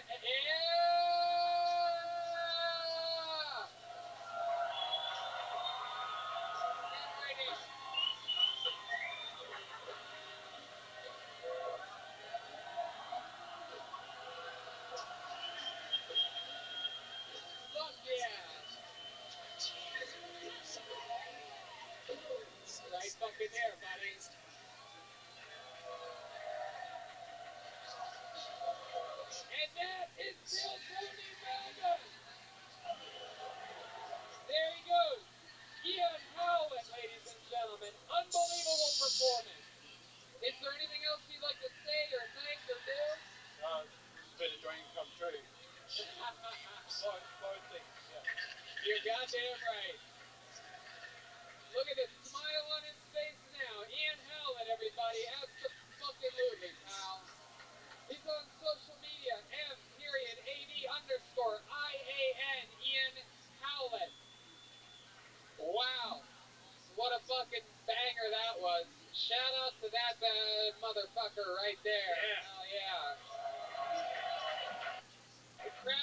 wild for you. That's just being a team player right there.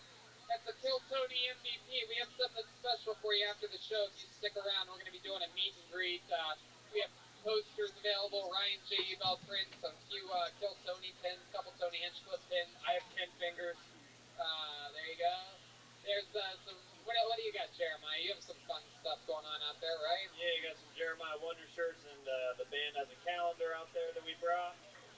Yep, absolutely. And Jeremiah is headlining Huntington Beach, St. Louis, Kansas City, Chicago, Zanies, and Rosemont, and San Diego. That's all coming up. Go to JeremiahWatkins.com. Jeremiah also has, I believe, a few big gay calendars, right? Yeah, a lot of big gay calendars. Yeah, a lot of big gay calendars left. How about one more time for the great Jeremiah Watkins, huh? Hey, Melvin, make some noise for Instagram.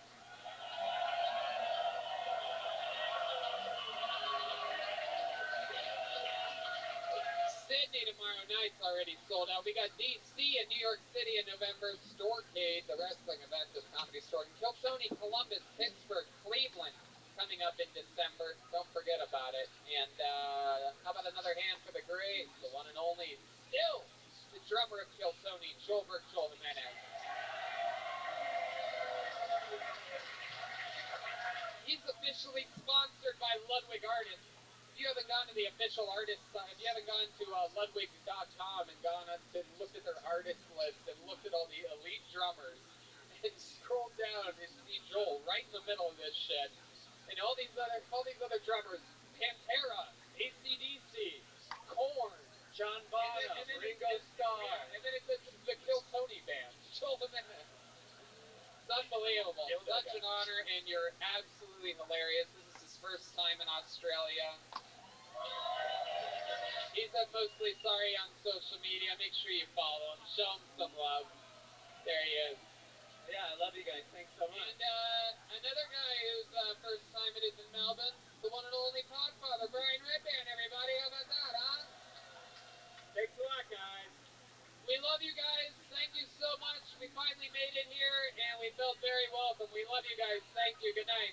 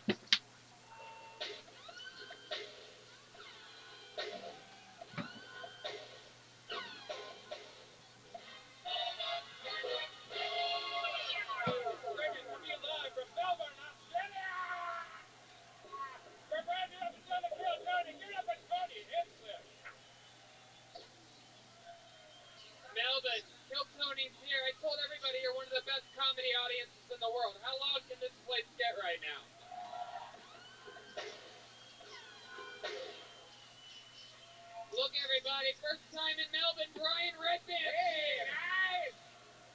Ooh wee. How exciting to be back at the Great Comics Lounge, where I've been many a times. You wouldn't know by the pictures that they have all over the walls. But people that have been here maybe once in their fucking lives. Yeah, I'm sure you guys come and see Seinfeld here all the fucking time, right? Bunch of bullshit. Come here once a year. We always have fun. How many of you have seen me do stand-up comedy in this venue before? All right, like 20 of you. Very good.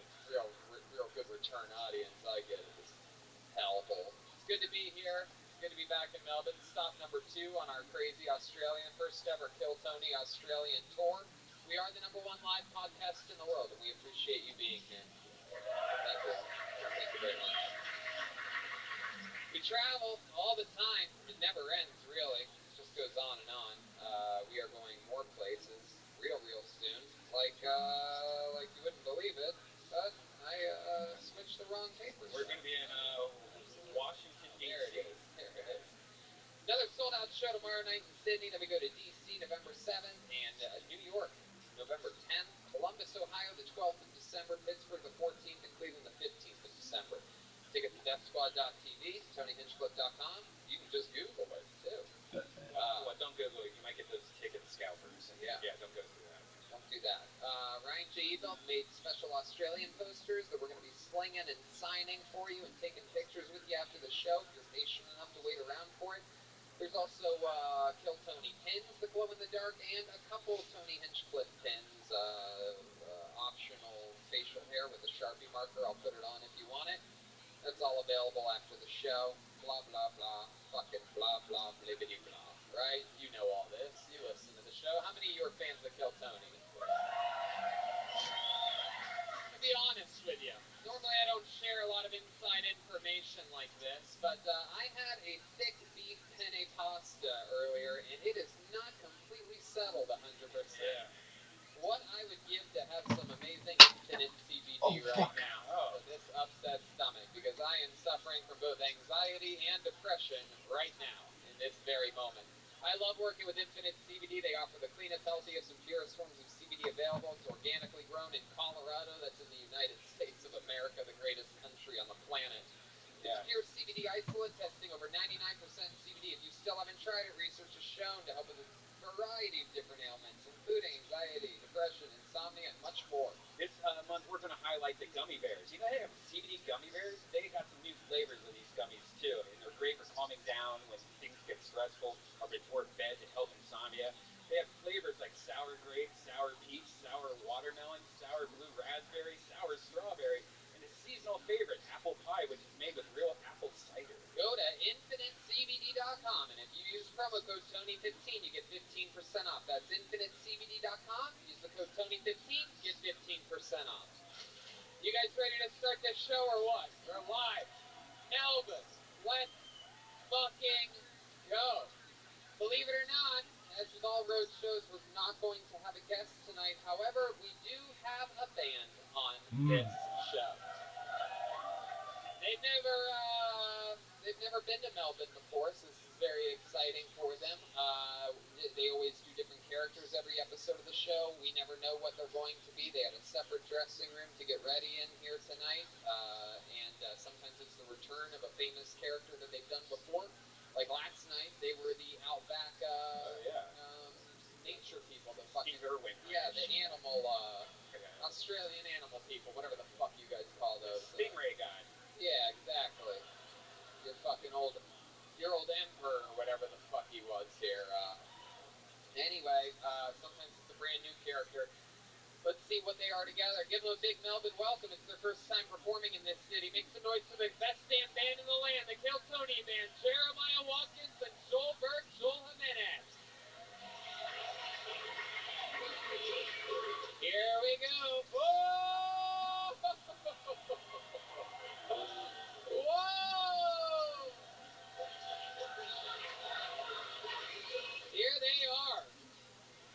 We know these guys. Now, I do believe these guys are all white trash. Am I correct? What's up, y'all? We've been hanging out in Frankston lately. What's up? Hey, look at that. Absolutely.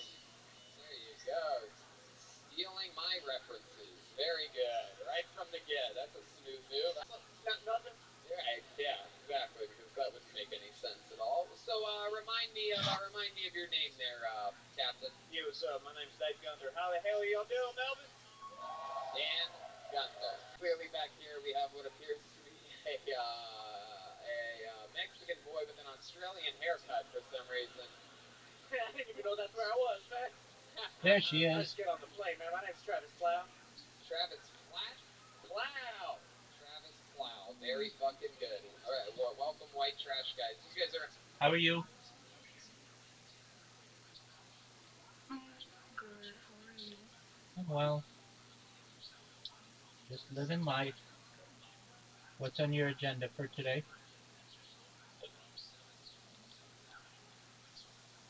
Nothing on the agenda, just You said nothing. pick up my prescription.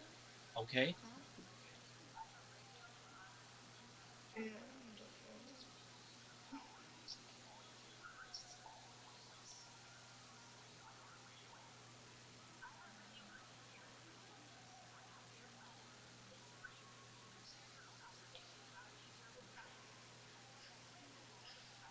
What's wrong?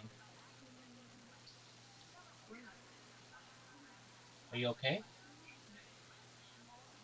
Yeah, oh yeah, great. Great. Thanks for asking. Okay.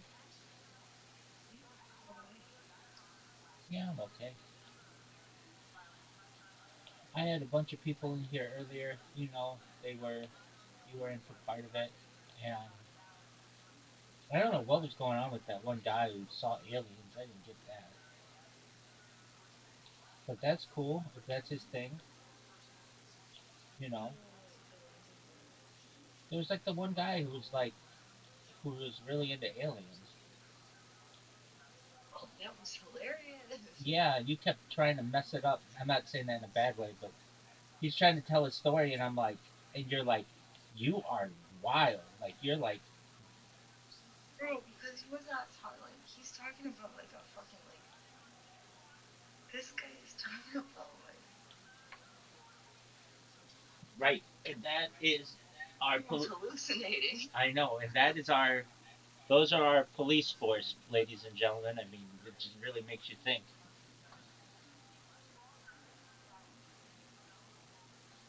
As soon as he said it had red eyes, I'm like, oh god. Right. No, I get that. I was like, are you serious? Like, That was this is. I ruined it. I'm sorry. No, you didn't ruin it. You're fine. It was just like, I don't know. I get so many people in here. Some people have, you know, problems or issues, You're and really telling him to commit suicide. I'm sorry. no, he just was like, like he's like, this alien's telling me to climb a palm tree. And I'm like, at the top of a mountain. I'm like, dude, I mean, and you go to work and like arrest people? Yeah. Oh wow, those poor people. Like, can't you imagine? They just want to play my live stream in court, and they're just like, yeah, this is the guy who pulled me over. This guy who's like seeing and when I'm like, um, well, why don't you like call the police? He's like, they're gonna think I'm nuts. I'm like, need help? No, but he's got my gun. It's like, what? The alien took your gun? Oh my god, I forgot about that. Yeah, I just thought that was funny. Um, so yeah. All right. Wait, They're wait for me Americans. so How'd you get so I here? can prepare my cup of coffee. Absolutely. Oh, man, we swam, man. Wow. You let me know when you're ready. Heck yeah, this one still has a wet back. He did swim. You could tell. You could tell he did. Absolutely. Well, I'm excited you guys made it here for your first time in Australia. So we have the band, we have Brian's soundboard, which brings me to this, the good old Melbourne Cup, everyone. Here we are. A bunch of people signed up before the show. I think you guys know how it works. I pull a name out of the bucket, we get to meet them all together. Sometimes it's somebody's first time trying stand-up comedy. Sometimes they're a local comedy heroes trying to make a big break on the #1 live podcast in the world. I pull your name out, you get 60 seconds uninterrupted. You know your time is up and you hear the sound of a kitten. That means wrap it up then, or else you're going to bring out the angry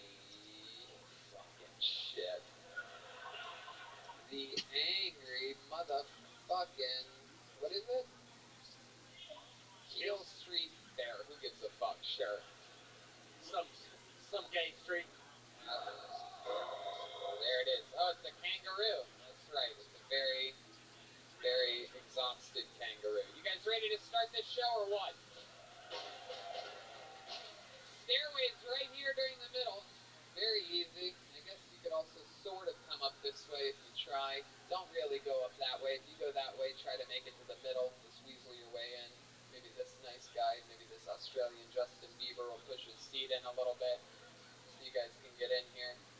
Maybe not, obviously. What an asshole. Incredible. Not surprised. You guys ready to start this thing or what? Come on, Melvin, I think you can do a little bit better than that. You guys ready to go? Jesus. Put your hands together for your first comedian. One-word name, whose name is Raul. Raul is starting the show. Here we go. TNT, I'm dynamite here. Oh, that's not Raul at all. It was a little Beat Boy. What's going on here, Raul? Is he coming? Come on, buddy. Come on, pal. Raul. TNT, he's dynamite. Fuck yeah, Raul. Here he is. One more time for Raul, everybody.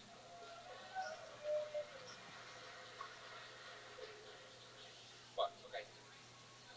Just in case you're all wondering, the answer is no, my carpet does not match my drapes. I've been single now for about 4 years since my divorce. You cannot believe how many women brag about being squirters. Revenge. Have you ever seen a hippo taking a shit? If you haven't, their little tail wags in front of their asshole and shit flies everywhere.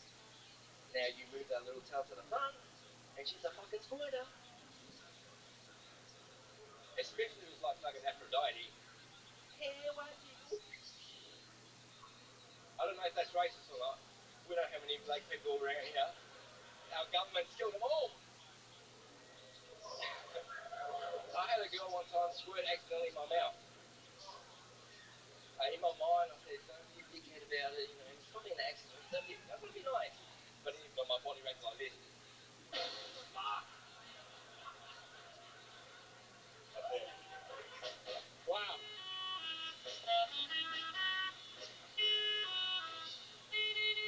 Fuck yeah, Raul. You fucking did it. You really did it. You really came out and executed. I mean, that is just stand-up comedy at its finest.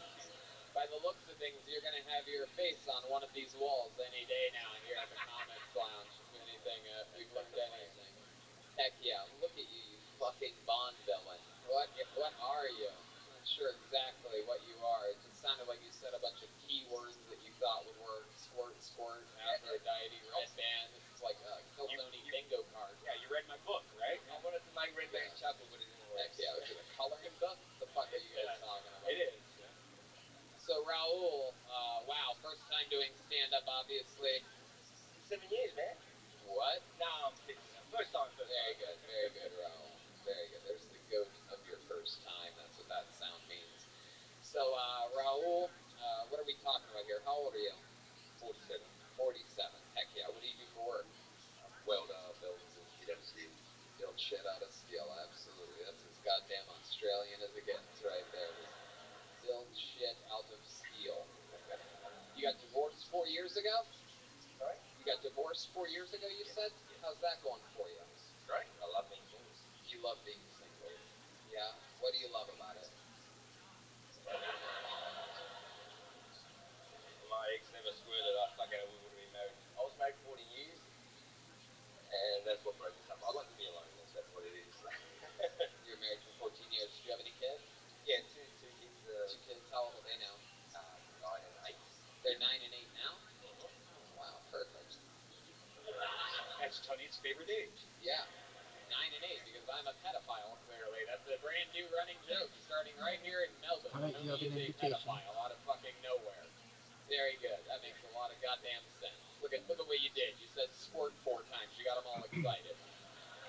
Jesus And I've fucking got his Christ. t-shirt on. Yeah, very good. Yes, he's wearing a Death Squad shirt. Unbelievable. I didn't. You can say anything you want when you wear that. You can be a big old dumbass if you want to. Just that shirt, you can just fucking spit and say squirt a bunch of times and start with the word fuck. It's perfect. Yeah, absolutely. I love that opening line. Fucking destroyed. Brought the house down. Did you get your So invitation? Raul, 9 and 8. You get to see your kids often? Yeah, every week. I don't go out. It's a very rare Saturday out. I love it. Out now because I usually hang with my kids. I love it. That's good. It's good that you're a good dad. What else? What do you do for Avi, fun did when you you're get not your around the invitation? kids? I like to hang out by sorry. myself a little bit. Yeah. I like psychedelic. Psychedelic. Whatever. I like fishing. All lonely pursuits.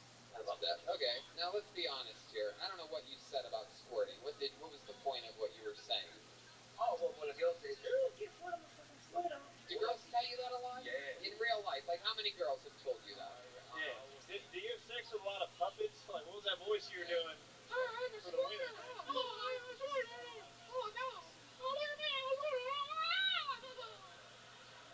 I want you to think really hard. Like how many girls in real life have told you that they're a squirter? About 10 girls. 10 girls. And this is all in the past 4 years. Yeah. So you got divorced. Was your wife a squirter? No, the only thing squirting out of her was fucking babies, right? And then here you are, 4 years single. That means you're basically averaging, what, 2.2 squirters per year, right? Something like that, right? Around between 2.2, 2.4 squirters per year. So once every 4 to 6 months, there's just I'm a squirter. Out of nowhere, just knocking on your door. Yeah. And all I say is, I don't want to be pissed on. What? I don't want to be pissed on. And if you tell me you're a squirter, I'm not going to fucking try. By the looks of your shoes, you look like you've had way more men tell you that they're squirters. Yeah. Tony, this guy looks like my future. Yeah. This guy looks like Oldberg. He does. He does. So have you ever made a girl squirt? Fuck no. Fuck no. Yeah, they tell you they're squirt. I'm a squirter, and you're like, stay away from me, mate. They'll make you a little steel dildo, but I'm out of here. Something like that. Small dick? You have a small dick? Good question. It's pretty big. It's good. Good size. Yeah. It's not curved at all, is it? Yeah, it goes to the side. It goes to the side. He's got one of those fucking little Australian boomerang dicks. Just fucking throw it at him. Comes right back.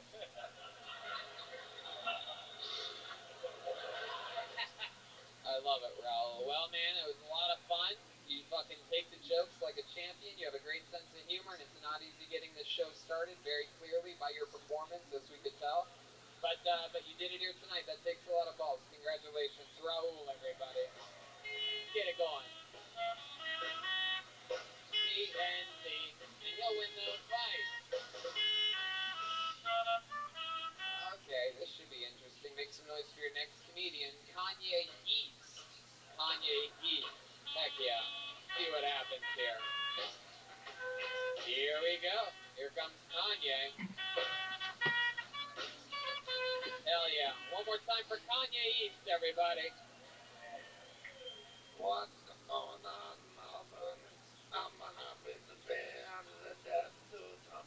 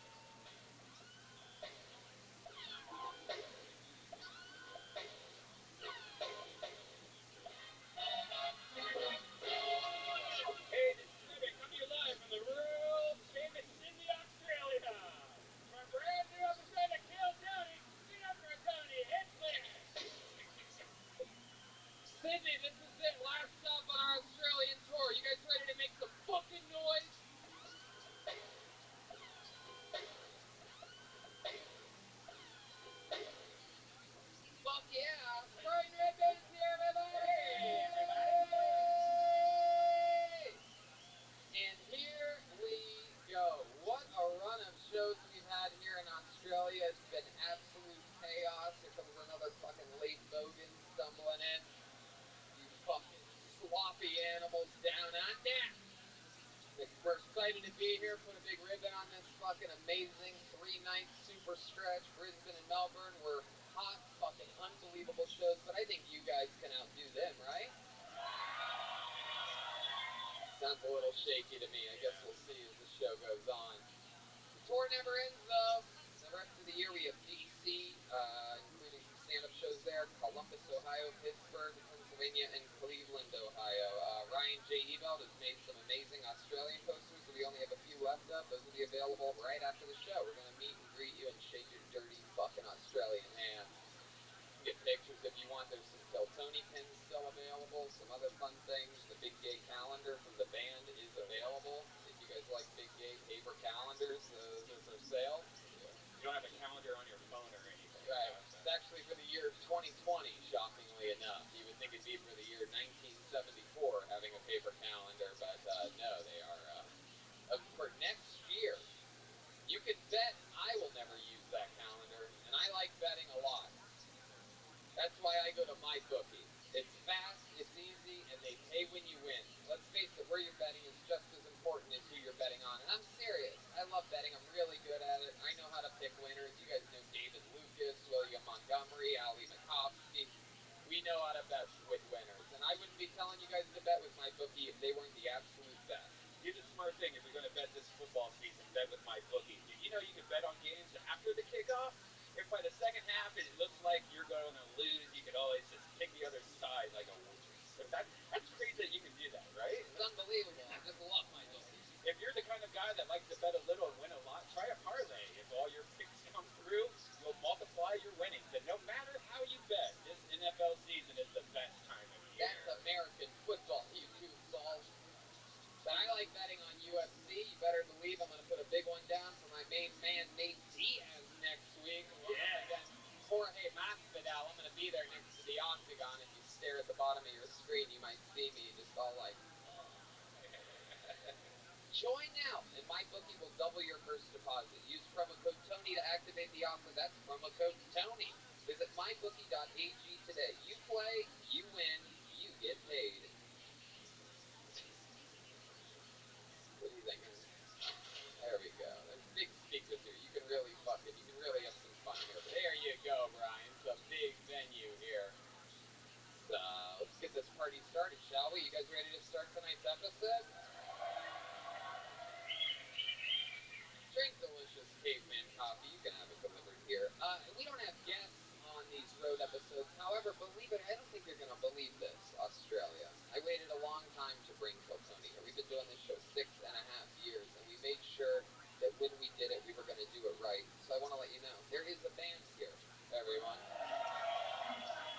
A couple of my funniest friends on the planet. I don't think anyone makes me laugh quite as hard as these guys do. Every single episode of this show, they commit to being different characters. We never know what they're going to be. They have a separate dressing room. They've been getting ready. They've been practicing. So let's all find out what they are together.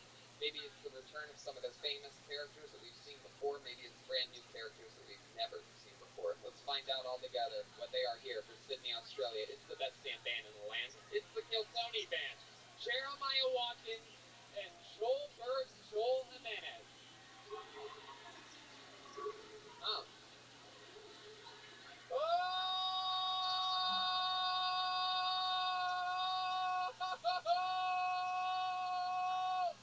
Holy shit! Holy shit! Holy shit! Wow! Feminist Stacy made it to Sydney, Australia! Oh my goodness! It's been a long time since we've seen you. We know this must be a big show. It seems like you only make it out to the biggest shows, Feminist Stacy. How you doing today? I'm angry. What's wrong, Feminist Stacy? Equal opportunities are not there yet. What do you mean? Half the stage is women up here so far.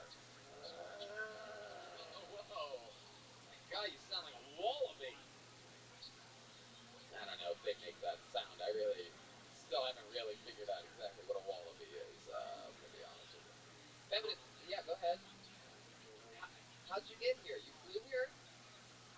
I hunt in a pub.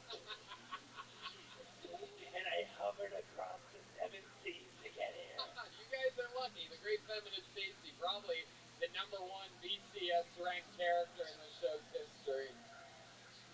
And then clearly back here we have we have what appears to be an Aboriginal Smurf. Made its way into Sydney.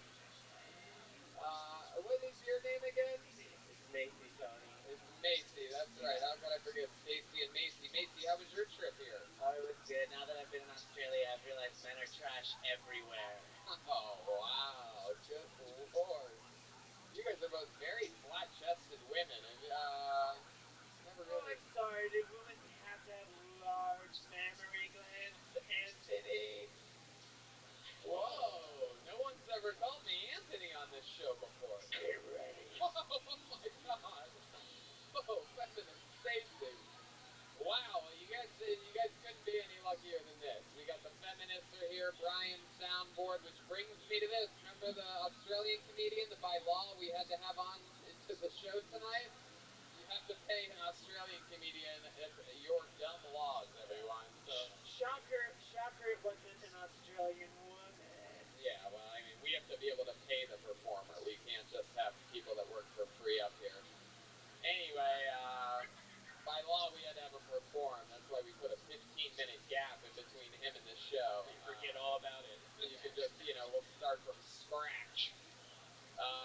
But we are going to use his ultra-Australian hat as the bucket of destiny for tonight. This is Sean's hat of destiny. You guys know how this show works. A bunch of people signed up before the show. Maybe it's someone's first time doing stand-up. Maybe they're a local veteran hero that wants to just have a big breakout episode of the show. We had our 7th ever golden ticket winner last night in Melbourne, which is very, very, very hard to do.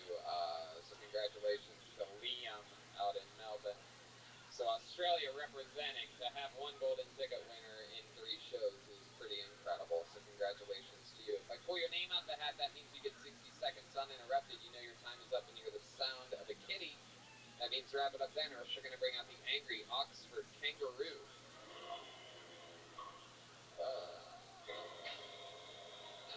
Okay. All right. Sounds a lot like feminist Stacy. It does. Wow. And then we interview you after your 60 seconds is up, find out more about you, your life, what makes you different. All right, Stacy, stop looking at me like that. Very scary. You guys ready to start this show or what? Here we fucking go. And like that, it has begun. There's only one stairway, one way to get up here, and it's right down the middle. It's very easy, people. Don't overthink it. Don't let the fucking cocaine eat at your skullet. Just let it fucking happen, you wacky Australians. And with that, the show will begin with the comedy styling, hopefully, of Chris Nguyen. Chris Nguyen. It has begun. Chris Nguyen. Here he is, everybody. Getting this started. Hey guys, isn't it weird when you're watching something with your parents, then a sex scene comes on? Like, the other day we were watching Backdoor Anal Whores, and boy was I embarrassed, guys. I really didn't know what to do. I just pulled up my pants and then I came to this show. Guys, so I was on Instagram, right? And I see this picture of a beautiful sunset, and there was this inspirational quote that read, "Live every day like it's your last." I mean, that's terrible advice, don't you guys think? Like, why would I want to spend every day alone in a hotel room with a gun in my mouth? I mean, that makes absolutely no sense at all, am I right? Like, if anything, you should be living every day like it's your first. Crying naked and just having ruined a vagina. So, what can you do? There you go, Chris Nguyen. Absolutely doodly. You did it. Heck yeah. Thank you. Look at you. You look like it's a very interesting mix here. It's a little bit, it's what we would think, back where we're from, that would be Asian Mexican, but, I don't know, what are you, Filipino and, Actually, I'm Vietnamese. Vietnamese? Yeah. Oh, we've had a little history with you, haven't we, us Americans? We, You guys never fucking give up. sent us back with our little fucking kangaroo tail between our legs. Fucking little swamp creatures. You just shoot them right in the head. They just stay alive. They just keep fucking firing. 100% Vietnamese? Yeah, well, from what I know, yeah. Heck yeah. Nice. You never did like a 21 in me or whatever that is? No, I did the hoods. Oh, wow. There you go. Maybe you are Vietnamese after all. Heck yeah. How does the Vietnamese guy end up down here? How do you end up in Australia? Just the war, you know. What war? The Vietnam War, like our Vietnam? We call it Vietnam. We call that war. I don't know what you call it here. We just call it the war. So. The war, yeah. Well, I call it the war. Oh, yeah. We have so many, you have to specify for us. Yeah. Vietnam's really considered the war. We don't talk about that often. Weird loss. Like when a soccer team's a huge favorite and takes a weird 1-0 loss on the road. That's what we consider the Vietnam War. Okay. Any of your parents or grandparents fight in it? Yeah, my dad was in the war. Your dad was in the war? Yeah. He'd take any injuries? Yeah, he killed some people. He killed American people? Yeah. How many of you want to beat the shit out of this guy right now, huh? No, he was on the right side. He was on the right side? Yeah, so. He was on the American side? Yeah. Oh, okay. Cool. Very good. That's good to know. What does he do now? He's retired. Good. Good. Just, No reason for him to continue fighting. Yeah, he's not doing it anymore. How long you been doing stand-up comedy? Just around 3 years. 3 years. That's awesome. Great performance here. Really impressive. Very funny. Also very smart jokes, which we haven't seen a lot of this weekend down here. I'm going to be honest with you. We've seen some funny comedians, but nobody actually impressive with their brains. You know what I mean? Really. That's really cool. What do you do for work? I work as a writer. Oh, you're a writer. What are you writing? Like emails, copywriting. Oh, wow. Writing emails. I guess that makes us all writers, huh? Yeah. Just a room full of writers here. Yes, I'm a writer too. I specialize in text messages. Oh man, you roasted me, Tony. Oh, okay. No, I won't. Last time an American underestimated a Vietnamese, we got our again. Okay. Really, didn't work out well for us at all. Yeah. What do you like to do for fun, Chris? Comedy and Other than comedy. Come on, there must be something. You guys are real good at stuff. You catch flies with chopsticks or something like that? Yeah, all the stereotypical stuff. I mean, like, do you write anything long form, like Instagram captions or anything like that? No, just haikus and stuff, Suicide letters? What's that? What? How about like hobbies or anything like that? Hobbies? Yeah, box. You box? Yeah. Really? Can you maybe would you guys like to see him shadow box a little bit here? Huh? Chris, throw that mic in the mic stand real quick. He pulls out one of those Chinese takeout boxes. This is what I mean. Stacy? How many of you want to see Chris and Feminist Stacy have a little shadow boxing match, huh? Or I mean, what is it? You want to slap box this guy? Yeah, because Oh, wow. All right. You want to have a little slap boxing match with Feminist Stacy? He's coming off the man behind the brains behind Feminist Stacy just got done with a slap boxing match with Luis J. Gomez. This is some wow. I can't believe what's about to happen here. All right. Now here's the deal.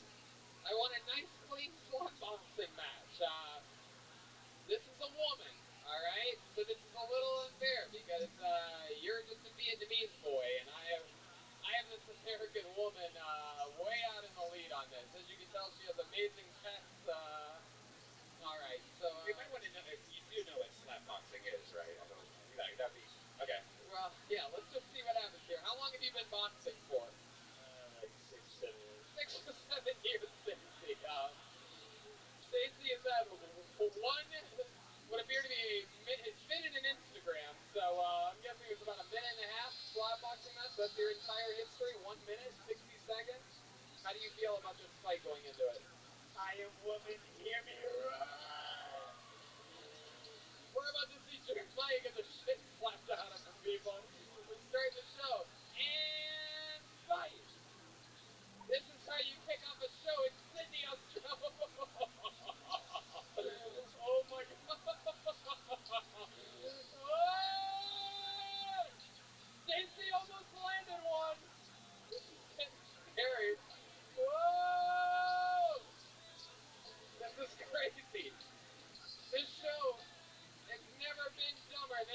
right now. Whoa! Whoa! Stacy, you got...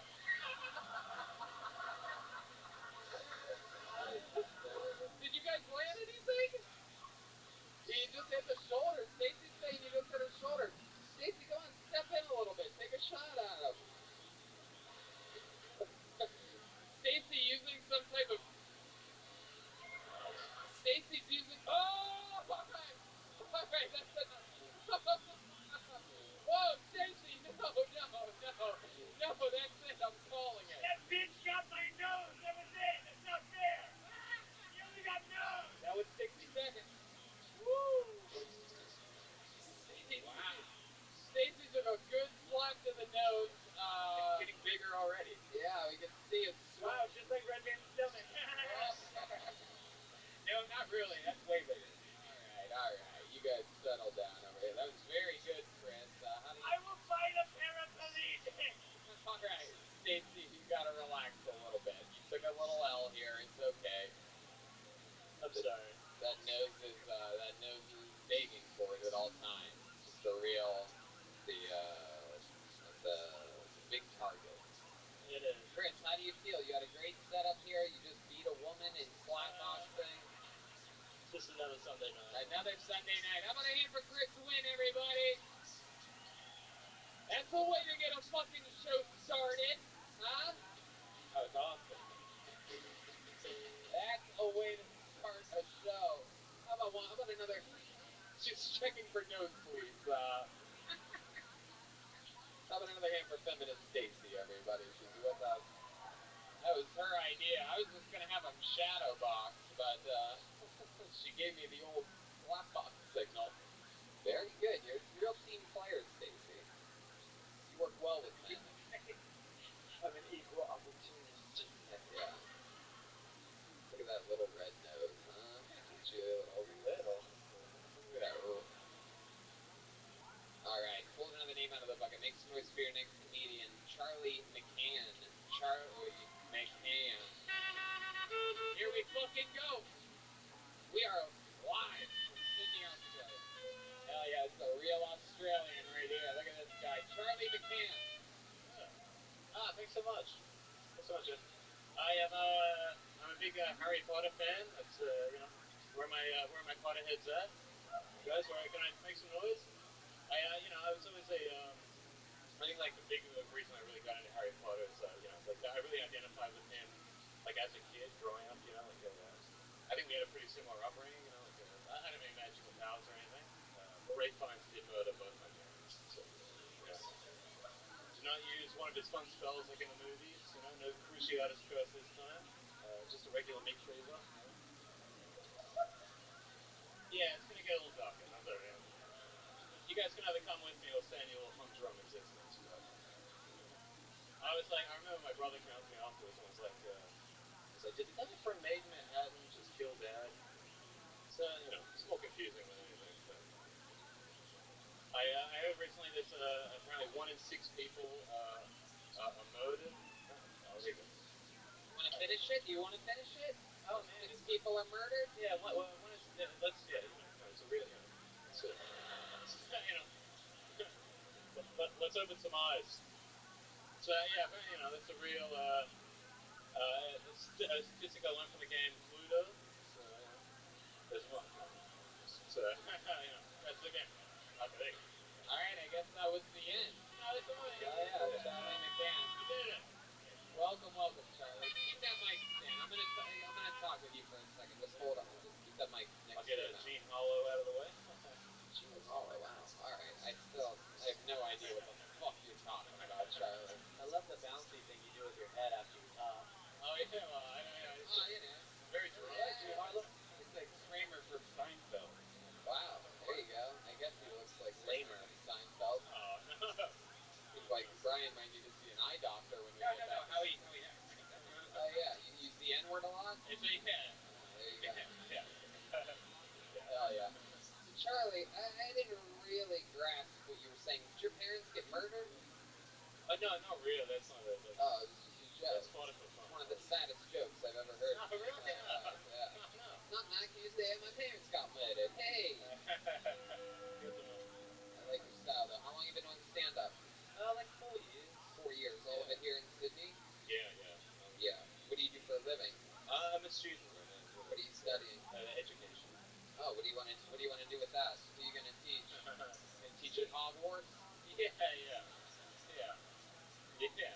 Teaching cunnilingus at Yeah. Hogwarts. Is that true? You good at pleasuring a woman? I'm incredible at it. But Really? Well, another challenge presents itself. There you go. Man. Alright. What are there any special tricks you do? Oh my God, Stacy, stop fingering yourself. Oh no. That look on your face. My Oh, no. God. Someone's trying to get citizenship. Okay. You have any special tricks that you do when you're going down on a woman? You ever do the old bin chicken or something like that? Yeah. It's just a lot of alphabet gear, you know. Yeah? I don't You know what. You eat it like a Porto sandwich? It's not a sandwich, is it? Okay. Just go all down on that fucking Hungry Jack, you know what I'm saying? Yeah. What do? You have any special tricks? Is it true your tongue goes the other direction in Australia? That's Yeah. my ever since we moved here, it was Ever since you moved here, it would go the other way, and then yeah. where'd you move here from? From Canada. So. Oh, you're originally Canadian. Oh, okay. Heck yeah. What made you move to Australia? Just my parents did it, and I had very little say. Right. So Right. I was like 7 years old. What made your parents move? It's up to them. I think just fucking, it's the land of opportunities. So they do. Wait a second. Is that what they told you? I think. Yeah. Sweetheart, we're moving you to a land of opportunity. We're just gonna fly over this place called the United States of America to get there. The true land of opportunity. If you want to be a fucking kangaroo trainer. Is there any crime committed? You think maybe your parents did something? I don't know. I didn't know them that well, but I What do you mean you didn't know them that well? Well, I don't know. They're very, they're very secretive. Secretive. Are they alive? Yeah, I think they are. I can't quite get a grasp of what you're. I get the feeling you may have murdered your parents. No, it was very fun. That is incredible. Not me. Why does it look like his parents are two Shih Tzu dogs? Oh no. So Charlie, what else do you do? What's something about you that we'd be surprised to know? Any fun facts about you? You good at anything? I'm pretty good at chess. That's probably the only, Chess? Wow, chess and pussy eating. Sign me up. Yeah. Come on, let's do it, man. Wow. That's Oh my goodness gracious. Wow. My God. You do chess competitively? I used to, yeah. I was pretty good. Wow. I think these feminists are into white knights, so it's a really smart chess reference. It was worth the 15 laughs I got out of it. Charlie, what's your love life like? You got a girlfriend or a victim, or what do we call her? No, I have a lovely girlfriend. You don't have a girlfriend? When's the last time you had a girlfriend? No, I do have a girlfriend. Oh, you do have a girlfriend. Oh, you do have a girlfriend. Yeah. No, I have a beautiful girl. How long have you been with her? 3 years. 3 years. Where'd you meet her at? It was on. Huh? It was online. It was online? Yeah. What website? It was on Tinder. It was on Tinder. And then what happened? So you're talking to her. You're all like, "Hey, what's up? It's me. Charlie McCann. You want to play chess or get your pussy eaten?" And then what happened? Yeah. That's pretty much my gambit. And then So you met her, and what does she do? She is just studying her master's in film producing. Masters in film. Let's check what the feminists do. Now, when you go down on her and she finally orgasms, you go, checkmate. Oh yeah. You look like an adolescent Super Mario. That is true. You look like if that is true. Now they warned me about you Yanks taking the drubbing of a lifetime. All right. Hell yeah. You do drugs at all? You seem like you might dabble in a little bit of it. A little bit of absolutely everything. Sure. Vanessa Amorosi. What? Is that? What are you doing in Australian? What are you doing? Imaginary magic wand that you're waving in front of us. You got to do something with the, I guess so. Very jittery. All right. Man, yeah, thanks so much for having me. Oh, geez. All right, Charlie. My God. No, fair Very good, Charlie. Great stuff, pal. Way to get it done. Charlie McCann, everybody. Let's keep flying through it. The great JC that once said the words. On to the next one. He's one of the few people that actually acts like a comic. You can just tell that guy from being a comedian. I guess so. I don't know. He seems like a real goofball to me. He seems like an eternal open micer or something like that.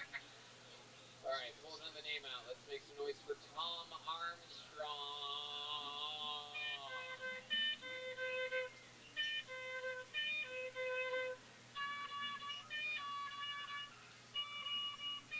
Hey!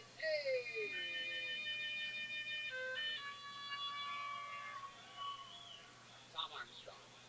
Did Michael Jackson moonwalk out of the room after he fucked those kids? I'd like to think he did. I could never quite do it. Fuck kids. Their sad faces really turned me off. Do you reckon his ghost is black or white? I guess it doesn't matter. I've never been with an elderly woman sexually, but I have stayed in the bathtub a little bit too long and then proceeded to masturbate. And I'd like to think that it feels similar. If Harvey Weinstein was a fish, he'd be a groper. Nipple rings are pretty cool. They're like tiny door knockers for titties. Knockers for your knockers. Imagine if a Mormon went to a music festival these days. He'd be a busy little boy. Knock, knock, can I tell you about God? Wowee. That's about all I got. It was close to a minute. Exactly a minute. Very good. Tom Armstrong. Got a good internal clock. The chandelier. From the chandelier. Tom Armstrong. Welcome, welcome. Thank you so much. Welcome to Australia. Absolutely. Good to be here. It's my 5th time here, you fuck. Anyway, it's really good stuff. Good one-liners you got there. Little quick fucking heavy hitters there. So how long been on stand-up? 2 months. 2 months. Wow. Very impressive, man. You have a good internal clock for only doing it 2 months. You knew right when a minute was and all that. I practiced. Yeah, you did? Just for you. Yeah, who'd you practice on? Your barber? Yes. Looks like he was having quite a laugh. So Tom, what you been doing with your? How old are you? I'm 30. 30, mate.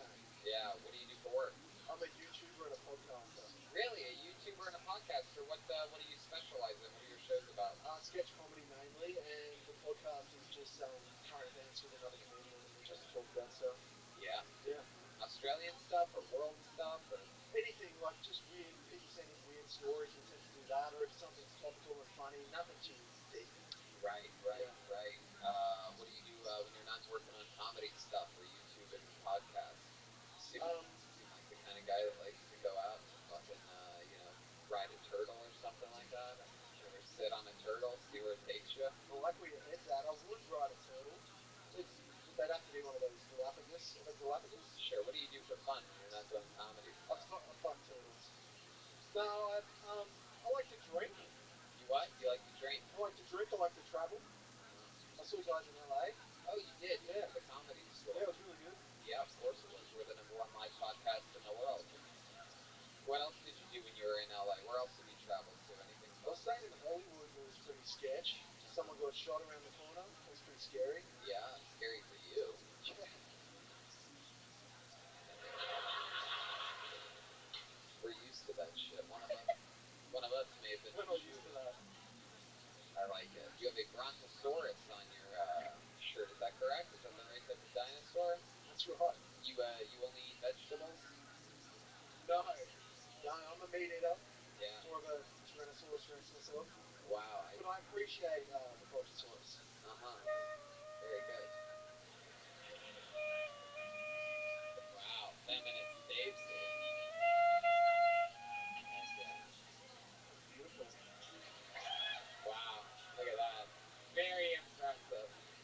Very impressive.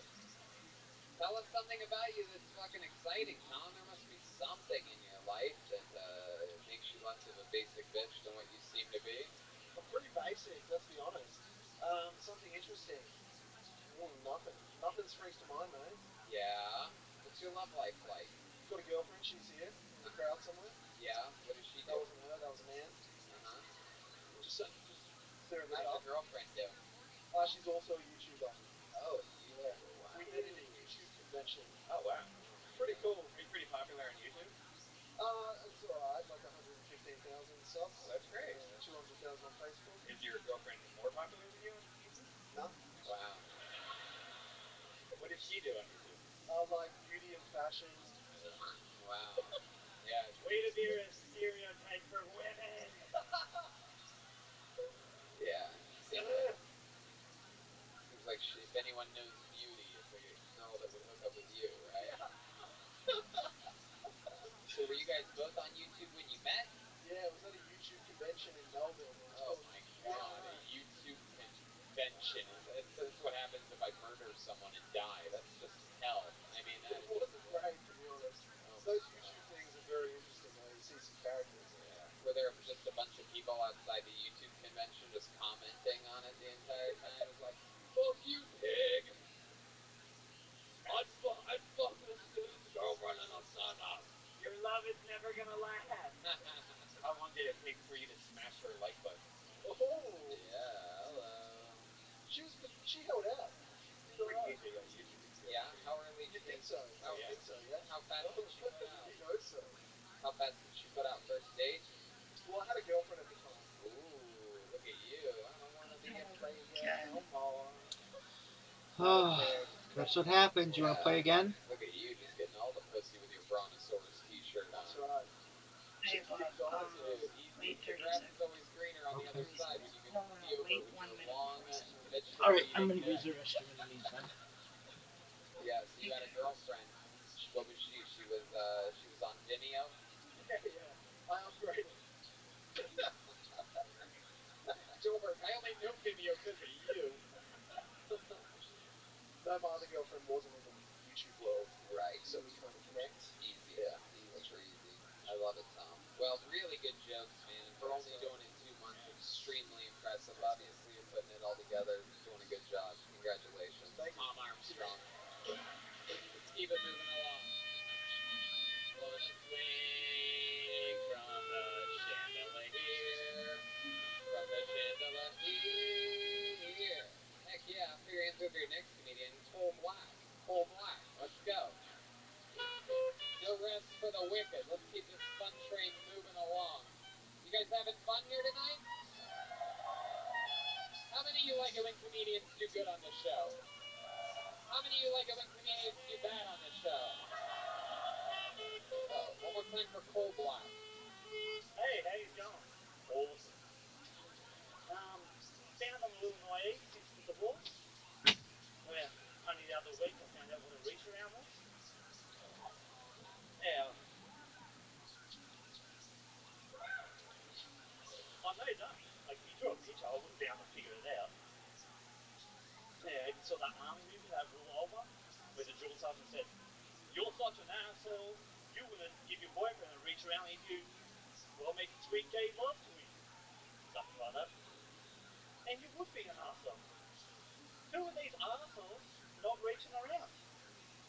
Midgets? Gay midgets? It's not really their fault. They can't reach. That's on me then.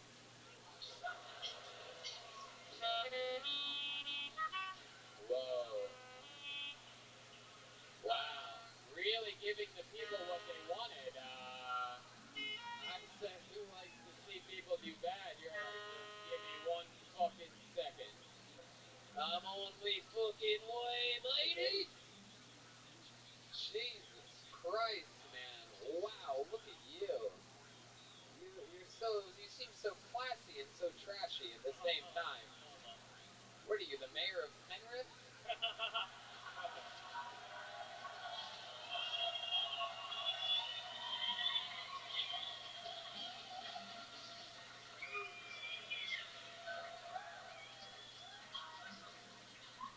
Are you the mayor of Penrith? No, about 15 minutes up the road. 15 minutes up the road, so pretty fucking close. You're the next William Montgomery, Tony. I guess so. What was that? Your first time doing stand-up? Yes. Yeah, definitely. Congratulations. There it is, the goat of the first time. You're a fan of the show, and you thought you'd give it a whack here today? Yeah, That's I'm cool. a big fan. Yeah, been watching, Awesome. been writing for a bit. Very That cool. lasted longer. What was the last thing you said? That minute was longer when I practiced it at home. Yeah, yeah. There's less time for laughter when you did it at home. True. That'll be at least 3 seconds. It'll be 5 seconds. Gay midget. It's gonna cross, mate. Yeah. So, hell yeah. What do you do? What do you do with your life? Stay at home dad, single dad. Oh, cool. How old's your kid? Hunter's 13, Ruby's 11. Hunter's 13, Ruby's 11. Their names are now out there for the pedophiles listening to the show. Hunter and Ruby. Yeah. Very cool. That's fun. And what do you like to do with your kids? Bushwalks, camping, kayaks, all that stuff. Bushwalk? Yeah, bushwalk. What's a bushwalk? Hike? It's a hike? Yeah, It's when a man goes down on feminist safety. Yeah. All right, you ready? Shit. Oh man, we actually know for a fact that feminist Stacy does have a massive bush. Is very, very impressive. Unkept. I mean, very, very just doesn't give a fuck down there. Why does his face stay old but his wardrobe says, grasping onto youth for dear life? Yeah. Because it's true. Yeah. Exactly. You look like a guy that like you fell in the mud and had to get your clothes here in Marrickville.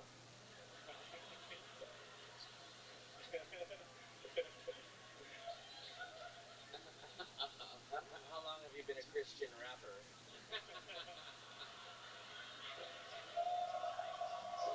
Wow. This crowd knows what's up. The chants have begun. He's heating up after. I love it. So how long you been a stay-at-home dad? Has that been the whole time since the kids were born? No. For 3 years we've been broken off, and 2 years kids with me. Oh, okay. How about the ex? What happened there? How'd you get custody? I wanted them. You won. Yeah, I wanted them. What do you have to do to win in Australia? It was a hard breakup. We really hurt each other a lot. Yeah. So. Yeah, would you guys have a slap boxing match? Yeah, she won. Yeah. Yeah. Yeah, no, the kids are with me now, everything. So. That's very cool. Very cool to hear. How are you able to support everyone if you stay at home? Sold the business at the end of last year. What is the business? Oh, it's just like a landscaping lawn mowing business. Oh, very cool. Heck yeah. Did your wife have to pay you, or your ex-wife have to pay you our mowing? No. Why? Because she's a woman. She doesn't. That's a real feminist next to you. You be careful. She's 0 for 1 in boxing matches tonight. Very threatening. Wow. So, how about anything else? Actually, I'm a feminist, so I agree with him that the woman should have to pay. Wow. Look at that. There you go. Yeah. Little heartfelt moment from feminists. Wow. She's got some fans out there. Wow. So Cole, how about the kids? Anything crazy happening with them? You ever have? Did they show you they having their periods or anything yet, or showing you boners, asking you what's up with this, Dad? Or, what do I do with this? Can I put this somewhere in your mouth or anything like that? I don't know. Do they ever say, Dad, please stop wearing that hat? Yeah. Yep. Dad, stop it! You look like sick Freddy Krueger. Yeah. Wow. Is any fun moments with the kids? I heard they say the darndest things. Kids. Not really. I bought Hunter his first People magazine, porn magazine. Porn magazine? Wait, People magazine or porn magazine? Yeah, I found that he's looked in free porn ideas on him doing that. Oh, on the internet. Yep. So you got him a porno magazine. Yep. Oh, okay. That's what you said. So how old is he again? 13. 13 years old. Absolutely. I remember when I was that age. I had this. You're thinking, isn't it? No, it's not. Anyway, so when I was 13, I had this Hawaiian shopping magazine. Remember those things? It was like the suntan thing. Those were the good old days. Fun fact, when I was that young, I used to, instead of masturbating normally, I would do this thing where I would plant my hand in the ground and fuck it, missionary position. And I would just finish right there. I'd put like a little paper towel down right there, and I'd just fuck my hand in the exactly. I would have the magazine open on the ground, and I would fuck it, and I would just look right in the girl's eyes and just fucking. Never said that before in the history of the show. I guess Sydney just. Right. Some people are looking at me disgusted right now. You go fuck yourself. I used to always fuck pillows, and then I would just like wipe the cum off on my pillow, and then I would sleep on it, and my mom always thought it had dandruff as a young kid, so she'd always buy me Head and Shoulders like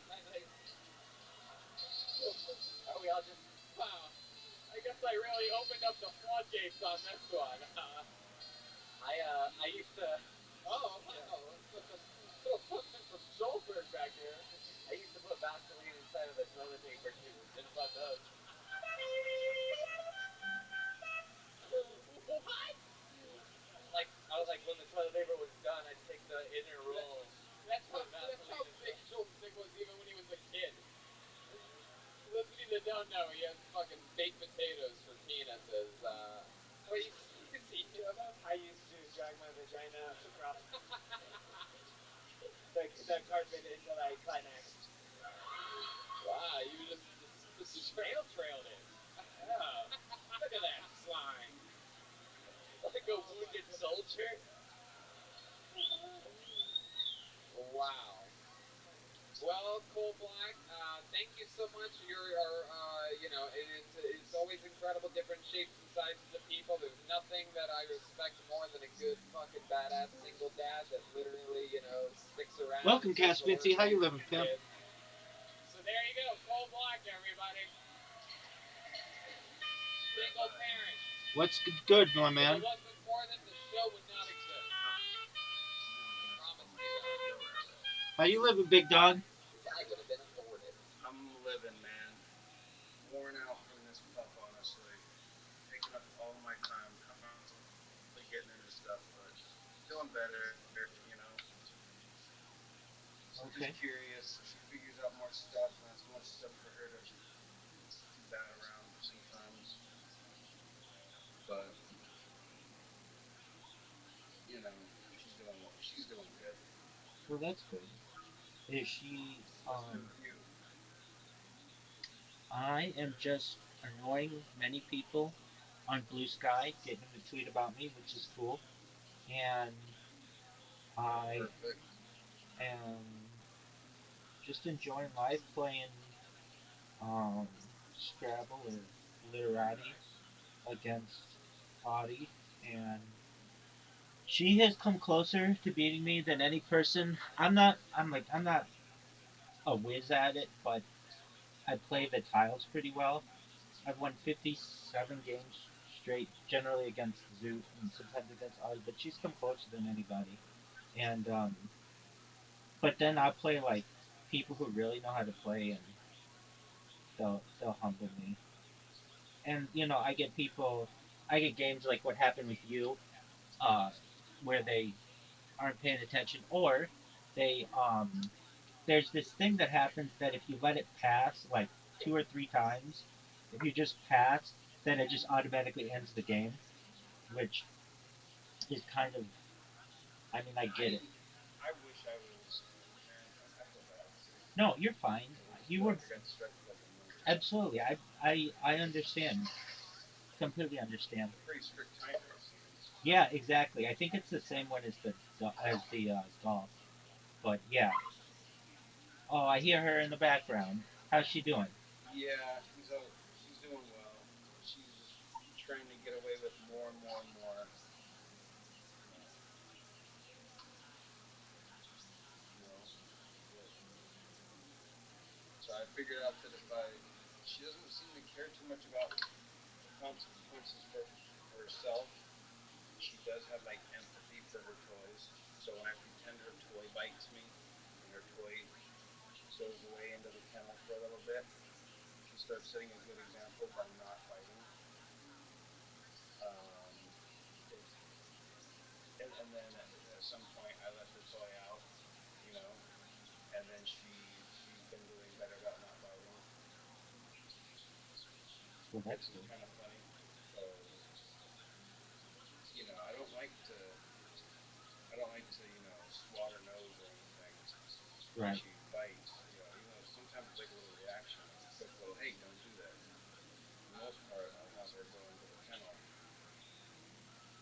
she doesn't care, but she does care if you mess with her toys, you know. But she likes it when you help clean up her toys.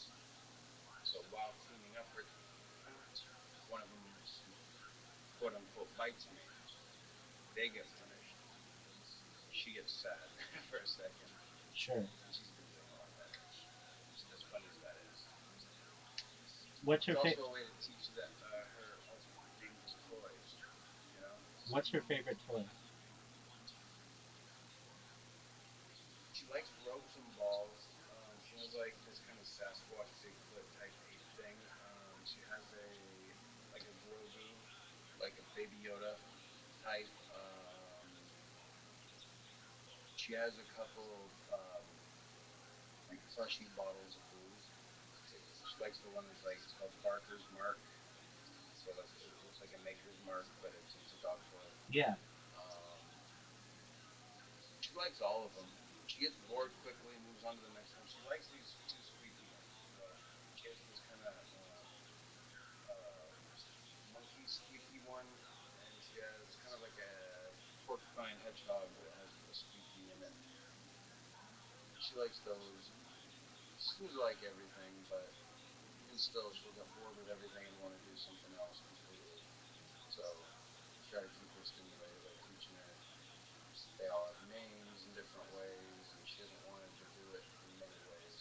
So one way is, when like the Tasmanian devil, when Taz bites me, it's like, no bites, Taz, be good, Taz, and Taz goes into.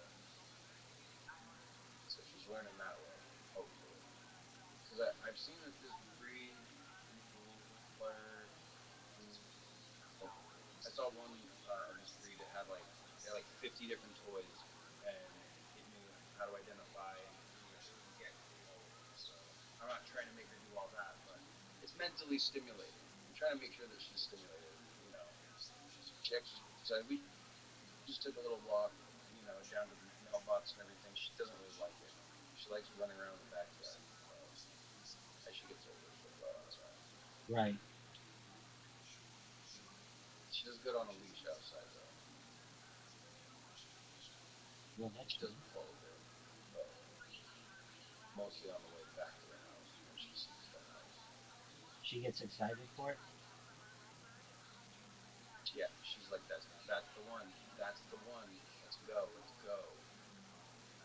Like when we get to like the drive, she's already. I feel like a risk, but already as she waits by the door to get into the actual house, like the garage. She's just like, come on, open the door, open the door. She's a little puppy, so she feels safe in here, I guess. And then it's like she scolds me. Like we get back in the house and she's very, how dare you? How dare you? Like really looking at me and whining and I really feel like she does not want me to take her outside the front door. The back door she's off now. She likes the backyard. Why no front yard? Why doesn't she like the front yard? It's just open, I think. I think she's just scared of like the open world right now. You know what I mean? So just off the breaker of that, I had a friend come over and she got nervous to see a new person at first, but maybe it was the tone of his voice or something. She was in love with him, like ears down, begging for his attention, didn't give a shit about me, just something about him. She was trying to impress the hell out of him. You know what I mean? It was really funny. It was kind of cute, you know? Yeah. It looked like she had a crush on him. All right. I'd never seen her act that way. She had like her ears were down every time she's like looking at him. Like she was really desperate for his approval, and he was very withholding of it. It was very interesting. He has dogs as well, but Can she smell the dogs on him? I think that was another part of it. Yeah, and so So he was trying not to smell too much like a little puppy dog to make his dogs jealous. Oh, I'm sure. His dog's a rescue, but he's had her longer, so I guess he knows. But Patty's been doing really well. Patty's been doing really well. Doing well with a lot of tricks. Trying to teach her from the laid down position to sit up, or even just respond to sit at all, because sit is the same in sit up and sit down. So just wanted to learn that sit means get into that particular position. But once she's laying down, she kind of will give me a look like that's the end of the routine.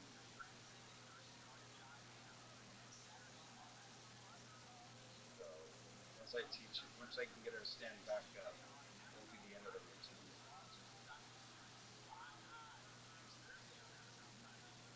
Are you thinking about getting her? I like her a lot. Well, that's obvious. Are you thinking about getting her a companion, not a companion, not another dog, but like a friend? At some point, I believe so.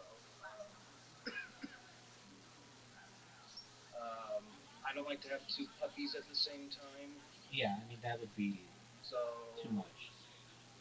I would probably end up getting like another puppy at some point for her. Because if you have two puppies at the same time, they'll bond to each other and form a pack that's more powerful than their bond to the people in the house or whatever, or to the human. So like once the bond is firmly like the dog is like your lieutenant in a way, not in a military way, but like it happens quick when dogs, they want to be good. They love to be good. They love to have a good day. And once they figure out the right way to do that, just being good, it's pretty simple. You know what I mean? Yeah. Um, and that's why I'm glad that I can put her toys in the kennel, because she's been learning better from that. And I don't like to really punish her many different ways. And it's funny to trigger her empathy. That's what works best. She's very empathic for these toys. She doesn't rip them apart or anything, which is kind of cute. So she's gentle with But them. at least to the point where she just shakes them around, bites them a little bit, but she doesn't try to destroy anything. She doesn't try to destroy the toys. Well, that's I good. can't. I don't see one destroyed toy actually, and whether it's a conscious decision or her puppy teeth can't do it yet. I'm looking at my arm. Her puppy teeth could do it. I've got blood. I've got scabs. From her playing too rough. You know, Right. and she gets these zoomies and stuff. But it's easy to figure out. Like she's figuring herself out too. Like she knows how to give a warning that she's got too much energy now. Before she would just start biting. It's like horrible's happening. Now she starts off by running around the house a whole hell of a lot.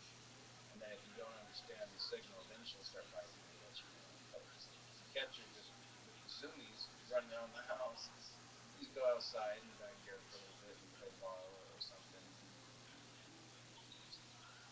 and then she doesn't bite. So it's not just about training their behavior; it's about adjusting your own. You know what I mean? They have personalities as well. So How many hours a day does she sleep total?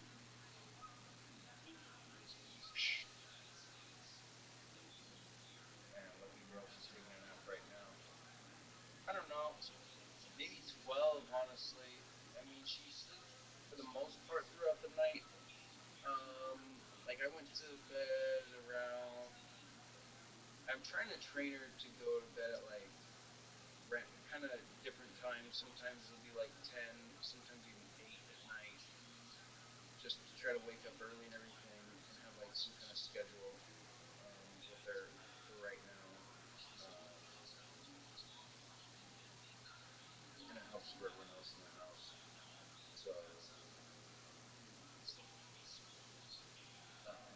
I might have the TV on or something, you know, or I might lay down and be watching TV till midnight and everything else is off,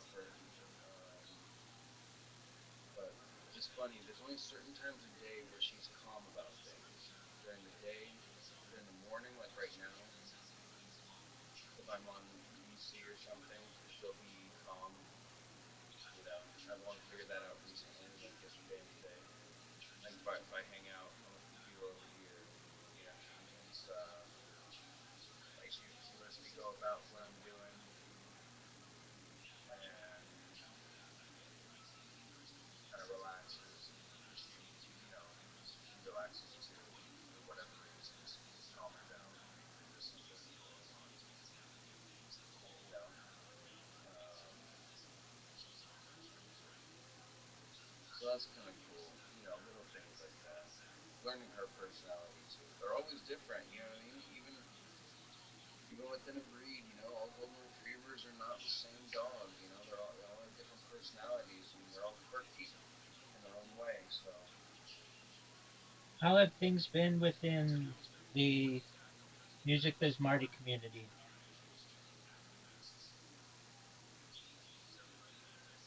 I don't know. To be honest, kind of stale from my perspective.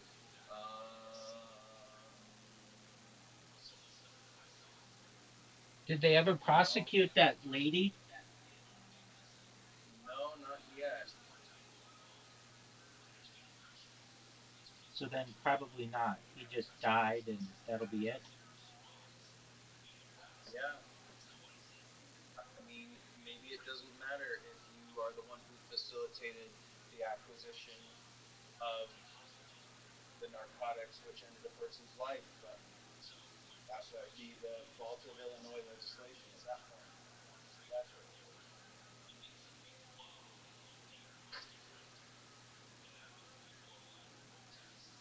So, I mean, that sucks. That really sucks. The whole fucking situation sucks, but it doesn't really seem like much is going on with it. It's just, you know, everyone kind of, I don't know, people are kind of everywhere. So it's kind of come apart. It seems, Well, you that's a know, there's still some people who I only know through there. I've only ever seen there, and I imagine there are other places too, but I don't know where.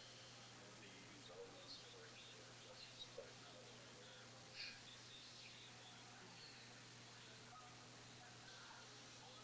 well, that's it's too bad. I mean, I don't know how. I mean, the community could have kind of gone one of two ways. Could have become really, really close, but the larger possibility is that it would just Well, like the disperse. core people, the people who really seem to hang out there most, they're either people using new names or I don't know. It, there's a lot of new people there who like it just feels different. Maybe it's just me, man. Maybe it's just me, but he's gone. It's kind of it feels weird. I go and I check in there every once in a while, but I really don't even know what to say anymore. You know what I mean? Yeah, There's like a new memorial channel. You know, I might drop a link for some new content channels of other people streaming. You know, there's my friend Lemon who comes in here. yeah, he's a He's nice been guy. streaming.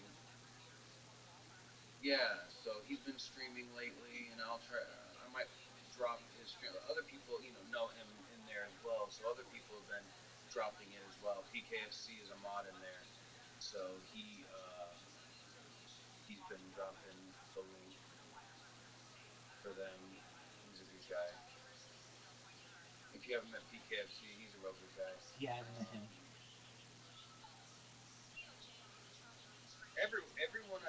everyone I know from there speaks highly of him. You know Well, what I mean? that's nice of them. I mean, everyone that I hang out with, at least. I'm trying to think if there's anyone. I'm sure there's some people that are like, I don't know, this is something. I know I've seen something like that, Yeah, I mean, or just like this holy desire to just like, we'll just fuck with him anyway. There's got to be something he'll break. right. But Um, besides that, like the people I actually hang out with, like Port Monkey Port has actually been like, hey, how is Rabbi? we still hang out with Rabbi, right? And then not long after that, Fort Monkey, he's like, hey, I talked to Rabbi, and he speaks real highly of you. And I was like, oh, man, that's awesome. So Fort likes you too. He was asking me how you. So I don't know. Everyone who I interact with from that world, you know, they think that you're a good guy. You know. Right. Well, I appreciate that. No one's perfect, but I do have a deep affinity for Oh yeah. the group of people who were in Music Biz Marty's community. I met some really nice people. I would have never met you without him. It's still kind of wild I that he's know. gone. I still don't. I still like think about. I mean, I've got to say, it almost like I was someone who regularly streamed in there, um, but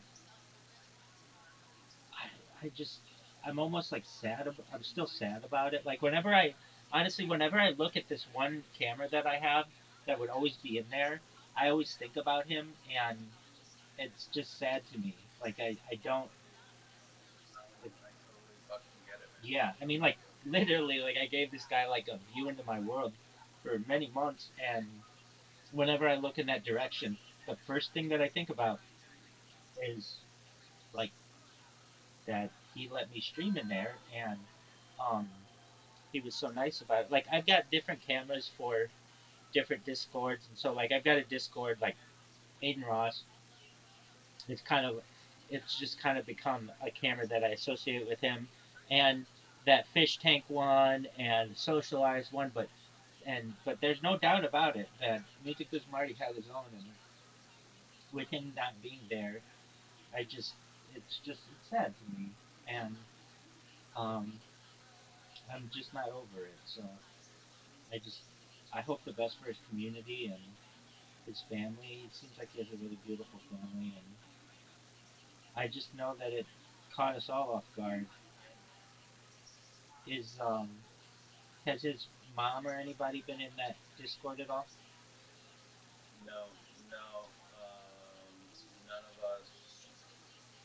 None of us have interacted. No one that I know of has interacted with the family, except for two people who knew the family while the man were alive. Okay, You know what I mean? yeah, Like there's good reason for them to have had contact. They were at that point friends of family. So right, you know what I mean? Like me, it doesn't matter if I was his fucking best internet friend. If I never talked to him on to his family, it'd be kind of weird unless they had my phone number just in case to reach out, right, right? right. You know what I mean? Absolutely, something like I that. don't know. Absolutely, I completely understand that, and he is someone that I think has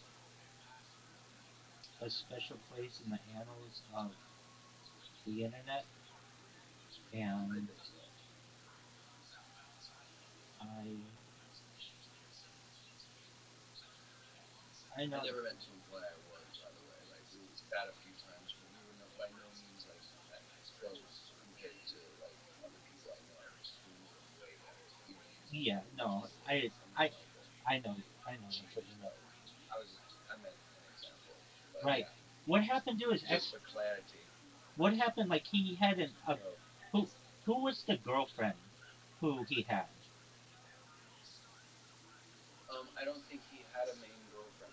Well, no, he did. He no, not when he died, but he definitely had a girlfriend like a year and a half ago. She would be on stream with him. I think there was a girl named Saren. I Yeah, think there was a something like girl. that. I don't know if that was her real name. Probably not, but Like Saren, like I think Saran there wrap. was people. I don't know. Seren. Oh, So okay, yeah, okay, no, whatever. right. And besides that, I think that there was a Jamie before that. I don't know if that's Maybe the. that's who it was. And so yeah, you know, Yeah. she might have been the on again, off again. I don't think I don't know exactly. You know, I didn't keep up too much with like that part of his life. honestly. Yeah. Well, um, I mean, the reason why I wonder, I mean, I probably still have this girl's number.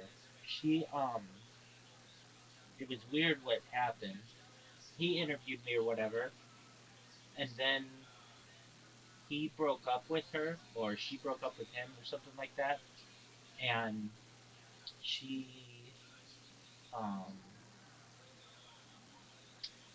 she, oh, well, how did it happen? She was the one who got me to, get on Streamlabs with him, or something like that. Like, he didn't give out his number, but he would give out her number or something like that. So she helped me to get that organized, and I know that at one point they were close. But I mean, I just kind of would wonder what happened to her, and is she, and she's got to be sad, or like, I don't, if she even knows, but I'm pretty sure she probably would. Has Foodie Beauty said anything, or that weird guy in Ohio, Cyrax? Oh, I haven't really paid too much attention. I know that people are still kind of paying some attention to him, but I've kind of lost interest. You know what I mean? I liked Marty. I thought Marty was a cool guy. I liked him. He was funny. Um, but without him around, Cyrex isn't as interesting. Now, William Glory Hole is who's kind of taken over, making sure that, Cyrax is taken care of or watched or whatever. And so I hear a little bit here and there, but um, yeah, no, that's really all I know. Right. I've kind of lost interest in Cyrex a bit because of the lack of the Drift King. Now, didn't you say that Cyrex didn't believe he was dead? For a long time, and maybe even still to this day, possibly. Who knows? It is a possibility that still he refuses to believe it. Yeah. And how about Foodie Beauty? So I mean, if that's the case, Foodie Beauty, I think most people have kind of understood that it happened, made their made their words on it. I've not really looked into what most people said. You know what I mean? I'm trying to think. Yeah, I didn't really look into see. I saw a couple people made some, like music video type homage things for him. I saw a couple of those. Other than that, I haven't really seen what anyone said. You know what I mean? Yeah. I don't really care what other people said. So, for the most part, the only people who have an opinion on the situation, like they really just kind of knew him and hung on like the surface of what happened. You know what I mean? Yeah. Um, yeah, I talked to him like either the night or the night before it happened. You know what I mean? Like I hopped on a VC with him, so it was either the 28th or the 29th. When it happened. So that was crazy. I don't know exactly when. That's Kind of wild wild. that you talked to him so soon around his death. Yeah, and I mean, Like, you were one of the last people to probably talk with him. and I'm not sure. I might have the days mixed up because it's all kind of a blur and kind of crazy that the man died. But I know it was within the last 2, maybe 3 days. You know what I mean? We were just chatting on VC for a little bit. Right. So Yeah, it's one of those things where it's one of those just crazy fucking things. the world keeps on spinning. Yeah, it does. It really does. I would have thought that there would be more information on if they're going to prosecute that lady or not. I don't think so. I'm looking at an invitation to her Discord server right now. Oh, and she's like still active.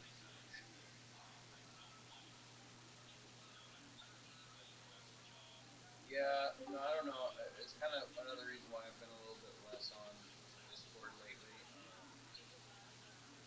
Her presence and everything, and people are watching her and kind of fucking with her to make sure that like it's known that she's not really like welcome and stuff, but it's not really anything anyone can do. And other people are kind of, I don't know. It's kind of a rabbit hole I know is existing that I'm not really diving too much into, but Absolutely, I understand that. Hey, I also what's going on, Jay? How are you? Good. I'm just coming in here just to see what's going on. I've been in here before. I don't know if you remember me. I talked about, I think I gave you a server invite. So if you wanted to stream your camera, I'm going to have to probably remind you because you told me you would do it when you get another device. I'm going to have to make another channel, specific channel for you.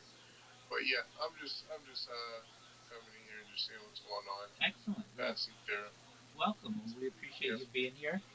Yeah, no, I remember that. What was the name of your Discord again?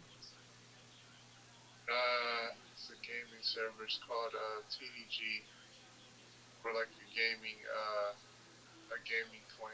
Sure. We play yeah, we play like GTA, Call of Duty, Roblox, World of Warcraft, Star Citizen, a lot of games. Very Yeah. cool. I'll send you the invite again. No rush. No Excellent. worries. One of the reasons I'm hesitant to join smaller servers, it's not because I don't want to help smaller servers.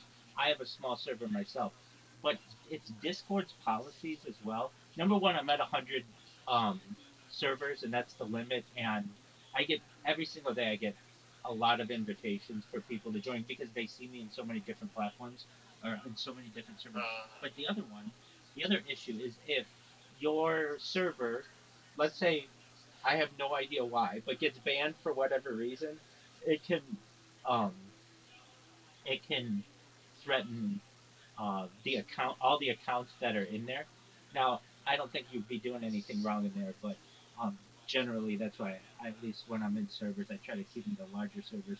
But if I yeah, but I have alternate accounts that I could probably use that aren't at 100 and put a camera in there. The other thing is like if nobody's ever in there, then it's not worth my while to always Yeah. always Yeah. Yeah. keep updating an account. It'd be one thing, Jay, if it were just I could just turn on the device and it just stayed on, but it does not do that. For one reason or another, Discord, whenever it like disconnects, it'll disconnect Yeah. and then the camera shuts off. So every like few hours, I have to go over and click it, and it's just another bit of babysitting that I have to do. But yeah, Yeah. how's been uh, the journey of building your Discord? How's it been? Uh, we're we're uh we're like 5 members away from 600. Uh, we probably have like on average like 24/7, probably five. No. I would say 4 to 7 people in the VC because we try to play strategically. So it's like we have to like group up in teams to play the game. But it's been challenging. I had to like waste some money on premium bots, but yeah, it's been a challenge. Sure. What kind of bots have you been buying? Let's see. I bought the lifetime version of V6. I bought I think 1 month of invite tracker. I did buy Leadbot for like $31, and then I did try 1 month of DinoBot, which is pretty decent. Almost better than Me Six. I think Me Six is a ripoff. Yeah. I see why people hate it. Okay. So um, let me give you what I think are good free bots. Everything that I use is free.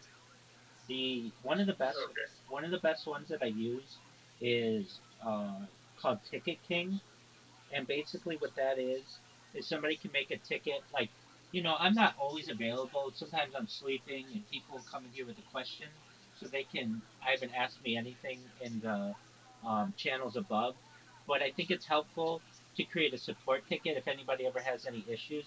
And the reason why I like that one, well, number one, the other ones that I used have like gone offline, so I didn't really have alternatives. But this one, if like somebody, let's say, asks you a question like, "Hey, can you create a channel for Grand Theft Auto 6? I want to get ready for it," and you could respond to them, and it'll send them a DM.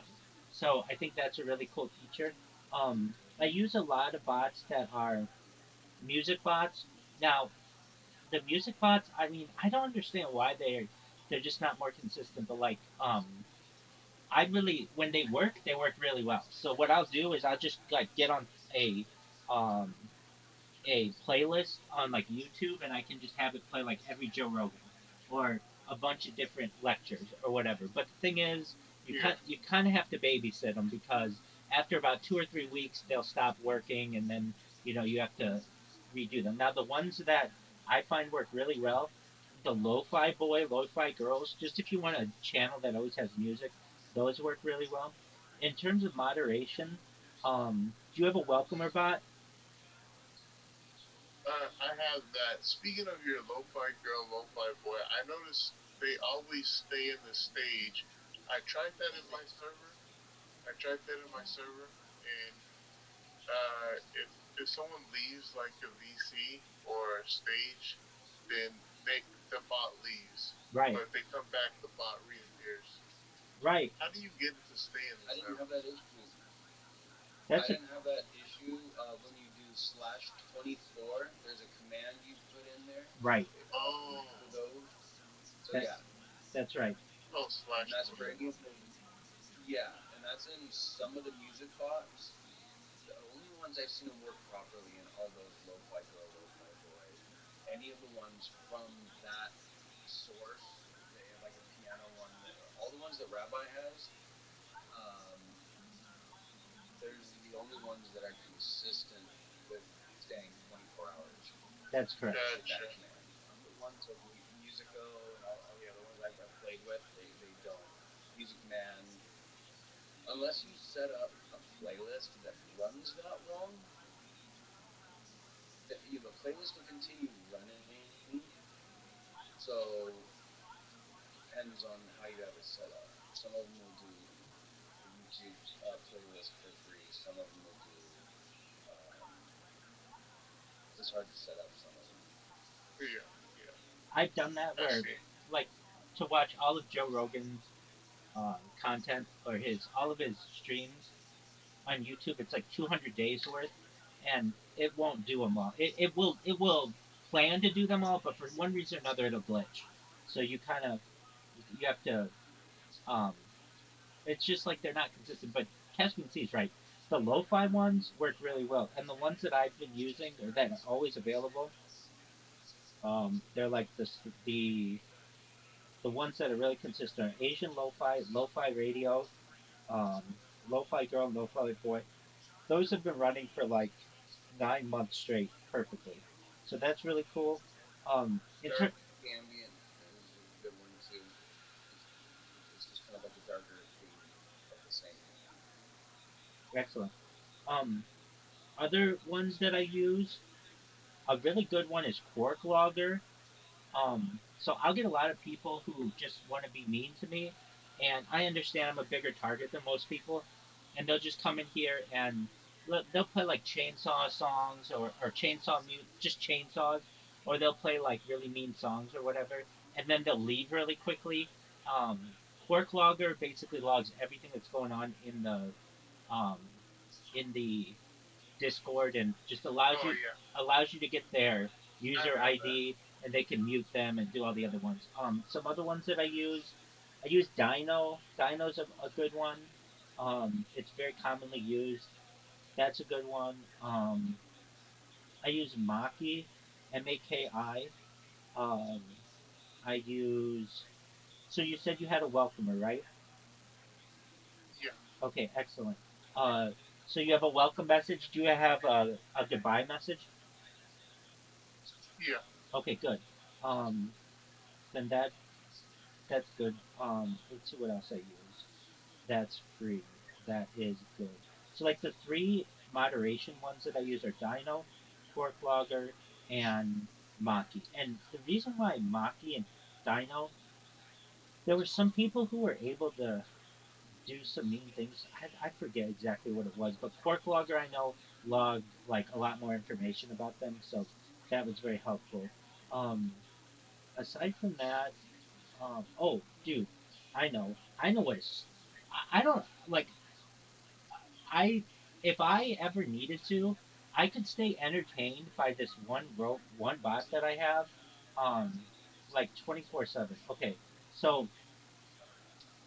if you can look, Jay, below, there is a section for Reddit, and it's like anime, art, educational, finance, gaming, jokes, news, platforms, sports, tech, top posts. And so there's a bot in there that I have. It's called ReadyBot. That whatever is trending on Twitter, or I mean on Reddit at any given time, it just puts it in there. So there's always fresh information that like it's like basically Reddit um within your your Discord server, which I think is a really cool thing. Um, I mean, I use Reddit a lot, but even if I didn't, I could just go to any one of these. Like, I'm not huge into some of these. I'm bigger into some things than others. I'm bigger into sports and news than I might be into anime and maybe something else. But I know that there are people who are really big fans of anime or whatever, and I want everybody to have an opportunity to be able to, see whatever it is. So I think that's a really cool bot that I use. Again, that one's called ReadyBot.io, and you can customize that to whatever you want. So, for instance, like in your server, you guys play Minecraft and Grand Theft Auto and all of those. If I were you, I would go to ReadyBot.io, and then I would just have those subreddits filter any kind of news into my server so that it makes it relevant for the people in there. But that's up to you. Yeah. The Yeah. Thank you for letting me know that. I'm definitely gonna look at that. I'm gonna take another look at your server and just look at the bots and then just try to. I'm gonna definitely get Ready Bot for sure and Maki. Yeah, But those are thanks. cool. Absolutely. I'll probably be coming here probably every other day to like a quiet server because my other servers are noisy. Absolutely. I'll just You're more than welcome to. see you, man. Take care, big dog. Thanks for the help and Absolutely. other guys as well. Peace, Thanks, buddy. bro.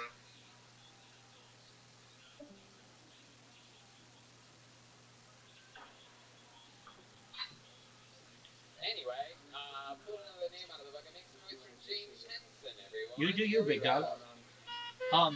Well, I'm in a constant fight with these with this new platform, Blue Sky, and there's this guy who is, I mean, self-described. I don't know if it's true or not, but he is an unemployed autistic like developer, and so he basically has nothing to do but report my accounts, and it's really funny to me that like this guy he he like okay, so what I've done when I create an account, I could create an account that is just 1 2 3 4 5 6 7 8 9 10 at blue sky dot whatever. Okay, it could just be all numbers, but I find that I don't get as much attention when I do that. When I get a lot of attention is when I make the names of the accounts either really funny or really sexually explicit. And when this guy reports them, he creates a post about them, and then they're archived basically. So I can go through and just read. So like 53 minutes ago, this guy, and the funny thing is too, like sometimes I make them like about him. So his name is Juho Kusela, and I'll be like Juho Kusela sucks, and then he'll have to put at Juho Kusela sucks, dot blue sky or whatever. So like the most recent names that I've used, not even that I've used, that I've reported are so he has to say the biggest cock ever at bluesky.com or dot social, at big sexy dick dot bluesky dot social, at large cock in your mom dot bluesky dot social, at big sexy pimp baby dog at dot bluesky dot social, at sexybeastbaby.bluesky.social, at sexiestbigpimp.bluesky.social, and it's like, well, why didn't you do sexiest pimp? It's like I've done that, but like these are just like I have to change them up. So I'll put like, big sexy pimp. Okay, if that's been used, I've already used that. So I'll say big sexy pimp dog, and then that'll work or whatever. And then exactly. So I just use them just in different ways. So the next one's like this was 7 hours ago. Gag on my cock.bluesky.social. The dick pimp.bluesky.social. And then I just use a random one. Uh, then I fucked your mom raw.bluesky.social. I fucked your mom.bluesky.social. And then 20 hours ago he did uh, or he had to report hotshotcock.bluesky.social, award-winning dick.bluesky.social, and rabbi come inside me.bluesky.social. And I just find this to be absolutely hilarious that he has to have these all over his whatever you call it, Twitter feed or whatever. And I'm not the only person who thinks they're funny. I I get I get real stand-up comedians, like not like people with like 30,000 followers, like pretty big people, who will take screenshots of these things. And so like the top comments about it. So like one guy was like kind of disappointed. This rabbi bot has a better username than me, to be honest, because it was big sexy pimp 69.bluesky.social, and they'll take a screenshot of it, and that person has like you know tens of thousands of followers, and it works very well. The next person um, who just writes like, what the fuck are we even doing here? For biggest cock rabbi.bluesky.social, this guy has tens of thousands of followers. And this one cat Barbarato, she's a stand-up comedian. She has 30,000 followers. She wrote well, what did she write? I just clicked off it. She wrote something pretty funny. Um, she wrote, well, first she wrote, what the fuck are all these Rabbi Rothschild accounts? But then she's written a few funny things about it. Another person, can someone please explain and or exercise this Rabbi Rothschild who keeps appearing ominously in my mentions? I mean, that person has 85,000 followers. Like, I can't get these people. If I were to go to these people and say, "Hey, I live stream my life. Is there any way that you would like take it, be nice to me, and repost whatever I post?" They'd be like, "No, I'm not going to do that." But if I annoy them a little bit, they'll take a screenshot of what I do and repost it. So it's getting out to those people either way. It's very funny the way you do it. It's a very interesting method, and it works, obviously. Yeah, exactly. Um, I had these people who were like, they have um, these very long like what would I call it? Not email chains, but like comment chains with like 24 different comments about me, and um, it's just I think it's hilarious. So my plan is, let's see here. I started this like 12 days ago, and um, that's not that long. And in 12 days, I've gotten far too many, like too many to count, um, of people who have um, commented about me, and they're even so. With that said, the platform is actively working to stop me, and it's kind of like with your dog. Like your dog tries to figure out like what the boundaries are, and I do the same thing. Like, so what's an example? Well, I've noticed that like if I just keep creating accounts using the same VPN, I'll get it banned. I won't get it banned.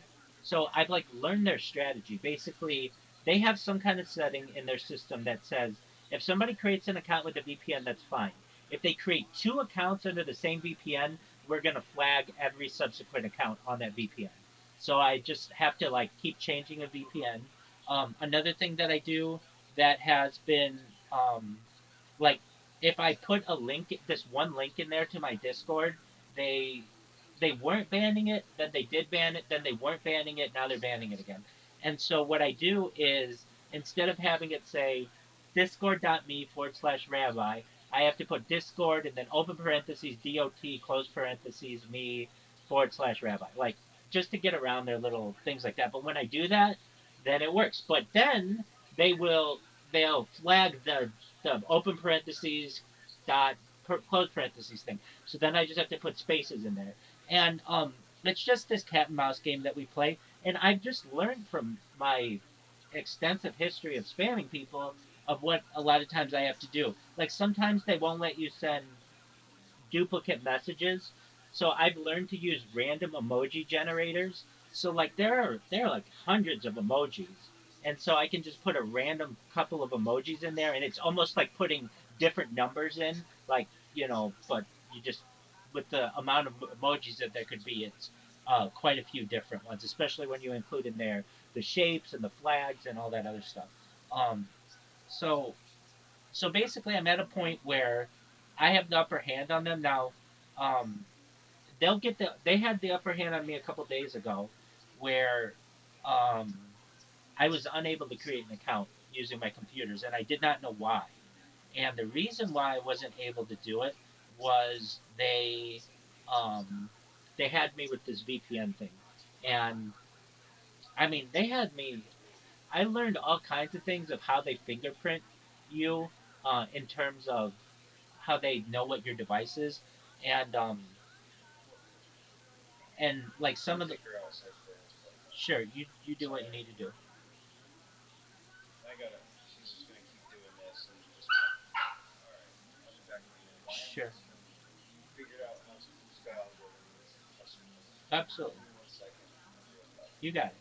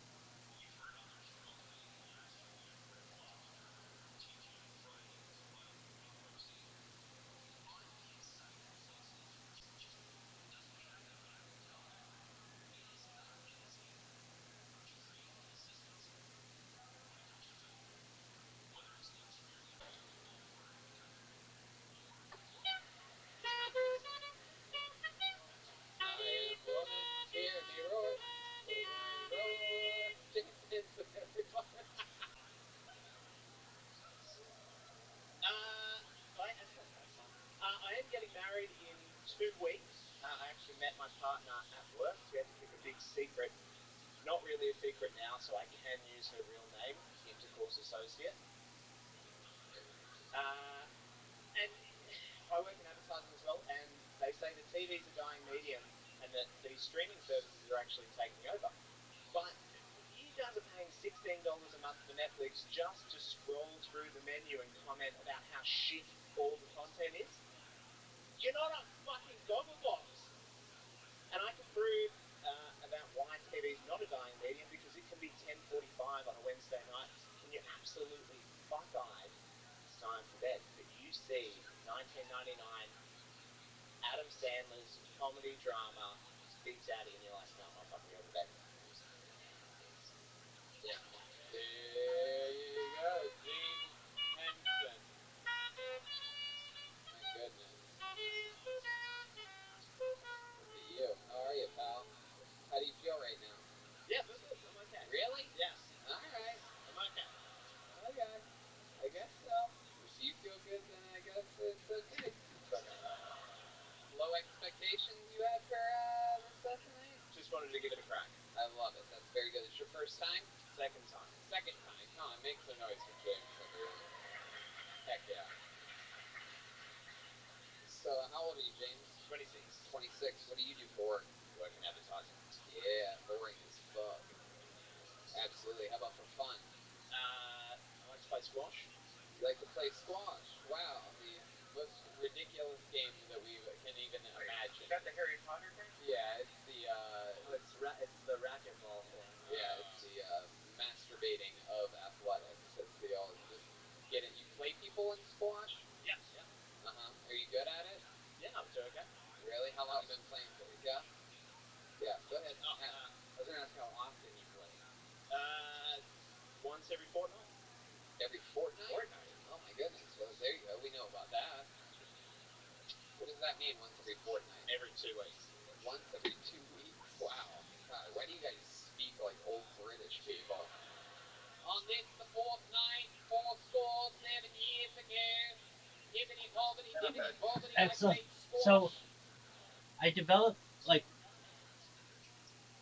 as I say, like I think I got them figured out. They come back and they figure me out. It's just this cat and mouse game that I'm playing with them. Now Twitter, whatever Twitter has done, they've kind of shot themselves in the foot with getting new users because it's very hard to create a new account on Twitter and not have it get banned. If you go to the Twitter subreddit, at the very top, they have a pinned post that's just like anything having to do with bans or terminations or anything along those lines. Put your complaints here, and they just have hundreds of people every week who complain that like, hey, and like if you read what these people have done, it's like I have for the last year and a half been complaining like, why can't I use my account? Or people will be like, I have Twitter Blue and it got banned, and I don't know why it got banned. And there's just Elon Musk fired everybody who was on their like appeal team, so it's just robots now that are like basically be just maybe overseen by humans. But at least with Blue Sky, it's real people. And I find that to be an advantage because it's a lot harder for them to be able to babysit me. And now they have some AI that does ban my accounts, but I've got to say they've been really, really cool. Jack Dorsey, you suck dick if you're watching this right now, but you should know that I appreciate that your moderation team has been very cool. And why do I say that? So I have a couple accounts that I use. One is my main Rabbi Rothschild account, and then the other is like a Rabbi Rothschild fan club account. And those two have not been banned because I've asked that they don't ban them. It's like Kick went through and just banned all of my accounts. They didn't care. But at least Blue Sky has been really nice, and they haven't banned the accounts that I've requested they don't ban. They've banned all the other accounts, or a lot of them.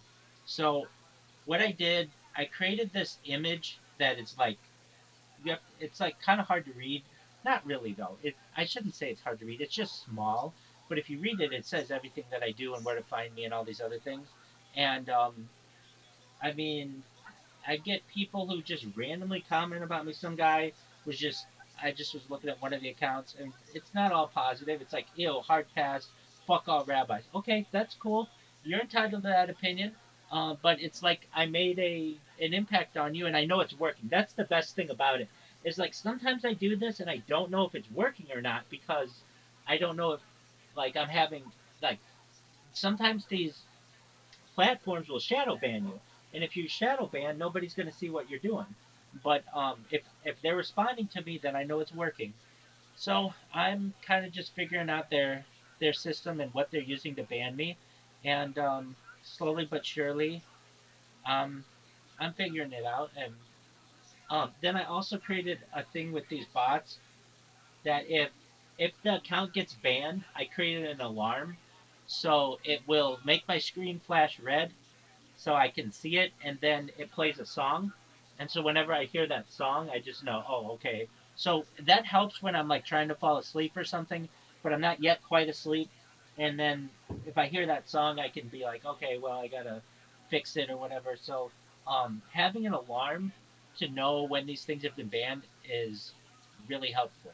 It just helps with the efficiency of it. So, long story short, my for the past 12 days, I've made a lot of waves on this platform, and I look to continue to do so. And it really is a nice platform. I mean, from a perspective, it's basically very liberal Twitter, but the people are have like kind of some cool content. I don't know. Have you used Twitter recently, Caspian Sea? It's a cesspool.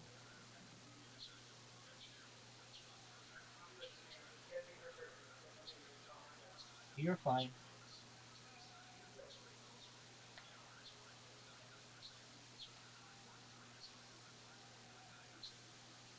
I just put a little bit of peanut butter in that phone. You like the peanut butter? You gotta make sure that it doesn't have any. I don't remember. It begins with an X, but xylitol or something. There's a particular kind of. Yeah, I think it's xylitol. Yeah, it doesn't begin with a C, so you just gotta make sure that that's not in there.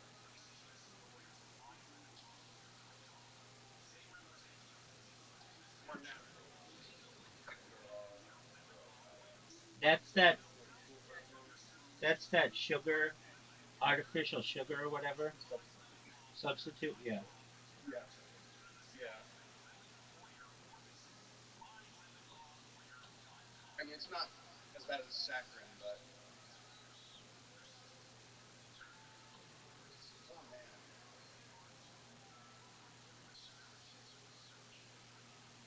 I'm gonna have to change the trash a little bit.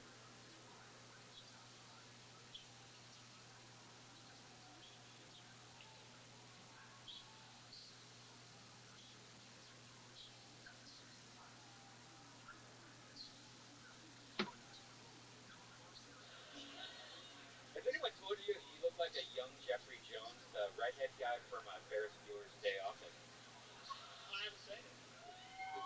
Deep reference? No, I know who he is. I know exactly who he is. Better than your Kramer reference, I'll give you that. There you go. Oh, good. That's the sound of the audience seeing the picture. That is true. You do look like him. Well, who do you think you look like? If you had to guess who you look like, what would you say? Almost one of the Weasley older twins, but mixed with Jeremiah. No, I don't think so. I don't think so at all. Wow. So you play squash? What else about you, James? There must be other interesting stuff. Both my parents are dead. They're both deaf. Right? Oh my goodness, that must have been who you ran your jokes by, huh? Wow. Did a little deaf comedy jam for him, huh? How are both of your parents deaf? How does that happen?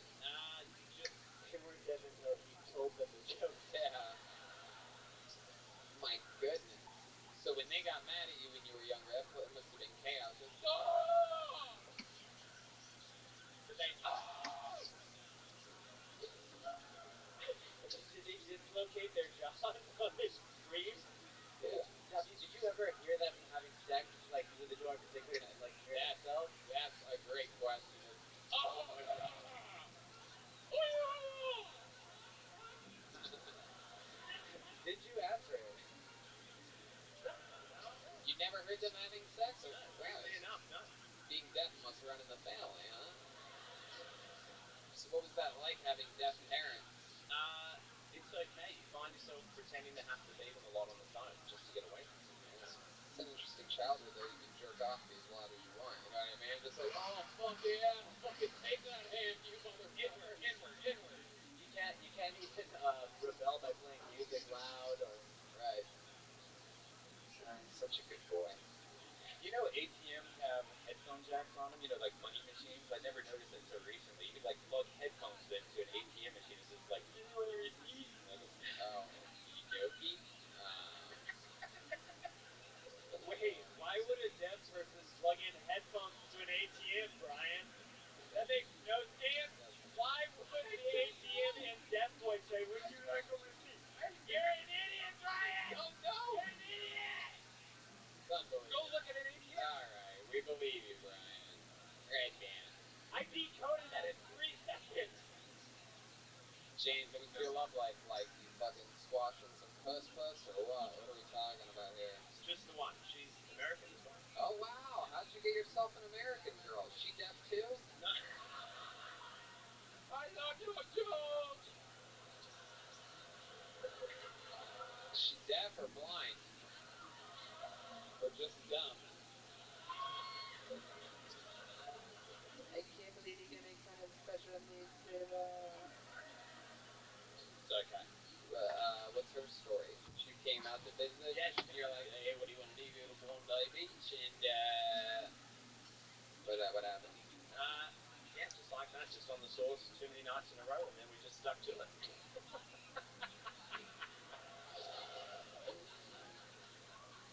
Sorry, a hot chick just walked by, and Jeremiah and I got caught daydreaming for a second. What was the answer that you gave? No. It's very funny. Did you see that? I'm sweating. I don't know what's happening. It's so funny. I just started sweating too when that happened. I can feel it. It's very bizarre. What did I even ask you? I don't even remember. Yeah, so back to you. What are your parents' favorite bands? Def Leppard, the Deftones? What are we talking about? What is it? No, they don't listen to music. They don't listen to music at all. Really? Not even Beethoven or anything like that? They don't even represent their own kind? Do they like the Eurythmics or anything? No, nothing. No. Alright. That's cool. The American girlfriend of yours, how long you guys been together? 4 years now. 4 years. What does she do? She works in advertising as well. Oh.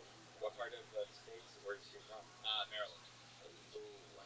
That's Not Baltimore. oh, wow. Yeah. I don't know if you technically got in American. Yeah. It's pretty much another fucking Canadian, you know what I mean? There's people that go like that all the time. Alright, well, James, we're going to keep it moving along. Very good job for a second time. Even though it was bad, still good for a second time. Heck yeah.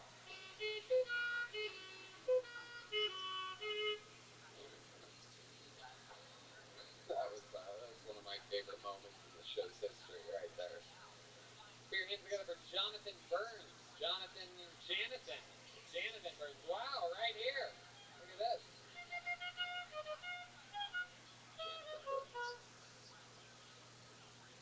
Yeah. How you going, everyone? All right. See.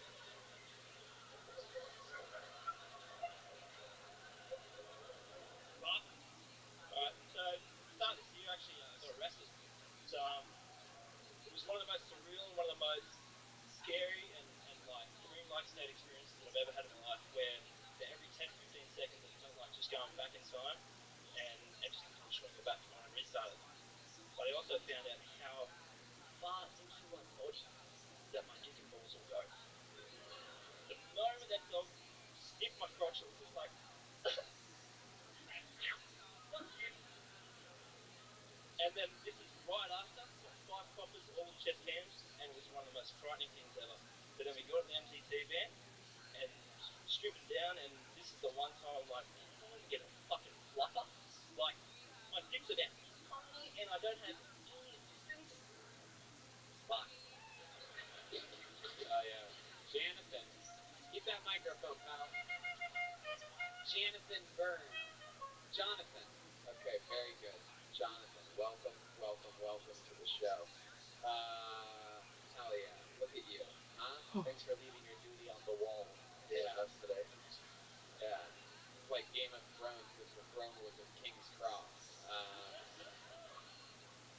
Has anyone ever told you you look like Forrest Gump while he was? Oh, okay. Maybe. There you go. Right on the.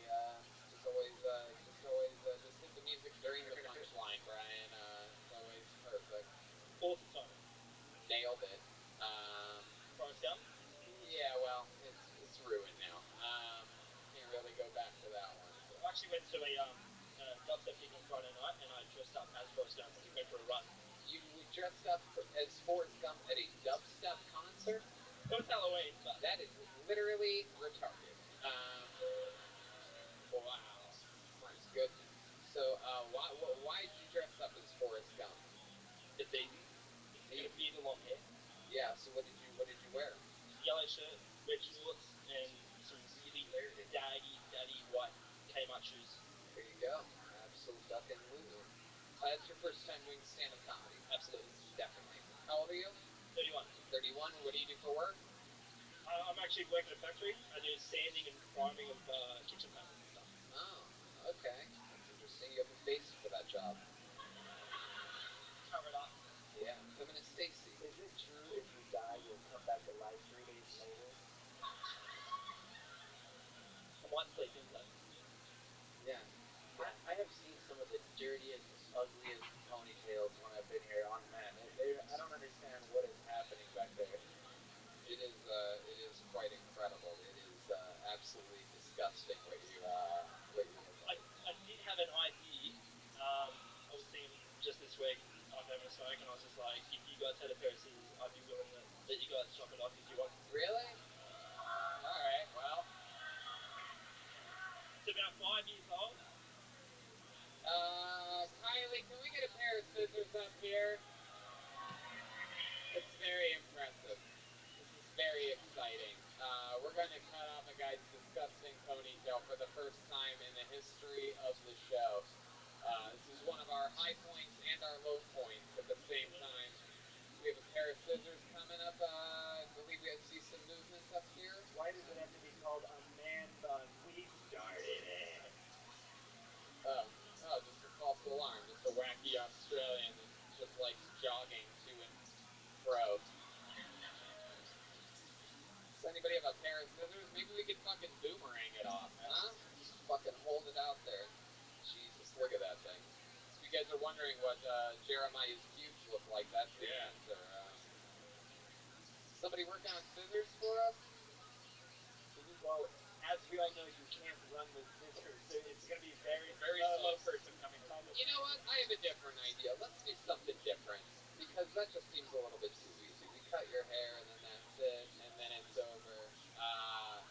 But I think we should do something different. Now, a lot of you might not know this, but I'm sure you do. You've watched the show for a long time. You know that Jeremiah 6 months ago famously cut his long hair down to a normal, employable. Oh, okay. To a normal. It's a lot of scissor liars out here today. That girl looks like she scissors her girlfriends. Not hair, I guess. Jeremiah famously cut his long hair down to a normal, employable hairstyle. And, however, interesting fun fact. Yes, here you go. Wow, look at this. It's the ghost of Brody Stevens, everybody. Wave to these people. Wave. You got it. That's frightening. Yes. Fucking Bogan Stevens. Yes. So should we cut it or should we cover up his fucking hair? We should cover him, right? A lot of you guys, you'd be surprised to know that for some very odd comedic reason, Jeremiah decided to bring his cut hair all the way to Australia with him here. Are you fucking serious? Yeah, he brought an entire. You have that bag of hair on you? What? It's fucking disgusting. It's got a bag of hair. So why don't we do something that we've never done before, and why don't we cover this guy completely in hair? Instead of getting it, would you be willing to put it on his face? Would you be willing to take a bunch of hair to your face? It's one of the stupidest things we've ever done. We are knocking off a bucket list of absolute dumbish. Oh, that is disgusting. That is nasty. Why would you bring that to Australia?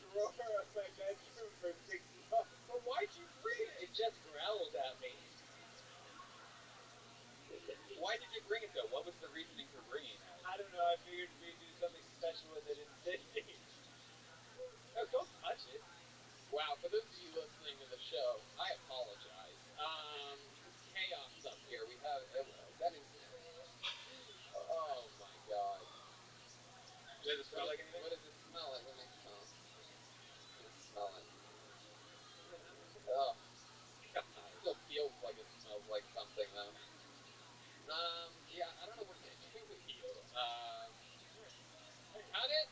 Alright, let's fucking cut it. Here we go. This is it.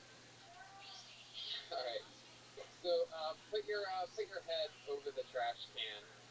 Wait, you took it out of the ponytail. Put it back in the ponytail. Yeah, hold that. Here, face the audience. Square up with the audience.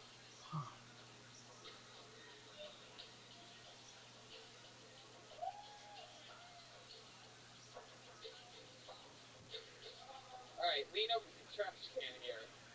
Alright. Yeah. Yeah, I guess so. Well, the audience can't really see it. Here, sort of like, here, go like this. Let's face the other way. This way. Face Red Band. And then, yeah. Alright, here we go. You guys ready for this shit? Keep your head still.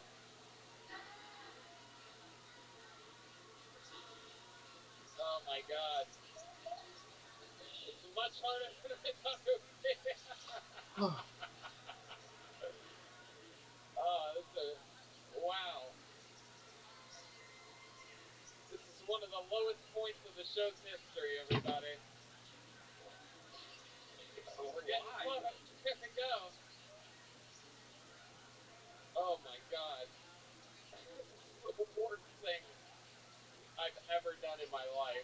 I have this guy's disgusting Aussie hair all over my hand. Hey!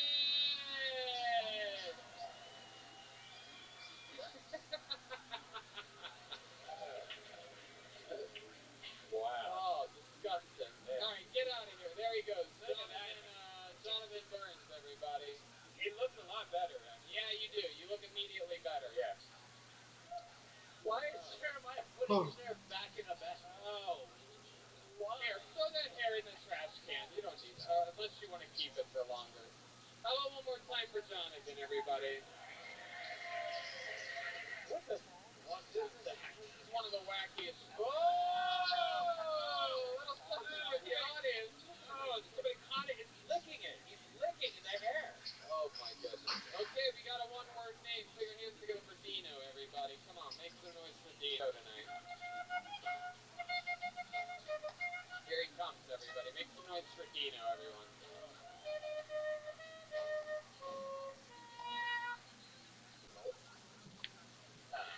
Yeah, a bit more like an inside out fake out more than anything.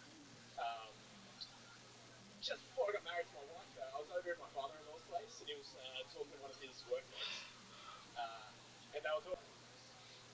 His workmate says, "Oh, well, he's a coconut, so what can you expect?" My father-in-law knows exactly what I am, and so I just took that as a green light. And before I came up, my missus said, "You better be funny." So good luck, films. Yeah, that's good. There you go. Dino. Hell yeah, Dino. Absolutely, buddy. This crowd is in shock and awe right now. You are sweating bullets, huh, my friend? What is going on? You're out of control. Is it a little bit hot in here, huh? No, I just fucking sweat at the drop of a hat. My goodness, what's going on down there? Nah, it's fun. I just You sweat a lot? yeah, from the months of like August through. And then what happens the other months? August through what? July? Yeah, pretty much. Wow. Have you always had that? Just soaking wet armpits, and you just commit to the gray T-shirt on that? Yeah, it's not a good idea. Fucked up. Yeah, I don't want to bluff anybody. If you fall in love with me, this is what you get. You know what I mean? I don't want to... No secrets kept here. Yeah. I sweat. For those of you listening, the sweat goes from his armpit halfway down to his waist. It's a long way. It's like somebody spilled 2 beers on his nipples. Yeah. Exactly. Hey, why not black shirts though? Like seriously, like. Yeah. It's also slimming. Are you a sweaty hand guy also? Like, are you the whole thing? Yeah, sweaty everything. Sweaty everything? Yeah. Butthole? Yeah, Sweaty butthole? Yeah. Self-lubing butthole? Yeah. Dino, first time doing stand-up? Oh, yeah, absolutely. Congratulations. What do you do for a living? I guess technically I'm still in the Air Force. In the middle of discharging. I got time off for the rest of the year. The Australian Air Force? What are you What, paper planes? Just in case anybody ever fucking flies a kite or something like that? Like, Yeah, pretty much. what do you do for the Air Force? I'm an avionics technician. It's just fix electrical bullshit. Shoot down lorikeets. Yeah, the bing ticket. My goodness. So, that's how you make money? Yeah. Alright, cool. There's something like, I don't know how to say this, but like very Hitler-y about you. Yeah, for sure. You do look like Fat Hitler. you do look like Hitler's sweaty grandson. Like you look like if Hitler put himself in a gas chamber. Has anyone ever told you that before? Nah, not that specifically. I know. Have you ever thought about trimming the mustache down full Hitler? I mean, you're so close. Can we get that pair of scissors back up here? How many of you guys, you want to do it? Oh, we can do it. You would do it? Yeah, let's fucking do it. I'm not hesitating. What the fuck is going on? Give me I need a scissors and a trash can back ASAP. So we already have one trash can upstairs. Hey, what'd I do? Trash can. Yeah, Somebody, throw that trash can away. You're gonna cut them with scissors, though. Kylie! It's gone. Alright, very good. This is exciting. This is the first time in the history of the show in which we've ever cut someone's hair with the I love how this trash can. You have the scissors, Kylie? No, they're not in there anymore. God damn it. You have any special talents that you can do in the meanwhile while we wait for the scissors? You know how to sing or do anything? Squirt out of his armpit. No? No, not yet. That's literally it. You got all I've got. God, that is impressive. That is a lot of sweat. You ever tried antidepressant? Or, like the, whatever it's called. It's called antiperspirant, red band. Have antidepressants for your, my elbows and armpits are so depressed. Did you know your armpits have a thing for headphones? How about a hand for Kylie Sparrow, everybody? She's a tour manager. She's responsible for my last 5 years in a row of coming to Sydney, Australia. She was able to sit down on your knees. It's not the first time. We're going to do this shit. You sure you want to do this, right? Yeah, go ahead. No lawsuits from this after this. This is very exciting. You stay still. His hands are shaking so much. Why are you shaking so much? This isn't going the way I thought it would go. These are the worst scissors I've ever done anything with in my life. Apologies to the factory theater for all the dirty hair that's going to be on the stage after the show. That's not going to work. Yeah, these scissors are garbage. Can we get another pair of scissors? Let's cut his head off. Yeah. Can we get an axe? Kylie, can we find another pair of scissors from like the ticket office or something? Anybody have scissors on them? Yeah, does anybody have a barber scissors out in the audience? How about a razor blade? Anyone have any coke addicts in the audience? Come here, keep coming here. Just stay over here. Everybody. I'm going to interview you while this happens. So, what do you do for fun when you're not working in avionics or anything like that? I get drunk and yelling at sporting events. Well, you're going to look perfect for that after this mustache is done. Don't laugh while this is happening. You're wasting my time. Yeah. This is also a full beard for me. Yeah, no, I know. God doesn't love You're making it look like your mustache, Tony. Oh, come on. Stop laughing. So, you have a girlfriend? A what? You have a wife? What do you think she's going to think when you come home with a Hitler mustache? Oh, she's in the crowd. Oh, really? Why do I feel like this is the beginning to a bad gay porno? You better stop laughing, dude. This isn't going to work out well for you. Oh, wow. Tell me more about your wife. Yeah, this is good. We're getting there. We're actually making a lot of progress here. You want to make out? Oh, yeah? Stop it, Brian. Jesus Christ. Oh, my God. This is the stupidest shit we've ever done. But it's also going to be completely awesome once it's done. So, what are your thoughts on Hitler and the work that he did? Not a massive fan. I don't think my workplace is anything. Don't face them yet. I want it to be a reveal. Haven't you ever seen... Stop laughing. Haven't you ever seen anything in show business before? Oh god, that one just went right up my sleeve. That was disgusting. I really Cut felt to that. 10 hours later, he looks at this thing. Hey, Stop laughing. I got a lighter. We can burn them off. And I got some Powerade Zero just in case it catches fire. Wow, red band on the science project over here. That's how it works. I just want everybody to remember this moment the next time I pitch a segment on the show. Yeah. Yeah. No shit. Giving a guy a Hitler mustache is the greatest thing we've ever done ever. It's a first, and we're gonna always have a razor on. It's blackened on top of a stairway. It's pretty good. Put your hands together for Adolf Hitler. Oh, there's some more. Oh wait. There we go. Give me two more good swipes of this fucking thing. Stop laughing. Stephen Hawking after a fire.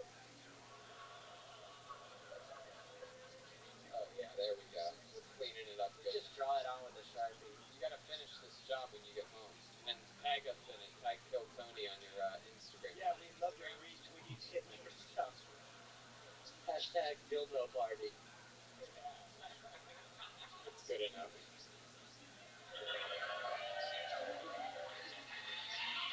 It looks exactly the same. I guess so.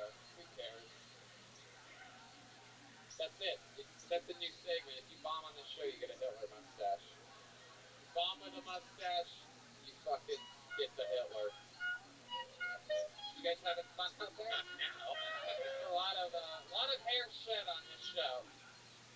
Bloodshed and hair shed. Okay. I believe this might be our first lady of the night. Put your hands together for Lena, everybody. Lena. Salerno. Whoa, here she is. It's Lena, everyone. Fuck yeah. Hello, how are you? Make some noise for Lena. Thanks. So it's my birthday today, and thanks. And it's even though I spent about 50 hours at the airport just waiting for my new plane, because I came from Melbourne yesterday, it was a lot better than my birthday last year. So last year I got a phone call from a random chick and found out that my boyfriend, who I lived with for many years, was cheating on me. But he actually forgot. He told me that he forgot he'd been cheating on me, just the same way that you or I would forget to, I don't know, pick up milk on the way home. So I'm still single, 12 months later, and I took the time to kind of reflect on the kind of guys that I was going for. So most people have a type, and I realized that my type was generally narcissistic sociopaths with zero income and really bad credit. So it's been consistent. And Well, yeah, Lena. Fuck yeah. hey, Hell yeah. It's exciting. Lena is the first comedian of the night to come on stage, and it looks like we already cut her hair. Very good. That's exciting. Me and her get our hair cut at the same place. Well, it's good. Giovanni. Yeah, very good. Absolutely. Part of the fucking gang over here, huh? Look at you. It's interesting because you dress like a barber, but you have that haircut. That haircut is Australian as fuck. Only, and you're wondering like, oh, I wonder how many American girls have the old regular hair with the old man bangs. No. Hell yeah. You can shave it off. No. I call that haircut the wishing well. I wish this goes well. Oh well. Wow, look at that. That's interesting. Yeah, I'm a feminist. I'll take down women too. Wow, look at that. There he is. There's our pal with a fresh haircut right there. Absolutely. Selena, welcome to the show. First time doing stand-up? Damn anomaly, because we ran into each other today at the airport. At Melbourne Airport on the way here. Your flight was Maya Watkins, the artist formerly known as Feminist Stacy. And here we are. You were lucky enough to get pulled out of a bucket. Is that true that your boyfriend cheated on you a year ago? He was cheating on you for a long time? Yeah, and he genuinely said, like, he was just as surprised as I was. So you just totally forgot that it happened. Yeah. Oh, sorry. So he used to pretend that he'd, like, black out randomly. Yeah. And, I presented him with some evidence, and he was like, oh, shit, I forgot about that. Why did the girl come to you? Were they like, did he break up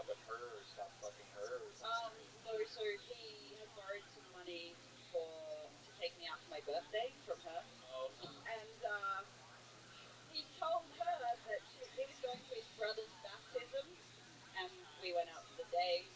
Then we came back to our house in the evening, and she just thought she couldn't last another minute, so she had to break it to me on my birthday. Are they together still? I don't know. That happened on your birthday? Yeah. And today's your birthday? Yeah. Wow, that is so cool. Happy birthday. What a difference a year makes, huh? That must have been pretty devastating a year ago when that happened. How long were you two together for? Just over 2 years. Just over 2 years. What did he do for work? Nothing. Nothing. He was a do nothing. Yeah. Heck yeah. I like those guys. Why is that, do you think? I don't know. Is your father a loser? My father's dead. Yeah, he's dead. Perfect, yeah. You like guys that do nothing because they're like your father. Exactly. You like guys that just lie around, preferably in the dirt. No, he's above ground. He's on a shelf. Oh, really? Yeah, Is it's it an a fort? Italian thing. Oh, you're Italian. Yep. Look at that. Did you ever snorkel it over your dad? No, he's full body. It's not cremated. He's not in an urn. I didn't figure. He's in a morgue. Do you think these loser guys fuck better? Wait, what? Like she says she likes these narcissistic losers. Do they fuck better? Right. Now, it's I don't know. I haven't heard anything else. I can answer this for you. It's a control thing. It's because it gives you the leverage in the relationship. You have the power, you have the money, you have the overall advantage, and you like that. You know, I've seen a therapist for years, and you just nailed it. Well, yeah. Here's another thing: is your therapist doesn't want to give you that answer. They want you to keep coming back every week. One of these days we're gonna have a real breakthrough, Lena. That'll be another $125, please. No, that's definitely what it is. You ever been with a woman before? No, I tried to have a girlfriend for a little while, and I couldn't break up with her, and it just got so messy that I didn't really go there. Like, we just kind of met, and then... Why couldn't you break up with her? She just kept crying in public. Yeah, I know, right? That's what they do. Really bad. I know. All the time, and I was like, it's cool, just keep going. I know, it never ends with them. You're supposed to keep that to yourself, bitch. Whoa. You ever cried feminist, Stacy? Only in the shower. Oh my god. This way you can't even tell because it just drips down. Exactly. Wow. Impressive. Lena, what do you do for work? I'm in HR. HR. Heck yeah. The business of people. Oh, very good. The business of people. That's very good.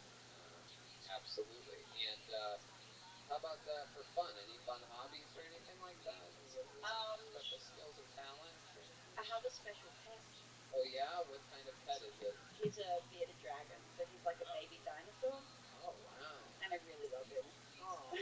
Like a lot. Yeah, you're gonna be single for a long time. I know. You watch yourself, Anthony. Wait. Why? No brighter phoenix will rise than a woman scorned. Oh my god. What a weird moment to do that. You have a dragon or something? It's inside of me. Oh my god. How long have you had this dragon for? He's turned 2 about a month ago. What do you feed a dragon? So he's kind of a vegetarian that hates vegetables, so I feed him like the equivalent of a cockroach. Oh Jesus Christ. I need that for my soundboard. What was that? Never again, sir. Never again. That was your one. If he makes that noise again, open hand slap him, somebody in the audience. Wait. Can she say one more fact about her bearded dragon, and then we hear that guy do the exact same thing one more time? Sure, let's do it. Absolutely. Let's acknowledge this so that we always have people in audiences doing dumbass shit, and then it'll always be a thing. Maybe a little bit pull out of the bucket. I can just interrupt the show. All right. Let's do this. Everybody, stay quiet after the answer, except for you know who. Here we go. And have you ever done anything? Have you ever slept with your dragon before? Have you ever like cuddled with it or anything like that? He sleeps in my bed every night. There you go. See? That's why segments don't work with audience members.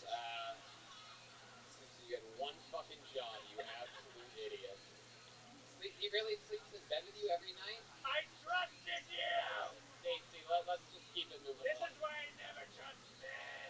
Alright. So that's true how he sleeps in bed with you? Yeah, like How long has that been for? 12 months? Okay, back to Lena, everyone. it's kind of been on and off since he was a baby. Since he was a baby, how long has that been for? 2 years. Very good. Alright. Has it ever crawled inside of you? No! Let's all do it together. 1, 2, 3.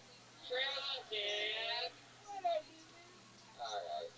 Well, Lena, it's so cool. Again, it's amazing how far you've come in a year, and happy birthday to you. You guys sing happy birthday here? Is that a thing? Happy birthday to you. Happy birthday to you. Happy birthday, dear Lena. No, not again. Happy birthday to you. One more time for Lena, everybody. I think she's a little cutie. Your boyfriend cheated on you. I forgot the words. Hey, you know the version of that song where it goes, "You smell like a monkey and you look like one too"? I sang "Happy Birthday" to my black friend, and I did that part not thinking about it. You can't do that anymore. There you go. Very good. Red band working out new minutes. No, that's like a real thing. I did it.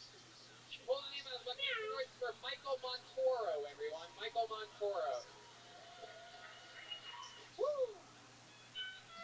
Stage smells like Australian hair. Here he is, Michael Montoro, everybody. Hey everyone, my name's Michael, born and bred in Australia.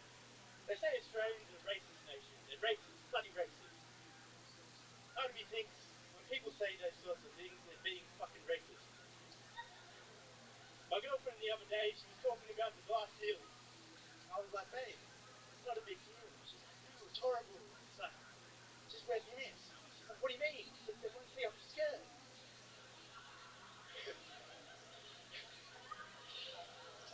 Halloween's coming up in Australia. It's a pretty funny thing. We don't really have it here, but I want to get involved, but I don't have much money because I live at home with my dad. So I thought the cheapest way to do that would just be sticking up a really official looking piece of paper on my front gate that says, "We cannot take place in this because a registered sex offender lives here." That's all I got, guys. Thank you very much. There you go. Michael Montoro, congratulations. Fun set. Perhaps the set of the night so far. How long have you been doing stand-up? This is the first time I've been on stage. Wow.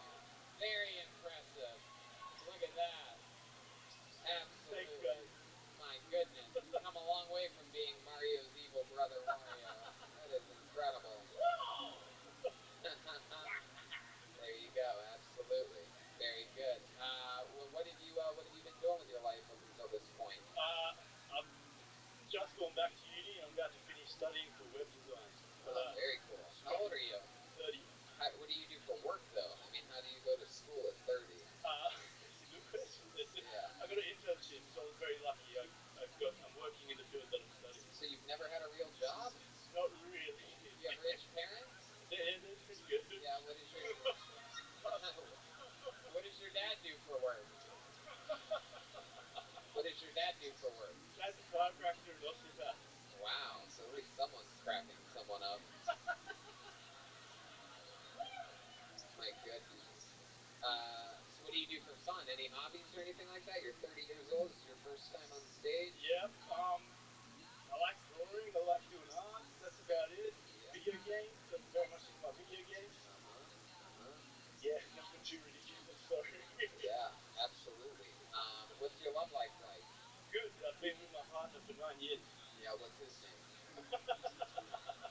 Only in Australia do they say partners and it's still the opposite sex. In America, if you say you've been with your partner a while, that means you're fucking a couple, dude. You know what I'm saying, bro?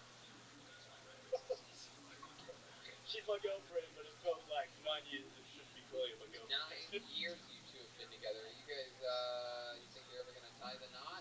Maybe one day. We'll see. Easy, one day. It's been 9 fucking years.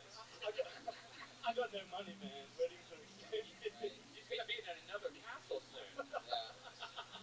That's very good. That's true. That's true. That's right. She's gonna get kidnapped by Bowser, and it's not gonna be the only lady I've heard of that sleeps with a dragon.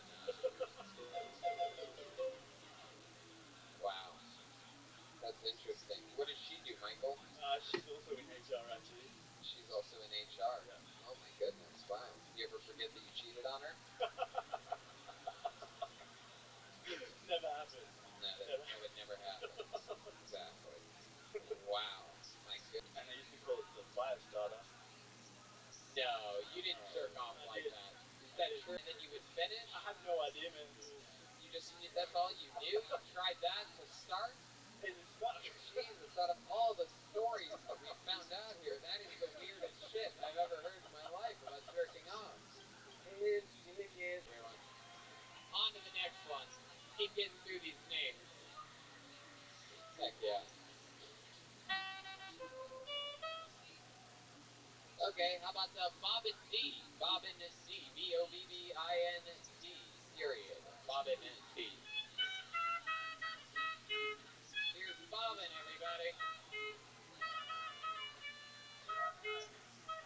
Hi, everyone. Speaking of feminism, who here has a feminist girlfriend or a wife? Anyone? That guy over there?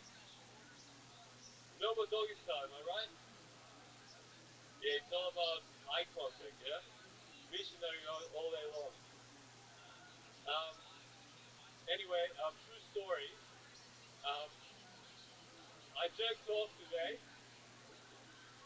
while fantasizing about doing well tonight. Yep, that happened. I'm married, I've got 2 kids, a wife, and juggling life and family gets hard sometimes.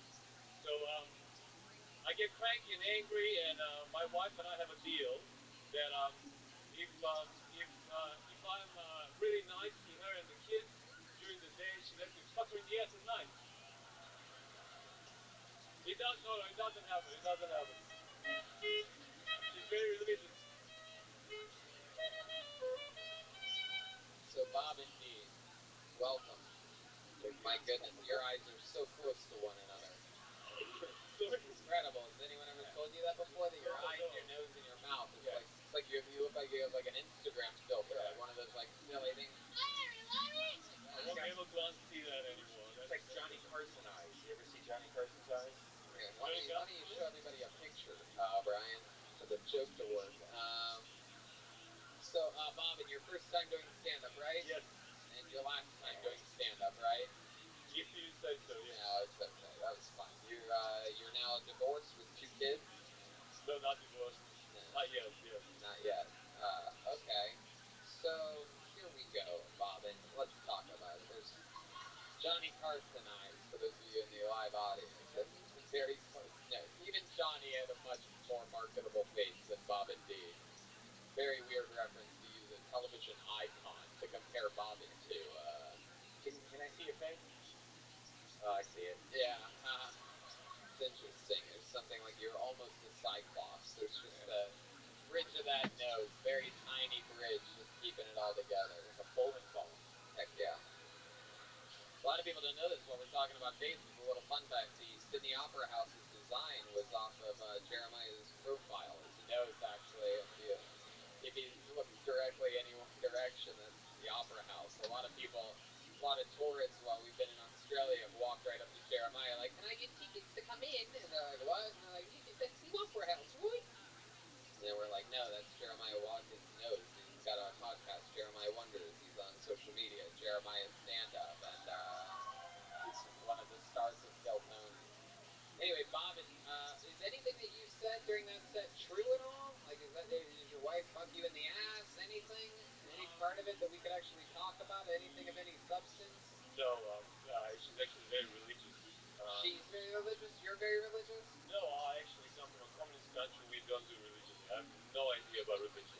Like You have no idea, but your wife's religious. Yes. What, and Christian? Christian, yes. Yeah, definitely. Is she with your kids alone right now? Yes. And how Christian is she, bro? I mean, I'd be careful. Yes, that's the exact reference that I was making. So she's not that Christian. Yeah. What do you do for work? Finance. I work in finance. Finance. Hell yeah, always keeping a big eye on the money, huh? How about your wife? What does she do? She's a high school teacher. A high school teacher. What does she teach in high school? She teaches religion. Whoa. Frightening, dude. I know. Man, what's the kinkiest thing you've ever been able to get away with in the bedroom with her if she's that religious? Sometimes Christians are very, boring, but yes. sometimes they're also like... Yes, true. Sometimes they also just want a fucking dick in every hole, you know what I mean? Funny you say this.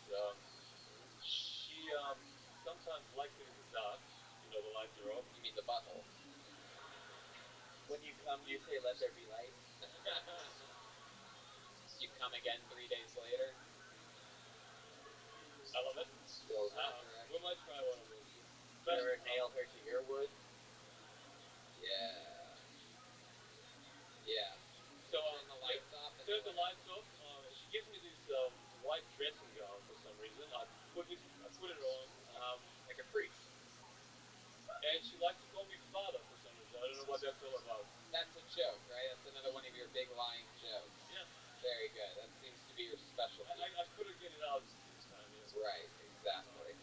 Absolutely. Any special skills or talents you have, Bobbin? I used to play drums like 7 years ago. What do you mean you played 6 or 7 years ago? How long did you play drums for? Well, I played for like 2 or 3 years, and then I had kids, so I stopped, and I haven't played since. Stopped you from playing drums? Do you think you could still do a good job at all? You think you could do a drum solo? No? Oh, you can? You want to give it a try? I don't know, maybe. All right, let's fucking do it. We're live in Sydney. Why not? Bob and D, ladies and gentlemen, is going to go for the throne here. I don't know. One for the sauce, yeah? There you go, Bobbin. Get behind the drum. Shut the fuck up.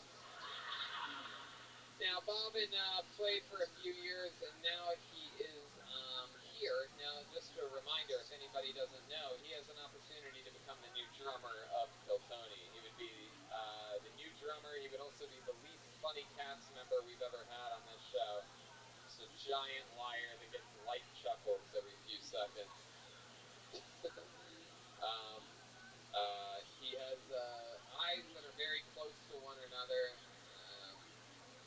So let's see what happens here. Bobbin, if you win, we have a 10 a.m. flight back to Los Angeles tomorrow. We have a show at the Comedy Store that you will be the drummer for. Joel takes this very seriously, anybody who tries to take his job from him. Now, let me remind you that this is about, there's a microphone there if you have something you want to say. This is not only about a drum solo performance, this is about overall comedic value. You can use the stage, you can do whatever you want, you can really go for it here. But your wife is such a Christian, I get the feeling you're not going to. But here we are, with no further ado, this is a Mexican drum off in Sydney, Australia, and this is a drum solo by Bob and D, everybody. Here we go.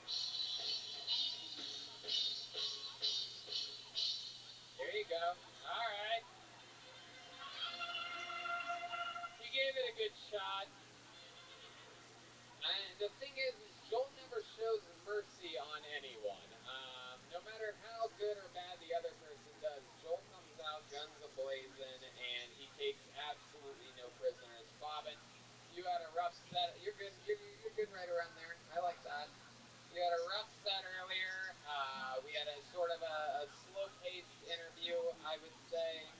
And sure, come over here. Absolutely. If Stacy wants you over here for some reason, sure.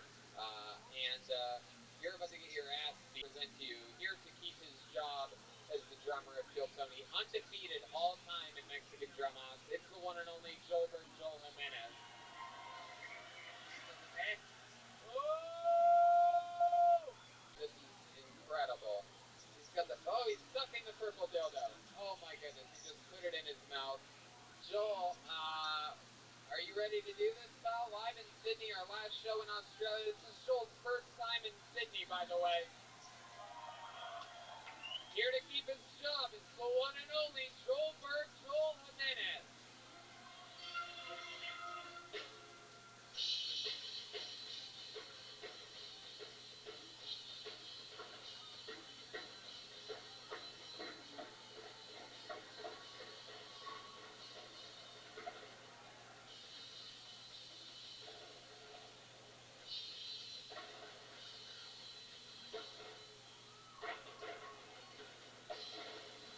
Oh my God.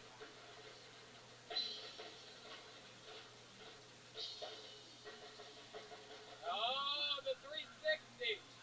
Oh, he's grabbing a cymbal. Oh my goodness, what is happening? Whoa! A backflip with a purple dildo. Wait a second.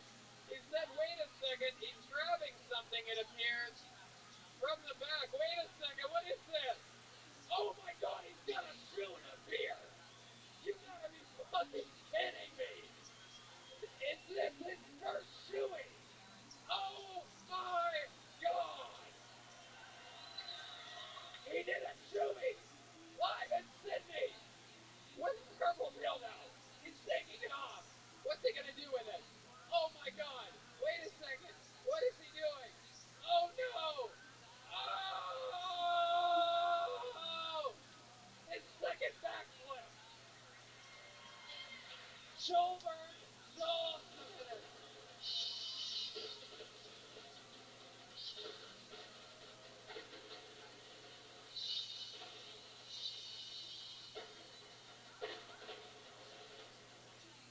Wow. Go fuck yourself. Wow. My goodness, that is the most one-sided competition I've ever seen in my life.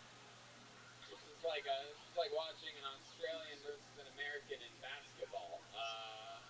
This is very impressive. How many of you have a guy named Bobbin in that one? Yeah, there you go. How many of you have Joelbert Joel Jimenez winning that? Wow. There you go. Very good. His first ever shoey, his first performance in Sydney. That's Joelbert Joel Jimenez. And that's Bobbin D. There goes Bobbin, everybody. Wow. Chaos. Absolute chaos, this show, I tell you. I don't think we've ever made this much of a mess on stage before. Somebody send me up another beer, please. Hell yeah. I'm going to pull another name out, and here we go. Jamal Abdul, everyone. Jamal Abdul.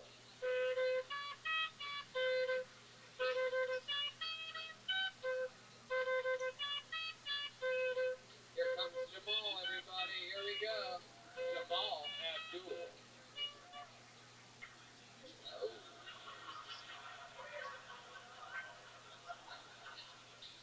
Here we go. A little wire. All right, not so One great more time stuff. for Jamal Abdul. All right. Here we go.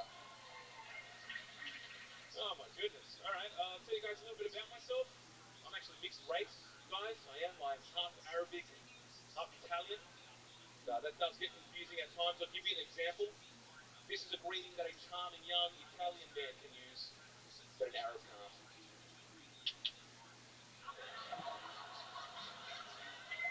Yeah. How about that? Yeah, comes the gun. It's pretty full on actually. Yeah, man. I'll tell you guys a little bit more about myself. I'm actually visually impaired. I'm legally blind. I was born with it. Suck on that, mate. Believed in it myself, right?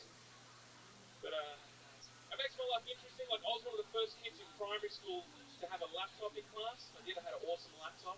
And it had a special program on it. What it would do is it would take everything on the screen and it would read it out loud to me make the computer completely accessible. Right, it was good technology at the time, but the voice on this thing was awful. So when I would turn my computer on, it would go, Activated. right?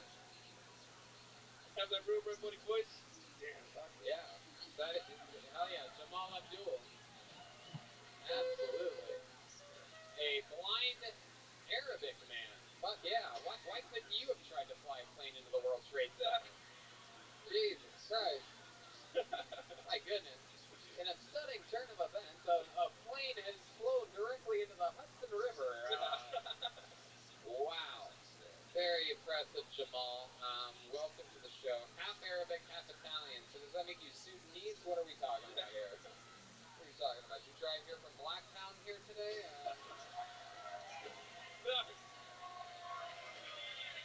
Local references. What the fuck do you think, pal? Questioning my preparation city to city? You mean that even though I'm exhausted traveling all over? Very impressive. So, is this your first time doing stand-up? No. No, you've been doing it a while? You have a really good set, so I'm not assuming that that's your first time. Very good. How about a hand for him, Jamal Abdul? That's a good set. Heck yeah. One of the funniest blind people in comedy since Amy Schumer's stylist. So how long you been doing stand-up? I just clocked 4 years, 1st of 4 October. years. Very good. Congratulations. All of it here in Sydney? I'm based in Wollongong, so I'm about like, yeah. Wow. All right. There's no brotherhood there. I don't know why you're cheering. That's weird. Like, no, it's like 2 hours away on the train. I catch a train, obviously. Yeah. Oh yeah, absolutely. Why obviously? Why did I get a laugh? Now I'm confused. I mean, yeah, the Australian government has a thing against blind people driving. I don't know if that's... Oh, of course, yes. A little bit of prejudice, you know? Yes, indeed. Yeah. Absolutely. That's very, very, very fucking good. You have a job? What do you do for a living? No, I just lost my dishwashing job. You lost your dishwashing job? What happened? You thought you were washing a plate and you took a plaque off the wall? What happened? No, Jamal, you watched Mark's Employee of the Month plaque. How'd you lose your dishwashing job? I took too much time off, and then, yeah, they weren't cool with that. So. Oh, okay. Yeah, they didn't turn a blind eye to that, did they? Absolutely. Yeah. Heck yeah. Very fun. You have a girlfriend? No. No? When's the last time? I can't see why. You go for puns? It seems like if anyone should be getting tons of pussy, it should be a guy that everyone's a hot chick to. If I were you, I'd be taking down 2s and 3s like a pimp. You're the most beautiful thing I've ever seen in my life. Has anyone ever told you you have the prettiest eyes? You know, I'm surprised no girl has ever called me out on saying bullshit like that. Like, it's never happened. You know? What? They just want to believe it. So they just believe what you say, you know? All right. Yeah, because we're just dumb, sinful creatures. I love it. I love it. What do you do for fun, Jamal, when you're not doing stand-up or...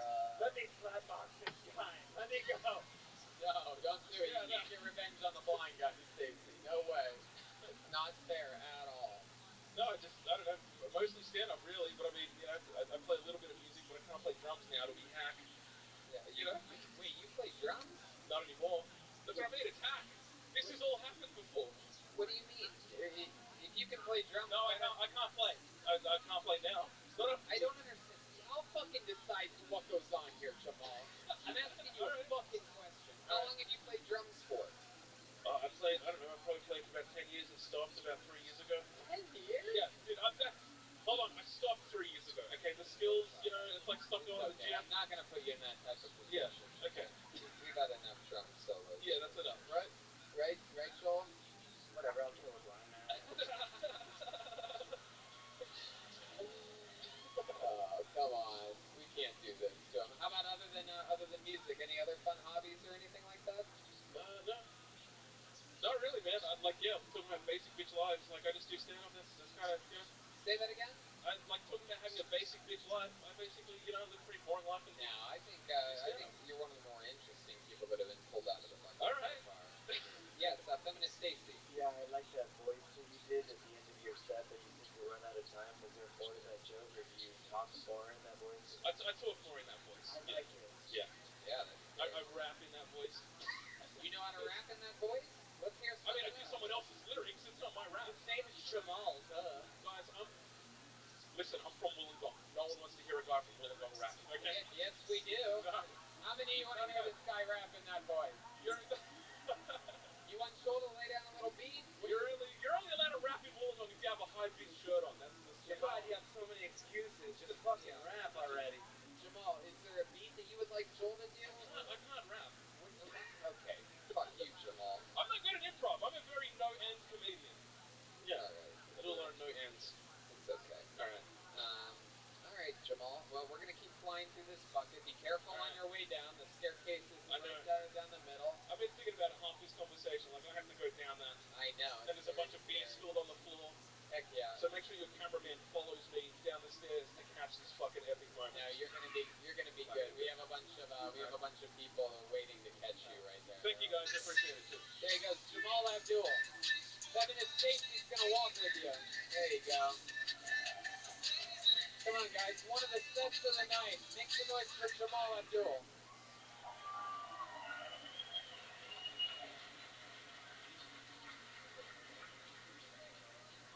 You guys ready for one more? This is it. This is the end of the show. You guys ready to do this? Alright, let's see what happens here. Shut the fuck up. Make some noise for Seizure Kaiser, everyone. Seizure Kaiser. Let's see what happens here. Seizure Kaiser. Here he is. Seizure Kaiser, everyone. Hey, before I start, can I give this spot to someone else? Because I've done Kill Tony before, and I'd rather give it to my mate. No, you can just go. Go. I can give it to him? No. I'll just do it then. No, you can't pick. Alright, okay, I'll just do the set then. No, now no one likes you. Go back to your seat. Seizure Kaiser. Fair enough. Sure, can I do it? No? There you go. It doesn't work. You We here at Kill Tony reserve the right to dismiss anyone that we want to. It's pretty wild how That friend probably feels really bad right now. Put your hands together for Raredi? Raredi? Raredi? Roredi? You get no love from me. Hanging on the passenger side. Step back from that ledge. If you are my friend, step back from that ledge. My friend, step back from that fucking Raredi, everybody. Oh my goodness. How's everyone doing tonight? Tremendous. I think one of the most masculine things you can do as a man is go down on a girl. The only problem with that is there's no masculine way to actually go down on a girl. Like it. That you guys would do that during somebody's 60-second set. It's one of the only rules of the fucking show.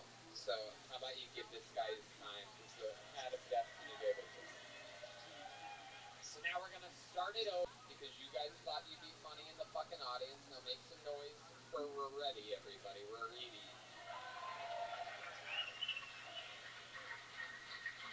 What's the new joke? Tremendous. I just moved out to my mom's place recently. Next time I smashed her favorite vase. Anyway, when she got home, she was like, Elliot, you piece of shit. And then she saw that vase, and she was...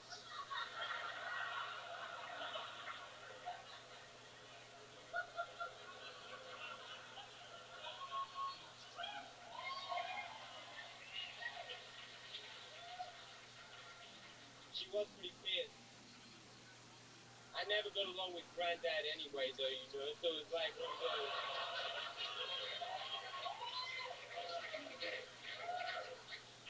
Good riddance. I want more than 1 minute. I bet you do. There he is. We're reading, everybody. And there you go. There's a lesson for you dumbasses in the audience. Stupid bogan hecklers. Is that some comedians, other than the ones that just... other than the ones that start start and perform here in Australia use a thing called timing and execution to their art form. So maybe wait a few seconds and make sure they're not funny before you start heckling, you fucking fuck. God, so stupid. I've had that happen here numerous times. That's the problem with bad cocaine being the #1 drug in the city that you perform in. Is that people like that sometimes get scattered throughout the crowd. How long have you been doing stand-up? Ravetti? 2 years. 2 years. Very good. Absolutely. Let's check in with feminist Stacy. Yeah, how long have you had the sexy kind of autism?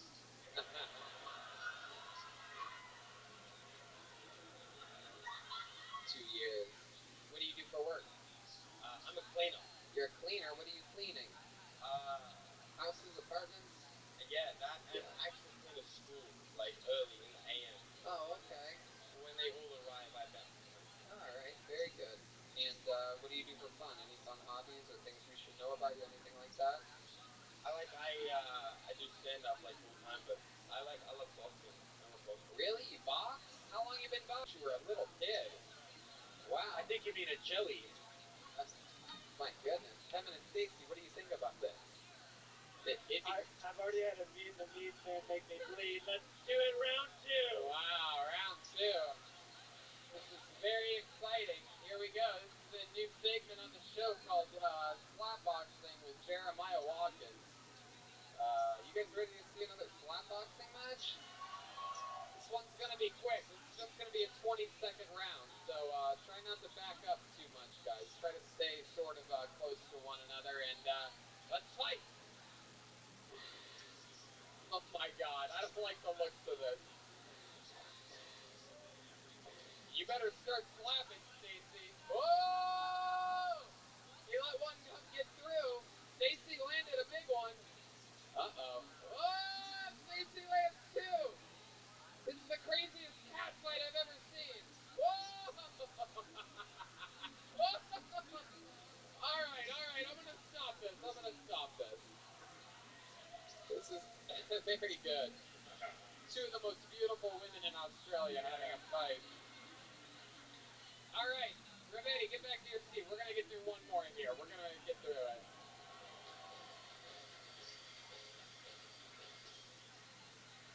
Okay, let's do it. Make some noise for your final comedian of the night. This is the last one no matter what, okay? Make some noise for Jet Wood, everyone. Here we go. Jet Wood. Jet Wood? Jet here? There you go. Okay, here we go. Here comes Jet, everybody. Look at this. It's Jet. Fuck yeah. One more time for your final comedian of the night, Jet Wood.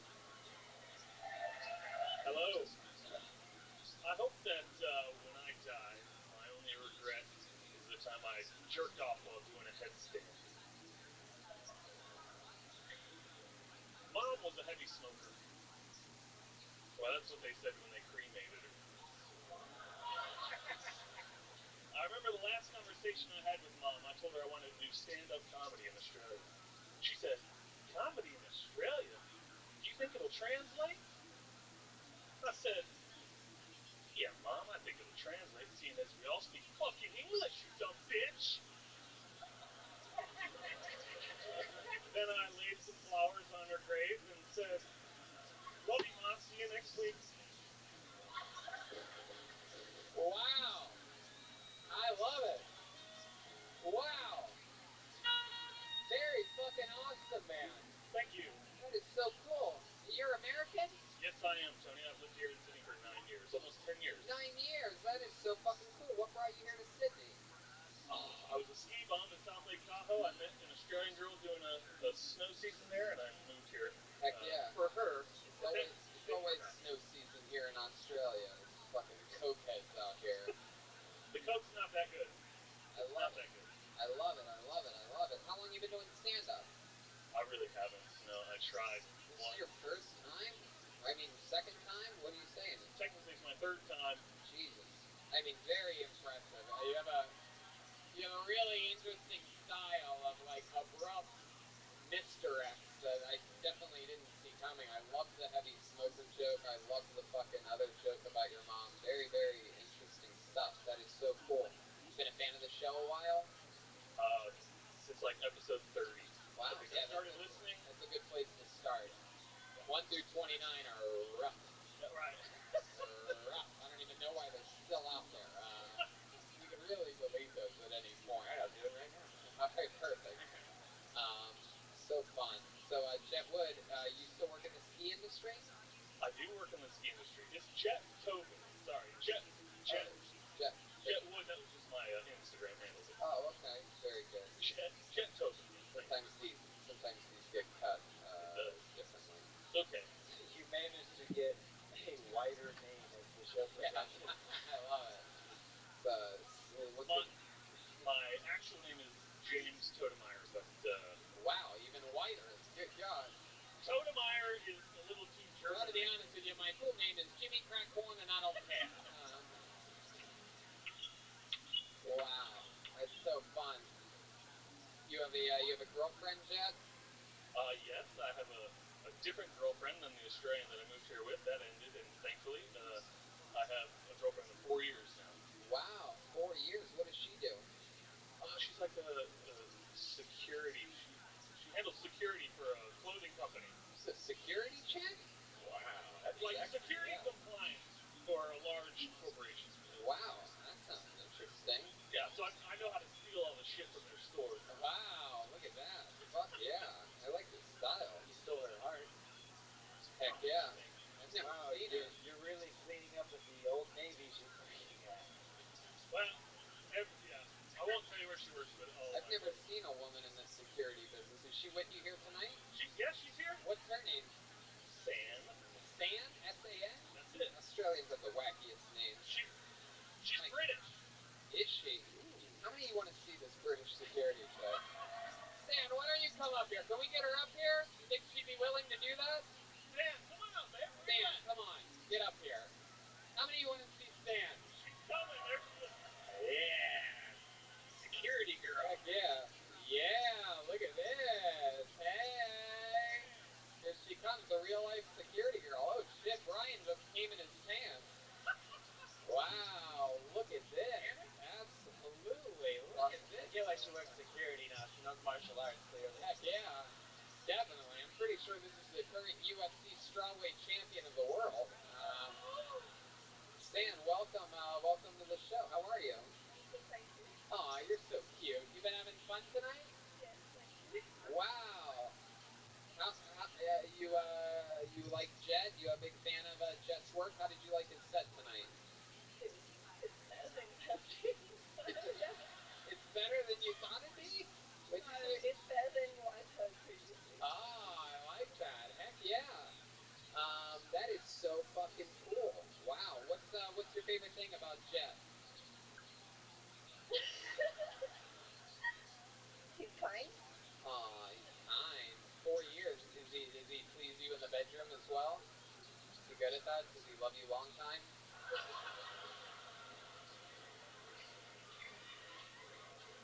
I guess. That's a safe answer. Kindness doesn't give orgasms, I'll tell you that much. I love that. Oh, what a special thing. Wow. I'm blown away. I've just never seen a white man with an Asian girl before. It's really, I know. It's very impressive. This is definitely. This is definitely. You guys could be Red Band and his girlfriend stunt doubles. Hey, have you ever? I've been saying for a long time that Red Band, he's got a good head on his shoulders. He knows. He's got good taste in women. Hey, I agree. We heard about his head and shoulders earlier. Yeah. My goodness. So, Jet, what do you think? How should we end this puppy pie? Well, I don't know. It's been a great show, but Sam likes it when I sing to her to sleep. Oh, really? Is this true? What do you like to sing? I am not a good singer. She likes it when I sing her to sleep at that night is for so some sweet. reason. Why don't we hear a little sample of what that sounds like? All my life, wow, I pray for someone like you. I thank God that reaching in his pocket. You. Oh!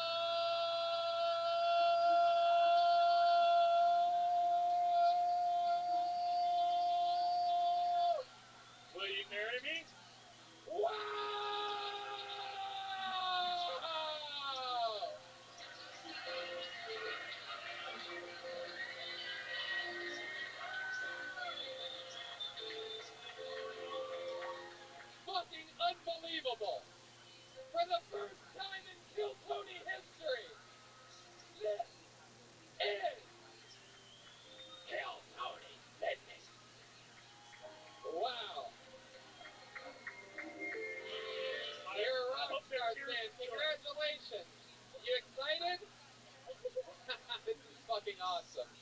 A very special episode of Fuck, Marry, Kill, Tony. Live from Sydney. Feminist Stacy, is there something you'd like to say? The only thing that would have been more beautiful is if she got down on her knee and proposed to him. Wow. Congratulations. That was fucking awesome, pal. Absolutely. Congratulations, Dan. That's so awesome. Hell yeah. She really is going to love him long time after all. They are going to get married. That is the first ever Kill Tony engagement. Live on Kill Tony. I'm not going to lie to you. I was in communication with Jet before the show, so I'd like to apologize for that fake name I pulled out that last time, Louis Vocalini. You were that close to getting on stage. How about one more time for Jet and San? It's happening. And that is Kill Tony Sydney, the final stop on our first ever Australian tour. How about one more time for Feminist Stacy, the one and only Jeremiah Watkins. It's his first time in Sydney. It's his first time in Australia. All three of these guys. How about another hand for the one and only Joel Jimenez? There he is. And still the drummer for Kill Tony. Very exciting stuff. Come on, how loud can this place get for the one and only Podfather Brian Redband, huh? Wow, what a fucking show. We cut hair. We cut mustaches. We made dreams come true. And it all happened here. This has been a fun and amazing 3 nights in Australia. We are back home tomorrow, and we do Kill Tony Monday night from the Comedy Store in Los Angeles. Tomorrow night, no rest for the wicked, so let's make this meet and greet that we're going to get through with all of you really fast and wholesome. Let's have Sydney make some noise for Instagram. Wow, that's the most... Slice? You have a house slice in here? Hey, oh, hello. Kill Tony. Yeah. Hey, anybody on the lights? Anybody on house lights? Anybody on... Yeah, let's turn those up, and let's do that one more time, Jeremiah, because you can't see anybody. How about you guys make some fucking noise, huh? We did it. There you go. That's Sydney, Australia. The first ever Kill Tony live in Sydney. We did it. We love you guys. Good night. Thank you.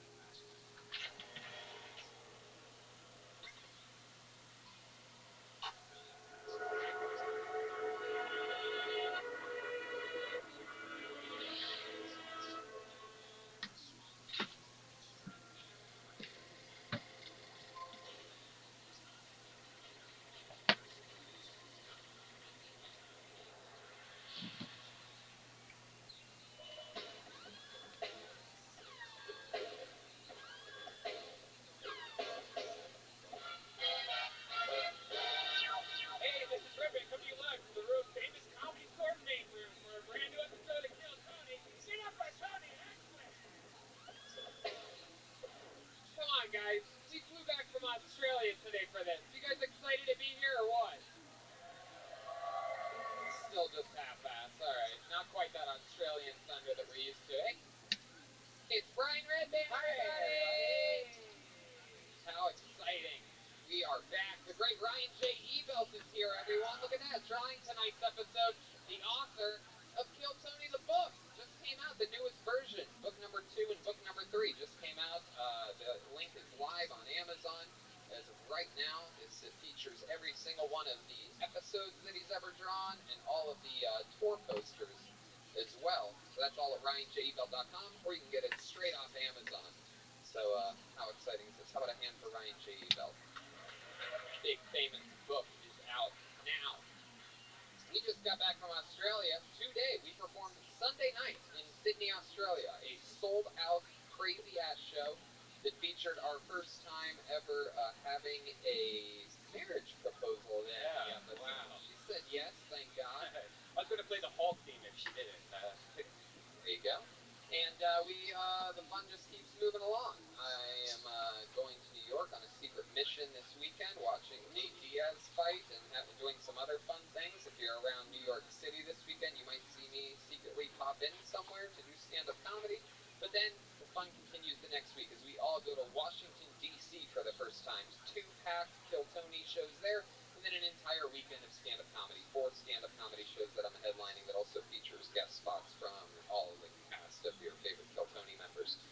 Then we go to Columbus, December 12th, Pittsburgh, the 14th of December, and Cleveland on the 15th, and that's going to be a lot of fun. Pro wrestling fans, November 23rd, my wrestling podcast, The Store Horseman, has an event here called Storecade, where we're putting a wrestling ring in the middle of the fucking main room, and going to have a massive wrestling event here, and that's very exciting stuff. Jeremiah Watkins also headlining on the road now. The little baby gorilla is all grown up. He's headlining Huntington Beach, November 16th, St. Louis, the 29th through 30th of November, Kansas City, December 19th to 21st, San Diego, December 6th, and January 2nd through the 4th, he's headlining Chicago's Zanies Rosemont, which is very exciting stuff. He's out there headlining. He's a real fucking grown-up comedian. This is exciting. Speaking of grown-up comedians, let's start the show, shall we? We have 2 guests tonight. As always, 2 of the funniest humans in the world. Unfortunately, Tim Dillon had a last-minute major event, and he has rescheduled for a couple weeks from now. And next week we have Bonnie McFarlane and someone else very exciting. I'll look it up. Not Rich Fox? Nope, not Rich Fox. But tonight is no exception to our amazing comedian rule. I present to you a person coming back for their second time and someone for their first time. Put your hands together for the great Laura Bice and Daniel Van Kirk. Wow. How exciting.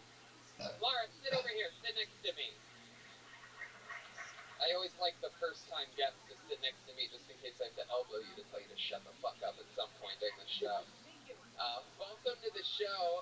This is Laura's first time on the show. Let me give you the quick rundown. Laura, I don't think, in the nicest way possible, I don't think anybody here knew who Laura was a year ago, and now she's one of the most feared comedians to go up after at the Comedy Store, and that is no exaggeration or a joke. She's an absolute monster. She's been destroying. She opens for Pete Holmes and Eliza Schlesinger. I'd imagine you bury Eliza pretty deeply. No. No, you're not allowed to say that as an opener, right? I only opened for her once when she asked me to open for her in Vegas, and That's that's good. coming up. She's so oblivious. She probably has no idea that you're giving the people their money's worth before she even gets out there. She's a great comedian. She's a great comedian, absolutely. Keep getting that work, baby girl, 100%. Laura Bice is headlining 2 shows this Thursday on Halloween at the 2-Bit Circus on the 4th Wall, 8 p.m. and 8:30. And hello, Daniel Van Kirk is back, everyone. Hello. Hi, everybody. Stone Cold Killer, and I'm not saying that just because he looks like Stone Cold. Oh, hell yeah. Hey! That's my mom. I'm just out here working for the working man, trying to make them ducats. I always can't believe how good your impressions are. Well, debatable. He has on pre-sale right now his debut album, Thanks Diane, is out on iTunes right now, and it's for sale everywhere. November 15th, DanielVanKirk.com, and he's headlining throughout the Midwest. In the middle of November, he's going to Cincy, Louisville, Nashville, Milwaukee, Rochelle, Illinois. Rochelle, Illinois. So many killers come out of Rochelle. Am I right? Me and Joan Allen. Who is it? Joan Allen. Who's Joan Allen? Come on, player. No, I don't know. You didn't see Death Race 2000? Nope. Right? She's also nominated for 2 Oscars, but let's just talk about fucking Death Race. She was the mom in prison, though. She was the one who masturbated. Yes, she was. Whoa. Get that black and white puss. Oh, yeah, I did not know that. I don't think I can write things down with my fate pen, so if David Deary is listening, I need a Sharpie marker. I'm sure he's listening, right? There you go, Brandon. How about a hand for Brandon, the intern? He picks up all the slack when David Deary's out running around making pieces. Oh, David Deary coming in, making sure he doesn't lose his job. Look at that. Maybe that'll be the new thing. We'll just start complimenting how good Brandon the intern is to get David to actually do his job here. So much fun stuff. But, we keep a great team of people around us. You can bet that it'll always be that way. And speaking of betting, I love betting. I go to MyBookie. It's fast, it's easy, and they pay you when you win. Let's face it, where you're betting is just as important as who you're betting on. I wouldn't be telling you guys to bet with them if they weren't the absolute best. I mean, if you found $100 on the street, would you pick it up or would you keep walking? I'd take the money. So why do you keep picking winners and not betting on them? Do the smart thing. If you're going to... Smart game. If you're going to bet this football season, bet with MyBookie. Did you know you could bet on games after the kickoff?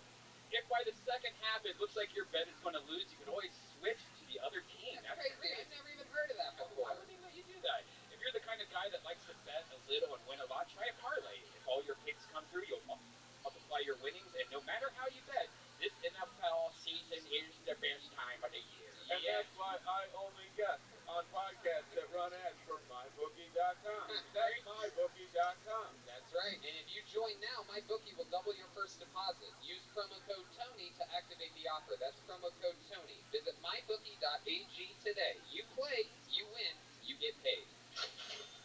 That's a fun little... Nailed it. Got it. It's in there. We have a band on this show, everybody. How many of you guys like this show? Oh, okay, there you are. There it is. There's the audience. Every single episode, the band commits to being different characters. We never know what they're going to be. They were in a separate dressing room, as always, from us today. And sometimes it's the return of characters that we've seen before. Like this last night in Sydney, they were Feminist Stacy and Feminist Macy. Crowd went wild. Some of their more famous characters ever. And we also had the wildlife experts down there and some other fun things. So let's see what they are tonight. Put your hands together for the best damn band in the land. It's the Kill Tony Band, Jeremiah Watkins and Joel Jimenez.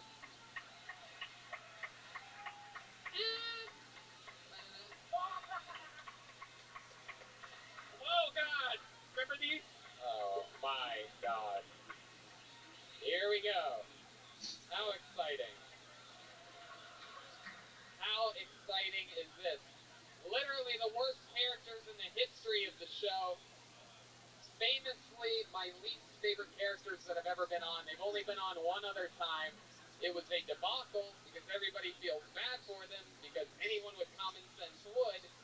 It is the return of the mental patients, everyone. Wow. Very, very exciting. Hilarious and exciting. So remind me of, he's got pills falling out of his mouth like a typical mental patient.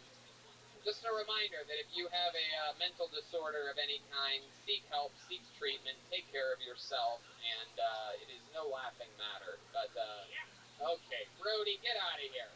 We don't know. No, get him out of here. Yeah. No. You got it. How dare you? All right, Brody. Come on. There he is. I snuck into Cedar Sinai. I know the back rough. Yeah. Okay, all right. Okay, very good. All right, guys.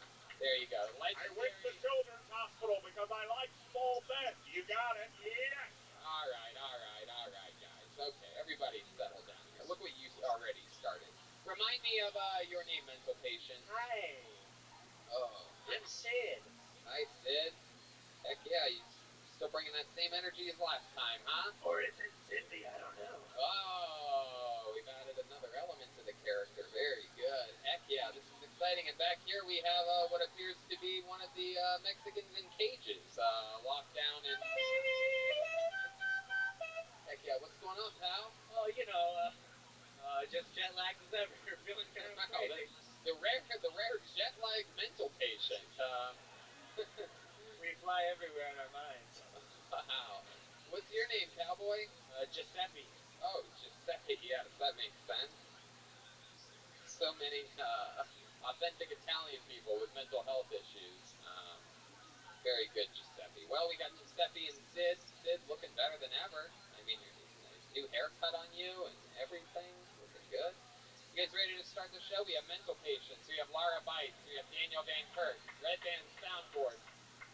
Which brings me to this, everyone. It's the real-life bucket of destiny. A bunch of people signed up for the chance to get 60 seconds on this stage uninterrupted and then talk with us. I interview you, find out more about your life. Maybe there'll be a marriage proposal. Maybe someone will kill themselves tonight. Who knows what can happen? Kill Tony. Anything can happen. You know your 60 seconds uninterrupted is up and you hear the sound of a kitten. That means wrap it up then or else you're going to bring out the hometown angry West Hollywood bear. There he is. He's back. We've been dealing with kangaroos all weekend in Australia. Now there's a bear. You guys ready to start the show? It's always so sad when we come back to Los Angeles after going out and being in front of people that actually are excited to see us. Are you guys ready for this fucking show? Yeah. Oh, there you go. There you go. There you go. Hell yeah. That's the type of energy I like. Let's get the show started. I pulled a name out of the bucket. This person has great handwriting. I'm excited about this. Make some noise for Jenny Burnett. Here we go. Here we go. Kill Tony, live from the Comedy Store. And it has begun. Here comes Jenny, everybody. Heck yeah. It's good to be home. One more time for Jenny Burnett.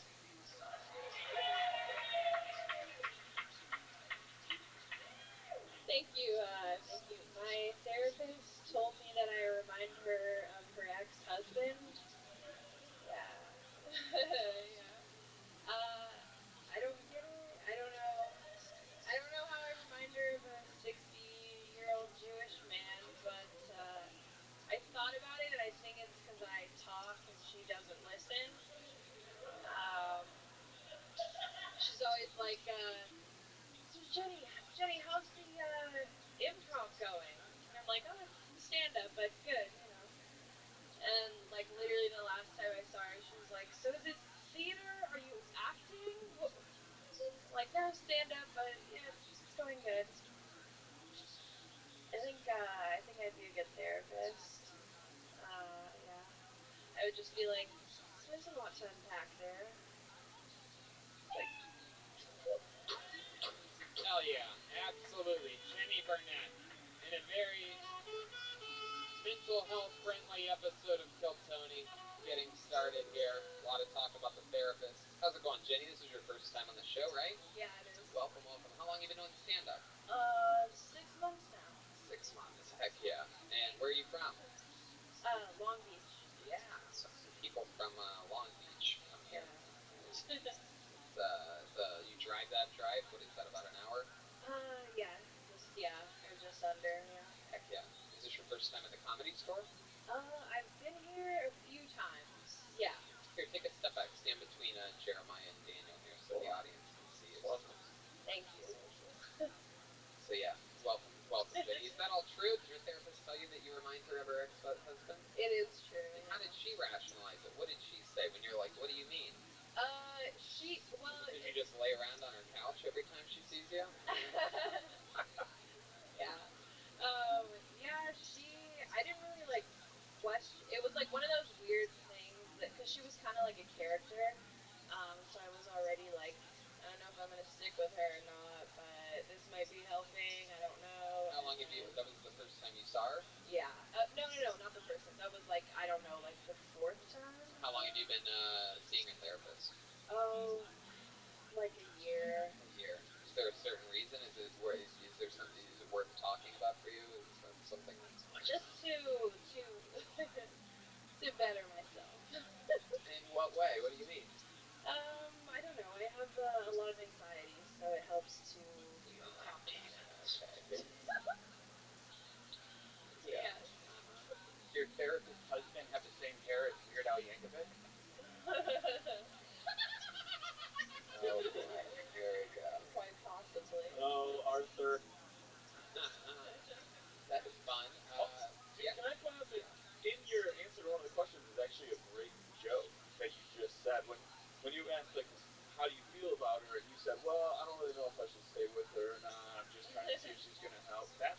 Those are follow-ups to the like in your setup of like how you feel about her as an ex, like possibly like maybe I am her ex-husband. I can't decide if she's the one for me. I keep thinking about other therapists that probably would be better fit for me and what I like out of a person like that. You just said like 3 great jokes that would fit right into what you just did. Solid, yeah. Okay. I don't know. Yeah. Hell yeah, thank you. Got a little prescription prescribed to you on your therapist jokes. Look at that. Take that. Any advice from the mental health patients over here? You guys specialize in therapy? Go deep inside your mind, and you'll find enlightenment. It's so sad. This is like the deep edited scenes from the new Joker movie. On the editing room floor, just so deep. How about you back there? Anything from you, Giuseppe? I'm just wondering how this Aborigine snuck back with us Oh, to America. all right. Deep reference there. How dare you? They don't have black people in Australia. Well, what ethnicity are you, Jenny? What we can? I'm biracial. I'm half black, half white. Half black, half white. I would have guessed that you were bi. Heck yeah. Black dad, white mom? Yes. Very cool. They still together? They are. Wow, that's interesting. It's always surprising when those ones last. Those are usually little temp relationships. You know what I mean? The old, either you hit it and quit it, or you hit it and sit it, or something like that. I don't know if that makes sense. My dad is black as well because he's a shadow of my past. Hey, Sid. Damn, Sid. Heck yeah, that was deep, bro. You what do you do for work? I was working at SpaceX, but I got laid off Whoa. Wow, wait. You know, just your new comedian from the LB working at SpaceX. Yeah, exactly. Doing what? I was a precision inspector. So first I started as a composite technician, like building parts, and then I transitioned into inspection. So just looking at parts, passing them, good or bad. Yeah. Why'd you get it laid off? I thought they were doing good. They just had a weird company-wide layoff like earlier this year. It was like 10% of the company, and I was one of the 10%. So. That's funny. I actually worked in tech support before I was a comedian, and it was inappropriate. Yeah. To my personality. I like you. I like your curly hair. I like your confidence. I think for being 6 months deep, especially, you have great stage presence. I'm into it. If you're black and white, does that mean I can or cannot touch your hair? That's a good question. It is a good question. That's a great question. I love it. It's her choice. I know that. Could really go 50% on that. Heck yeah. My discretion, I guess. I love it. Those are some tight curls you have, Jenny Burnett, and congratulations. You got pulled out of the bucket. Way to start the show here on Kill Tony. Jenny Burnett is on Instagram at Jenny Burnett _ all one word, Jenny Burnett _ Hell yeah. And it has begun.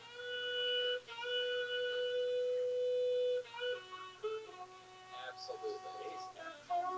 Pulled on the name out of the bucket, makes noise for Kyle Gridley. Kyle Gridley is next on Kill Tony. Fun train just keeps moving along. Chugga chugga, choo choo. Kyle Gridley. Oh, here he comes. Here comes Kyle, everyone. Hell yeah. Oh, that second guess is Moshe Kesher. It's Bonnie McFarlane and Moshe Kesher next week. Kyle Gridley, everybody. Sup, everyone chilling, living, doing it? Right. Okay. My name is Kyle. Alright, I drink booze. I smoke pot. I would do more cocaine if it weren't allergies. I have so much fun with my friends. I want to blame myself though, because I've been doing these things called dabs. Everyone here know what dabs are? Yeah, dabs, or as I call it, sleepy meth. I'm gonna take this brown crystal and I'm gonna light some glass on fire. It'll be fun. Hey, not everyone can handle a dab. All right, but everyone can get one. Okay. I remember I used to go to this dispensary. If you spent $20 or more, they would give you a free dab and then expect you to drive home. What? That's crazy. Hey, I see you bought 2 grams of weed for you and your buddy. So go ahead and do this dab and forget how to open your eyes. I'm dead. Kyle Gridley. Absolutely. He's doing dabs. He's drinking. He's smoking, this guy. How are you, man? I'm okay. Heck yeah, alright. What's up, guys? Hey, how are you? Okay. Don't touch the talent. Don't touch the talent. I'm sorry. No, not you. I was telling him. You're the talent. Daniel, you're the talent. Well, we'll find out. Of course, this does look like the kid from the original Nightmare on Elm Street, all grown up. But, Yummy. Looking thick, absolutely. Kyle, welcome to the show. How long have you been doing stand-up? I've been doing stand-up for 6 years. It's been okay. How long have you been the son of Matt Foley, motivational speaker? Well, I'm 20. I'm 24. Perfect. Thank you. Oh, wow. Where have you been doing it for 6 years? I started at Flappers in Claremont. Shut down now. Shout out. Second worst club in America. All right. And then I've been doing stand-up in Orange County for the last 5 years. Wow. 5. Heck yeah. Absolutely. And what do you do for work? It's going to start out with the words right now. Yeah, I like that. I work at 4 in the morning. That's the name of a diner? I work for In-N-Out Burger. What do you do for In-N-Out? I do like the custodial work. You do the custodial work at an In-N-Out? Yeah, what's up? My hands are so calloused. I'm cut up. I have chemical burns. Wow. I clean the fryers. Okay, relax. Breathe a little bit. We know what a fucking custodian is, okay? I scrub the floors, plunge the toilet. If there's ever anything wrong, I take care of it. This is incredible. Are Mexicans evolving to look more white? Is that what's happening? I'm half Guatemalan. Wow, okay. You really are a custodian. That's interesting. That's your lead material. I walk on stage and say, I am a janitor. Yeah, exactly. 100%. That is powerful stuff. I make some money. In-N-Out Burger. Shout out to George. Shout out to Mike. Wow. You guys are cool. Thank you. Someone's trying to double how much they get paid. Get an animal style. Yeah, no bonus. It's weird that you work at In-N-Out because you look like a Bob's Burgers character. Hey, Goldberg's in the house. I am a Bob's Burgers character. Really? Yes, I am. Wow. There you go. Really? Yeah. What's the name of your character on Bob's? His name is Flips White Fudge, and he taught Bob how to break dance in the Valentine's Day. Yeah, that's Daniel Van Kirk, everybody. That's hip hop. Heck yeah. You guys are both television stars. Laura just destroyed on Lights Out. Hell yes. Last week. You have a great panel here today. Powerful. Hey, I noticed you brought your beer on stage to do 1 minute of stand-up. Can you tell us a little bit about that? Yeah. With the fires in California, the smoke, my allergies are really terrible. It's got nothing to do with what I asked you. No, you're right. No, you're right. I can't even make the connection in my head. No, you're right. My throat gets dry. So I just drink the... I bet it does. Go ahead, Sid. Also, you can never be too careful because boys can get roofied too. There you go. That's actually very true. That is true. So, you have any special skills or talents? Anything like that, Kyle? Seem like, very good. Not really. I pay so much attention to the news. Gosh. Yeah. You pay attention to the news as your special skill or talent? I'm pretty up on it. Have you ever won a trophy of any kind? Have you ever been competitive at anything at all in your played football at a junior college in Victorville. I play in the NFL. Yeah. He already told you he cleans your toilet. Yeah, honestly, I'm pretty good at it. I'm actually genuinely talented at it. Yeah. Wow. What's your love life like? Is in and out custodian work getting you all the pussy, or just? Yeah, they pay okay. I don't know. Sex is fine. Sex is great. You know, the people I've been having sex with, they could be better. Do you like it better? Are you fucking kidding me? I know. This guy fucks me. He's got the fucking audacity to say the people he has sex with could be better. There's some girl being like, so I just fucked this In-N-Out janitor.